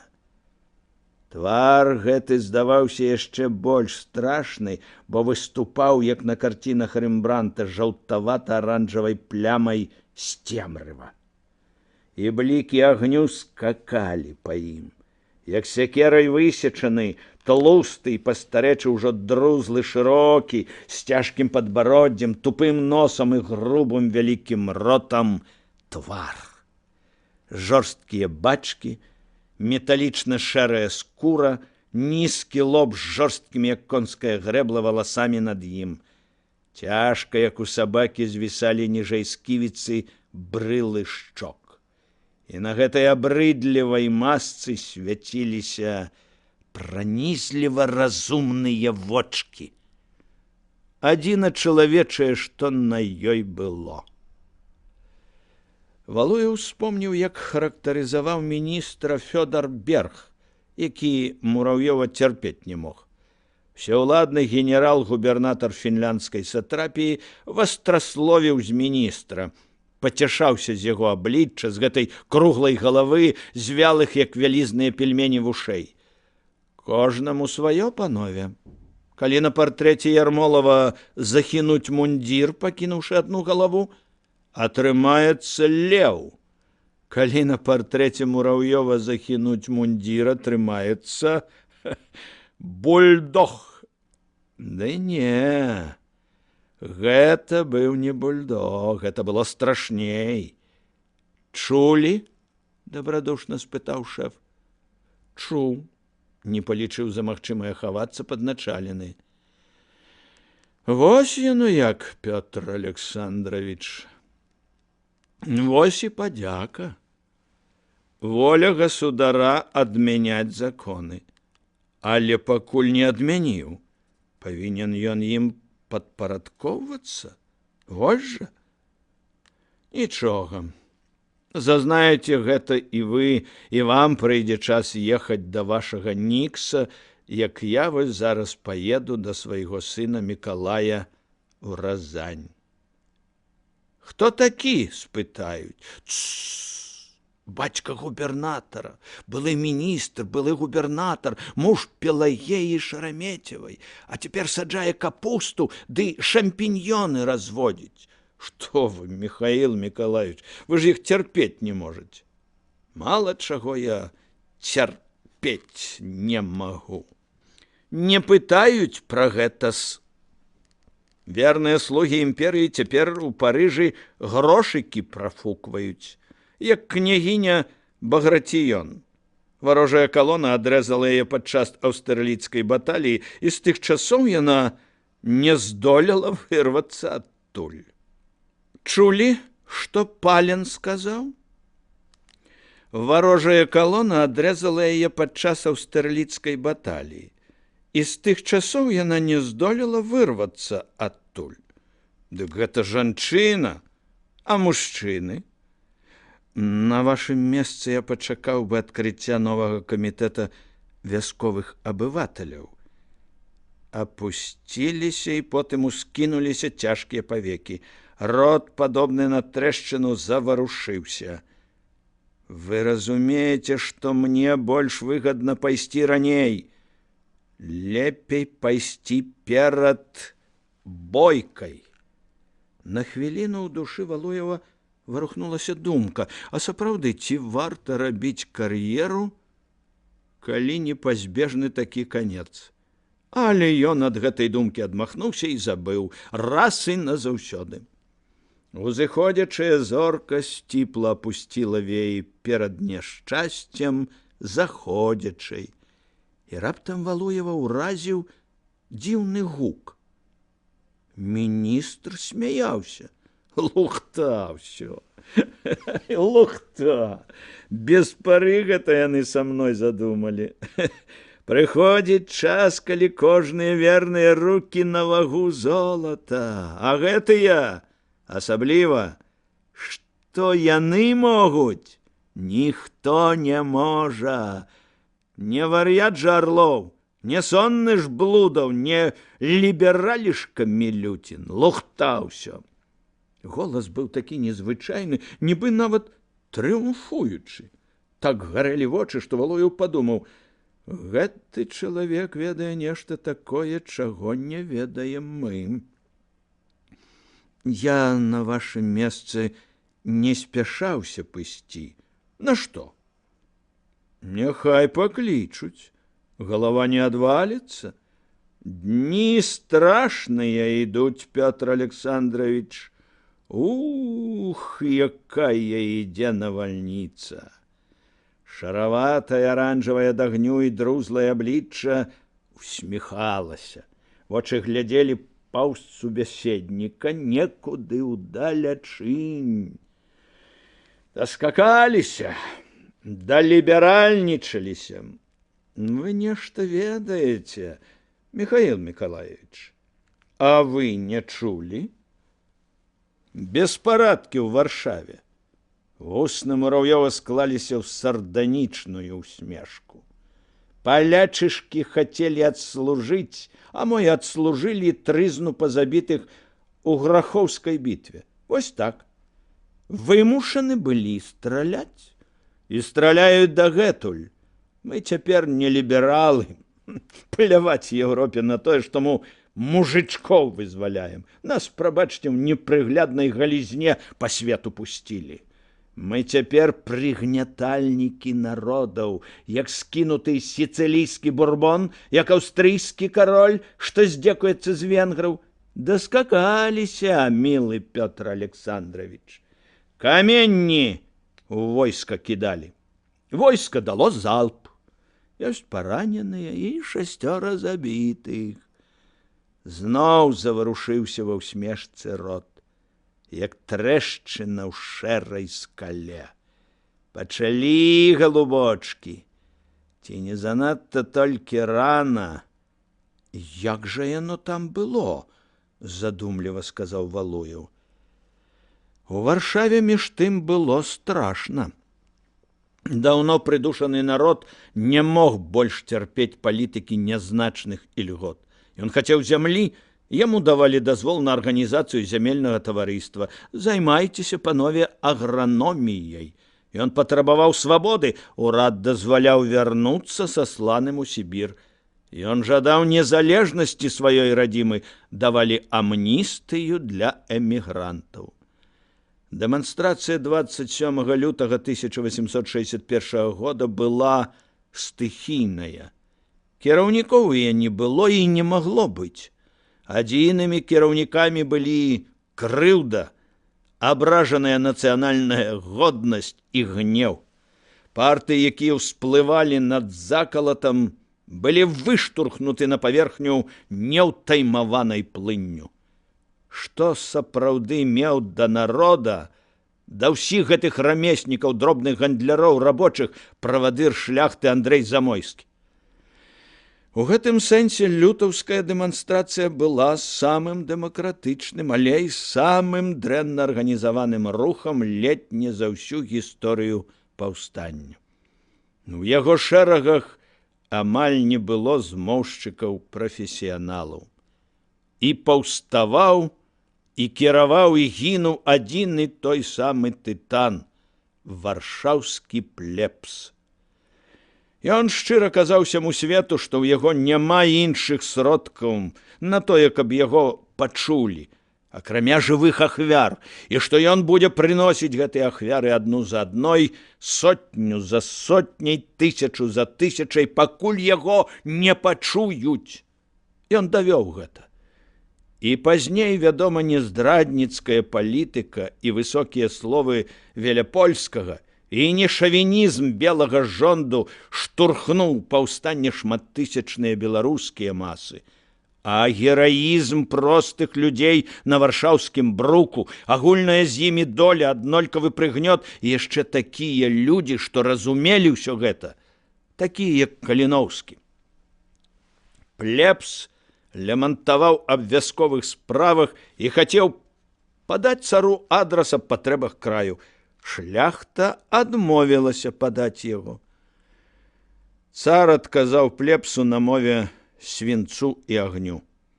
Людзі хацелі ўпарадкавання мясцовага заканадаўства, новых цэхавых уставаў, прасілі аб роўнасці яўрэяў у правах. У адказ на гэта ўсіх іх зрабілі рэвалюцыянерамі. Страляць па дэманстрантах пачаў батальён пяхоты, што абараняў палац намесніка і быў аддзелены ад натоўпу кратамі агарожы. Годная смеласць. Між тым страляць не было патрэбы. Это маглі зразумець нават чыгунныя мазгі ваенных, таму што люд ужо ўцякаў рассеяны казацкай лавай.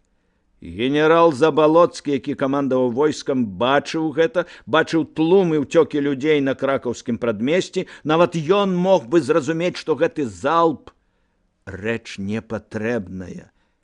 І аднак ён аддаў загад.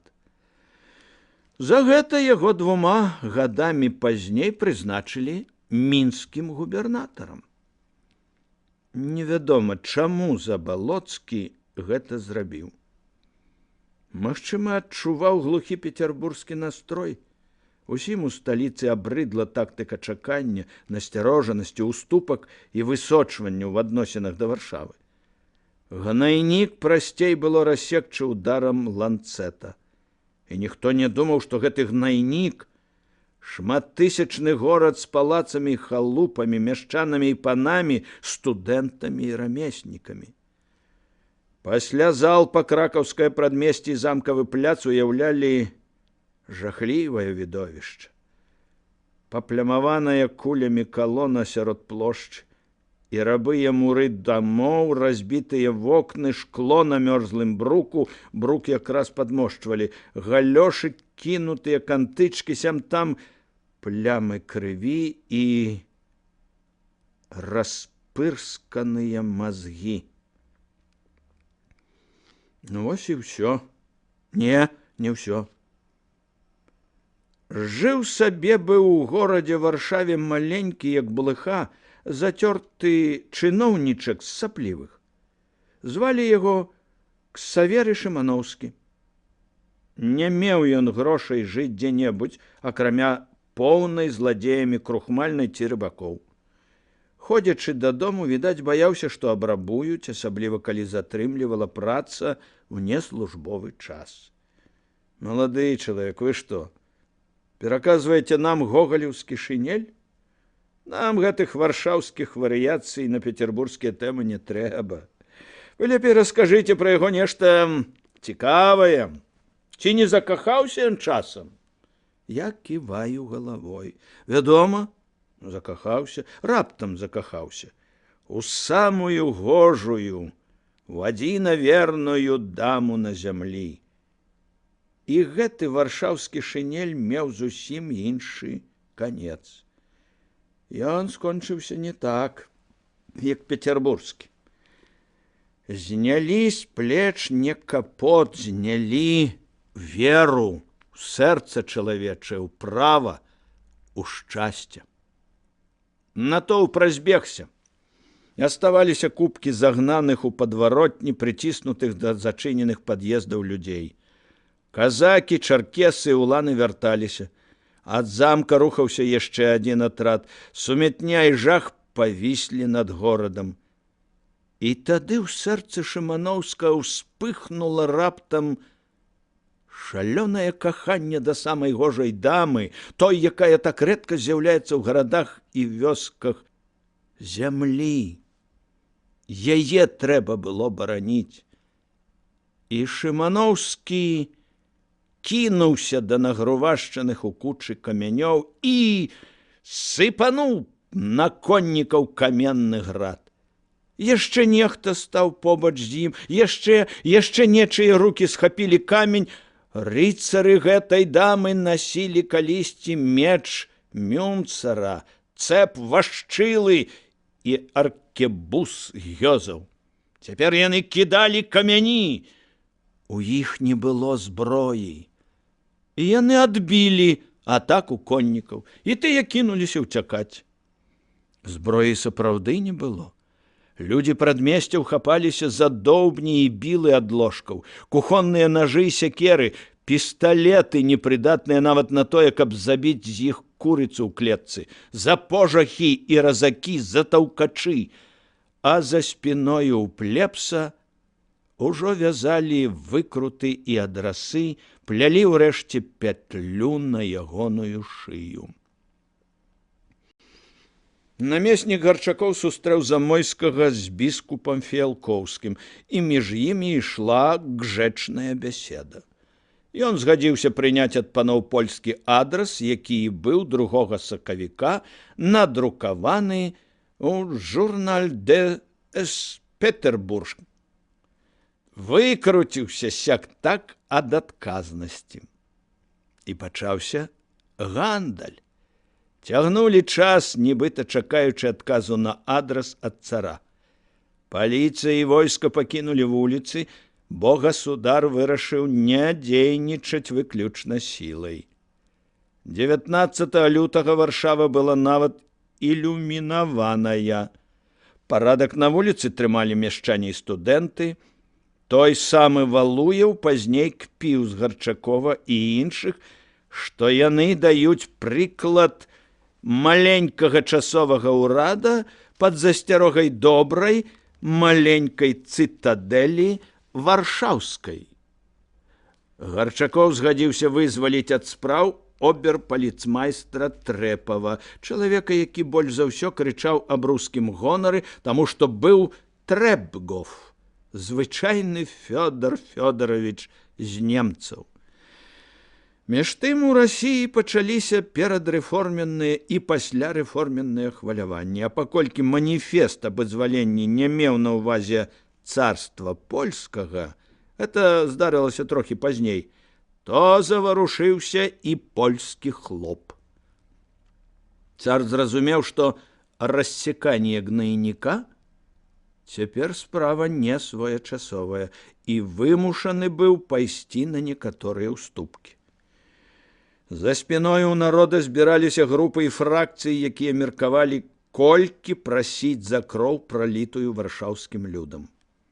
Група негацыянтаў, якую простыя варшавяне сваімі пакутамі і смерцю ўпершыню пусцілі ў палітыку, нібы з суконнымі рыламі ў калачны рад, складалася з банкіра Леапольда Краненберга, самай багатай кішэні па гэты бок буга, а таксама з Якуба Натансона, Юзефа Крашэўскага, мільянераў Юргенса і Рупрэхта і лекара Ігнацыя Барановскага. 100% годнае мінулае было хіба у караля Рупрехта, які некалі накшталт рускіх Петрашевска і Дурава пастаяў такі на эшафоце пад пятлёй. Гэтыя абмеркавалі пахаванне забітых, некаторыя правы для трэцяга саслоўя, якое надзвычайнае падабенства з залай для гульні ў мяч падчас вялікай французскай рэвалюцыі, падумаць толькі, і яшчэ як утрымаць люд ад далейшых дэманстрацый выступленняў, як адабраць у яго з рук нажы і пожагі. У гэтым была пільная патрэба. На вуліцах багата апранутых людзей суправаджалі ўжо кашэчым мяўканнем і канцэртамі, а часам і гнілой гароднінай. Нахабныя палякі спявалі: на старым месцы пры фантане палкоўнік Трэпаў схапіў па пысе. Цярпець такое было нельга. Людзі гэтыя баяліся таго, што пачыналася на вёсцы і выбухнула ўжо ў сталіцы. Але ім вельмі хацелася нешта выгандляваць сабе на чужой крыві. Дагэтуль всеўладная шляхта лічыла іх людзьмі толькі тады, калі трэба было пазычаць, прабачце, аддаваць грошы. А на іх працавала больш паловы людзей 200-тысячнага горада. І таму, перш за ўсё рупячыся аб парадку, яны арганізавалі грамадзянскую варту, якой пачаў кіраваць Рупрехт, як чалавек бліжэй за ўсё знаёмы са смерцю. Варта навяла парадак. Суровыя санкюлоты са студэнтаў, порткі іхнія сапраўды прымушалі чакаць лепшага, засунуўшы за стужкі капелюшоў пасведчанні, хапалі на вуліцах людзей пасля каменданцкага часу і цягнулі іх у купецкую зборню, не шкадуючы па дарозе кухталёў і іншых дабротаў. Асабліва даставалі п'яныя, якія крычалі, што ў цытадэлі мала войска, або цвярозыя, якія казалі, што цяпер якраз час узяць царызм за глотку. Іх звалі правакатарамі, якія хочуць крыві ў час, калі вось-вось будуць рэформы, і агентамі Масквы, хоць Масква аб гэтым, даль Бог, нічога не ведала. Грамадзянская варта разбройвала рабочыя ўскраіны, адбірала ўсё, чым можна калоць або рэзаць. Рэвалюцыя на вачах рабілася буржуазнай. І самае дзіўнае, што хлопцы з варты дзейнічалі так з самых чыстых намераў. Зборня адпускала затрыманых, але часам агентаў Масквы разам са зброяй выдавалі жандарам, і тады агентаў, пэўна, за няспрытнасць судзілі і высылалі не бліжэй Аренбурга і не далей Нарыльска. Імперыя жартаваць не звыкла. Забітых на дэманстрацыі пахавалі як магнатаў. Уладары хоць якой-кольвічы маёмасці атрымалі некаторыя прывілеі на абарону яе, рэфармаваны быў гандлёвы трыбунал, у які цяпер увайшлі і яўрэі, выключна гуманная мера, асабліва калі ўлічыць, што тысячы іх местачковых братоў, шаўцоў, лудзільшчыкаў і іншых па-ранейшаму жывацелі ў самай гаротнай беднасці. Рамеснікам яўрэям з горада хоць і дазволілі запісвацца ў цэхі, якія і так задыхаліся ад недахопу працы. Яўрэі-местачкоўцы не атрымалі нічога. Урэшце так, як і хрысціяне. Банкіры заклалі першую цагліну ў падмурак братэрства народаў і роўнасці іх перад нэндзай і галечай. Былі некаторыя палёгкі ў сэнсе права. Было імкненне палёгкі палітычнай, каротенькая з заечы хвост. На вачах простага люду банкіры ягонай крывёй купілі багацце, пашану і грошы сабе. Не першы і не апошні раз. Гандлявалі, аднак, не толькі фінансісты. Свой кавалак хацела выдзерці з зубоў цара і магнацтва. Яно не магло выступіць супраць рэформе, якая была яму выгадна. Значыць, трэба было патрабаваць нацыянальных ільгот, каб хоць не шчаміліся ў іхнія рахункі з мужикамі беларусы, кацапы ды немцы. У імя таго, каб скінуць з вагаў беларускую буржуазію, якая толькі нараджалася, але была жвавая і ўчэпістая, магнаты нават адмовіліся ад заходняга краю, усталяваўшы мяжу каралеўства па Бугу. Потым, калі пачаў плысці парахавы дым і з агульнай колькасці паўстанцаў 60 000 было не менш як 25 000 беларусаў, магнаты ўжо ніколі не казалі гэтага. Праект Веляпольска, аднак, адкінулі самі магнаты. Ён быў занадта канкрэтны. Патрабаваў свайго сената, сейма, сваёй арміі. Яны ведалі, гэтага не дазволяць. Ды яны і пабойваліся рэвалюцыйнай сітуацыі. Магнаты ўхвалілі другі праект, праект Эдмунда Ставіскага, які вызначаўся поўнай бездапаможнасцю і не меў нічога канкрэтнага. Так, некалькі аркушаў паперы, спісаных прыгожымі словамі. Хвалілі Польшчу і адначасова дыгалі ножкай перад царызмам. Цар прыняў і надрукаваў адрас. Ён не мог рызыкаваць, не мог згадзіцца, каб у такі навальнічны час узбунтаваліся яшчэ і палякі. Тым больш, што праект Ставіска не патрабаваў ніякай рэвалюцыі. Проста самаўладцу гаварылі такія словы, якіх ён дагэтуль не чуў. Перамога варшаўскага руху была такім чынам хутчэй маральная. Буржуазія, мяшчанства, гарадскі плебс упершыню адчулі, што ні адной шляхце абпальваць палітычныя гаршкі, што яны таксама сіла. І менавіта таму, што яны былі сіла, намеснік Гарчакоў і магнаты кішэні так лёгка дамовіліся між сабою. Плебсу не хапала правадыра.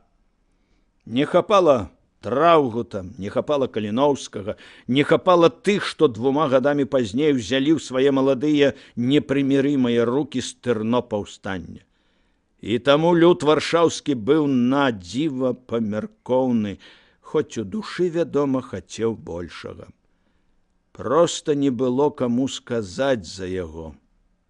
А імператар ахвотна падпісаў 26 сакавіка рэскрыпт аб рэформах у Польшчы. І на гэтым і ён, і паны супакоіліся. Адзінае, што тут было добра, невялікая колькасць ахвяр, якімі давялося заплаціць за гэтыя рэформы. Рэвалюцыя так і не стала рэвалюцыяй. Быў потым, праўда, яшчэ адзін эксцэс, але ён ужо нічога не мог змяніць. Гарчакоў баяўся, што агалошанне новых правоў выкліча непарадкі. Загадалі біць у барабаны, каб людзі не збіраліся ў натоўпы і сядзелі па дамах. І сапраўды, на ўсіх падаўленнях менавіта так громам барабанаў прымушалі дрыжаць чалавечыя сэрцы. Пошчак так нагадваў залпы. Варшавяне, аднак, не ведалі гэтага. Наадварот, яны палічылі грукат за запрашэнне да збораў. І людзі даверліва ішлі да намесніцкага палаца і ратушы, каб паслухаць, што там агалосяць, на людзей паглядзець і сябе паказаць. Гэта было падобна на непаслухмянства. Але яны аб гэтым не думалі. І не думаў аб тым генерал Сцяпан Хрулёў, былы ўдзельнік севастопольскай абароны, а цяпер камандзір 2-го армейскага корпуса.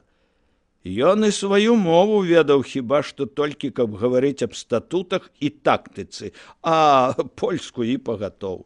Слова «обебнік» азначала для яго толькі «ударыць у барабан». І ён занадта добра помніў, што барабан ужываюць перад пакараннем смерцю або атакай. Тысячы вачэй, нічога не чакаючы, глядзелі на салдат і рыхтаваліся слухаць. Ударылі перуны, вуліцамі пацягнуўся дым. Было некалькі соцень параненых, сёй той сканаў у шпіталі. Атрымалася маленечкая памылка. Далейшага бунту не адбылося. У раззброеных людзей не было правадыра. Вялікія паны здрадзілі ім, і дзень 8 сакавіка назаўсёды пасяліў у простых людзях гнеў і недавер. Так здарылася ў Варшаве. Але ўсё гэта здарылася пазней.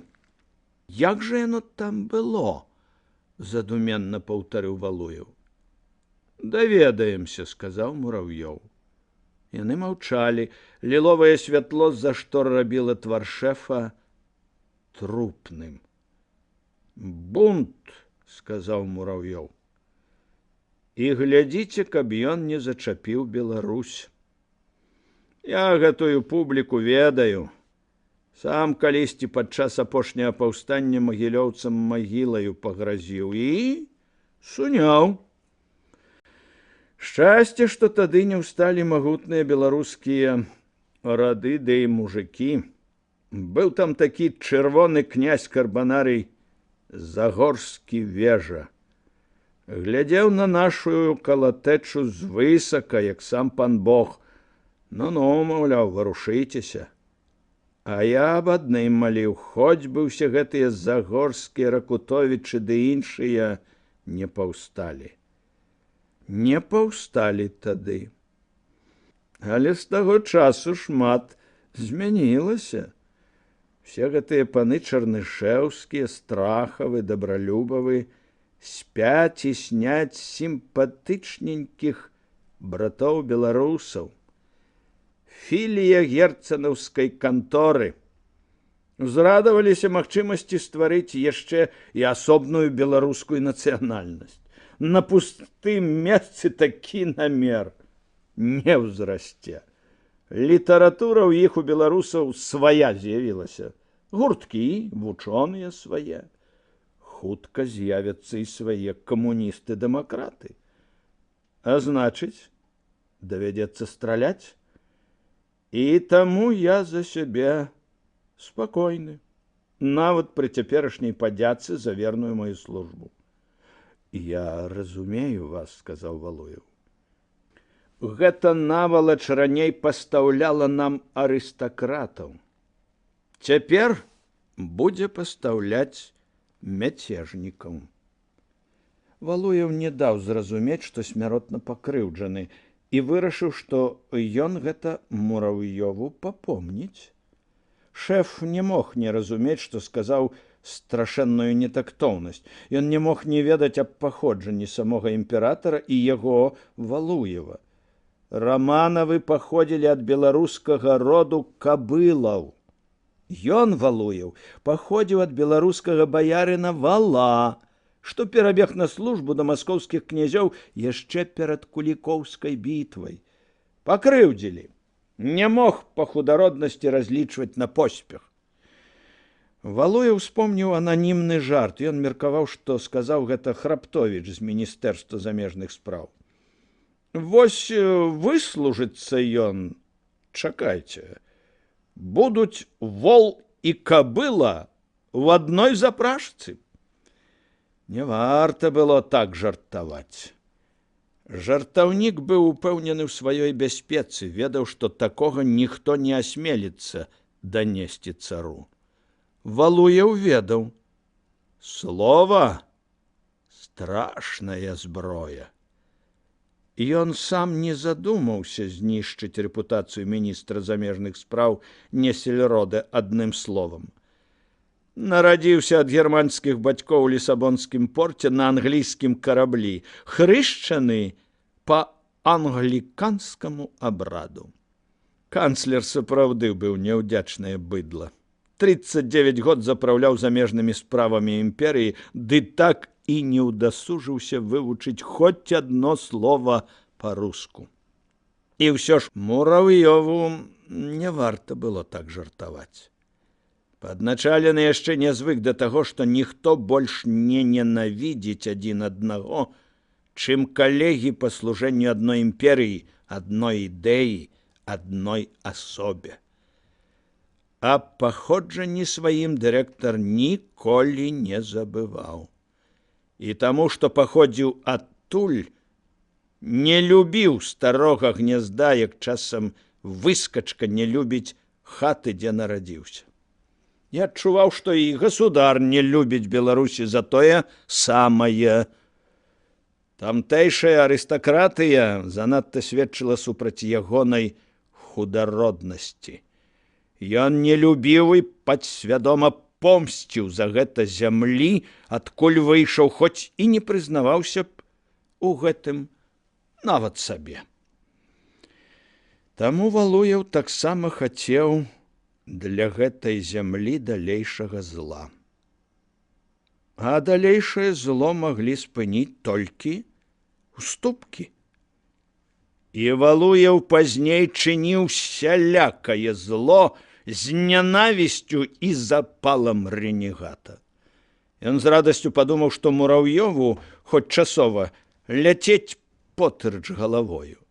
Ён ведаў, як не ўхваліў гасудар на дзяржаўным пасяджэнні 9 лютага дзеянняў Мураўёва, што разам з графам Строганавым прагаласаваў, каб вольныя сяляне, уступаючы ў шлюб, прасілі на тое дазволу памешчыкаў. Не так грошы, як гонар. І ясна, што гасудар ледзь не накрычаў на іх. У шлюбным пытанні саступіць лягчэй, чым у зямельным. Не хапала яшчэ чапляцца за такую лухту. І без таго абрэзалі рэформу да непазнавальнасці. Эх, і добра будзе, калі ён паляціць. І ён з усмешкай успомніў, як князь Арлоў, станістая постаць, суровае аблічча, але рухаюцца толькі рукі і галава, а тулава, як каменнае торса ў крэслах, а позірк часам разумны, а часам блукае быў вар'ята, сказаў пра Мураўёва. Ён разумнейшы за ўсіх іх, але глядзіць то наперад, то назад, то па баках, абы толькі сабе не пашкодзіць. Мураўёў між тым бурчаў словы, якія нічога не азначалі, акрамя раздражнення. Міністры, плуцягі, Чэўкін хаця б. Ён не карыстаецца павагаю. Ён дасціпны, ён гарбаты. Гэты павук носіць канстытуцыю в сваім горбе. І хоць лічыць міністраў канстытуцыяналістамі было несправядліва ў вышэйшай ступені, Валуеў засмяяўся. А рыбап'ер, бурчаў Мураўёў. Не рыбап'еры яны, а рабесп'еры. Падумаў Валуеў, ды ты ніжэй усякай крытыкі. А сам сабе вырашыў, што на раўце ў вялікай княгіні скажа аб ім, а магчыма і ў дзённік запіша, каб ведалі ягоную памяркоўнасць, прыблізна так. Бедны Міхаіл Мікалаевіч, жудасна яму даводзіцца. Дзе ранейшы апломб і ранейшая ўпэўненасць у поспеху ўсе падданых дакладаў. Гэта ўзвысіць яго, Валуева, і запэўніць усіх у ягонай бесстароннасці. Было тым часам 11, а ў 12 пачыналася пасяджэнне дзяржаўнага савета. Яны рушылі да выхада. Валуеў перадаў звычайныя свецкія плёткі, каб шэф не заўважыў заклапочанасці. А сёння да мяне заязджаў ваенны міністр. Ён ледзь не больш чырвоны за брата. Во всякім разе больш жоўчны. Я яму сказаў, што нельга аб'яўляць вызваленне на масленіцу, калі ўсе п'яныя. Ведаеце, які адказ? Але? Ды што ж, скарбу і адкупшчыкам будзе больш даходу. Цяпер яны ехалі в адной карэце. Карета падначаленага кацілася пустая за карэтай шэфа. Валуеў глядзеў у акно. На скрыжаванні вуліц давялося на хвіліну спыніцца. Паўз карэты ішлі прахожыя. Два з іх прыцягнулі да сябе ягоную ўвагу. Адзін мужнай узнёслай прыгажосцю, другі ніжэйшы, асіметрычнымі вачыма на цяжкаватым абліччы. Вочы сустрэліся, і прахожыя не адвялі іх, пакуль карета не кранулася. Зусім юныя з нечаканым неспакоем падумаў Валуеў. Але якія вочы? Якая мужная і неспакойная прыгажосць у аднаго, які страшны ў сваёй суцэльнасці, здатны на ўсё твар у другога. Ён быў фізіягнаміст і часта раздумваў над абліччамі сустрэчных. Ух, якія вочы! Хто такі? Спытаў у Кастуся Загорскі. Не ведаю, нейкая брыда. А вось у спадарожніка ягонага, вось гэта аблічча, як гіена. Хацеў бы я ведаць, хто гэта такі. Хадзем, браце, нас чакаюць. Яны паскорылі крокі. Валуеў хадзіў паперад пакоі, чакаючы, пакуль яго выклічуць даваць звесткі па сельскай гаспадарцы. Ён ведаў, што государ зараз пачынае пасяджэнне кароткай прамоваю, якой нагадвае аб папярэдніх фазах сялянскай справы і паўтарае патрабаванні, каб справу разгледзелі без зацяжак. І хоць ён ведаў, што потым прачытае чарнавік прамовы, яму было непрыемна, і суцяшала яго толькі тое, што хутка і ён, Валуеў, будзе сядзець сярод членаў савета, а для некаторых гэтая магчымасць днямі скончыцца, і таму яму, Валуеву, лепей, бо для яго яшчэ всё наперадзе. Валуеў ведаў, чакаць доўга, не менш як да 5-6 гадзін, і нудзіўся. Часам, праходзячы паўз дзверы, чуў галасы. Ага, Гарчакоў паўстае супраць парушэння дваранскіх правоў, Строганаў і Гагарын падтрымліваюць яго, паважаныя старыя ў сівізне, пляшывыя малпы. Мурав'ёў трымаецца за сваё. Не навучыўся нічому, як, напэўна, халодна глядзіць на яго імператар. Валуеў усміхнуўся. Вось бледны фонтан слоў Аненкава. Нібы скардзіцца. Расказвае нешта аб саратаўскім памешчыку з севастопольскіх герояў. Севастопольскі герой, ваша вялікасць. Яму належыць выдаць дачку, а праект рэдакцыйных камісій зробіць з яго жабрака? Каму цяпер справа да саратаўскіх памешчыкаў? Ёлуп! А 45 чалавек, акрамя государа, у тым ліку 3 вялікія князі і прынцып Альденбургскі, слухаюць. Вось зараз выступае граф Блудаў. Дзіўна, як ён не заснуў. На дакладах заўсёды спіць. Старшыня савета, прэзідэнт акадэміі, былы член Арзамаса. А наконт вотчыннай паліцыі, ваша вялікасць, гэта дваранства падносіць вам бізун і пугу для хвастання мужикоў. Глядзіце самі. Абмяркоўваюць. Вось пытанне аб норме надзелаў і аб тым, што трэба іх прызначыць заканадаўча. Гавораць, божа, якая нудота.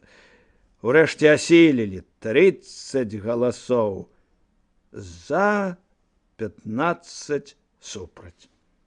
І раптам зверху даляцеў дзіўны тупы грукат, нібы нешта звалілася. За ім 2 секундамі пазней яшчэ. Трэск быў такі, нібы нехта клінамі расколваў дрэва.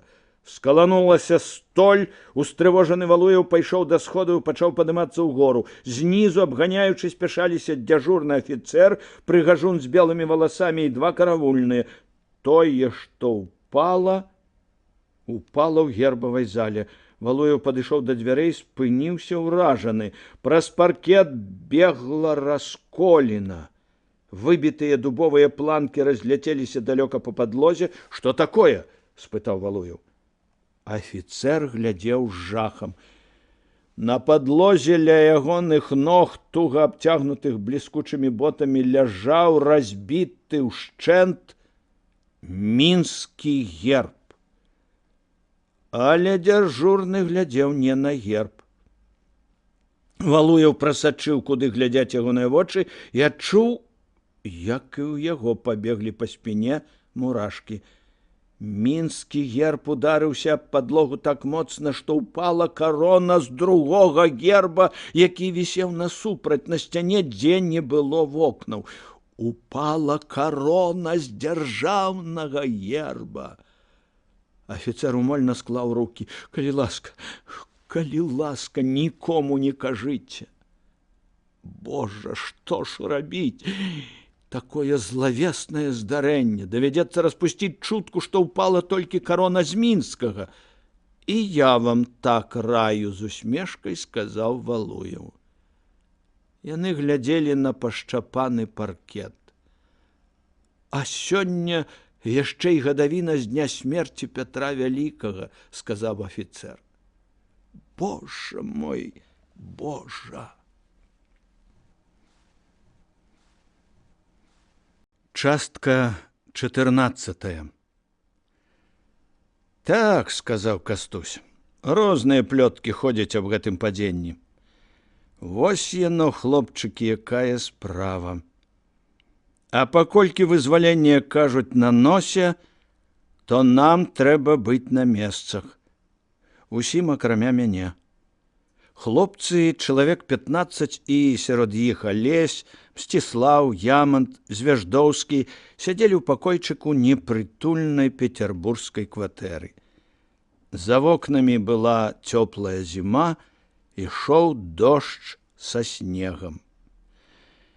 Кажуць, вось-вось накіруюцца па маскоўскім гасцінцы да 40 генералаў світы і флігель-ад'ютантаў, спакойна сказаў Звяждоўскі. Для назірання за ходам сялянскай справы.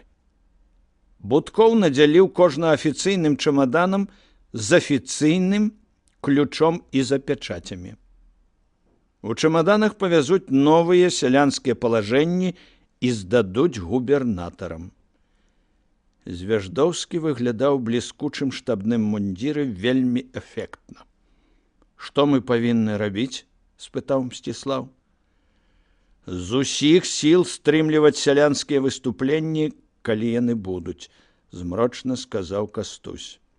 Не час для крыві. Ды і потым, якая з іх карысць з разрозненых. Вось калі ўжо зальюць мужикам сала за шкуру, як пачуюць на сваёй спіне, што яно такое царская воля, тады будзем біць у набат. І ўсё шкада, што не пачалі раней рыхтавацца, сказаў Алесь. Зручны момант. І ў Варшаве закалат. Змялі яны варшаўскі закалат, сказаў Ямант. Падманулі. Ну што ж, паедзем? Кіну універсітэт, спашлюся на хворыя вочы. І ўсё ж пацерпім, хлопцы, сказаў Кастусь. А то атрымаецца няшчасце, як у бедных хлопцаў з гуртка Віткоўскага. Разагналі, арыштавалі, а праз гэта правалілася арганізацыя Віленскай гімназіі. Першы правал.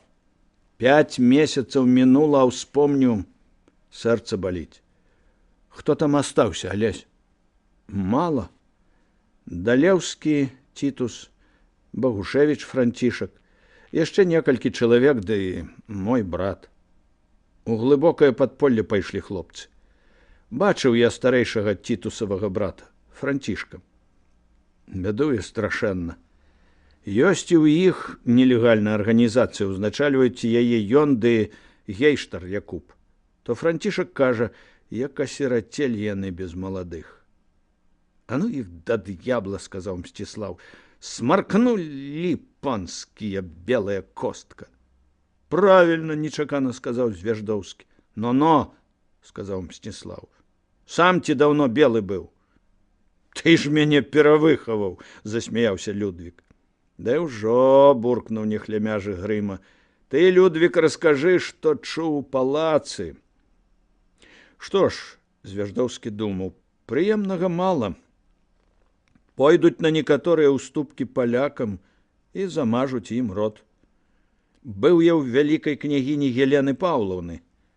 Кола вузкая, статс-сакратар Карніцкі, што прыехаў з Варшавы, міністр унутраных спраў Ланской, Валуеў, яшчэ некалькі чалавек уражання, трохі спалоханыя людзі.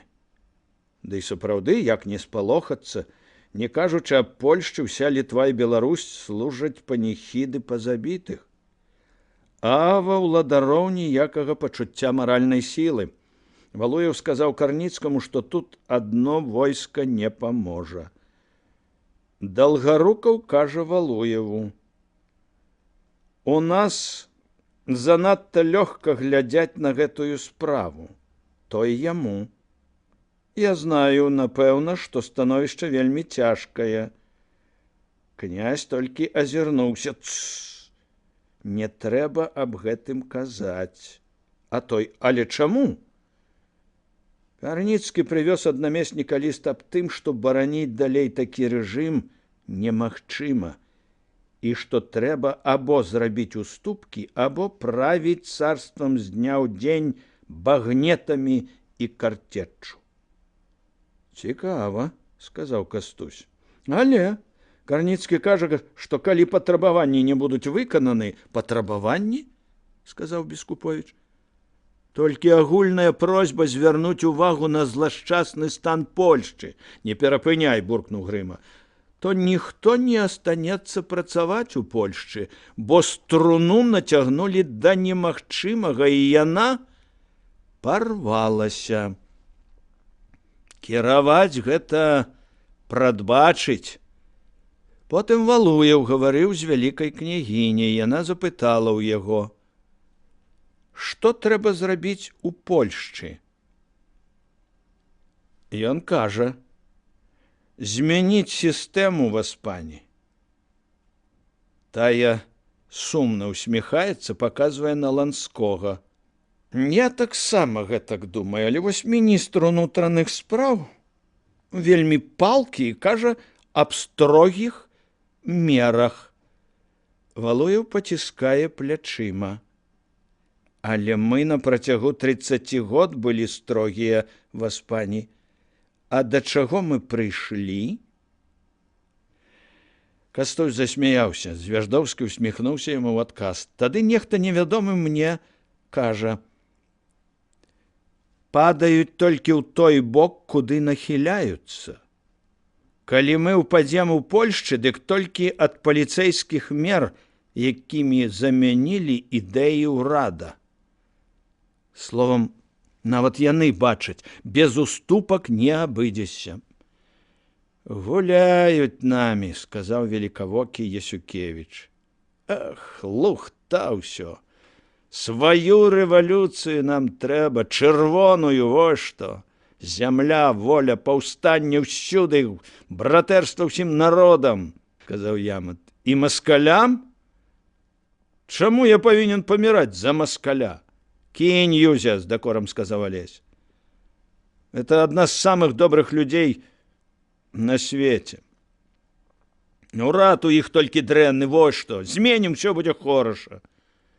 «Я ведаю», – сказаў Кастусь, – «каб людзі жылі, працавалі і ели хлеб, все гэтае наша богам праклятае саслоўе на шыбеніцу і великадзяржаўных бюракратаў да д'ябла». «Не ведаю», – змрочна сказаў Грыма.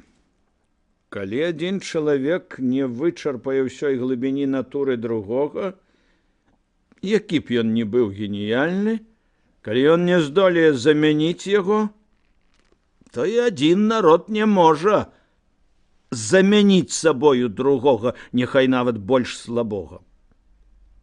Нашто ж тады кожнай нацыі крычаць аб сваёй перавазе? Гэта ж тое самае, што патрабаваць заклікаць сцерці з зямлі суседні народ. Я так не магу. Я не магу быць таму сябрам ні такім людзям, як Валуеў, ні табе, Ямант. Я пайду на бітву, каб ніколі такога не было, каб усе браты, і кожны вольны, як птушка. Кастусь устаў. Што ж, паны новапрызначаныя камісары будучага паўстання і камандзіры атрадаў. Час разыходзіцца? Час, сказаў Бескуповіч. Тады па адным. Каліноўскі і Загорскі ішлі берагам Мойкі. Віктара я разарваць гатоў, сказаў Кастусь. Ты ведаеш, як ён лекаваўся ў Італіі? Далучыўся да гарыбальдійцаў, а вярнуўся. Яму горш і горш. Што ж, пэўна, яму якраз было патрэбна паветра свабоды. Можа, таму ён і задыхаўся. Нічога. Дачакаецца перамогі, а там вылечым. Ты не хацеў бы схадзіць да Шаўчэнкі? Сорамна неяк. А ўсё ж сходзім.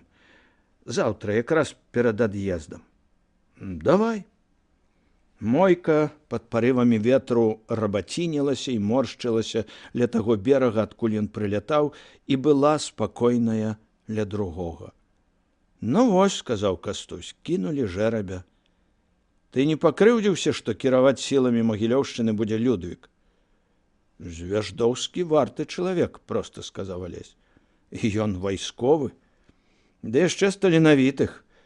Я рэвалюцыянер, Кастусь, хай будзе так, як лепей для справы. І потым камісар атрадаў ніжняга Прыдняпроўя. Таксама мне работы хопіць. І ў сваім куце. Я это таму, што цябе мала ведаюць у цэнтры, і ты застрахаваны ад правалу. Не верыш белым? Не, прызнаўся Кастусь. І я не веру. І потым ты ездзіш па справах, табе лягчэй арганізаваць людзей. Яны ішлі. У прыцемку асабліва пяшчотныя і прыгожыя былі абліччы жанчын, асабліва гордыя твары мужчын. Але яны не думалі цяпер аб жанчынах. Ім было не да таго. Едь, сказаў Кастусь, трымлівай, не давай, каб перадчасна расплюхалі гнеў. Маўчалі. І раптам Каліноўскі спытаў: ты не чуў, што Ясюкевіч вершы піша? Не. Піша, але хавае, як кожны другі, як ты і я, усміхнуўся. Як пошасць сярод нашых гэтыя вершы. Што ж зробіш? Малады народ ірвецца наперад. Як думаеш, які шлях нашага верша? Сілабіка польская або тоніка, або гекзаметр, які можа быць і тым, і іншым? Нешта асобнае. Алесь задумаўся. Ты аб чым? Я вось думаю, якімі вачыма глядзелі егіпцяне на першыя крокі грэкаў. Таксама з пагардай. І грэкам сапраўды яшчэ 500 год трэба было ісці, каб зарабіць права на Фідыя і Эсхіла. Яны падняліся па сходах у Кастусёў пакой. Каліноўскі запаліў свечку. Але яны не паспелі нават скінуць паліто. Пачуўся грукат ног па сходах, і ў пакою варваўся распатланы і страшны Віктар. «Хлопцы!» – крыкнуў ён. «Хлопцы! Шаўчэнка памёр!» «Ты што?» – збелеў Кастусь. «Такі малады яшчэ! Памёр, хлопцы! Памёр!» – ашалела паўтарыў Віктар. Твар ягоны быў белы. І раптам старэйшы Каліноўскі зайшоўся ў нясцерпным кашлі. Алесь кінуўся па ваду. Калі Віктара адпусціла, ён адняў хустку ад рота, на хустцы была кроў. Хворы вінавата зірнуў на Алеся. «Не дачакаўся», – разгублена сказаў Кастусь. «Многія не дачакаюцца», – сказаў Віктар. «Многія не дачакаюцца волі». Частка 15. У Мілым чыталі маніфест аб скасаванні прыгону. Царква была поўная, як ніколі. Пахнула кажухамі і ботамі. Світкі, мужчынскія і жаночыя кажухі, белыя мужыцкія галовы і снежныя намёткі жанчын.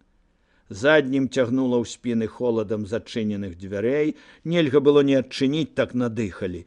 Стаялі змрочна і слухалі, мала разумеючы. Напісана было блытана. З удаванай, але добра сыгранай радасцю чытаў поп. За спінамі вясна, пахмуры сакавік. Алесь глядзеў на народ, які густа набіў царкву, на скляпенні столі, на старажытныя друзлыя твары анёлаў і святых на фрэсках. Пантакратар у купале пазіраў на зборышча сурова і гневна. Старажытны, нелитостивый бог. В силу означенных новых положений, читал поп, крепостные люди получат в свое время полные права свободных сельских обывателей. Які гэта свой час, тихо спытаў Кандрат Кагут. На яго шыкнули, каб не перашкаджаў слухаць, але ўсё ж многія з тых, хто чуў, усміхнуліся. Бач ты, ледь не да аднаго Алеся далятала, як бурчаў Кандрат. Не на масленіцу, а на вялікі пост агалошваюць. Замест гулянкі подцягвайце дзягу, добрыя людзі. Поп спяваў, закочваючы вочы. Помещики, сохраняя право собственности на все принадлежавшие им земли, предоставляют крестьянам за установленные повинности в постоянное пользование усадебную их оседлость и сверх того для обеспечения быта их и использования обязанностей их перед правительством определенное в положениях количество полевой земли и других угодий. Поп ухмыляўся, нібы паведамляў чорт ведае, якія прыемныя рэчы, а Алесь думаў, што ягоных, вызваленых ужо ім людзей, гэта не датычыцца. Але сюды яны з'явіліся ўсе, хочуць паслухаць царскую волю і ўпэўніцца, ці не паддурыў іх былы пан. Пользуясь им поземельным наделом, крестьяне за сие обязаны исполнить в пользу помещиков определенные в положениях повинности. В сем состоянии, которое есть переходное, крестьяне именуются временно обязанными. Твары ва ўсіх былі, аднак, занадта сур'ёзныя. Зразумеюць. І сапраўды, каб не давялося ўтрымліваць людзей, як прасіў Кастусь. Магчыма, будзе бунт и не один. Вместе с тем им дается право выкупать усадебную их оседлость, а с согласия помещиков они могут приобретать собственность, полевые земли и другие угодья, отведенные им в постоянное пользование. С таковым приобретением в собственность определенного количества земли крестьяне освобождаются от обязанностей к помещикам по выкупленной земле и вступят в решительное состояние свободных крестьян-собственников. Алесь убачыў твар Ісленьева, стары глядзеў на яго. Потым паківаў галавою. Графу відочна было сорамна. Не хочам мы такой волі, нехта ціха сказаў, відаць, з браніборскіх мужикоў. На большасці твараў было расчараванне. Стары Даніла Кагут моршчыўся, все сваякі нявесткі Марылі належалі хаданскім. Марылю некалі выкупіў стары Вежа, калі яго папрасіў аб гэтым Кагут. Людзі разумелі, самае малое яшчэ 2 гады трэба было пакутаваць. Когда мысль правительства об упразднении крепостного права распространилась между неприготовленными к ней крестьянами, возникали было частные недоразумения. Некоторые думали о свободе и забывали об обязанностях. Но общий здравый смысл не поколебался в том убеждении, что и по естественному рассуждению свободно пользующийся благами общества взаимно должен служить благу общества исполнением некоторых обязанностей, и по закону христианскому всякая душа должна повиноваться властям придержащим, воздавать всем должное, и в особенности кому должно, урок, дань, страх, честь, что законно приобретенные помещиками права не могут быть взяты от них без приличного вознаграждения или добровольной уступки, что было бы противно всякой справедливости пользоваться от помещиков землею и не нести за сие соответственной повинности. І яны яшчэ гавораць аб хрысціянстве, думаў Алесь, спасылаюцца на пасланне Паўлы. Ці не сказаў той самы Паўла, што брань нашая не супраць крыві і цела, а супраць начальстваў, супраць духаў злосці паднябеснай, абдзерлі як ліпку і крычаць аб хрысціянстве. Ён бачыў твары людзей, асабліва з іншых вёсак, бачыў усё гэтае беднае чалавечае мора, на якое глядзеў з купала пантакратар. Бедныя, бедныя людзі, як каласы, як травы пад сярпом тваім грубая сіла. Ну што ж, калі твая неабходнасць не можа даць ім палёгкі волі і шчасця, тым лепей. Тады па сваёй неабходнасці яны стануць каласамі пад сярпом волі, радзімы, паўстання, бітвы, каласамі, якія памруць, магчыма, але памруць, каб вырасла новая рунь. Гэта будзе скора, нядоўга чакаць. Цікава, што робіць цяпер Кастусь? Дыплом ён атрымаў яшчэ тады, цяпер, відаць, выехаў у Вільню, адтуль як у шоўку. Збіраўся падаваць генерал-губернатару Назімову прашэнне аб службе. Ці дадуць? Што ж, калі не дадуць, ён возьмецца проста за справу. И теперь с надеждою ожидаем, что крепостные люди при открывающейся для них новой будущности поймут и с благодарностью примут важное пожертвование, сделанное благородным дворянством для улучшения их быта. Некі змрочны твар у млынара паківача, як глядзяць на папа ягоныя ястрабіныя вочы. Стаіць Звончыкова старая зазярышча, тая самая, што пхалася ад хмызоў у разліў. Этая задаволена, нібы загоршчынскія сваім перадчасным вызваленнем падманулі не толькі суседскіх, а і свайго пана. Андрэй Кагут глядзіць на людзей, на плямы святла і теню. Осени себя крестным знамением, православный русский народ. А як быть католиком? И призови с нами Божие благословение на твой свободный труд, залог своего домашнего благополучия и блага общественного. Поп скончыў.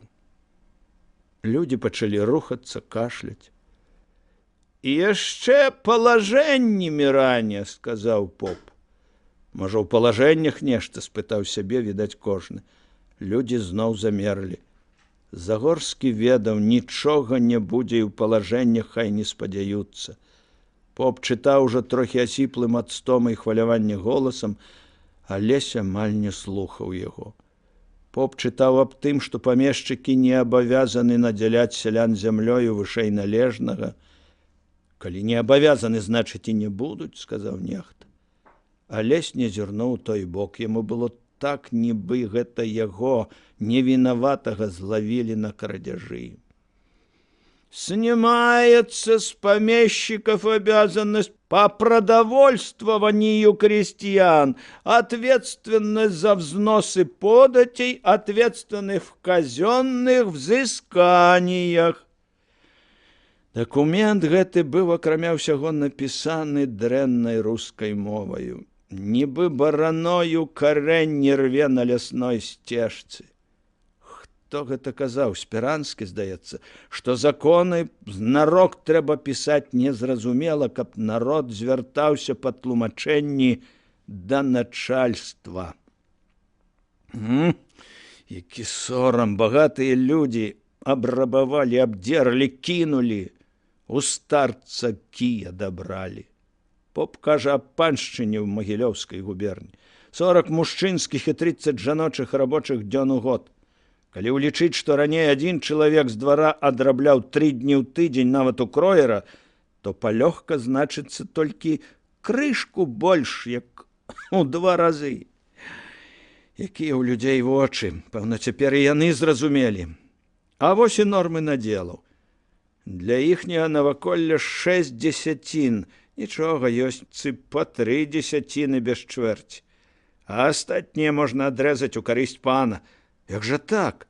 Да рэформы надзел быў 15-20 дзесяцін. І пакуль не выкупіш, зямля не мужычая, а юрыдычна панская, і за яе трэба несці павіннасць. Але ж на выкуп тэрміну няма, значыцца, і павіннасць не мае тэрміну. Яшчэ мала таго. Калі будзе надоімка пану або грамадзе, можна пусціць з малатка ўсё аж да мужычай сялібы. Пад скляпеннямі царквы гучалі словы аб капіталізацыі аброку, аб выкупных сумах, аб 6% выплаты ў год. У храме Божым гандлявалі чалавечым целам. І не знайшлося чалавека з вервіем, які выгнаў бы гандляроў з храма. Чалавека гэтага даўно і намёртва прымацавалі фарбай да купала неправеднага храма. Немагчыма было. Калі народ пачаў пакідаць царкву, Алесь павітаўся з Яселеньевым. Да мяне? Не, трэба яшчэ на чытанне ў Сухадол, сказаў стары. У Раўбіча чыталі? Чытаў.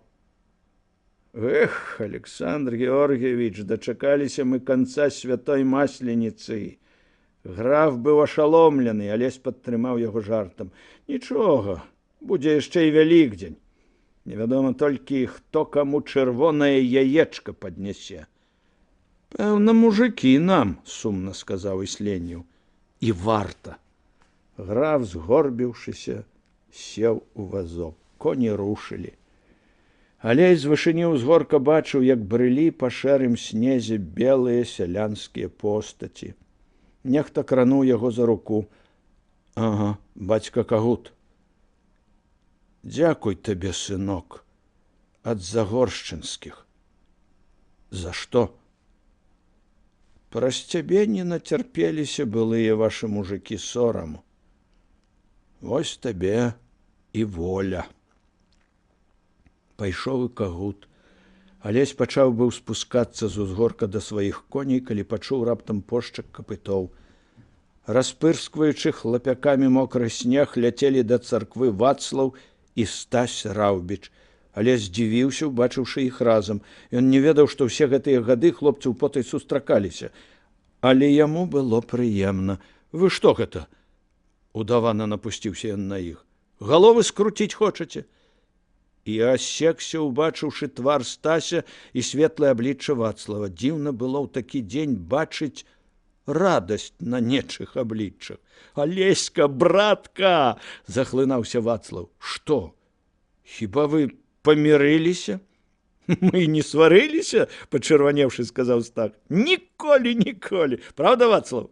Што такое? Спытаў Алесь. Раўбіч пасварыўся з хаданскімі, выпаліў брат. Назаўсёды! Вочы ў Раўбіча наймалодшага былі вільготныя, вось-вось заплача з радасці. Правда, сказаў ён. Праз цябе. Як? Прачыталі маніфест, хаданскія крыўдавалі на цара страшэнна. І тады бацька раптам разгнеўся і сказаў, а Загорскі меў рацыю, што вызваліў сваіх, не чакаючы вынікаў гэтага рабунку.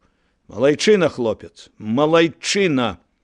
Тыя патрабавалі тлумачэнняў, а бацька ім сказаў: «Франц увесь час казаў мне праўду аб ім. Прасвяціў, відаць, яго Бог, а я моцна вінаваты перад маладым князем».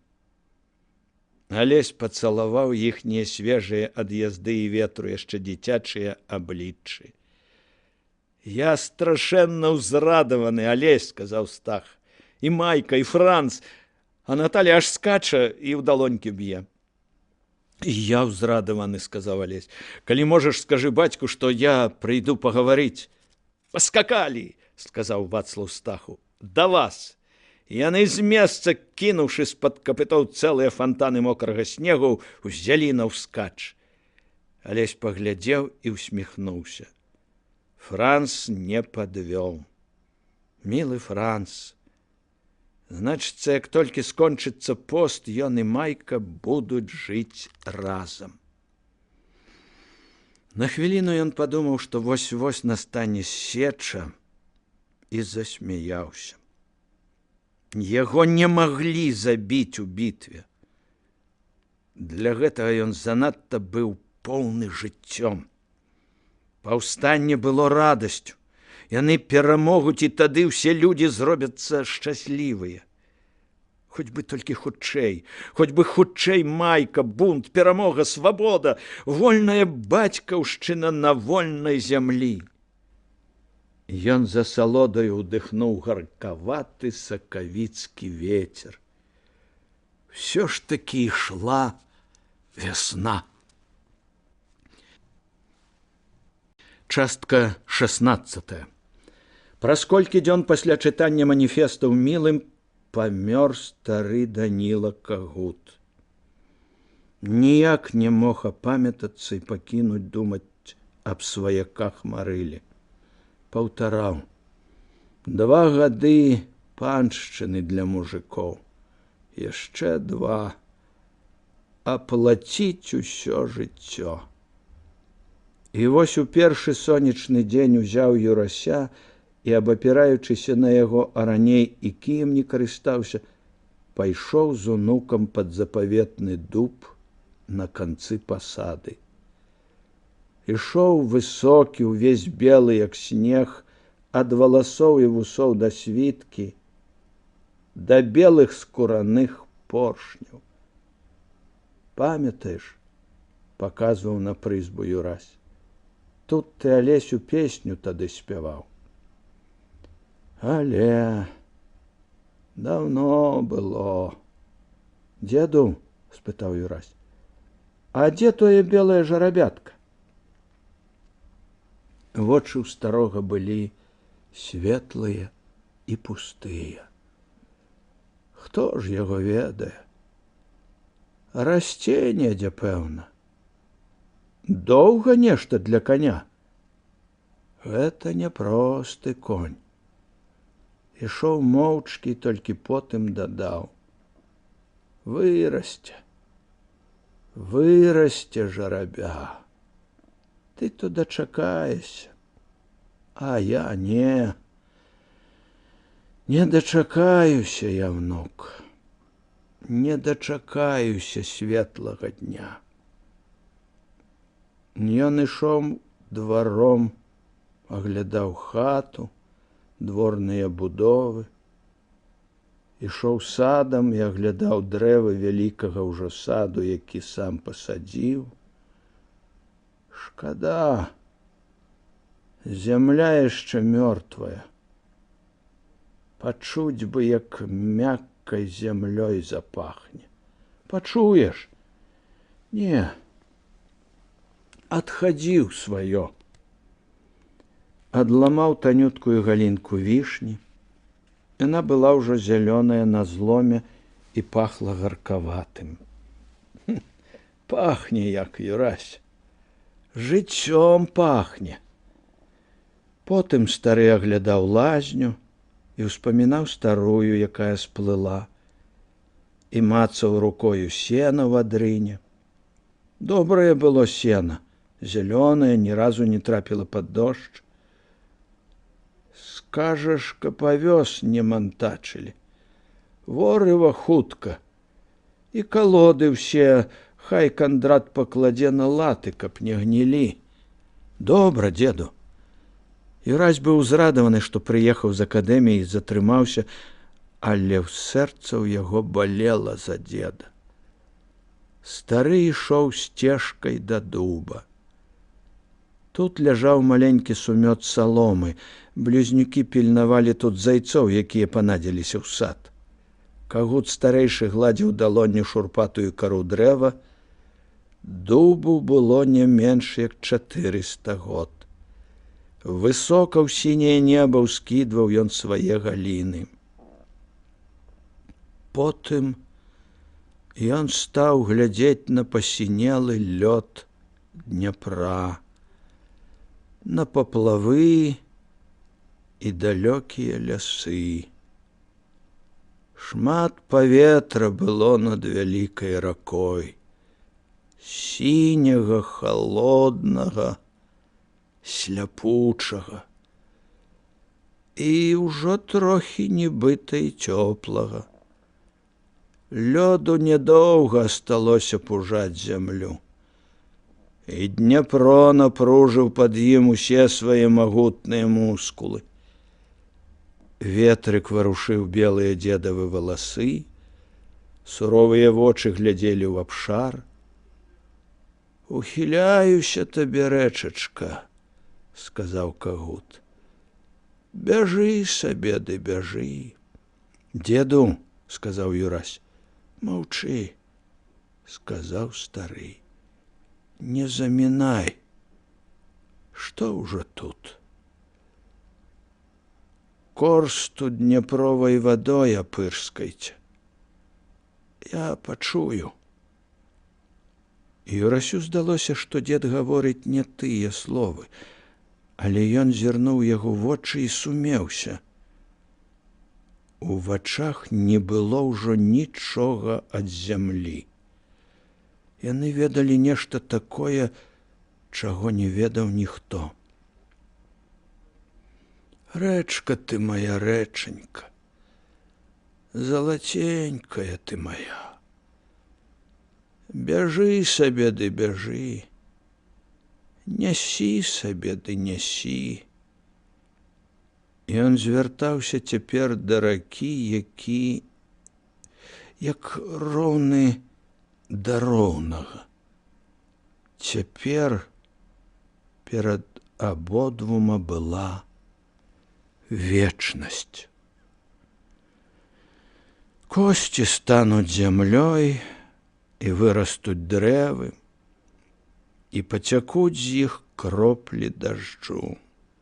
Проста туды, ў раку. І ён стане ракою, а рака ім. І нават самы мудры, нават Бог іх не адрозніць. Стары стаў на калені ў салому і пакланіўся рацэ, як тыя старажытныя, што абагаўлялі Дняпро і таксама сталі зямлёю і ім.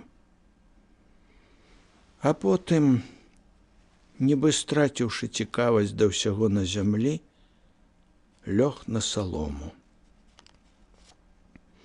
«Ну вось, паміраць буду. Не крычы, дай цішыні. Дзеду, мне не балюча, то чаго крычаць? Не бойся, это нядоўга». Сонна мармытаў дзед. Юрась, баючыся пабегчы за сваімі і пакінуць дзеда аднаго, сеў трохі ў баку, вырашыў шчакаць. А там ён завядзе старога ў хату. Дзедавы вочы глядзелі ў сіняе неба, у якім магутна распасціраўся безліччу галін волат дуб. Галіны пагойдваліся, нібы сам купал неба велічна гойдаўся на іх. Кроў зямлі цякла ў жылах дуба, а кара была шурпатая, як мужыцкія рукі. А галін было не злічыць. А за дубам быў Дняпро, а над Дняпром і над дубам, і над ім старым кагутом было сіняе неба. Добра будзе пад такім небам беламу каню.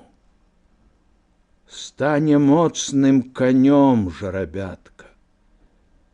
Справядлівасці ездзіць належыць на мужыцкіх пузатых конях. Млявасць нарадзілася ў целе, цёплая. Цягнуўся ў неба дуб, пачуліся гукі лірных струн. А можа, гэта зазвінелі, гойдаючыся, самі галіны дуба? Дуб раптам вырас так, што зацямніў сонца, і толькі неба яшчэ трошкі свяціла праз звонкія галіны. Потым неба згасла. Мінула 2 дні з таго моманту, калі Корсту з кагутом апусцілі ў магілу. Алесь все гэтыя дні сядзеў дома, бавячы час з Вацлавам і кнігамі. Нікуды не хацелася ісці, а ў душы было пуста. Алесь успамінаў гукі ліры і песню пра белага коня, і белага дзеда ў белым садку, і чырвань залітай зарывам грушы. Нібы адляцела з гэтай смерцю юнацтва. І ніхто больш не заспявае пра белае жарабя. У шэры і золкі дзень прыехаў па мокрым снезе Адам Выбіцкі. Кінуўшы лейцы на рукі з метру, скочыў на снег, амаль пабег па сходах у палац, быў, відаць, устрывожаны. Алесь якраз расшыфроўваў тайнапісны ліст ад Кастуся. Пад гарачым прасам літары сталі зеленаватыя, пісалі, відаць, лімонам. Звяждоўскі ў Вільні складае арганізацыю па кіраўніцтву групамі ўсёй Беларусі і Літвы. Будзем збіраць сілы на будучае. Сваіх пакуль што стрымлівай ад непажаданай гарачкавасці. Пашырай арганізацыю і думай аб зброі. Я таксама не марную часу. Аб'ездзіў частку Слонімшчыны, быў у Зэльве і Лідзе, ў Гродні, ў Саколцы, стварылі цэнтр па кіраўніцтву Гродзенскай губерніі. У ім Валеры, каморнік Ільдэфонс Мілевіч, Стах Сангін і Эразм Заблоцкі, ды яшчэ Хвэль Каражанскі, хлопец трохі з кашай у галаве, але рашучы. Піша вершы і па-беларуску, але гэта справа 10-я. Арганізацыя ёсць. Вось што галоўнае. Тэрмінова напішы, ці можаш паслаць 2000 рублёў. Ёсць магчымасць танна купіць партыю зброі. Крадзена інтэндантамі яшчэ ў вайну і таму танная. Праўда, дубальтоўкі аж туцараў не шмат, але і тое добра. Жадаю поспеху, браце. Алесь спаліў ліст у каміне. У гэты момант усхваляваны пан Адам зайшоў у пакой. Загорскі, нібы не заўважаючы, клаў грошы у пулярэз. «Паедзеш у Магілёў», – сказаў ён Выбіцкаму. «Адправіш грошы вось на гэты адрас пану Каліноўскаму. Майго імя не называй». Выбіцкі муляўся. «Княжа, здарылася нешта?» Адам сеў, нібы з яго выпусцілі паветра. «Бунт, пане княжа». «Якія табе, пане княжа? Бунт, Алесь. Паўсталі бранеборшчынак, крутой вязынічы, ледь-ледь варушыў вуснамі паляк. Дарогай узнялі дзве вёскі Хаданскага, ідуць у Гарыпяцічы біць тамтэйшай званіцы на бат, крычаць многа. Адмаўляюцца ад устаўных грамат і выкупу, не хочуць быць часова абавязанымі. Выбіцкі яшчэ больш збялеў, зірнуўшы на Алеся, раптам сказаў глуха: «Далучымся? Іх колькі?» «Пакуль 5 вёсак, а наваколле вашы вёскі. Бунту ў іх няма і, пэўна, не будзе», – прызнаўся Выбіцкі. «Ну вось і далучайся на злом галавы». «Ах, не да часу, ах, д'ябал, хто там у іх ядро?» – кінуў Алесь. «Корчакавы хлопцы, усе ўзброеныя, а за імі натоўп».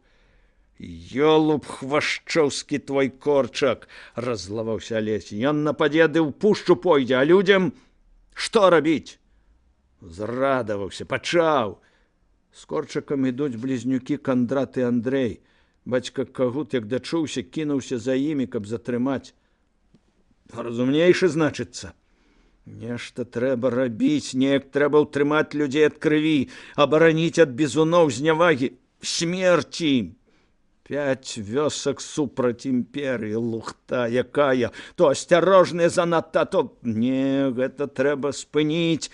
Хай устаюць потым, калі ўстануць усе, калі возьмуцца за зброю сябры. У Магілёў паедзеш, сказаў Алесь, дашлеш грошы, а Ісленеву перадасі вось гэта. Ён хутка напісаў некалькі слоў. Граф, прачытаў Выбіцкі, Корчак з людзьмі ідзе на Гарыпяцічы. Усімі сіламі паспрабую зрабіць так, каб не палілася кроў. Не хачу гэтага. Абяцайце мне словам двараніна, што даб'ецеся ў губернатара, каб не каралі нявінных вясковых жыхароў. Яны, напэўна, прыйдуць глядзець, але яны не вінаватыя. Ведаю з надзейных крыніц, малю вас і сам зраблю ўсё. Выбіцкі паківаў галавою і паклаў паперку на стол. «Я не павязу ў Магілёў даносу, князь. Прыйдзе войска. Я не пасылаю даносаў, пан Адам», – жорстка сказаў Алесь. «Адпраўляю гэты ліст менавіта таму, што прыйдзе войска». «Не разумею». «Войска прыйдзе з Суходола, а не з Магілёва. І з войска мусатаў. Людзей раздушаць яшчэ да таго, як з губерні прыйдзе адказ. І таму гэта не данос. Я не хачу, каб лютавалі над народам, і раблю спробу рэабілітаваць яго. Корчак пойдзе ў лес, а людзі, Выбіцкі. Няўжо вы думаеце, што слова найбагацейшага гаспадара ў абарону мужикоў нічога не азначае? Ну і вось. Я не хачу, каб расстрэльвалі і хвасталі. Не хачу расправы. Паспрабую спыніць бойку. А Ісленеў зробіць так, што расправа не будзе жорсткая. І гэта вас клікалі чырвоным? Я і ёсць чырвоны. Але я не хачу, каб чырвоныя перадчасна пралілі чырвоную кроў. Перадчасна! Выбіцкі пачырванеў. Я завязу ліст, сказаў ён, даруйце мне. Вельмі буду абавязаны, сказаў Алесь. Это вызваліць, магчыма, і маю шкуру. А конам хаваў кішэнь пулярэз. А можа, не рызыкаваць? Не, сказаў Алесь, спяшайцеся, Выбіцкі. Я паеду без зброі, ты і іншыя могуць зрабіць са мною, што хочуць. Ён паспешліва збіраўся, загадаў Логвіну аседлаць ургу, накінуў плашчу, саквы загадаў пакласці бінты, корпію і йод. Хвілін праз 30 пасля таго, як аконам вылецеў з двара, Алесь сышоў па сходах. «Можа, трэба па дапамогу?» – спытаў Халімон Кірдун. «Не трэба. Бывай, Кірдун». Ён крануў коня з двара, адчуваючы дзіўную звонкую пустату, якая поўніла ўсё цела. Так заўсёды бывала перад небяспекай. Стан падобны на захапленне ці на лёгкі хмель. «Ах, коннічак ты мой на белым коні!» – іранізаваў ён з сябе. «Ах, галава ты дурная! Бачыце, збавитель!» Але не скакаць у Гарыпяцічы ён не мог. Частка 17. Людзі ішлі ўжо вечар і ноч. Уначы чырвона-чорныя, асветленыя зарывамі, удзень нібыта звычайныя, толькі ў вачах як быццам аставаліся агонь і ноч. Пачалося з таго, што ўстаўныя граматы прывезлі з Браніборшчыну. Перавялі ў грошы аброк, расклалі ўстаўную суму на ўсе двары, палічылі, колькі пойдзе на кожную наступную дзесяціну зямлі, паколькі кожная наступная каштавала танней, горш за ўсё давялося бедным, якія не маглі многа купіць. 6% гадавы ўзнос у выкуп быў такі, ой, не асіліць.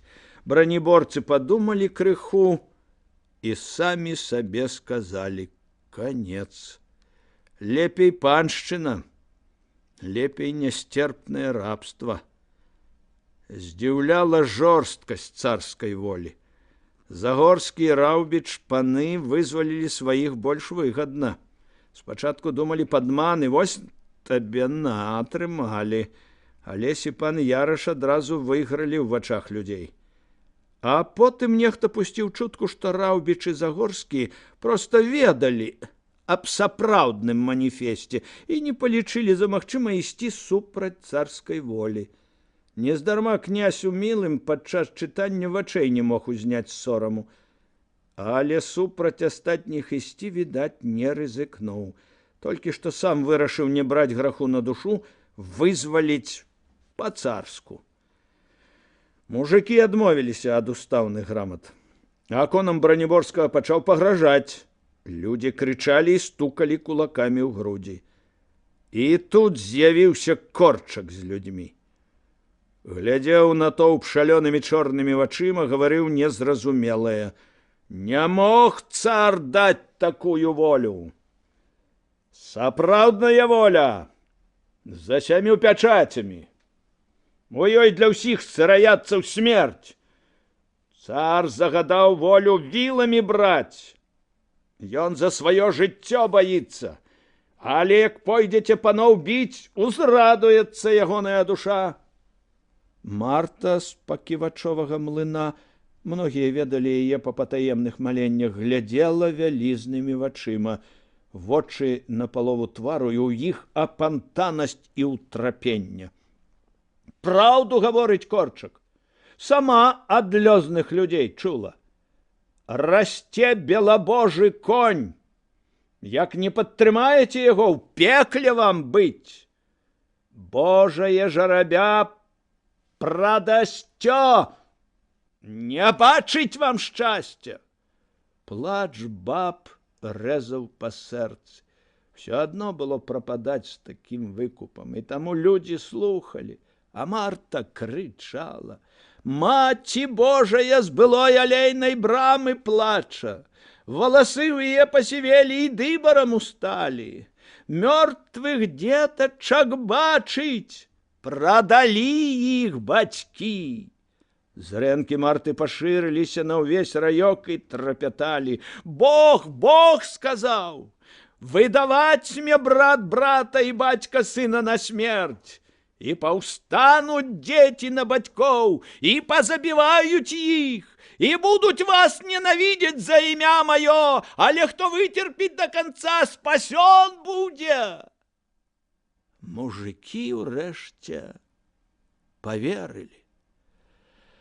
Справа была не ў ляманце Марты, проста жыць стала нельга, а лямант надаваў становішчу неабходнае адценне жуды і велічы. Хай галосіць. Крывёю рака паплыве, калі не заступіцеся. Глядзіце, хлопцы, сказаў Корчак, не пойдзеце з намі, адзін пайду. Вам потым сорамна будзе. У гэты час прыйшлі вязыніцкія. Іх прывёў той самы Брона, што калісьці разрэзаў вяроўкі на руках Раўбіча. Вялізны, з англійскім штуцарам у руках, ён прыйшоў пад абшчынны дуб і кінуў толькі некалькі слоў. Вандроўнік дарогаю казаў: паны папоў падкупілі, папы сапраўдную царскую волю в царквах схавалі, на прастоле пад сукном. Натоўп маўчаў. Падобна было на тое. Папы чыталі волю, але папоў на Прыдняпроўі, якіх вера то адна, то другая біла і трэсла столькі стагоддзяў, ніколі не любілі. «Схавалі!» – сказаў Брона. «І ці не памацаць нам цэрквы?» Вырашылі мацаць. Бліжэй за ўсё было да Гарыпяціцкай бажніцы. Людзі пайшлі туды і дарогай узнялі яшчэ вёску Крутое. Гледзячы, як многа мужикоў ужо ідзе, люд уздымаўся лёгка. Потым прысталі сяляне дзвюх хаданскіх вёсак. Гэтыя прыйшлі з мяламі, граблямі, сякерамі і косамі, а абрастаючы, як снежны камяк, натоўп рухаўся да Гарыпяцічаў. Палілі дарогаю панскія дворныя пабудовы. У чырвоным зарыве, вялікія ад яго, рухаліся праз ноч людзі. І страшна, востра блішчалі над іхнімі галовамі адпаліраваныя штодзённай працай вілы і карычневыя бичы на арэхавых цапільнах. Ужо некалькі сотняў ног тапталі падмёрзлы нанач снег. Ішлі плеценыя скураныя поршні, вайлакі, лапці. Пазіраючы на іхнія сляды пасуравелы пасля забойства Кандрат Кагут жартаваў. «Глядзі, рашоты сваёй хадой гналі! Ай, мужыкі, ай, галовы!» Рогат каціўся над галовамі бліжэйшых. Егатаў, як конь Брона, абкружаны падлеткамі. У хлопцаў былі ў руках сякеры на доўгіх дрэўках, і нават па гэтым можна было пазнаць звязынічаў. Толькі ў вязыніцкіх прыроджаных лесарубаў сякеры былі на такіх удвая даўжэйшых за звычайныя тапарышчах. Корчак ішоў перад сваім, як на свята, п'яны ад думкі, што вось урэшце настаў час. Ён не ведаў, што ўся гэтая спроба з самага пачатку асуджана на правал, што большасць думае пра толькі што атрыманую, няхай нават куртатую свабоду, што ніхто, акрамя ягоных хлопцаў, не назапасіў злосці, што людзі ішлі як на вясёлую гулянку і маглі разысціся пры першай перашкодзе. Не ведаў, што сапраўдны час гэтых людзей прыйдзе не зараз і нават не праз год, але як прыйдзе, пажар будзе палаць зырка. Корчак не ведаў, што і кагуты ідуць з ім не ад усяго сэрца. Пайшоў Кандрат, адзіны, хто ведаў праўду пра смерць Стафана, і яшчэ гневаўся на ўсіх. Андрэй рышыў за ім. Нельга ж было кінуць блізнюка, але гэта выправіўся без ахвоты і разы са два стрымліваў брата. Пакуль што гэта не ўдавалася, але на трэці раз магло мець поспех. Да і што было кагутам? Яны былі людзі вольныя, і як большасць такіх хацелі, да і то не вельмі пільна паглядзець, а ці не задумалі вялікія людзі падмены маніфеста. Павінна было мінуць шмат часу. Беларусь павінна была зазнаць яшчэ шмат крыўды, рабунку, галечы і пагарды, каб нарадзіць навальніцу. І таму меў рацыю ў сваіх учынках Загорскі, а не Корчак. Але Корчак не ведаў, баяўся самому сабе прызнацца ў гэтым, і таму ішоў, нібы яго чакала галоўная справа жыцця. Ён занадта доўга чакаў і зашмат пакутаваў, каб адмовіцца ад паходу на Гарыпяцічы, як гэта потым назвалі. Выходкі гераічнай, але бессэнсоўнай, таму трагічнай. У карчме, дзе быў сядзельцам стары Ушар, разбілі дзверы пуні, выкацілі на снег дзве бочкі са смалой. Усе, хто хацеў, рабілі сабе паходні. Гарэлкі ды іншай маёмасці не кранулі. Нашто чалавеку потым адказваць перад гаспадаром? Ды ішлі ж не рабаваць, ішлі мацаць царкву, каб самім упэўніцца ў нізкім падмане. Натоўп ішоў да бочак і адыходзіў з паходнямі. Нібы чорная рака падпаўзала да нейкага месца, тут успыхвала і далей паўзла ўжо вогненная. Падышлі да Гарыпяцічаў. Сяло маўчала, ні агеньчыка, ні гуку. Толькі сабакі брахалі ў дварах. Белая з 2 званіцамі царква на ўзгорку драмала сярод мокрых голых ліп. І вышэй за іх узносіўся 800-гадовы чорны каржакаваты царкоўны дуб, равеснік першай царквы, закладзенай на гэтым месцы. Людзі здзіўляліся, чаму сяло маўчыць. Яны не ведалі, што пакуль яны ішлі, затрымліваючыся падоўгу ля кожнай вёскі і не хавалі мэты паходу, а конам звязынічаў паспеў папярэдзіць суходол. Палкоўнік Ярослаўскага палка, раскватараванага там, быў хворы, і на гары Пяцічы з 2 ротамі выйшаў Апалон Мусатаў. Яны рэквізавалі ў адным з сёл мужыцкія сані і прыбылі на месца значна раней, чым мужыкі. І яшчэ ніхто не ведаў, што сюды фарсіраваным маршам падыходзяць яшчэ 2 роты і будуць не пазней поўдня.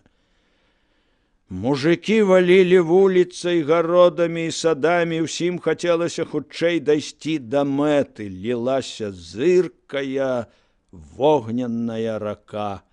Потым пярэднія пачалі суцішваць крок, ля царквы цямнеў салдацкі ланцуг. Спадзістым частаколам ружавелі ўздзетыя ўгору багнеты, і ў іх адбіваўся агонь шматлікіх паходняў. Натоўп глуха загуў і стаў. Людзі баяліся пераступіць нябачную мяжу, якая аддзяляла іх ад салдат у канцы вулачкі, але маўчалі і салдаты. Нават Мусатава прабіралі непрыемныя мурашкі, так многа было перад ім людзей і агнёў. Рысіныя вочы капітана мацалі натоўп і ўрэшце сустрэліся спачатку з ястрабінымі вачыма паківача, а потым з чорнымі і дрымучымі вачыма Корчака. І тут Мусатаў упершыню адчуў няўпэўненасць і жах. Ён не ведаў людзей з гэтай белай масы, але аблічча Корчака ён ведаў. І Мусатаў падумаў, што тут, відаць, не проста мужыкі, а лясныя браты. А паколькі гэта так, справа будзе гарачая. Ён памыляўся, але не мог ведаць, што памыляецца. «Разыдзіцеся!» – сказаў Мусатаў. Гэта было нечакана, але наперад выйшаў не Корчак. «Мы не хочам крыві», – сказаў паківач. «Чаго вы хочаце?» «Мы хочам бачыць сапраўдны маніфест, схаваны ў царкве». «Які маніфест?» «Сапраўдны, царскі. Ёсць адзін маніфест». Паківач з дакорам пахітаў галавою. «Нашто брахаць, пане? Служывы, а сам з гэтымі падманшчыкамі. Ці пахваліць цябе бацька імператар? Прапусці нас у царкву, і мы пойдзем адсюль». Мусатаў падумаў, што гэта дае магчымасць выйграць час і ўзяць завадатараў. «Ідзіце», – сказаў ён. Мужыкі пачалі раіцца. Урэшце першы пайшоў да царкоўнай брамы паківач. «Чый?» – мераючы яго вачыма, спытаў Мусатаў. «Лясны. Стой тут. Яшчэ хто?» Другою выйшла з натоўпу Марта. «Ты чыя?» «Божая». Мусатаў падумаў, што ўсё гэта дрэнна, і сапраўды тут не мужыцкі бунт, а паход лясных братоў. Іх развялося шмат, каму як не яму было ведаць пра гэта. 2 цені, чорны і белы, стаялі асобна ад натоўпу і сачылі, хто выйдзе яшчэ. Кандрат паспрабаваў быў зрабіць крок, але яго раптам моцна сціснулі з бакоў. Ён пакасіўся. Цяжка сапучы ад бегу стаялі побач з ім бацька і Юрась. «Галавая ловая», – сказаў змрочны бацька. Кандрат і рвануўся быў, сціснулі. Андрэй раптам пачаў пхаць яго назад у натоўп. «До», – сказаў ён, – «ты што не бачыш, пастка?» Строгія сінія вочы Андрэя сустрэліся з ягонымі вачыма. Ходзем адсюль, сказаў Андрэй шэптам, падвесці хочаш Загорскае наваколле? Кінь, браце, не час, зразумей, галава ты дурная. Чакай, выспімся мы яшчэ на іхняй шкуры. Дарэмна загінуць хочаш? Падкова пачырванела на Кандратавым ілбе. Але сваякі моцна прыціснулі яго да глухой стенкі нейкай пуні. Мусатаў стаяў трохі вышэй замора агню, рукі ягоныя, чэпістыя рукі ў рабацінні нервова абмацвалі паяс. Мусатаў не адчуваў ранейшай упэўненасці, і менавіта дзеля таго, каб яна вярнулася, спытаў: яшчэ хто? Я! Рушыў з натоўпу Брона. Ён аддаў штуцер суседу і пайшоў, топчучы поршнямі снег. Хто такі? Адкуль? А ты не ведаеш? Дарэмна. Давялося такі табе памучыцца з намі пад глінішчамі. У Мусатава перасмыкнулася шчака, і гэты лясны. Так, працягваў ён, і паколькі ўпэўненасць не прыходзіла, загадаў: салдаты, бярыце іх! Траіх людзей схапілі за рукі. Гэта што ж? Спытаў паківач. А абяцанне? Лясным бандзюкам не абяцаюць. Людзі! Крыкнуў Брона. Бачыце? Ты што ж гэта робіш? Закрычаў нехта з натоўпу. Мусатаў узняў руку. Народ! Гэтыя людзі ўпэўняцца, што ніякага маніфеста ў царкве няма, і там жа будуць чакаць, пакуль прыйдзе расплата. Кандрат Кагут адбіваўся ля стенкі, яго трымалі. Пусціце, бачыце, як яны, пусціце! Бацька раптам абхапіў скураной папругай яго заламаныя назад рукі, сцягнуў іх так, што ў Кандрата пачалі крывёй налівацца кісці. Цягніце яго, хлопцы, цягніце адсюль! За Кандратавымі нагамі цягнуліся дзве снегавыя разоры. Ён напінаўся і роў. Раю вам разысціся! Шчэцістыя бакенбарды капітана дрыжалі. Сюды ідзе яшчэ дзве роты! Пашкадуйце сваё жыццё! Натоўп завагаўся. Корчак з адчаем бачыў, як 3 чалавек цягнуць да брамы. Вёска маўчала, глядзела цёмнымі вокнамі. Напэўна, за некаторымі з іх былі вочы, але нават не каля саміх каламутных шкельцаў, а ў глыбіні хаты. Хлопцы! Крыкнуў Корчак. Ды што ж гэта яны, ірады? Выганяйце іх з хат! Паходню ў страху, калі не выйдуць! Мужыкі пачалі біць у вокны і дзверы, выганяючы гарыпяцецкіх на вуліцу. Іх цягнулі з хат, натоўп быў у ярасці, хаваліся за цёмнымі вокнамі, і ў кожнага, хто стаяў з паходняй, было таму страшна і сіратліва на сэрцы. А хіба тыя, што з паходнямі, зладзеі? Яны хацелі толькі ўпэўніцца ў хлусні. Корчак! Крыкнуў Мусатаў. Не здзекуйся з людзей! Адпусці ўзятых доўбня! Крычаў Корчак. Бач, літасцівы воўк, успомні півошчы! Валтузня вакол Броны, Марты і паківача на хвіліну прыпынілася. Людзі! Крыкнуў Мусатаў. Мы табе не людзі, а быдла, адказаў Корчак. А вы і нам не людзі, а ваўкі! Навісла маўчанне. На загуменні бацька Андрэй Юрась трымалі сапучы Кандрата. Здрадніка з мяне робіце, сіпеў той. Вуліцай, прыгуменнямі, садкамі, павольна па адным, па 3 адлучаліся ад натоўпу людзі. Бачыш, сказаў Юрась, і раптам голас ягоны перасекся. Бачыш, а? Вось табе гэты бунт! То ты што? У гульні хацеў галаву скласці? Кандрат круціў галавою, як загнаны конь. Сорам! Перад братамі сорам! Ён зноў пачаў вырывацца. Андрэй схапіў яго за валасы і моцна так, што Кандрат крыкнуў, павярнуў ягоную галаву да садкоў. Глянь! А ну глянь, унь яны, браты! Ад вогненнага возера адрываліся і плылі садкамі агеньчыкі. То адзін, то другі з іх рабіў цемры, зыркае паўкола, зверху ўніз, і потым адтуль далятала сычэнне згасаючай паходні, якую ссовалі ў сакавіцкі немоцны нават уначы снег. У Юрася нешта клекатала ў горле. «Братка», захлынаючыся, сказаў ён, «братка, ты не думай, мы пачнем не так. Калі мы пачнем, зямля пад імі ўсімі закурэе. Пачакай да таго часу, братка. Калі пачнецца сапраўднае, першы пайду з табою», — сказаў Андрэй. «Мы з-пад іх зямлю рванем», — усё паўтараў Юрась. «Гэта ўжо скора. Вер мне, я людзей ведаю». Кандрат зноў і рвануўся з-пад іх.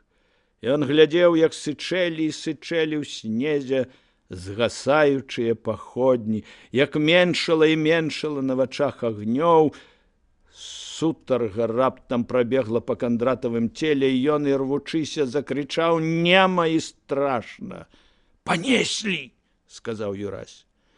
Андрэй ускінуў на плячо братава цела, і кагуты рушылі зарасцямі вішняку, а потым узлобкам далей да Адгары Пяцічаў.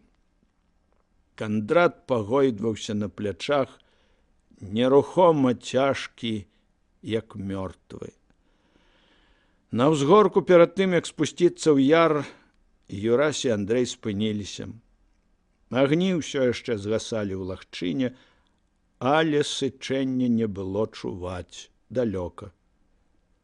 «Нічога, мы ім гэта ўспомню», — сказаў Андрэй. Брат не сказаў нічога, але Андрэю стала страшна, калі ён убачыў сціснутыя Юрасёвы кулакі. «Давялі», — падумаў ён, «ваўкоў з людзей парабілі, і дзіва што». Натоўп радзеў, засталіся толькі корчкавы людзі і ўзброеныя мужыкі з вёсак Хаданскага, ды яшчэ гарыпяціцкія, якім не было куды ўцякаць. Але Мусата ўсё адно адчуваў дзіўную слабасць. Натоўп тым часам усё яшчэ стаяў нерашучасці, і салдаты стаялі перад ім таксама нерухома. І на тварах салдат, якія трымалі Брону, Марту і Паківача, была нерашучасць. Часам у натоўпе выбухаў крык: «Пусціце іх! Сыраяцы! Супраць царовай волі! Вось ён вам!» Апускаліся багнеты, і нібы разам з імі на натоўп апускалася цішыня. Брона глядзеў на гэта, ды плюнуў. «Мужыкі!» Корчак спрабаваў зняць сваіх. Дарэмна. Яшчэ не пачынала днець, але на ўсходзе загарэлася ўжо янтарна-жоўтая, халодная стужка заранкі. Людзі пераступалі з нагі на нагу, рыпеў пад поршнямі снег. Мужыкі ведалі, пакуль на іхнім баку ноч і паходні, іхні табар робіць уражанне больш страшнага і вялікага, чым на самай справе. Дзень, які вось-вось павінен быў разгарэцца над вёскай, нібы распране іх, пакажа салдатам звычайных змерзлых людзей, вельмі стомленых і галодных. І раптам над натоўпам, над салдатамі прагучаў шалёны, дрыготкі ад захаплення крык Марты. Яна білася ў руках у салдат, выгіналася, паказвала рукою некуды на Крутаяр. Вочы жанчыны гарэлі раз'юшанасцю і ўтрапеннем. «Глядзіце! Глядзіце!»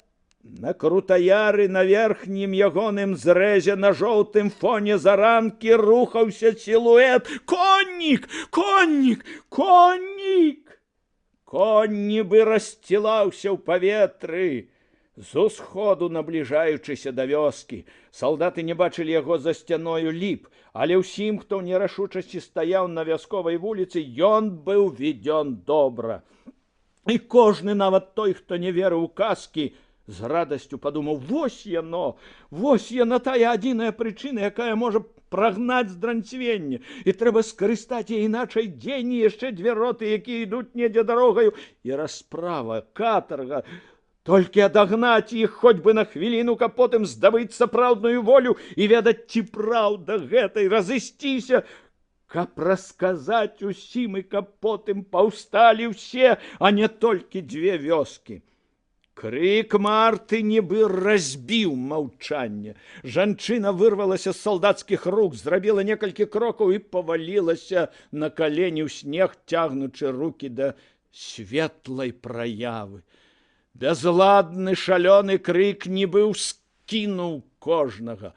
Гэта было ўратаванне, магчыма, сапраўдная воля. І, наліваючыся крывёй, Корчак крыкнуў: «Ён з намі, хлопцы! Хлопцы, ён з'явіўся! Рушай!» Крык п'яніў. Узняліся ўгору доўбні і вілы, косы і доўгія сякеры вязынніцкіх. Поршні пачалі таптаць снег. Коннік ужо знікаў, правальваючыся ў яр, але цяпер мужикам у ім не было патрэбы. Разяўленыя крыкам раты, вусы, расхінутыя на грудях сарочкі, белыя світкі, бляск сталі, агонь паходняў, крык. Всё злілося ў адно, лаву, якая кацілася на салдат. Паківач вырваўся ад салдат, кінуўся да Марты, падымаючы яе, потым узняў гору рукі. «Хлопцы! Бі іх!»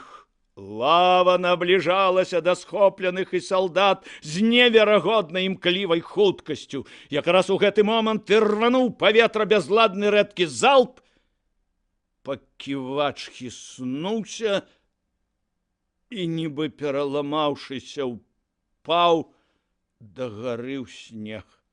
Упаў яшчэ нехта, яшчэ, але было позна. Раты, доўбні, вострыя джалы кос, рэдкія хлапякі мужычых стрэлаў, світкі, сталь, хадакі, жоўтыя, як мёты лён, распатланыя валасы. Вся страшная лава насунулася, змяла, пагнала салдацкі ланцуг. Яна была жахлівая, і не хапала ўжо часу перазарадзіць стрэльбы, і аставалася толькі адно ратавацца. Скакаць цераз агарожу, бегчы цвінтаром, хаваючыся за царкоўныя муры, адчуваць спіною гарачае дыханне натоўпу і храбусценне кос, калі яны ўлазілі ў жывую плоть, кідаць стрэльбу, бегчы да рачулкі, правальвацца на сінім лёдзе, плысці і знікаць у пушчы. Алесь стаяў на апусцелым полі бою. Ён азіраўся. Вунь чалавечы твар у дзвярах. І яшчэ адзін. «Хадзіце сюды!» – уладна сказаў ён. Божкаючы наблізіўся стары. «Божа, што гэта цяпер будзе?» «Нічого не будзе, кліч людзей. Якая тут самая чыстая хата?» «Не ведаю», – схітрыў дзед. «Баішся?» – сумна сказаў Алесь. «Нічога. А ну, хадзіце сюды!» Падышло яшчэ некалькі чалавек гарыпяціцкіх. «Вось што, – сказаў Алесь, – нікому нічога не будзе.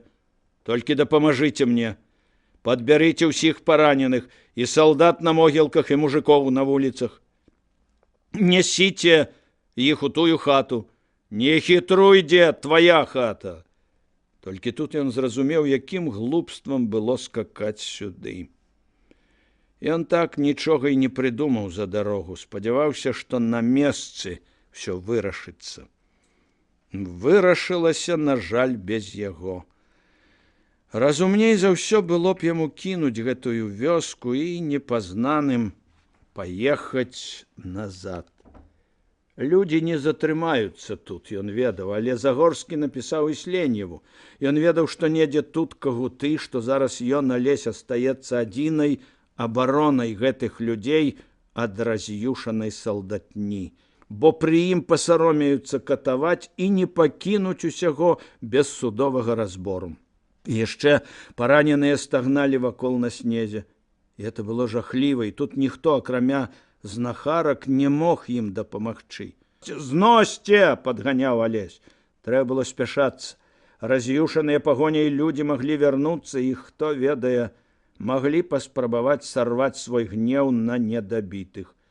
Сумна, калі заб'юць і цябе, але хто дапаможа параненым? А ён усё ж слухаў лекцыі і на медыцынскім факультэце. «Завядзі коня куды ў гумно», – сказаў старому Алесь. «Калі выйду жывы, я табе за яго адплачу». Калі ўзброеныя людзі, усхваляваныя і пачырванелыя, зноў затапілі вуліцы, параненых там ужо не было. Корчак, дрыжучы ноздрамі ад узрушэння, хадзіў усюды і пытаў толькі адно: «Дзе паківач?» Нехта паказаў яму на хату, якую знеслі людзей. У вялізнай пяцісценнай хаце параненыя ляжалі на лавах, на стале, проста на доле. Загорскі з закасанымі рукавамі, акрываўленымі вышэй запясцяў рукамі, накладаў гіпакратаву шапку на галаву аднаго з гарыпяціцкіх.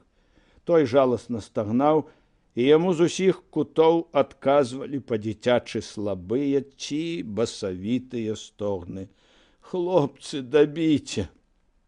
Хлопцы, дабіце мяне!» Амаль плакаў з перапуду і болю малады бялявы салдацік у куце. «Маўчы!» – са злосцю кінуў яму Алесь. «Рана ў руку, то рассіропіўся ваяка. Праз тыдзень жэрці тою рукою сам будзеш». Грубасць зрабіла сваё.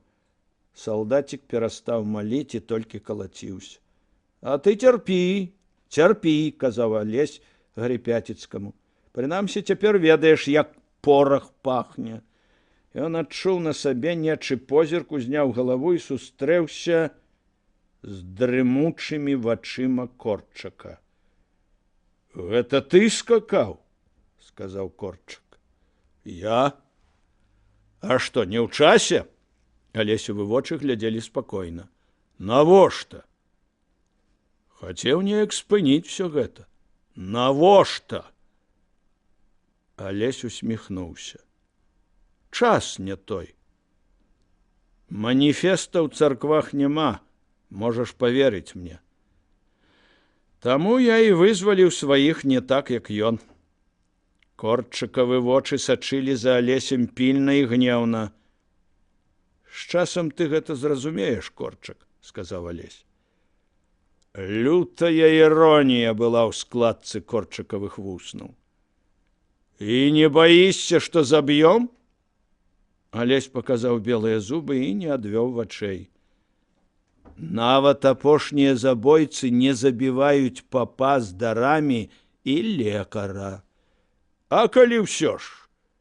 Ну і рабіся ніжэй за апошняга бандзюгу». І Алесь перайшоў да наступнага параненага. Корчак не ведаў, якое напружанне валодае зараз гэтым маладым чалавекам. Корчака душыў гнеў. Гэты з прыгожымі шэрымі вачыма не звяртаў увагі на смерць, што стаяла перад ім. Корчак раз'юшана зрабіў крок і стаў між Алесем і акном, зацямніўшы Загорскаму. «А ну, адступіся!» – рыкнуў Алесь. Корчак міжвольна адступіў, а калі потым спахапіўся, было позна. «Паперкі захацелася!» – жорстка сказаў Алесь. «Ведаеш, дзе б ты апынуўся са сваёй папяровай воляй? Глядзі!» Ягоная рука павяла па ляжачых. «Унь! Унь! Унь! Траіх забітых мужикоў, 6 забітых салдат, 12 параненых праз гаўняную паперку. Ідзі! Ідзі шукай сваю паперку, бутэлька цёмная». Корчак абвёў вачыма тых, што стагналі. Забітыя вунь ля дзвярэй, 3 гарыпяціцкіх, бо не бачыў іх сярод сваіх. А ото салдаты, параненыя, таксама салдаты, а вунь адзін лёгка паранены з вёскі Хаданска, моршчыцца, устае на ногі, а там 3 параненых з яго лясных хлопцаў. «Дзе паківач?» – спытаў Корчак. «Шукай». Корчак пайшоў, схіляючыся над тымі, што ляжалі. Паківач прыткнуўся ля сценкі на баку. Жоўтыя страбіныя вочы глядзелі непрытомна. «Давай раней за ўсё гэтага!» сказаў Алесь у Корчык. Не трэба, сказаў Алесь. Як гэта не трэба? Не трэба яму нічога больш. Мой чалавек.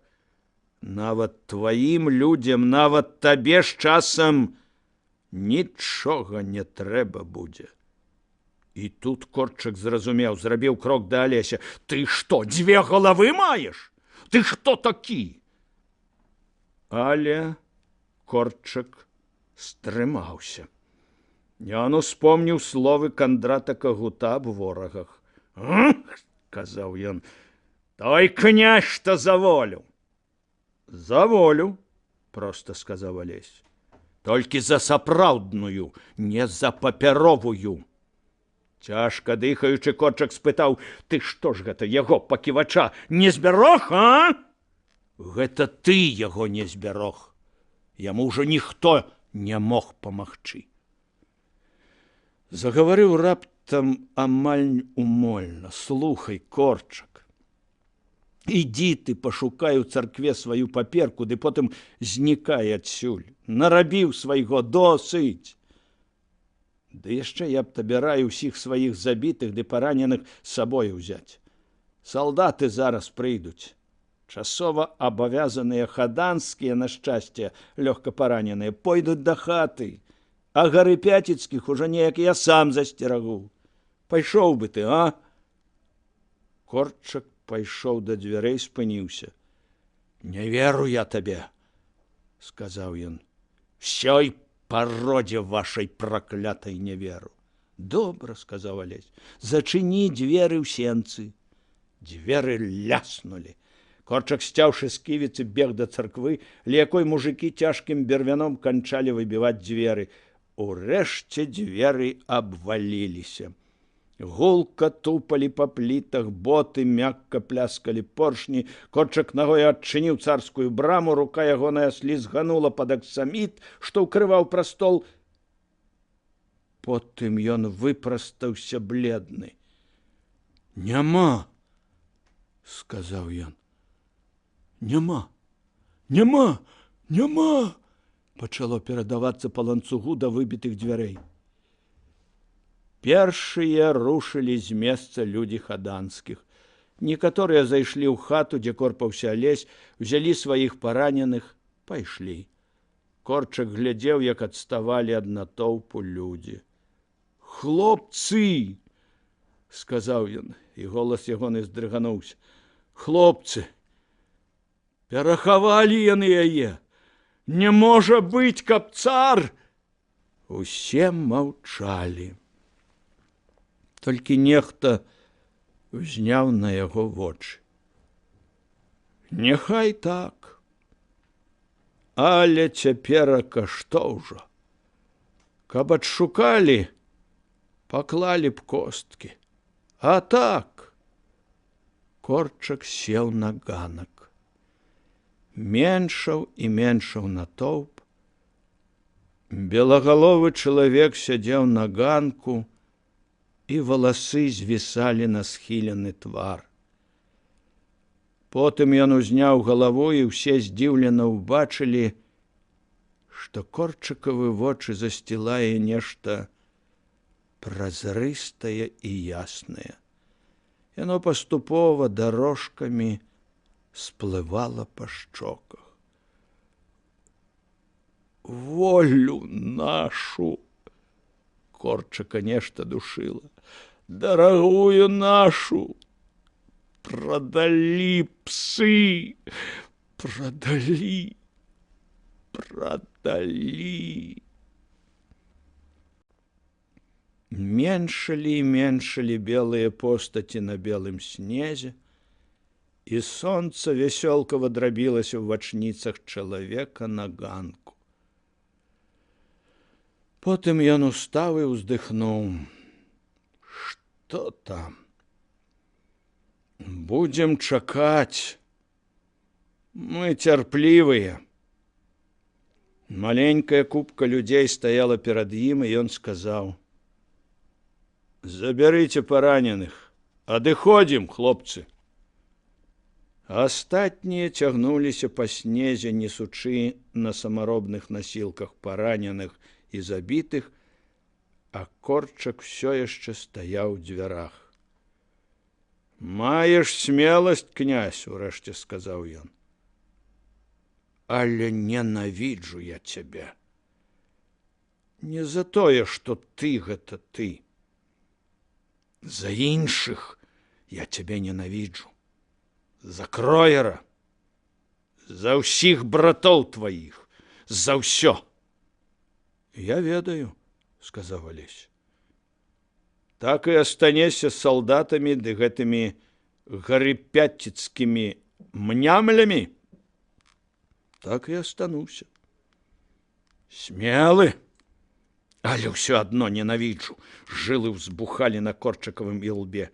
«Не магу я цябе крануць, але па-мужыцку ты цвэнькаеш. Хай бы цябе забілі. Сваіх адпусціў, хай бы цябе забілі. Наваколля за цябе гарою, хай бы цябе забілі. Пад салдацкімі кулямі астаешся, хай бы цябе забілі». «Бач», — сказаў Алесь, «а я хачу, каб ты жыў. Дзеля чаго? Дзеля сапраўднай волі. Не будзе яе. Яна будзе». У Алеся дрыжалі бровы. «Падумай, Корчак, мы іншыя, Корчак. Дзеці такіх бацькоў, маіх бацькоў не чапай. Сваякі такіх, як Кроер». Алесь ускінуў галаву. «Я падставіў руку, калі цябе збівалі, выдраў цябе з ягоных рук. Не веру». Нібы чапляючыся за самае дарагое ў жыцці, сказаў Корчак. «Вось шнар ад карбача. Не веру. З часам паверыш».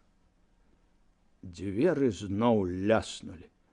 Алесь паківаў галавою. А поўдні ў Гарыпяцічы зноў вайшлі салдаты.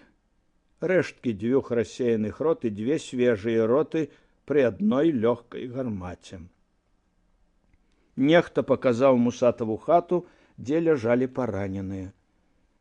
Ён торгнуў дзверы і спыніўся, уражаны. Седзячы на ўслоне, спусціўшы сашчэпленыя рукі між каленяў, з-пад лба глядзеў на яго стары знаёмы. Радасць варухнулася ў капітанавым сэрцы, але ён стрымаўся. Ён толькі клікнуў Буланцова, падручнага, з якім некалі разам лавіў войну. «Вось Буланцов», — сказаў жандар.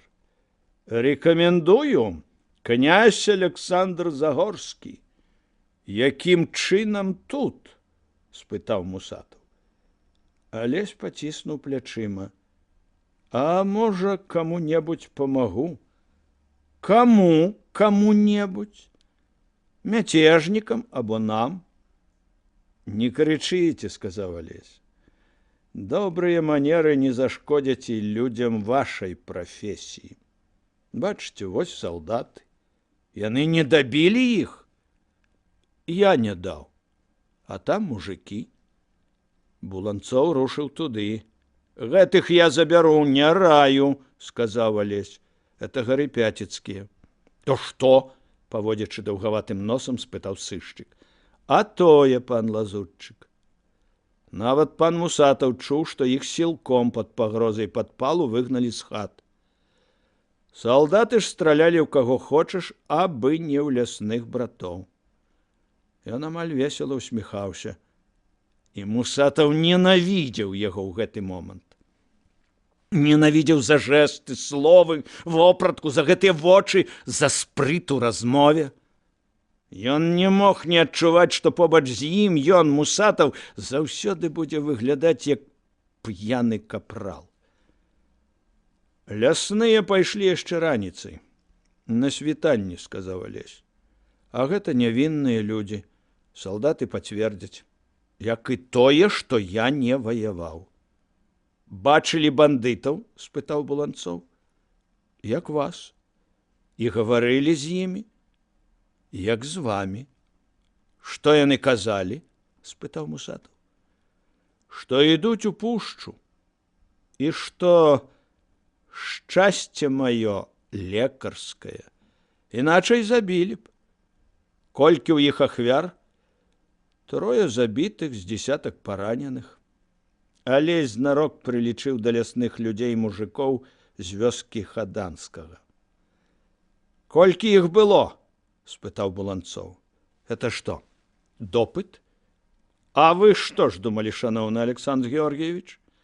Амаль ласкавы сказаў Мусатаў. У такім выпадку я не буду адказваць.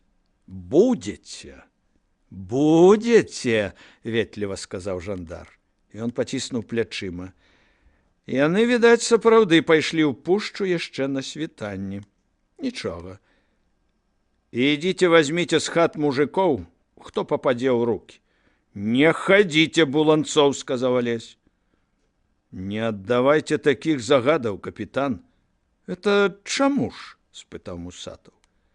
Тут ёсць сведка. А гэты сведка скампраметаваны, сказаў капітан. Дарэмна.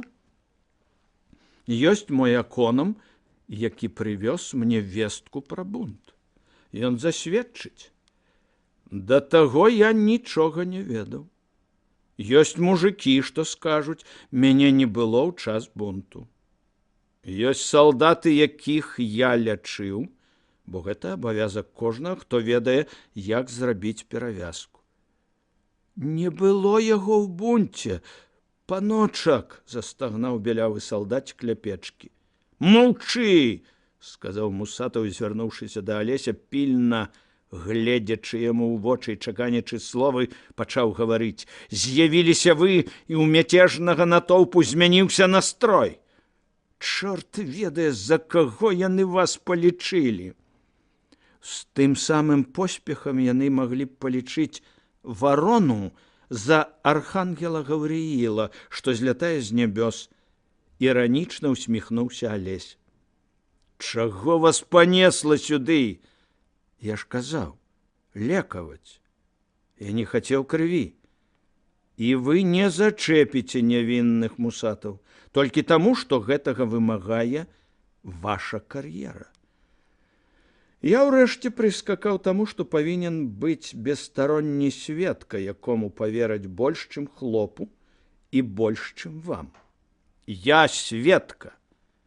Мусатаў азірнуўся і перайшоў на французскую мову. А вы падумалі, што гэты сведка мог быць забіты падчас бунту выпадковым залпам. Ваша вымаўленне прымушае жадаць лепшага, сказаў Алесь. А салдаты, капітан? Мусатаў дрыжаў. Настаў, здавалася, час. Цяпер і гэтага можна было пужануць арыштам ці смерцю. Ён адчуваў, што ўсё ў ім звініць. Ніхто не ведае матываў вашага прыезду сюды. На той самай дрэннай французскай мове сказаў ён. Вы ўмяшаліся ў бунт. Вы сваім з'яўленнем настроілі гэтых людзей на атаку. І я зараз жа пашлю данясенне аб гэтым віцэ-губернатару, бо Беклемішаў хворы. Пашлю таму самому вашаму Ісленьеву, які крычаў на мяне за справу півошчах. Рысіныя вочы звузіліся, вусны трапяталі. Дарэмна будзеце старацца, сказаў Алесь. Данясенне ўжо адаслана. Я адправіў яго перад ад'ездам сюды і растлумачыў, чаму еду. Мяркую, хутка будзе адказ. Мусатаў міжвольна хапануў ротам паветра. Вось так, нявінна глядзеў на яго Алесь. Кожны чалавек, кожны дваранін павінен усімі сіламі старацца спыніць мяцеж. І я растлумачыў гэта віцэ-губернатару на выпадак, на всякі выпадак. Буланцоў нічога не разумеў з размовы, але з сышчыцкай здагадлівасцю ўцяміў адно. Шэф атрымаў страшны ўдар.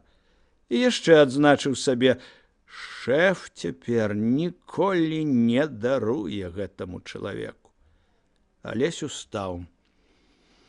Ну, вось, сказаў ён, а цяпер вядома, сказаў Мусатаў. Я спадзяюся, вы зразумелі, што гэта быў жарт. Я і не сумняваўся ў гэтым. Хіба такія рэчы гаворацца не ў жарт паміж цывілізаванымі людзьмі? Вядома, жарт. Капітан сядзеў бледны, а Лесевы вочы смяяліся. До, капітан, я спадзяюся, вы адменіце гэты загад і знойдзеце сапраўдных злачынцаў.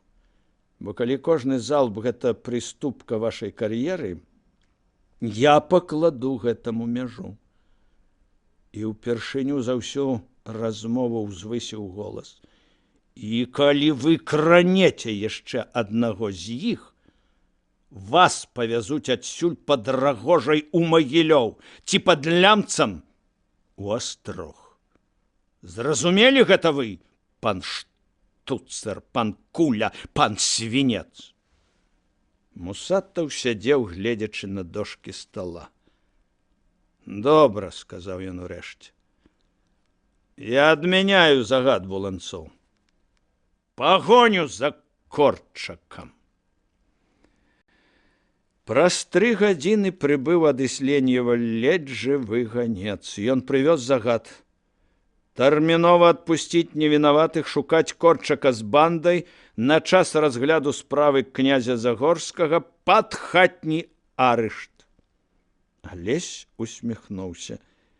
Ісленьеў думаў, каб яму Загорскаму не зрабілі пад гарачую руку шкоды. Стары клапаціўся аб ім. Вось дык стары. І гэта нічога, што загад віцэра-губернатара нібы ўзвысіў трошкі ва ўласных вачах жандарскага капітана, ворага, ад якога з часам нельга будзе чакаць літасці, калі яго толькі не заб'юць Корчак ці чорны война. Хай сабе ўзвышаецца. Хай думае, што калі хатні арышт, то апошняе слова астаецца за ім. Алесь ведае, для чаго так зрабіў Ісленьеў.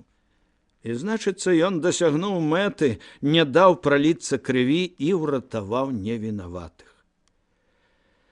Лекар Ярослаўскага палка Зайцаў падышоў нават падзякаваць яго за перавязкі, сказаў, што зроблена гэта досыць добра. Алесь пакасіўся на капітана, сказаў, што яму прыемна пахвала адукаванага і спрактыкаванага чалавека і запрасіў Зайцева бываць у сябе. Стары пачырванеў. Пачырванеў і Мусатаў толькі з другой прычыны і не вытрымаў. Суправаджаючы Алеся да санак пад цікаўнымі і добразычлівымі позіркамі салдат, пачаў з удаванай спагадай ушчучваць яго. Тут чорт ведае, што робіцца. Папячэнне патрэбна, а то все вакол нясытымі вачыма глядзяць. Іудзеяў адных на краіну колькі, і ўсе яны нямецкія шпіёны. А тут яшчэ свае нігілісты, папоўскае ды мужыцкае насенне. Народ нацкоўваюць. Эх, пане Загорскі, такое становішча, вы ў гэтыя глупствы па маладосці год лезеце. І лагодна заглядае яму ў вочы. Вам што выпадае?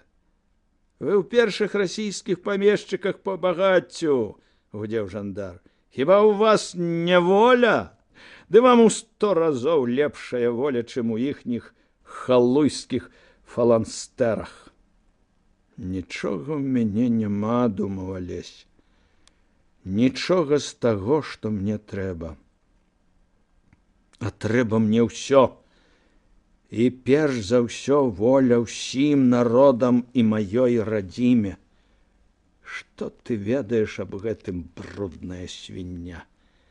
І разважанні твае толькі можна назваць, што трызненнем дэспатызму, як сказаў бы стары Ісленьеў. І сам ты быдла, лёкай душою. Ён сеў у сані і заплюшчыў вочы, каб не глядзець на вартавога салдата. з уздыхам і палёгкаю заплюшчыў вочы і выцягнуў ногі. Два салдаты паскакалі за ім, каб правесці за сяло. За санямі бег на доўгім повадзе ўрга, ён не звык да такога, пырхаў і матляў галавою. Расталы сакавіцкі снег, вароны, прыціснутая чаканнем вёска, рэзкія галасы салдат. На хвіліну яму стала балюча. Ён успомніў словы Корчака і падумаў, што за пагарду продкаў да народа, за пагарду адукаваных да народа, каб не давялося плаціць дзецям, якія любяць гэты народ. Але тут жа падумаў, што пастараецца, каб Корчак, калі звядзе іх лёс, змяніў аб ім думку. Ён бачыў у гэтым мужыку вялікую чысціню нянавісці. Як патрэбныя ім людзі, якія ўмеюць ненавідзець. Хорошы мужык, як шкада, што нельга ўсяго раздаць, каб паверылі табе. Грошы патрэбны справе. Нічого, з Корчакам яны яшчэ сустрэнуцца. Ён, Алесь, зробіць усё, каб той быў таварышам яму. У іх адна справа. Нічога, ўсё яшчэ будзе добра, чыста, смела, і людзі на зямлі будуць людзьмі.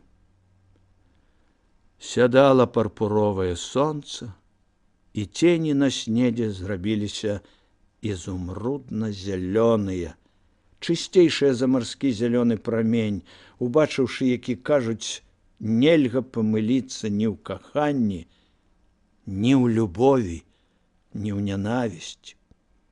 І ён цяпер цвёрда ведаў, што ён любіць і што ненавідзіць, і адкуль у яго такі боль, і чаму ён ніяк не можа супакоіць сябе. Ён расплюшчыў вочы. Ехалі азярышчанскім берагам, ледь не над самым урвішчам. Ён успомніў, як даўно-даўно, 11 год назад, тут сядзелі пад гарачым сонцам маленькія дзеці.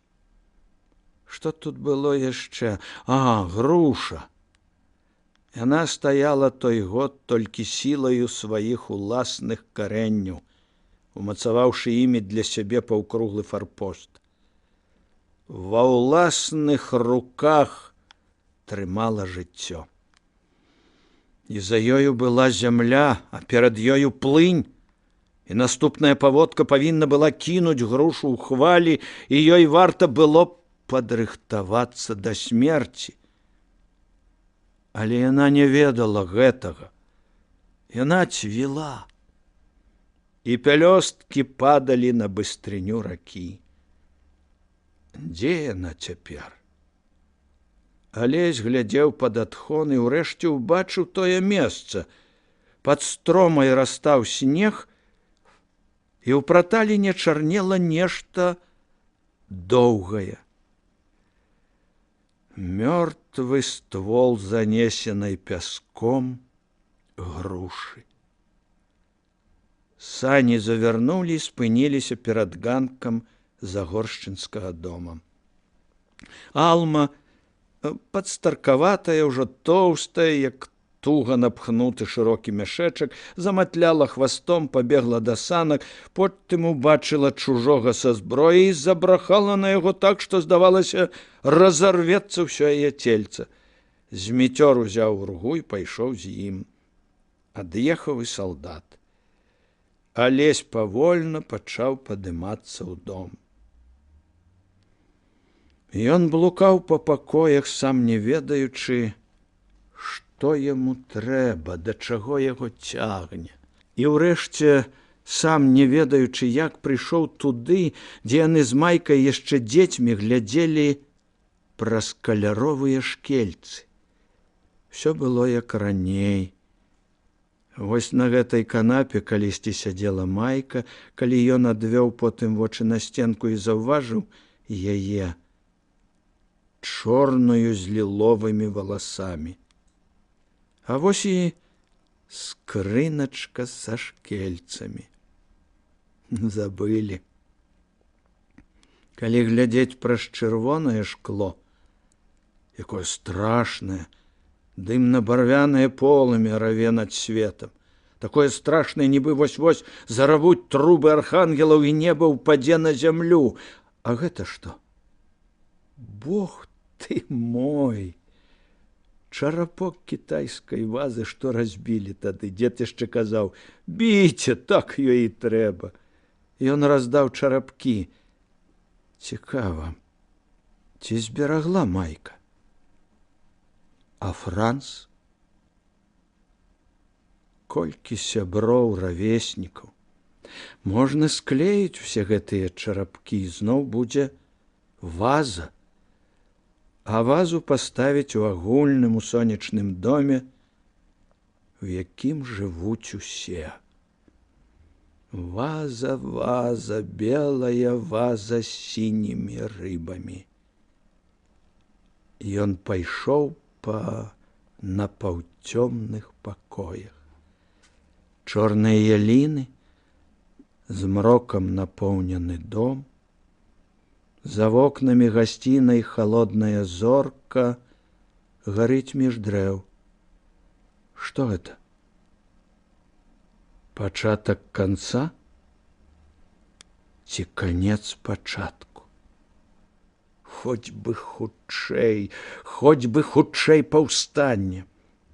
Няхай нават смерць, бо немагчыма болей цярпець гэта гнілое душнае ліхалецце, хлусню, разважанні кроераў, мусатых, корвідаў, дэмбавецкіх, усёй гэтай навалачы. І немагчыма больш сядзець у гэтым доме, бачыць у цёмных вокнах конусы яліны вострую, як салдацкі багнет, нацэлены у тваё сэрца зорку. Немагчыма бачыць рабоў і паноў, немагчыма напрактыкоўвацца ў цярпенні, бачыць, як другія удасканальваюцца ў ліслівасці. Немагчыма бачыць царкву, кароны, расшытыя мундзіры. Немагчыма бачыць на кожным раздарожжы над усёй краінай узлёт прабітых цвікамі рук. Лепей бы ўжо яму, Алесю Загорскаму, выкупіць грахі ўсіх, сваёй крывёю здабыць вызваленне для ўсіх, загінуць за ўсіх. Ён раптам зразумеў, чаго яму не хапае, пакуль няма бітвы. Няхай сабе сябры і ён сам пагарджаюць вершамі. Сёння ён не можа. Пяро бегала, пакідаючы радкі. Чым угнявіла ты Бога і чым раззлавала? Што над табою яшчэ не апета і сотняю строф маятнік часу упаў? І касцельная цемра настала, цемра прабітых далоняў і тысяч неправых галгоў. Што ты зрабіла зямлі ад фіёрдаў да Рыма? Што залівалі пажары цябе, распраналі вятры, што паміралі ў Сібірах твае маладыя багрымы, што дастаеўскія кідалі нівы твае і бары? Хто адабраў тваю памяць, моя дарагая, што на працягу вякоў, забываючы мукі свае, лепшых паэтаў сваіх, забыццём ты смяротным караеш, лепшых прарокаў каменнем няведання б'еш? Веру в адно: калі злосць векавечную звяжуць і над крыніцамі зорка палыну зыдзе, ты на судзе пад архангелаў трубы Марыі адкажаш. Скажаш адзінае слова за ўсіх на планеце людзей. У бітвах скрываўлена, каб чалавецтва воскрэсла, каб на палетках ягоных воля і мова узраслі. Маці сыноў чалавечых, я столькі пакут перанесла. Можна зямлі дараваць, калі я існую на зямлі. Ён не верыў, а вобразы атрымаліся міфалагічныя. Ды хіба ў гэтым справа, калі сапраўды гіне ўсё добрае, калі праўду кажуць булгарыны, а за волю ваююць мураўёвы, калі сапраўды над зямлёю злёт прабітых рук. Ён глядзеў у акно на зорку і раптам убачыў. У небе стаялі светлыя слупы ад гарызонта да зеніту. Яны мяняліся месцамі, крайняя іхняя грань была зырка-барвяная, яна разгаралася і нагадвала пажар, а пасярэдзіне вставалі белыя палосы і слупы. Рэдкае на такім поўдні і таму слабое вставала над зямлёй паўночнае зянне.